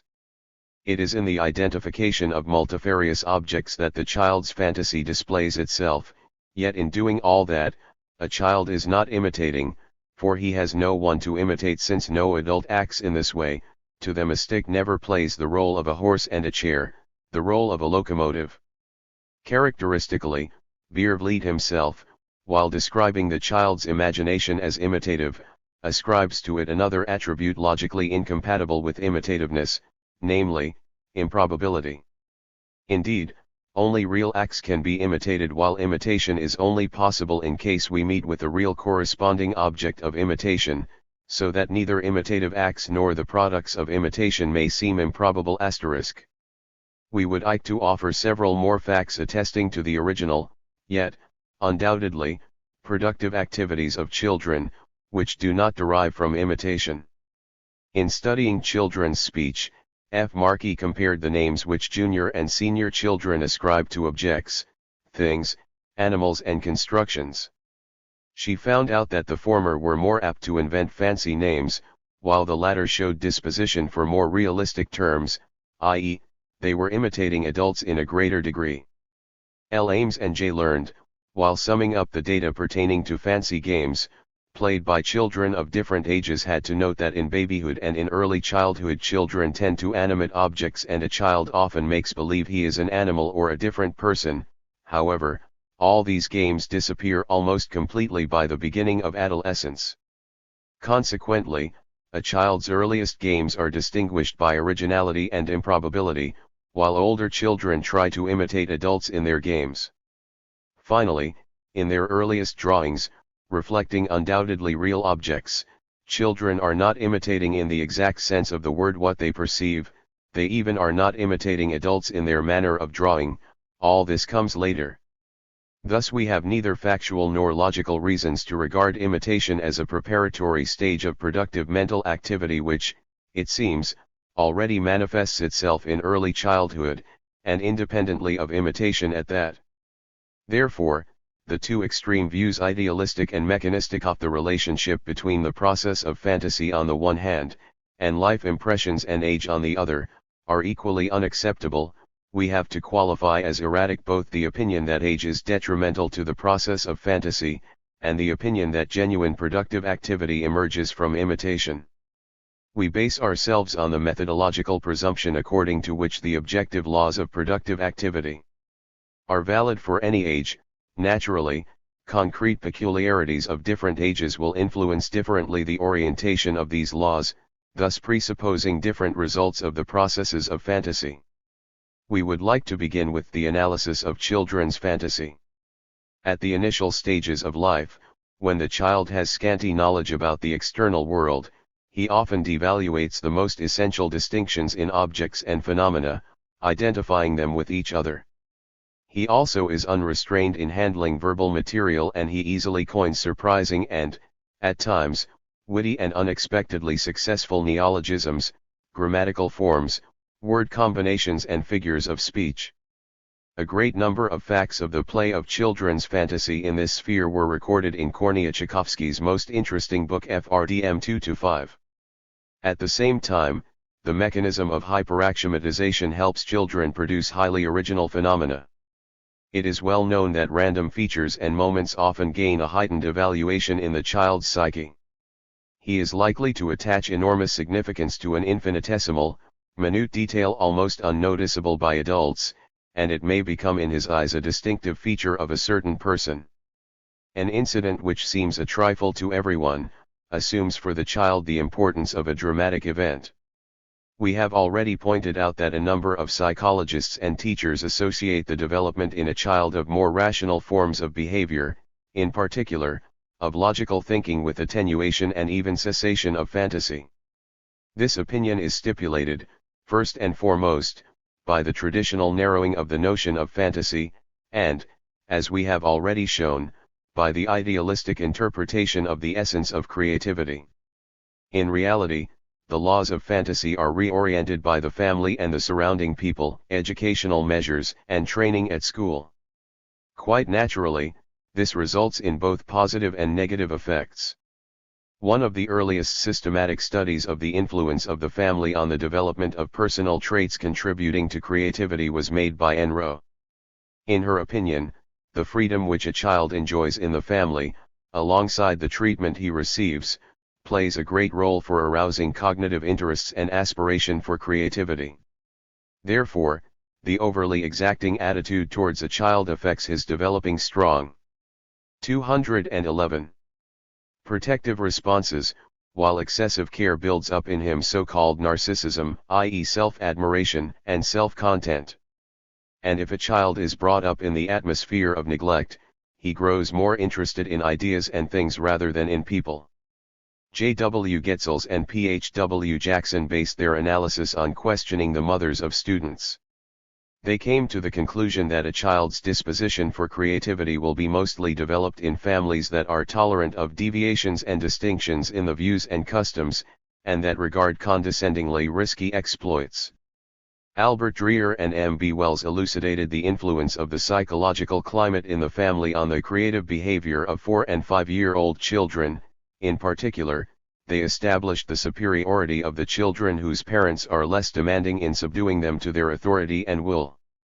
We discussed above a number of socio-psychological factors detrimental to creativity. A number of authors noted that in capitalist countries such factors manifest themselves in the course of school training and education. Paul Torrance made a detailed analysis of various factors which suppress the creative orientation of school children. To these he attributed the students' aspiration for success, hence a fear of risk, their desire to resemble their peers and a fear of defying the accepted standards so as not to seem anomalous, the teacher's insistence on the roles to be played by one or another sex, the students and the adults set that school procedures have to be taken seriously and that they completely exclude any play, including the play of thought. The action of the factor peer group orientation, according to Torrance, is clearly noticeable by about the time the child reaches the 4th form, when his need for consensual validation is intensified and when he becomes afraid that he might not resemble his peers. The investigation based on extensive factual material provided de Delapine-Messe, who conducted it, with the conclusion that although the quality of the essays improves along with the progress in education made by students, their written works were highly artificial by nature and restrained students from expressing their ideas creatively and sincerely. The improvement of the quality of the essays of senior form students in comparison with those of junior form students had been noticed somewhat earlier by Soviet psychologist L. Nosova, when conducting investigations into the fantasy of 5th-7th form students of a Soviet secondary school. However, in contrast to Delapine-Messe, Nosova characterized the essays of the 7th form students as relatively independent works containing creative elements which serve to reveal the author with his own life experience and emotions. The results of comparing the creative works performed by the children brought up in different social conditions would certainly have been more convincing if the matching data were obtained during a single investigation and evaluated according to strictly defined criteria. However, even the comparison of the results obtained by Nosova and Delapine-Messe indicates that the orientation of the laws of fantasy is not determined merely by the age or the very fact of training at school, but it depends on the character of training and, even greater, on the social conditions in which a student lives and is brought up. Foreign psychologists are also extremely skeptical about the role of the higher school for the development of creativity. R. L. Bednar and C. A. Parker conducted tests to discover no essential changes in the achievements characterizing the creative abilities of college students throughout the first 3 years of studying. John Bentley found out that the creative abilities of college students had little effect on their academic results. Bentley explains this by the fact that academic examinations impose demands only on students' knowledge and memory rather than on their creative approach. At the same time, the creative orientation of students presupposes an obvious positive effect. Thus, according to Welch, the creative achievements of art students are markedly higher than those of the students concerned with other specialties. The only acceptable hypothesis which, according to Welch, may explain the result obtained by him lies in the concession 213. That the art student is encouraged from the start to strive for the new, the original product. Consequently, the orientation and the results of the process of fantasy in both college and school students depend on the concrete relationship between the instructors and the instructed, on the demands which the former impose on the latter, and on the orientation imparted to them during a course of training. Thus, the development of creative abilities depends more on the peculiarities of training and education in secondary and higher schools than on age. However, does age as such influence creativity? The first non-systematical observations provided us with the conclusion that young people have a better disposition for creativity. Wilhelm Ostwald wrote in his book Inventors and Investigators. A person achieves his greatest productivity at the age of about 25. Ostwald explains the advantages of young age by the fact that young people are more courageous. J. Bjorksten explains the drastic collapse of creative powers, which allegedly occurs soon after the age of 30, by the overload and exhausting of internal reserves leading to the decrease of a creative potential. According to the data obtained by Joseph Brozek, the intellectual functions exercised by adults showed no deterioration with age, but were likely to improve. However, the functions which are not specially exercised by adults in their daily life do deteriorate. Especially difficult for old people are the tests which have to be performed within a limited time, as well as those which imply finding new methods of solution. Harvey Lehman devoted to this problem his monograph Age and Achievement. He analyzed biographies of many talented scientists and people in the arts to conclude that the most creative age for a chemist ranges from 26 to 30 years, for a mathematician, from 30 to 34 years, for a musician, up to 30 years, for a writer, up to 45 years, and for a philosopher, from 35 to 39 years. A. F. Isaacs offers somewhat different figures. In compliance with his data, the greatest insight occurs in the artists at the age from 5 to 22 years, in musicians, from 4 to 23 years, and in writers, from 12 to 40 years. The physiological factors explaining the attenuation of a creative potential, according to Lehman, may include general weakening of the organism, reduction of its resistance to fatigue. 214. Worsening of the sensory and motive functions, various body ailments, and endocrine changes. Yet, the explanation based on physiological factors meets with serious objections. First, most ailments mentioned by Lehman are not typical of the age which presupposes the beginning of creative withering. Second, all possible physical defects do not necessarily suppress creativity but in a number of cases may even stimulate it. We regard as more founded the psychological factors of reduction of creative potential proposed by Lehman, even though they are not specific for old age. According to Lehman, the persons who have achieved marked successes by the age of 30 or 40 do not strive for any new achievements any longer, while the people who have often been criticized and who have not gained due recognition succumb to apathy. That is to say that both easy successes and insurmountable difficulties and obstacles weaken the motivation for creativity in equal measure. It would be necessary to note that a number of facts disagree with Lehman's conception. Many scientists and artists displayed great creativity right up to venerable age.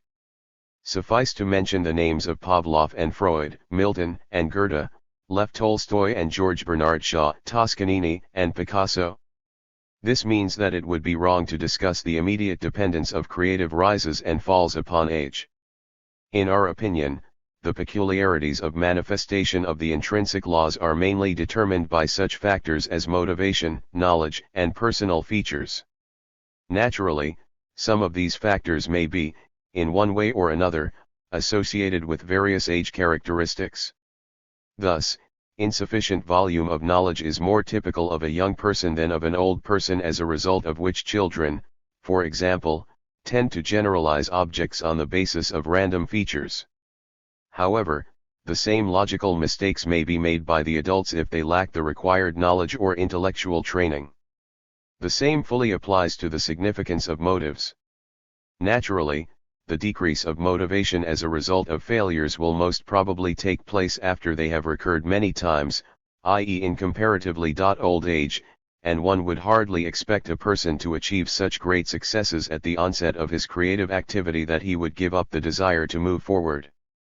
Nonetheless, a certain decline of motivation is also conceivable at a young age in the case of extremely unfavorable circumstances or as the result of extraordinary early successes.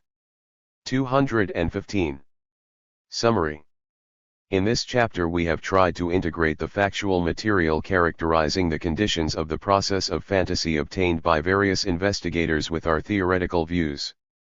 We have considered a number of factors influencing the process of fantasy, which we conventionally organized here into 4 groups to facilitate the analysis: motives, personal peculiarities, socio-psychological, and age factors. In reality, the same psychological entities can be qualified both as motives and personal qualities, while socio-psychological factors often pose as motives. This material is not considered by other authors from the standpoint of existing conceptions of productive mental activities. To illustrate this, the data on the personal qualities contributing to creativity were not juxtaposed to explicit or implicit contents of different theories on thinking and fantasy. As a rule, in textbooks and manuals, such data were presented in the form of additional information which, in the opinion of the authors, must not necessarily be in harmony with the laws of thinking and creativity rendered in parallel with it. By and large, throughout this chapter we have tried to prove that such an agreement is hardly conceivable. The facts we have considered have enabled us to assert that the character of influence of such prerequisites as motives, personal peculiarities, social and age factors upon the process of fantasy is affected through the mechanisms of anaxiomatization and hyperaxiomatization. It is true that the realization of the main motives of fantasy presupposes the action of these two mechanisms, while successful creativity mostly benefits from the personal features, as well as socio-psychological and age factors which suggest a specific orientation of anaxiomatization. In other words, various prerequisites may have a positive or a negative influence upon the results of fantasy depending on how they control the intrinsic laws. However, the prerequisites may affect only the orientation of these laws, the latter preserving their power in every situation. Consequently, all the theoretical models of fantasy seem incomplete and one-sided, if they ignore its intrinsic laws, the knowledge of which, as we have proved, provides us with a rational explanation of the significance of various conditions of the process of fantasy and with an opportunity to unify them in a single whole. As to the factors such as external circumstances which immediately affect the subject's psychic states, they are all included in the context of applied problems of fantasy. Chapter 7. Practical aspects of the problem of fantasy. Since the positive results of the process of fantasy are based on specific conditions, the problem of creating them acquires great practical significance. Some of the conditions, for example the optimum qualitative and quantitative composition of a creative group, do not necessitate any painstaking arrangements. At the same time, a number of other factors result from long and multifarious didactical effects. We would like to start our analysis with consideration of the training procedures conducted to ensure stable internal conditions for successful creativity. Then we will dwell on the organizational and other procedures serving the same purpose. Training procedures. The training procedures recommended by psychologists for developing creative abilities derive from different theoretical conceptions of fantasy. The proponents of the idealistic view of fantasy maintain that as long as the latter is a primordial innate faculty, the subject has to be provided with an opportunity to fully reveal it.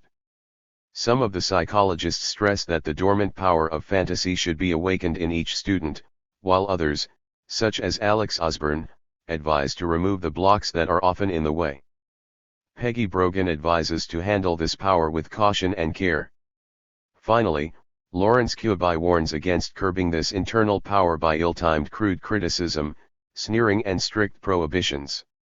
Mechanist psychologists express a diametrically opposite opinion concerning the solution of the didactic aspect of the problem of fantasy. Behaviorists contend that the development of the person's creative potential is almost identical with the formation of various automatic skills. C.Z. Hull was one of the most consistent defenders of this view. Recently similar views have been expressed by Frederick Bartlett, Irving Maltzman, George Polya, G.P. Guilford and other psychologists. Throughout his monograph on thinking, Bartlett insists that this process be identified with a system of intellectual skills that are trainable by analogy with psychomotor skills. Maltzman and his associates staged several experimental series aimed at training individuals so as to improve originality of response. They came to the conclusion that originality, too, is a trainable form of behavior which is the same, in principle, as any other form of behavior.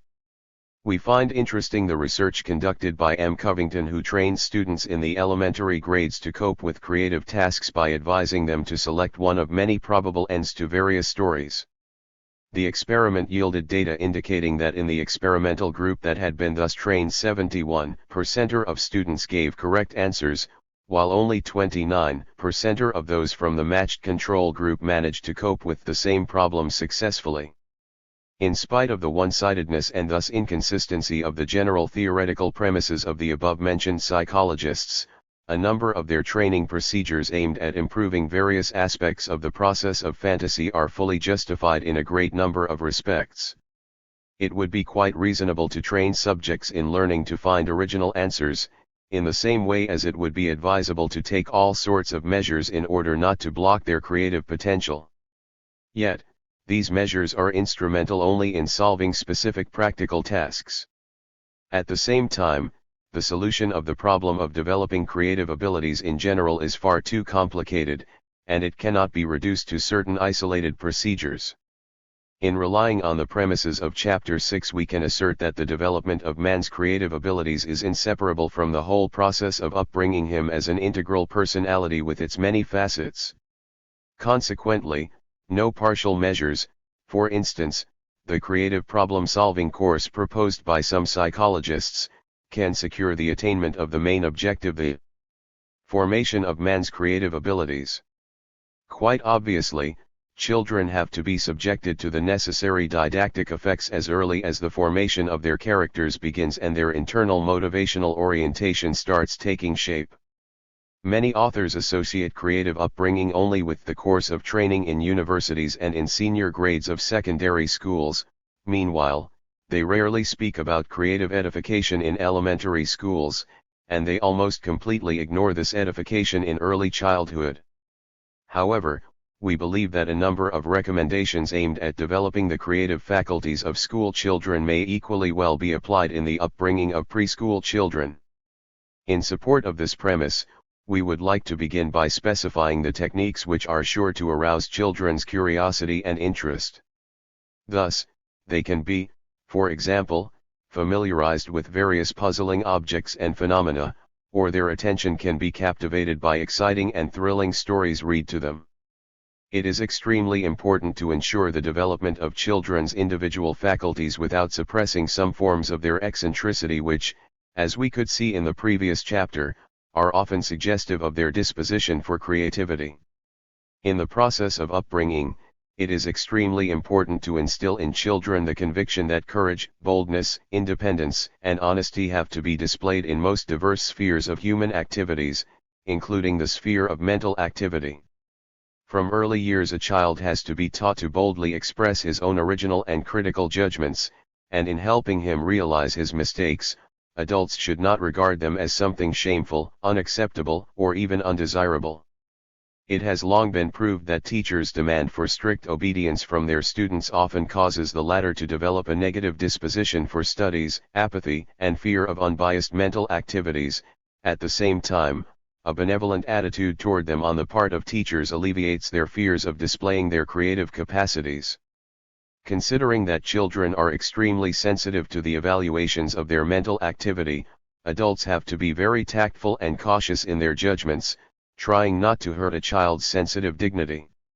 In the previous chapter, we mentioned a number of highly important for creativity personal qualities, such as perceptivity, persistence, readiness to tackle complicated problems, kindness, playfulness, readiness for increased complicatedness, aspiration to self-perfection, lack of complacency, etc. By instilling these qualities in children, we essentially promote the development of their creative abilities. At present, we possess several well-founded recommendations for developing creative abilities in secondary and higher schools. Investigators regard the consideration of school children's peculiarities and individual training as one of the basic factors for the creative upbringing of school children. This was discussed at length, in particular, by Beryl Ash and Barbara Rappaport in their creative work in the junior school. They believe that individual assignments are especially desirable for ensuring most sincere, i.e. independent, non-conformable expression of emotions by school children. School children should be convinced that a creative approach to any problem will be highly appreciated by their teachers and by the group.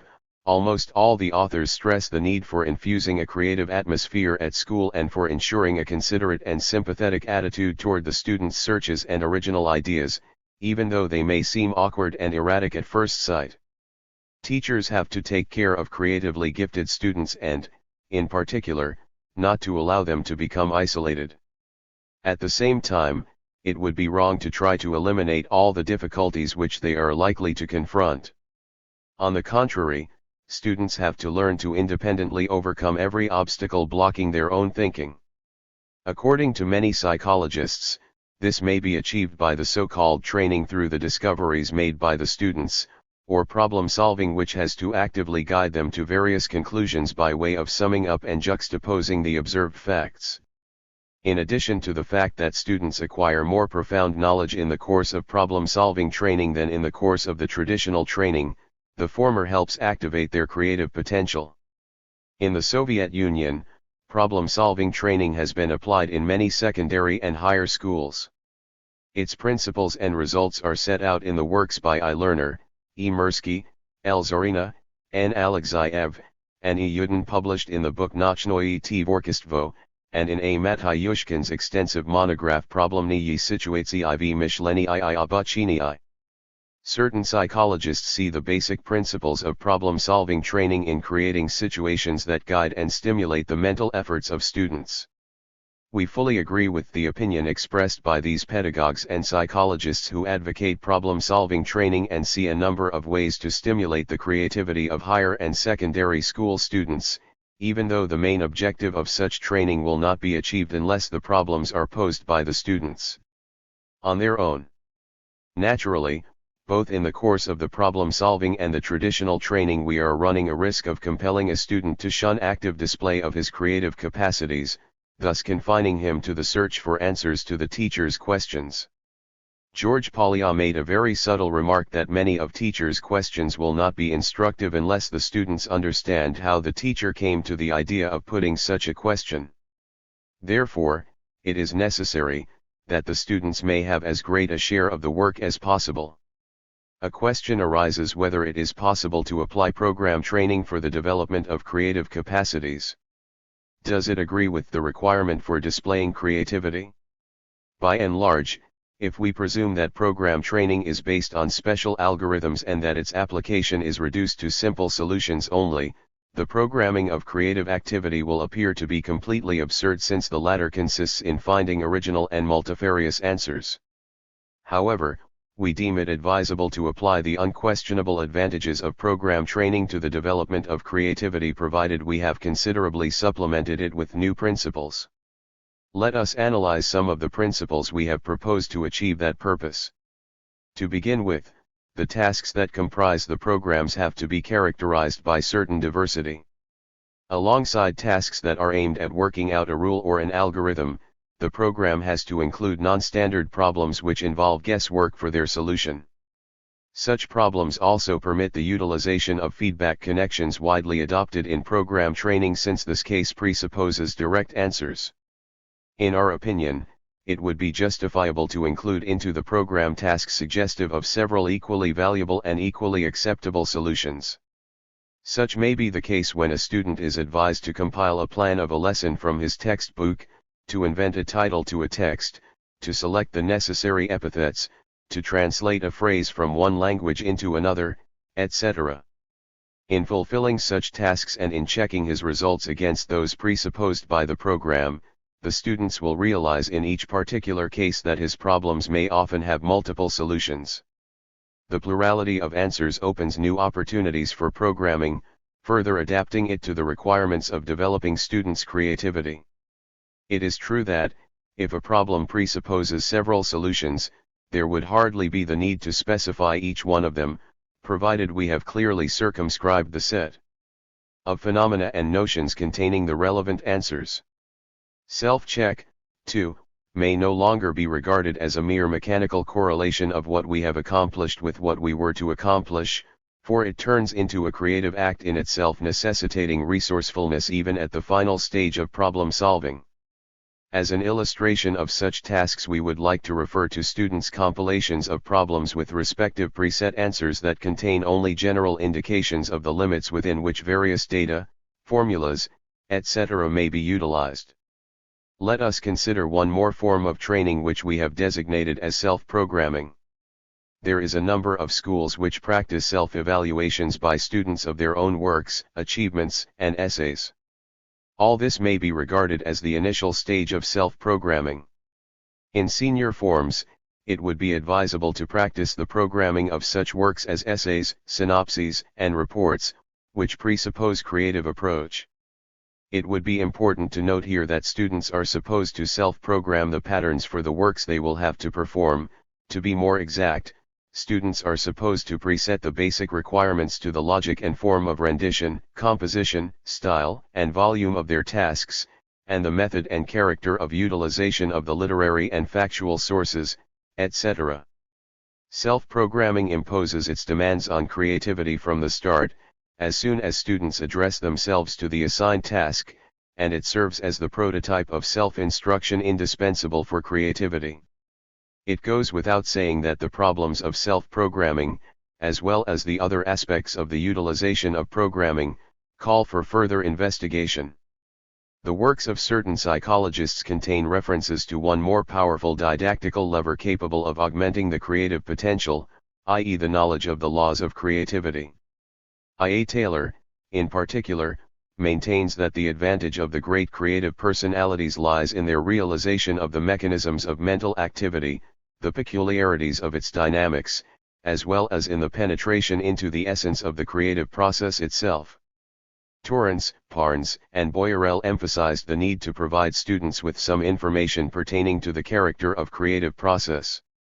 According to them, a student not only has to be taught to evaluate the conditions of his task and to perform the necessary operations with the object of his investigation, but he also has to be trained to evaluate correctly the course of his thinking and his attempts to solve the problem.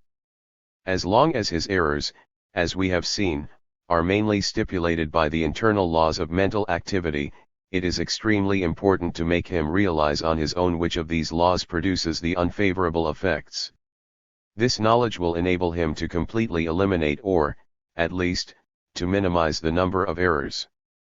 Therefore, let us first of all consider all the possible ways of overcoming the unfavorable effects of hyperacclimatization.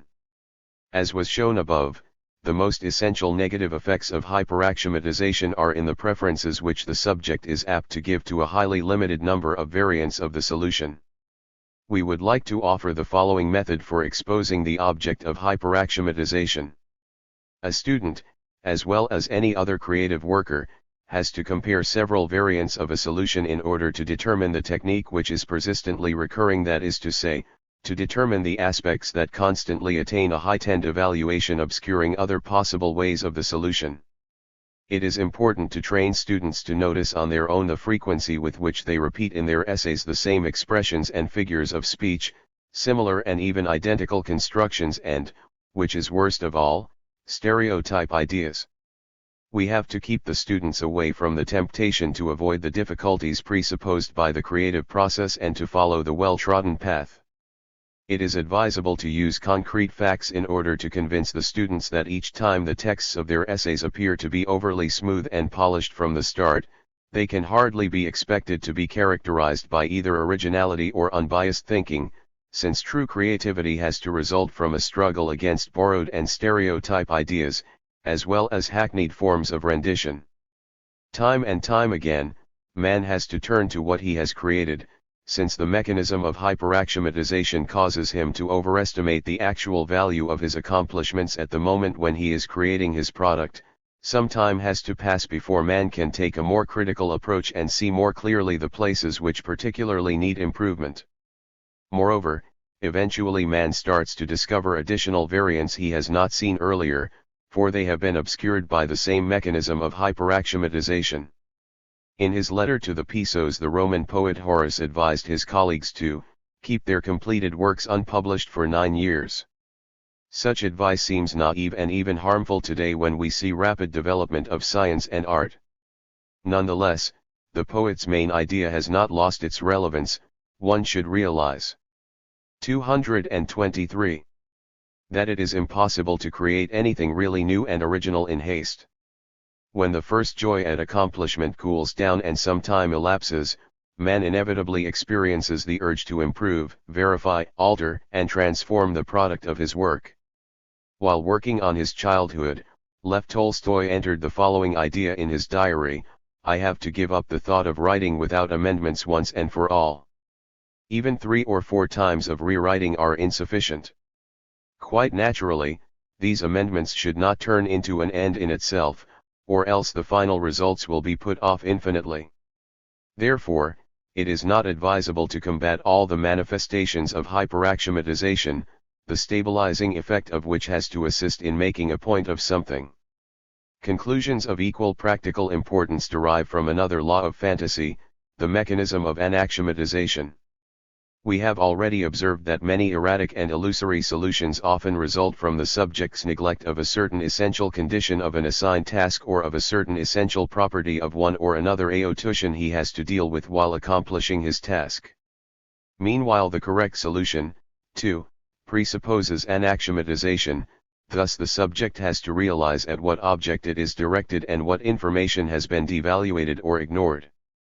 Even at school, students should be trained to consider whether everything has been taken into account and whether none of the essential information has been ignored by them, whether consciously or subconsciously, while they were accomplishing their task. On the other hand, in solving their problems they should deliberately discard all the earlier hackneyed ways of solution, the earlier concessions and factors, i.e. everything which can assume the power of dogmas and prejudices. It would be extremely important to train students to select and abridge the materials on their own which will aid in the realization of the essence, the formation of notions, etc. Students have to be trained to independently root out the unnecessary and to devaluate the irrelevant.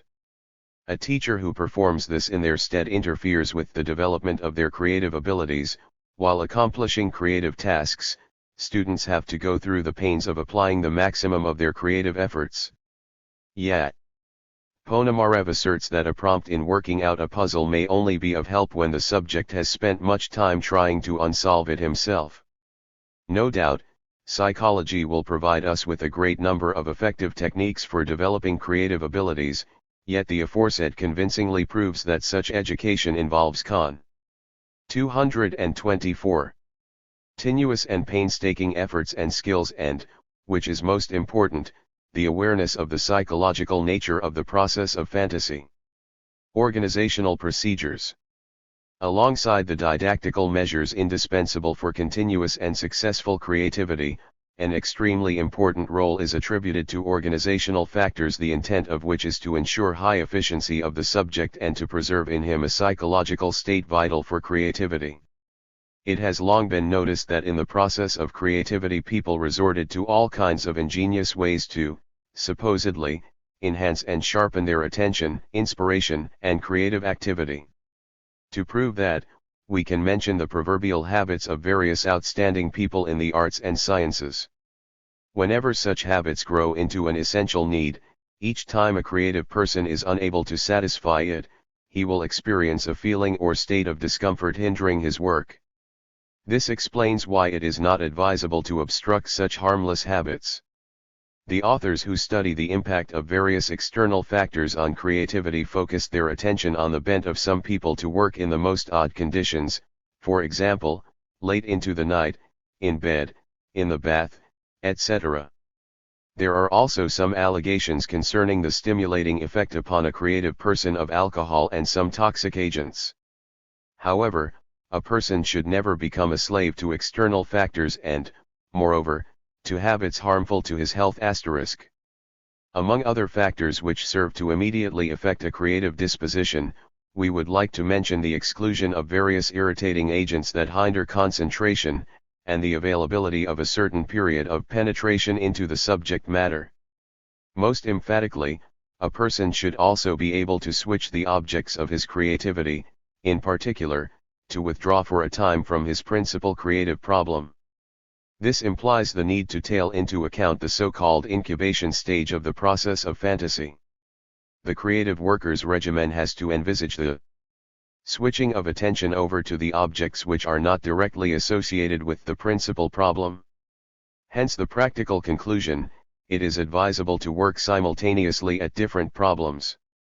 Some psychologists studied the influence of instructions on the process of fantasy. P. Christensen, J. Guilford and R. Wilson pointed out in their works that if the instructions contain the demand to be sensible, the quality of the answers produced by the subjects improves even though their number decreases. D. M. Johnson and D. J. Zerbolio, who conducted the same experiment with minor modifications, came to the conclusion that the instructions to write clever titles were no more effective than instructions to write appropriate titles. And yet in the experiments staged by Johnson and Zerbolio, the instructions, certainly, had to play a positive role. In relying on the data of their experiment, M. E. Mansk and J. A. Davis assert that the two instructions augmented, respectively, the number of original and practical ideas. However, when the instructions had it that the subjects were supposed to be simultaneously original and practical, the number of respective ideas was unchanged as compared with the instructions to be neither original nor practical. Consequently, instructions may help achieve the improvement of one of the above characteristics, either originality or practicality. Lowy proved the effectiveness of the instructions which demand that the subject play a specific role, for example, that of a person displaying original attitude toward his test. Philip Vernon emphasized that thoroughly elaborated instructions considerably improve the quality of thinking. Thus, the majority of investigators are in agreement that instructions containing special guidelines, as to how to perform a task, augment both some qualitative and, undoubtedly, quantitative results of creativity. We are inclined to regard instructions as an essential motivating factor, which becomes especially effective when a subject is guided by the internal aspirations that manifest themselves as self-instructions, rather than by the external demands. In the previous section of this chapter we analyzed in detail the possible ways of developing creative abilities by self-programming. It is quite probable that this type of education will help a person develop the ability to adapt self-instructions to the mental activity. The recent years have seen a number of proposals to apply various organizational procedures to stimulating creativity. 226. Among these we would like to single out brainstorming and synectics as the methods especially favored by foreign psychologists. Brainstorming is usually associated with the name of Alex Osborne, even though he himself asserts that he used this term to denote the principles and procedures which have been known and used by creative thinkers for many centuries. In our opinion, the main characteristic feature of brainstorming consists in the fact that in the course of the collective discussion of a creative problem every participant has the right to express any judgment, even though it may, on the face of it, seem unfounded and even absurd. According to Osborne, collective thinking stimulates the associative power of the panel owing to an increase of rivalry and contributes to a more unrestrained expression of ideas. Since one of the most essential rules of brainstorming prohibits criticism of any of the expressed ideas, it helps, in the opinion of its adherents, to eliminate the internal motives obstructing the flashes of thought and interesting guesses. These motives also include excessive self-criticism and the fear of being misunderstood or ridiculed, the reluctance to conflict with certain people aged with their habitual judgments and opinions *. While pondering over the problem, each participant of a brainstorming session has to pose and answer various questions, such as, how can one or another object be adapted to other purposes? Can the shape and size of the considered object be changed? Can it be combined with another object? What is there in this object that can be restructured or replaced? What substitutions of its various parts and components may be made? How can its employment be broadened or restricted? Etc. The participants of the brainstorming sessions should include both experienced workers and novices endowed with equal rights during the discussion. In this connection, special demands have to be imposed on the leader who, on the one hand, should abstain from exerting pressure on the members of the group and, on the other, he has to rule out criticism, no matter by whom it is expressed, which can affect the creative initiative of the participants of brainstorming sessions. At the same time, the leader has to be sufficiently active in order to draw the attention of the participants to the core of the problem. He has to infuse the group with the atmosphere of relaxation and freedom, to maintain and enliven the discussion. The essence of the brainstorming lies in the generation of ideas which are only registered as they are being expressed and which are evaluated later by the people who did not participate in the first stage of the session. The value and effectiveness of the method proposed by Osborne were verified by many psychologists. A. Meadow, S. Parnes and H. Rees, who pioneered in this field of investigation, made a conclusion that the group in which the criticism of ideas was prohibited generated more ideas than the control groups in which evaluation and criticism of the expressed ideas were permissible. Edith Weiskopf-Jolson and T.S. Eliseo confirmed the conclusion of the previous authors, pointing out, however, that the quality of ideas generated by the groups whose members evaluated their expressions critically was higher as compared with the ideas generated in the conditions of the orthodoxal brainstorming. In analyzing the drawbacks of the brainstorming, some psychologists maintain that the data obtained through this method are extremely cumbersome and require long processing. Some of the investigators discovered certain facts conflicting with the predictions made by Osborne and other enthusiasts of his method. Ernest Hilgard, for example, relies on the data provided by a number of experimenters in order to prove that brainstorming does not necessitate the emergence of unique and valuable ideas. Moreover, a group involved in a creative process is likely to inhibit the creativity of individual members of the group. At the same time, Hilgard has to concede that by being engaged in group discussions, the participants are trained to develop the mood contributing to generating ideas. An individual who has mastered the brainstorming principles can easily apply brainstorming himself. Guilford believes that the individual form of brainstorming is more productive than its group counterpart, and that only the demand not to criticize the ideas occurring to individuals has to be preserved. T.J. Bouchard and M. Hare share this opinion, and they conducted an experiment to prove that group brainstorming is more likely to impede rather than to 228. Facilitate thinking, individual brainstorming being by far more effective. Some of the psychologists have gone even farther in their attempts to downgrade the very theoretical foundation of brainstorming, which implies that a prohibition to evaluate the ideas occurring to a person increases the productivity of the process of fantasy. Thus, Johnson and Zerbolio are basing themselves on the diametrically opposite premise. They assert that deliberate evaluation is expected to facilitate the generation of ideas.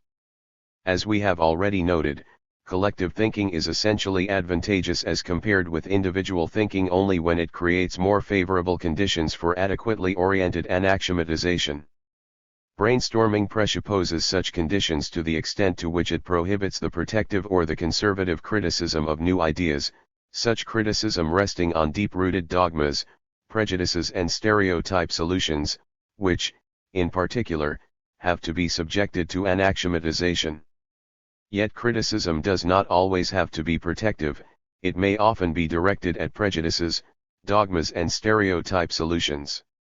In this sense, the so-called deliberate evaluation to which Johnson and Zerbolio attach special significance increases the opportunities for the necessary anaxiomatization with equal success. Quite understandably, a number of other ways for increasing the opportunity for adequately oriented anaxiomatization are also feasible. In this connection, we would like to mention the method proposed by William Gordon in the early 60s and termed synectics. Gordon believes that the decisive factor for generating ideas is the procedure, which he defines as making the familiar strange. This implies the following: a person is making an attempt at having a new look at something familiar. He deliberately assumes the standpoint which is different from the one commonly accepted, and he develops an unusual attempt toward well-known phenomena and objects. Along with this, Gordon also implies the distortion and the original change of habitual ways of perception and response. How can making the familiar strange be achieved? Obviously, it would be quite reasonable to presume the need for a mental mechanism capable of devaluating the habitual, the familiar, and the commonly accepted. However, Gordon fell short of making such a conclusion, for he attributed the main role to different types of analogy, alongside the traditional analogy. 229. He singles out the so-called personal and symbolic analogy. According to him, personal analogy serves to identify the subject with a considered object. For example, the author of a project may ask himself, what would I experience if I were a spring in this mechanism? What external and internal effects would then be most inconvenient for me? In discussing the symbolic analogy, the advocates of synectics mean the utilization of visual symbols, as well as verbal metaphors for forming unexpected combinations. In our opinion, the likely positive effect of this method may be explained by the fact that it does not confine a search to a single direction, thus creating favorable conditions for devaluating habitual views. In the same way as brainstorming, synectics is employed collectively, yet it may also be practiced individually. At the beginning of a synectical session, the leader presents a task to the participants. In contrast to brainstorming, synectical sessions do not presuppose any excitement of the participants and they are characterized by greater purposefulness.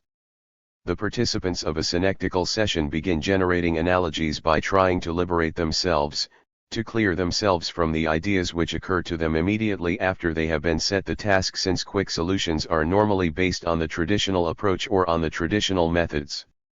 As soon as the participants of the session agree on a productive analogy, they begin a detailed and thorough analysis of the logical implications which it entails. H.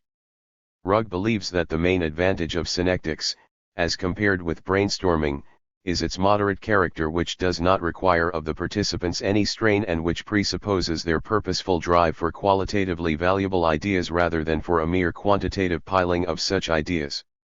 Jeffrey Broadbent asserts that synectics draws on the subtle specific processes and the whole creative capacity of the brain, while brainstorming could be computerized as long as it presupposes a mere actualization of random associations. The current need for finding creative solutions to the skyrocketing number of practical problems facing the capitalist countries has engendered a boom and a great demand for fashionable methods of stimulating creativity.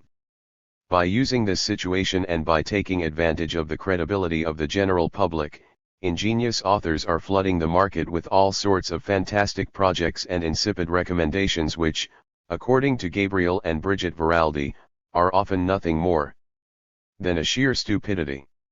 Heaps of books and booklets published in the West contain a puzzling combination of recipes for optimizing creativity with scientific truths borrowed from different and often conflicting teachings. The common feature of many novel methods of creativity is their opposition to logical thinking. They include the so-called lateral thinking proposed by Edouard de Bono, sleep writing proposed by Guy Osnar, random searches through catalogs and dictionaries in order to strike upon a lucky idea, and others. Obviously, a certain productivity of these methods results from a neglect of deep-rooted views and recognized methods of problem-solving rather than from heedless attitude toward the rules of logics. Summary. Psychologists, pedagogues, and organizers concerned with scientific researches and projects have worked out a great number of concrete recommendations on creating favorable conditions for creativity. We have been trying to prove that the successfully applied didactical and organizational measures considered in this chapter fully agree with the conception of fantasy we proposed in this book.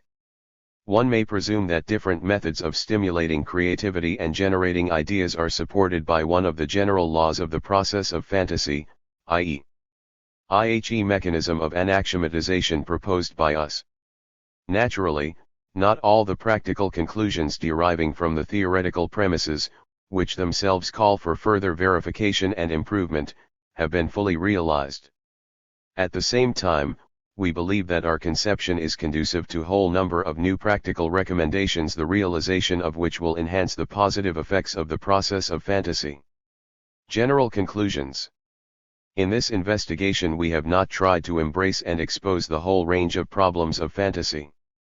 Our purpose was to reveal some of its intrinsic laws. However, even this task, narrow as it was, brought forward a whole number of serious methodological problems associated with the general theoretical difficulties of psychology.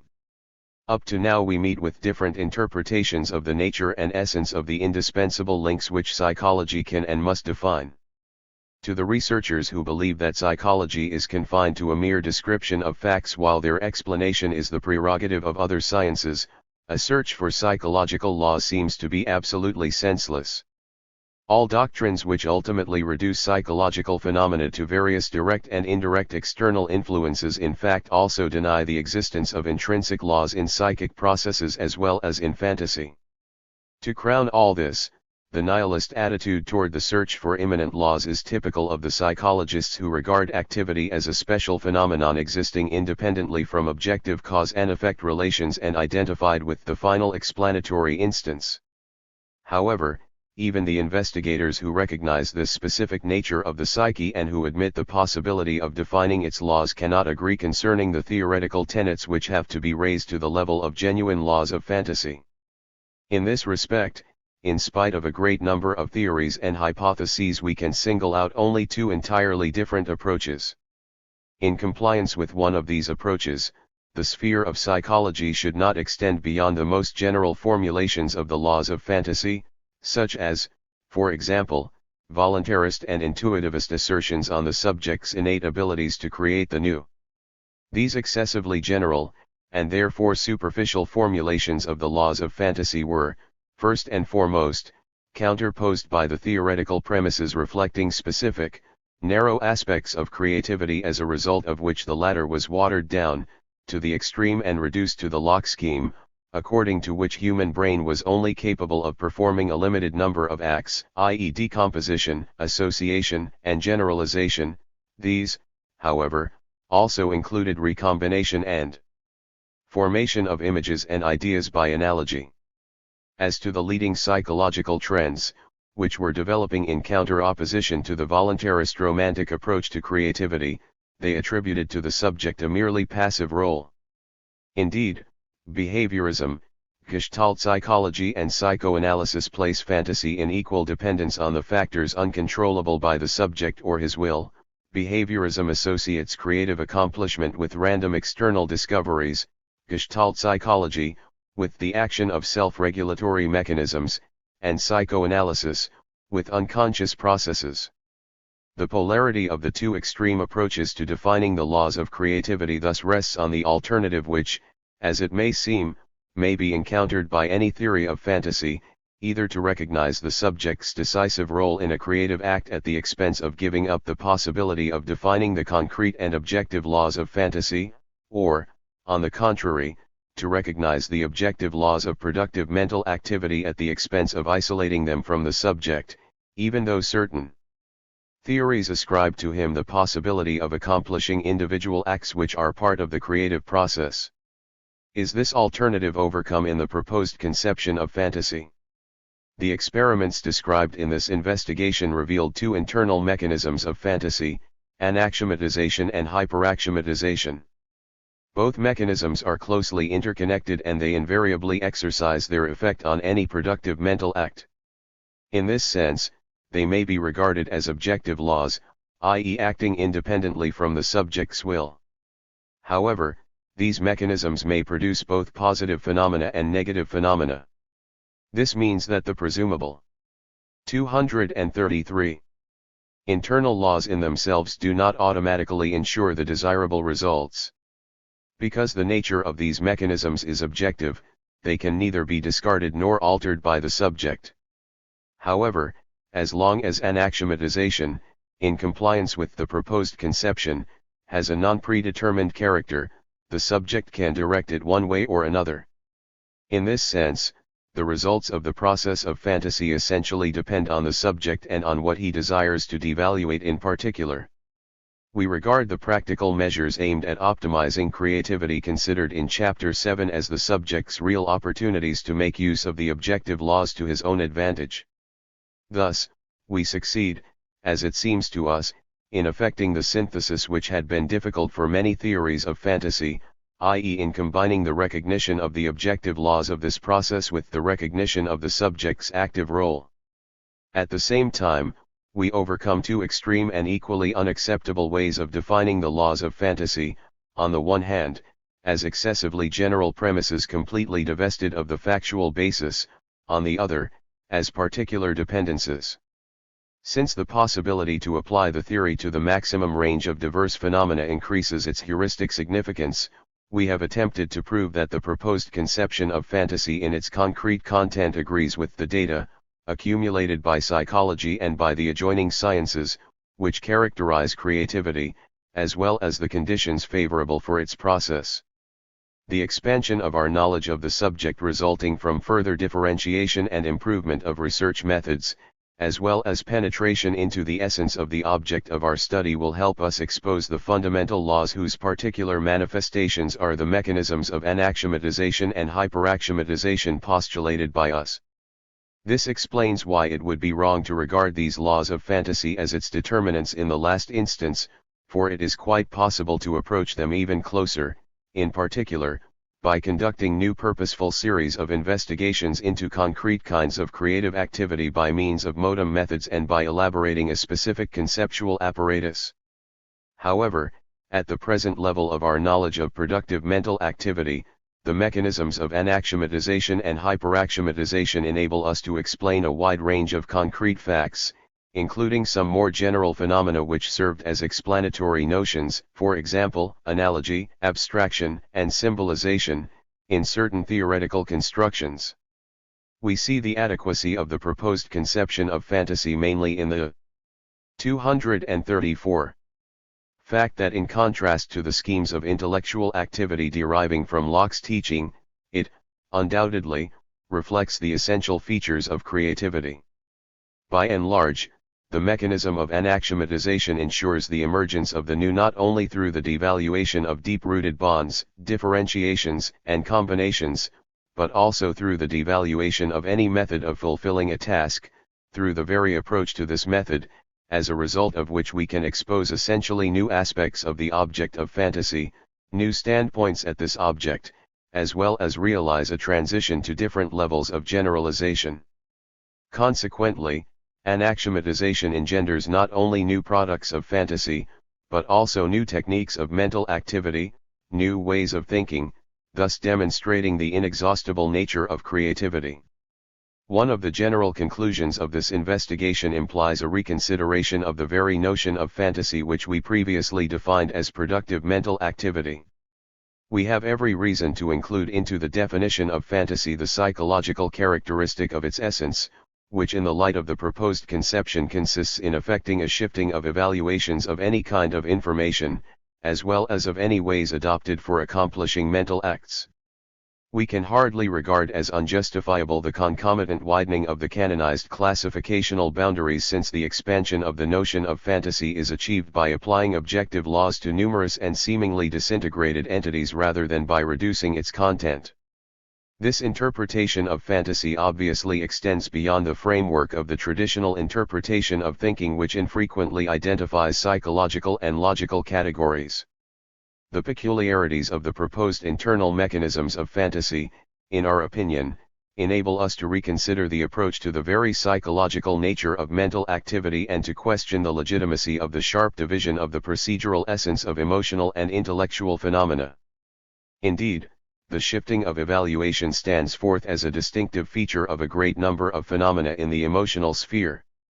Naturally, all this deserves special research, yet the new problems posed in at the end of this investigation serve, we believe, to indicate its productivity.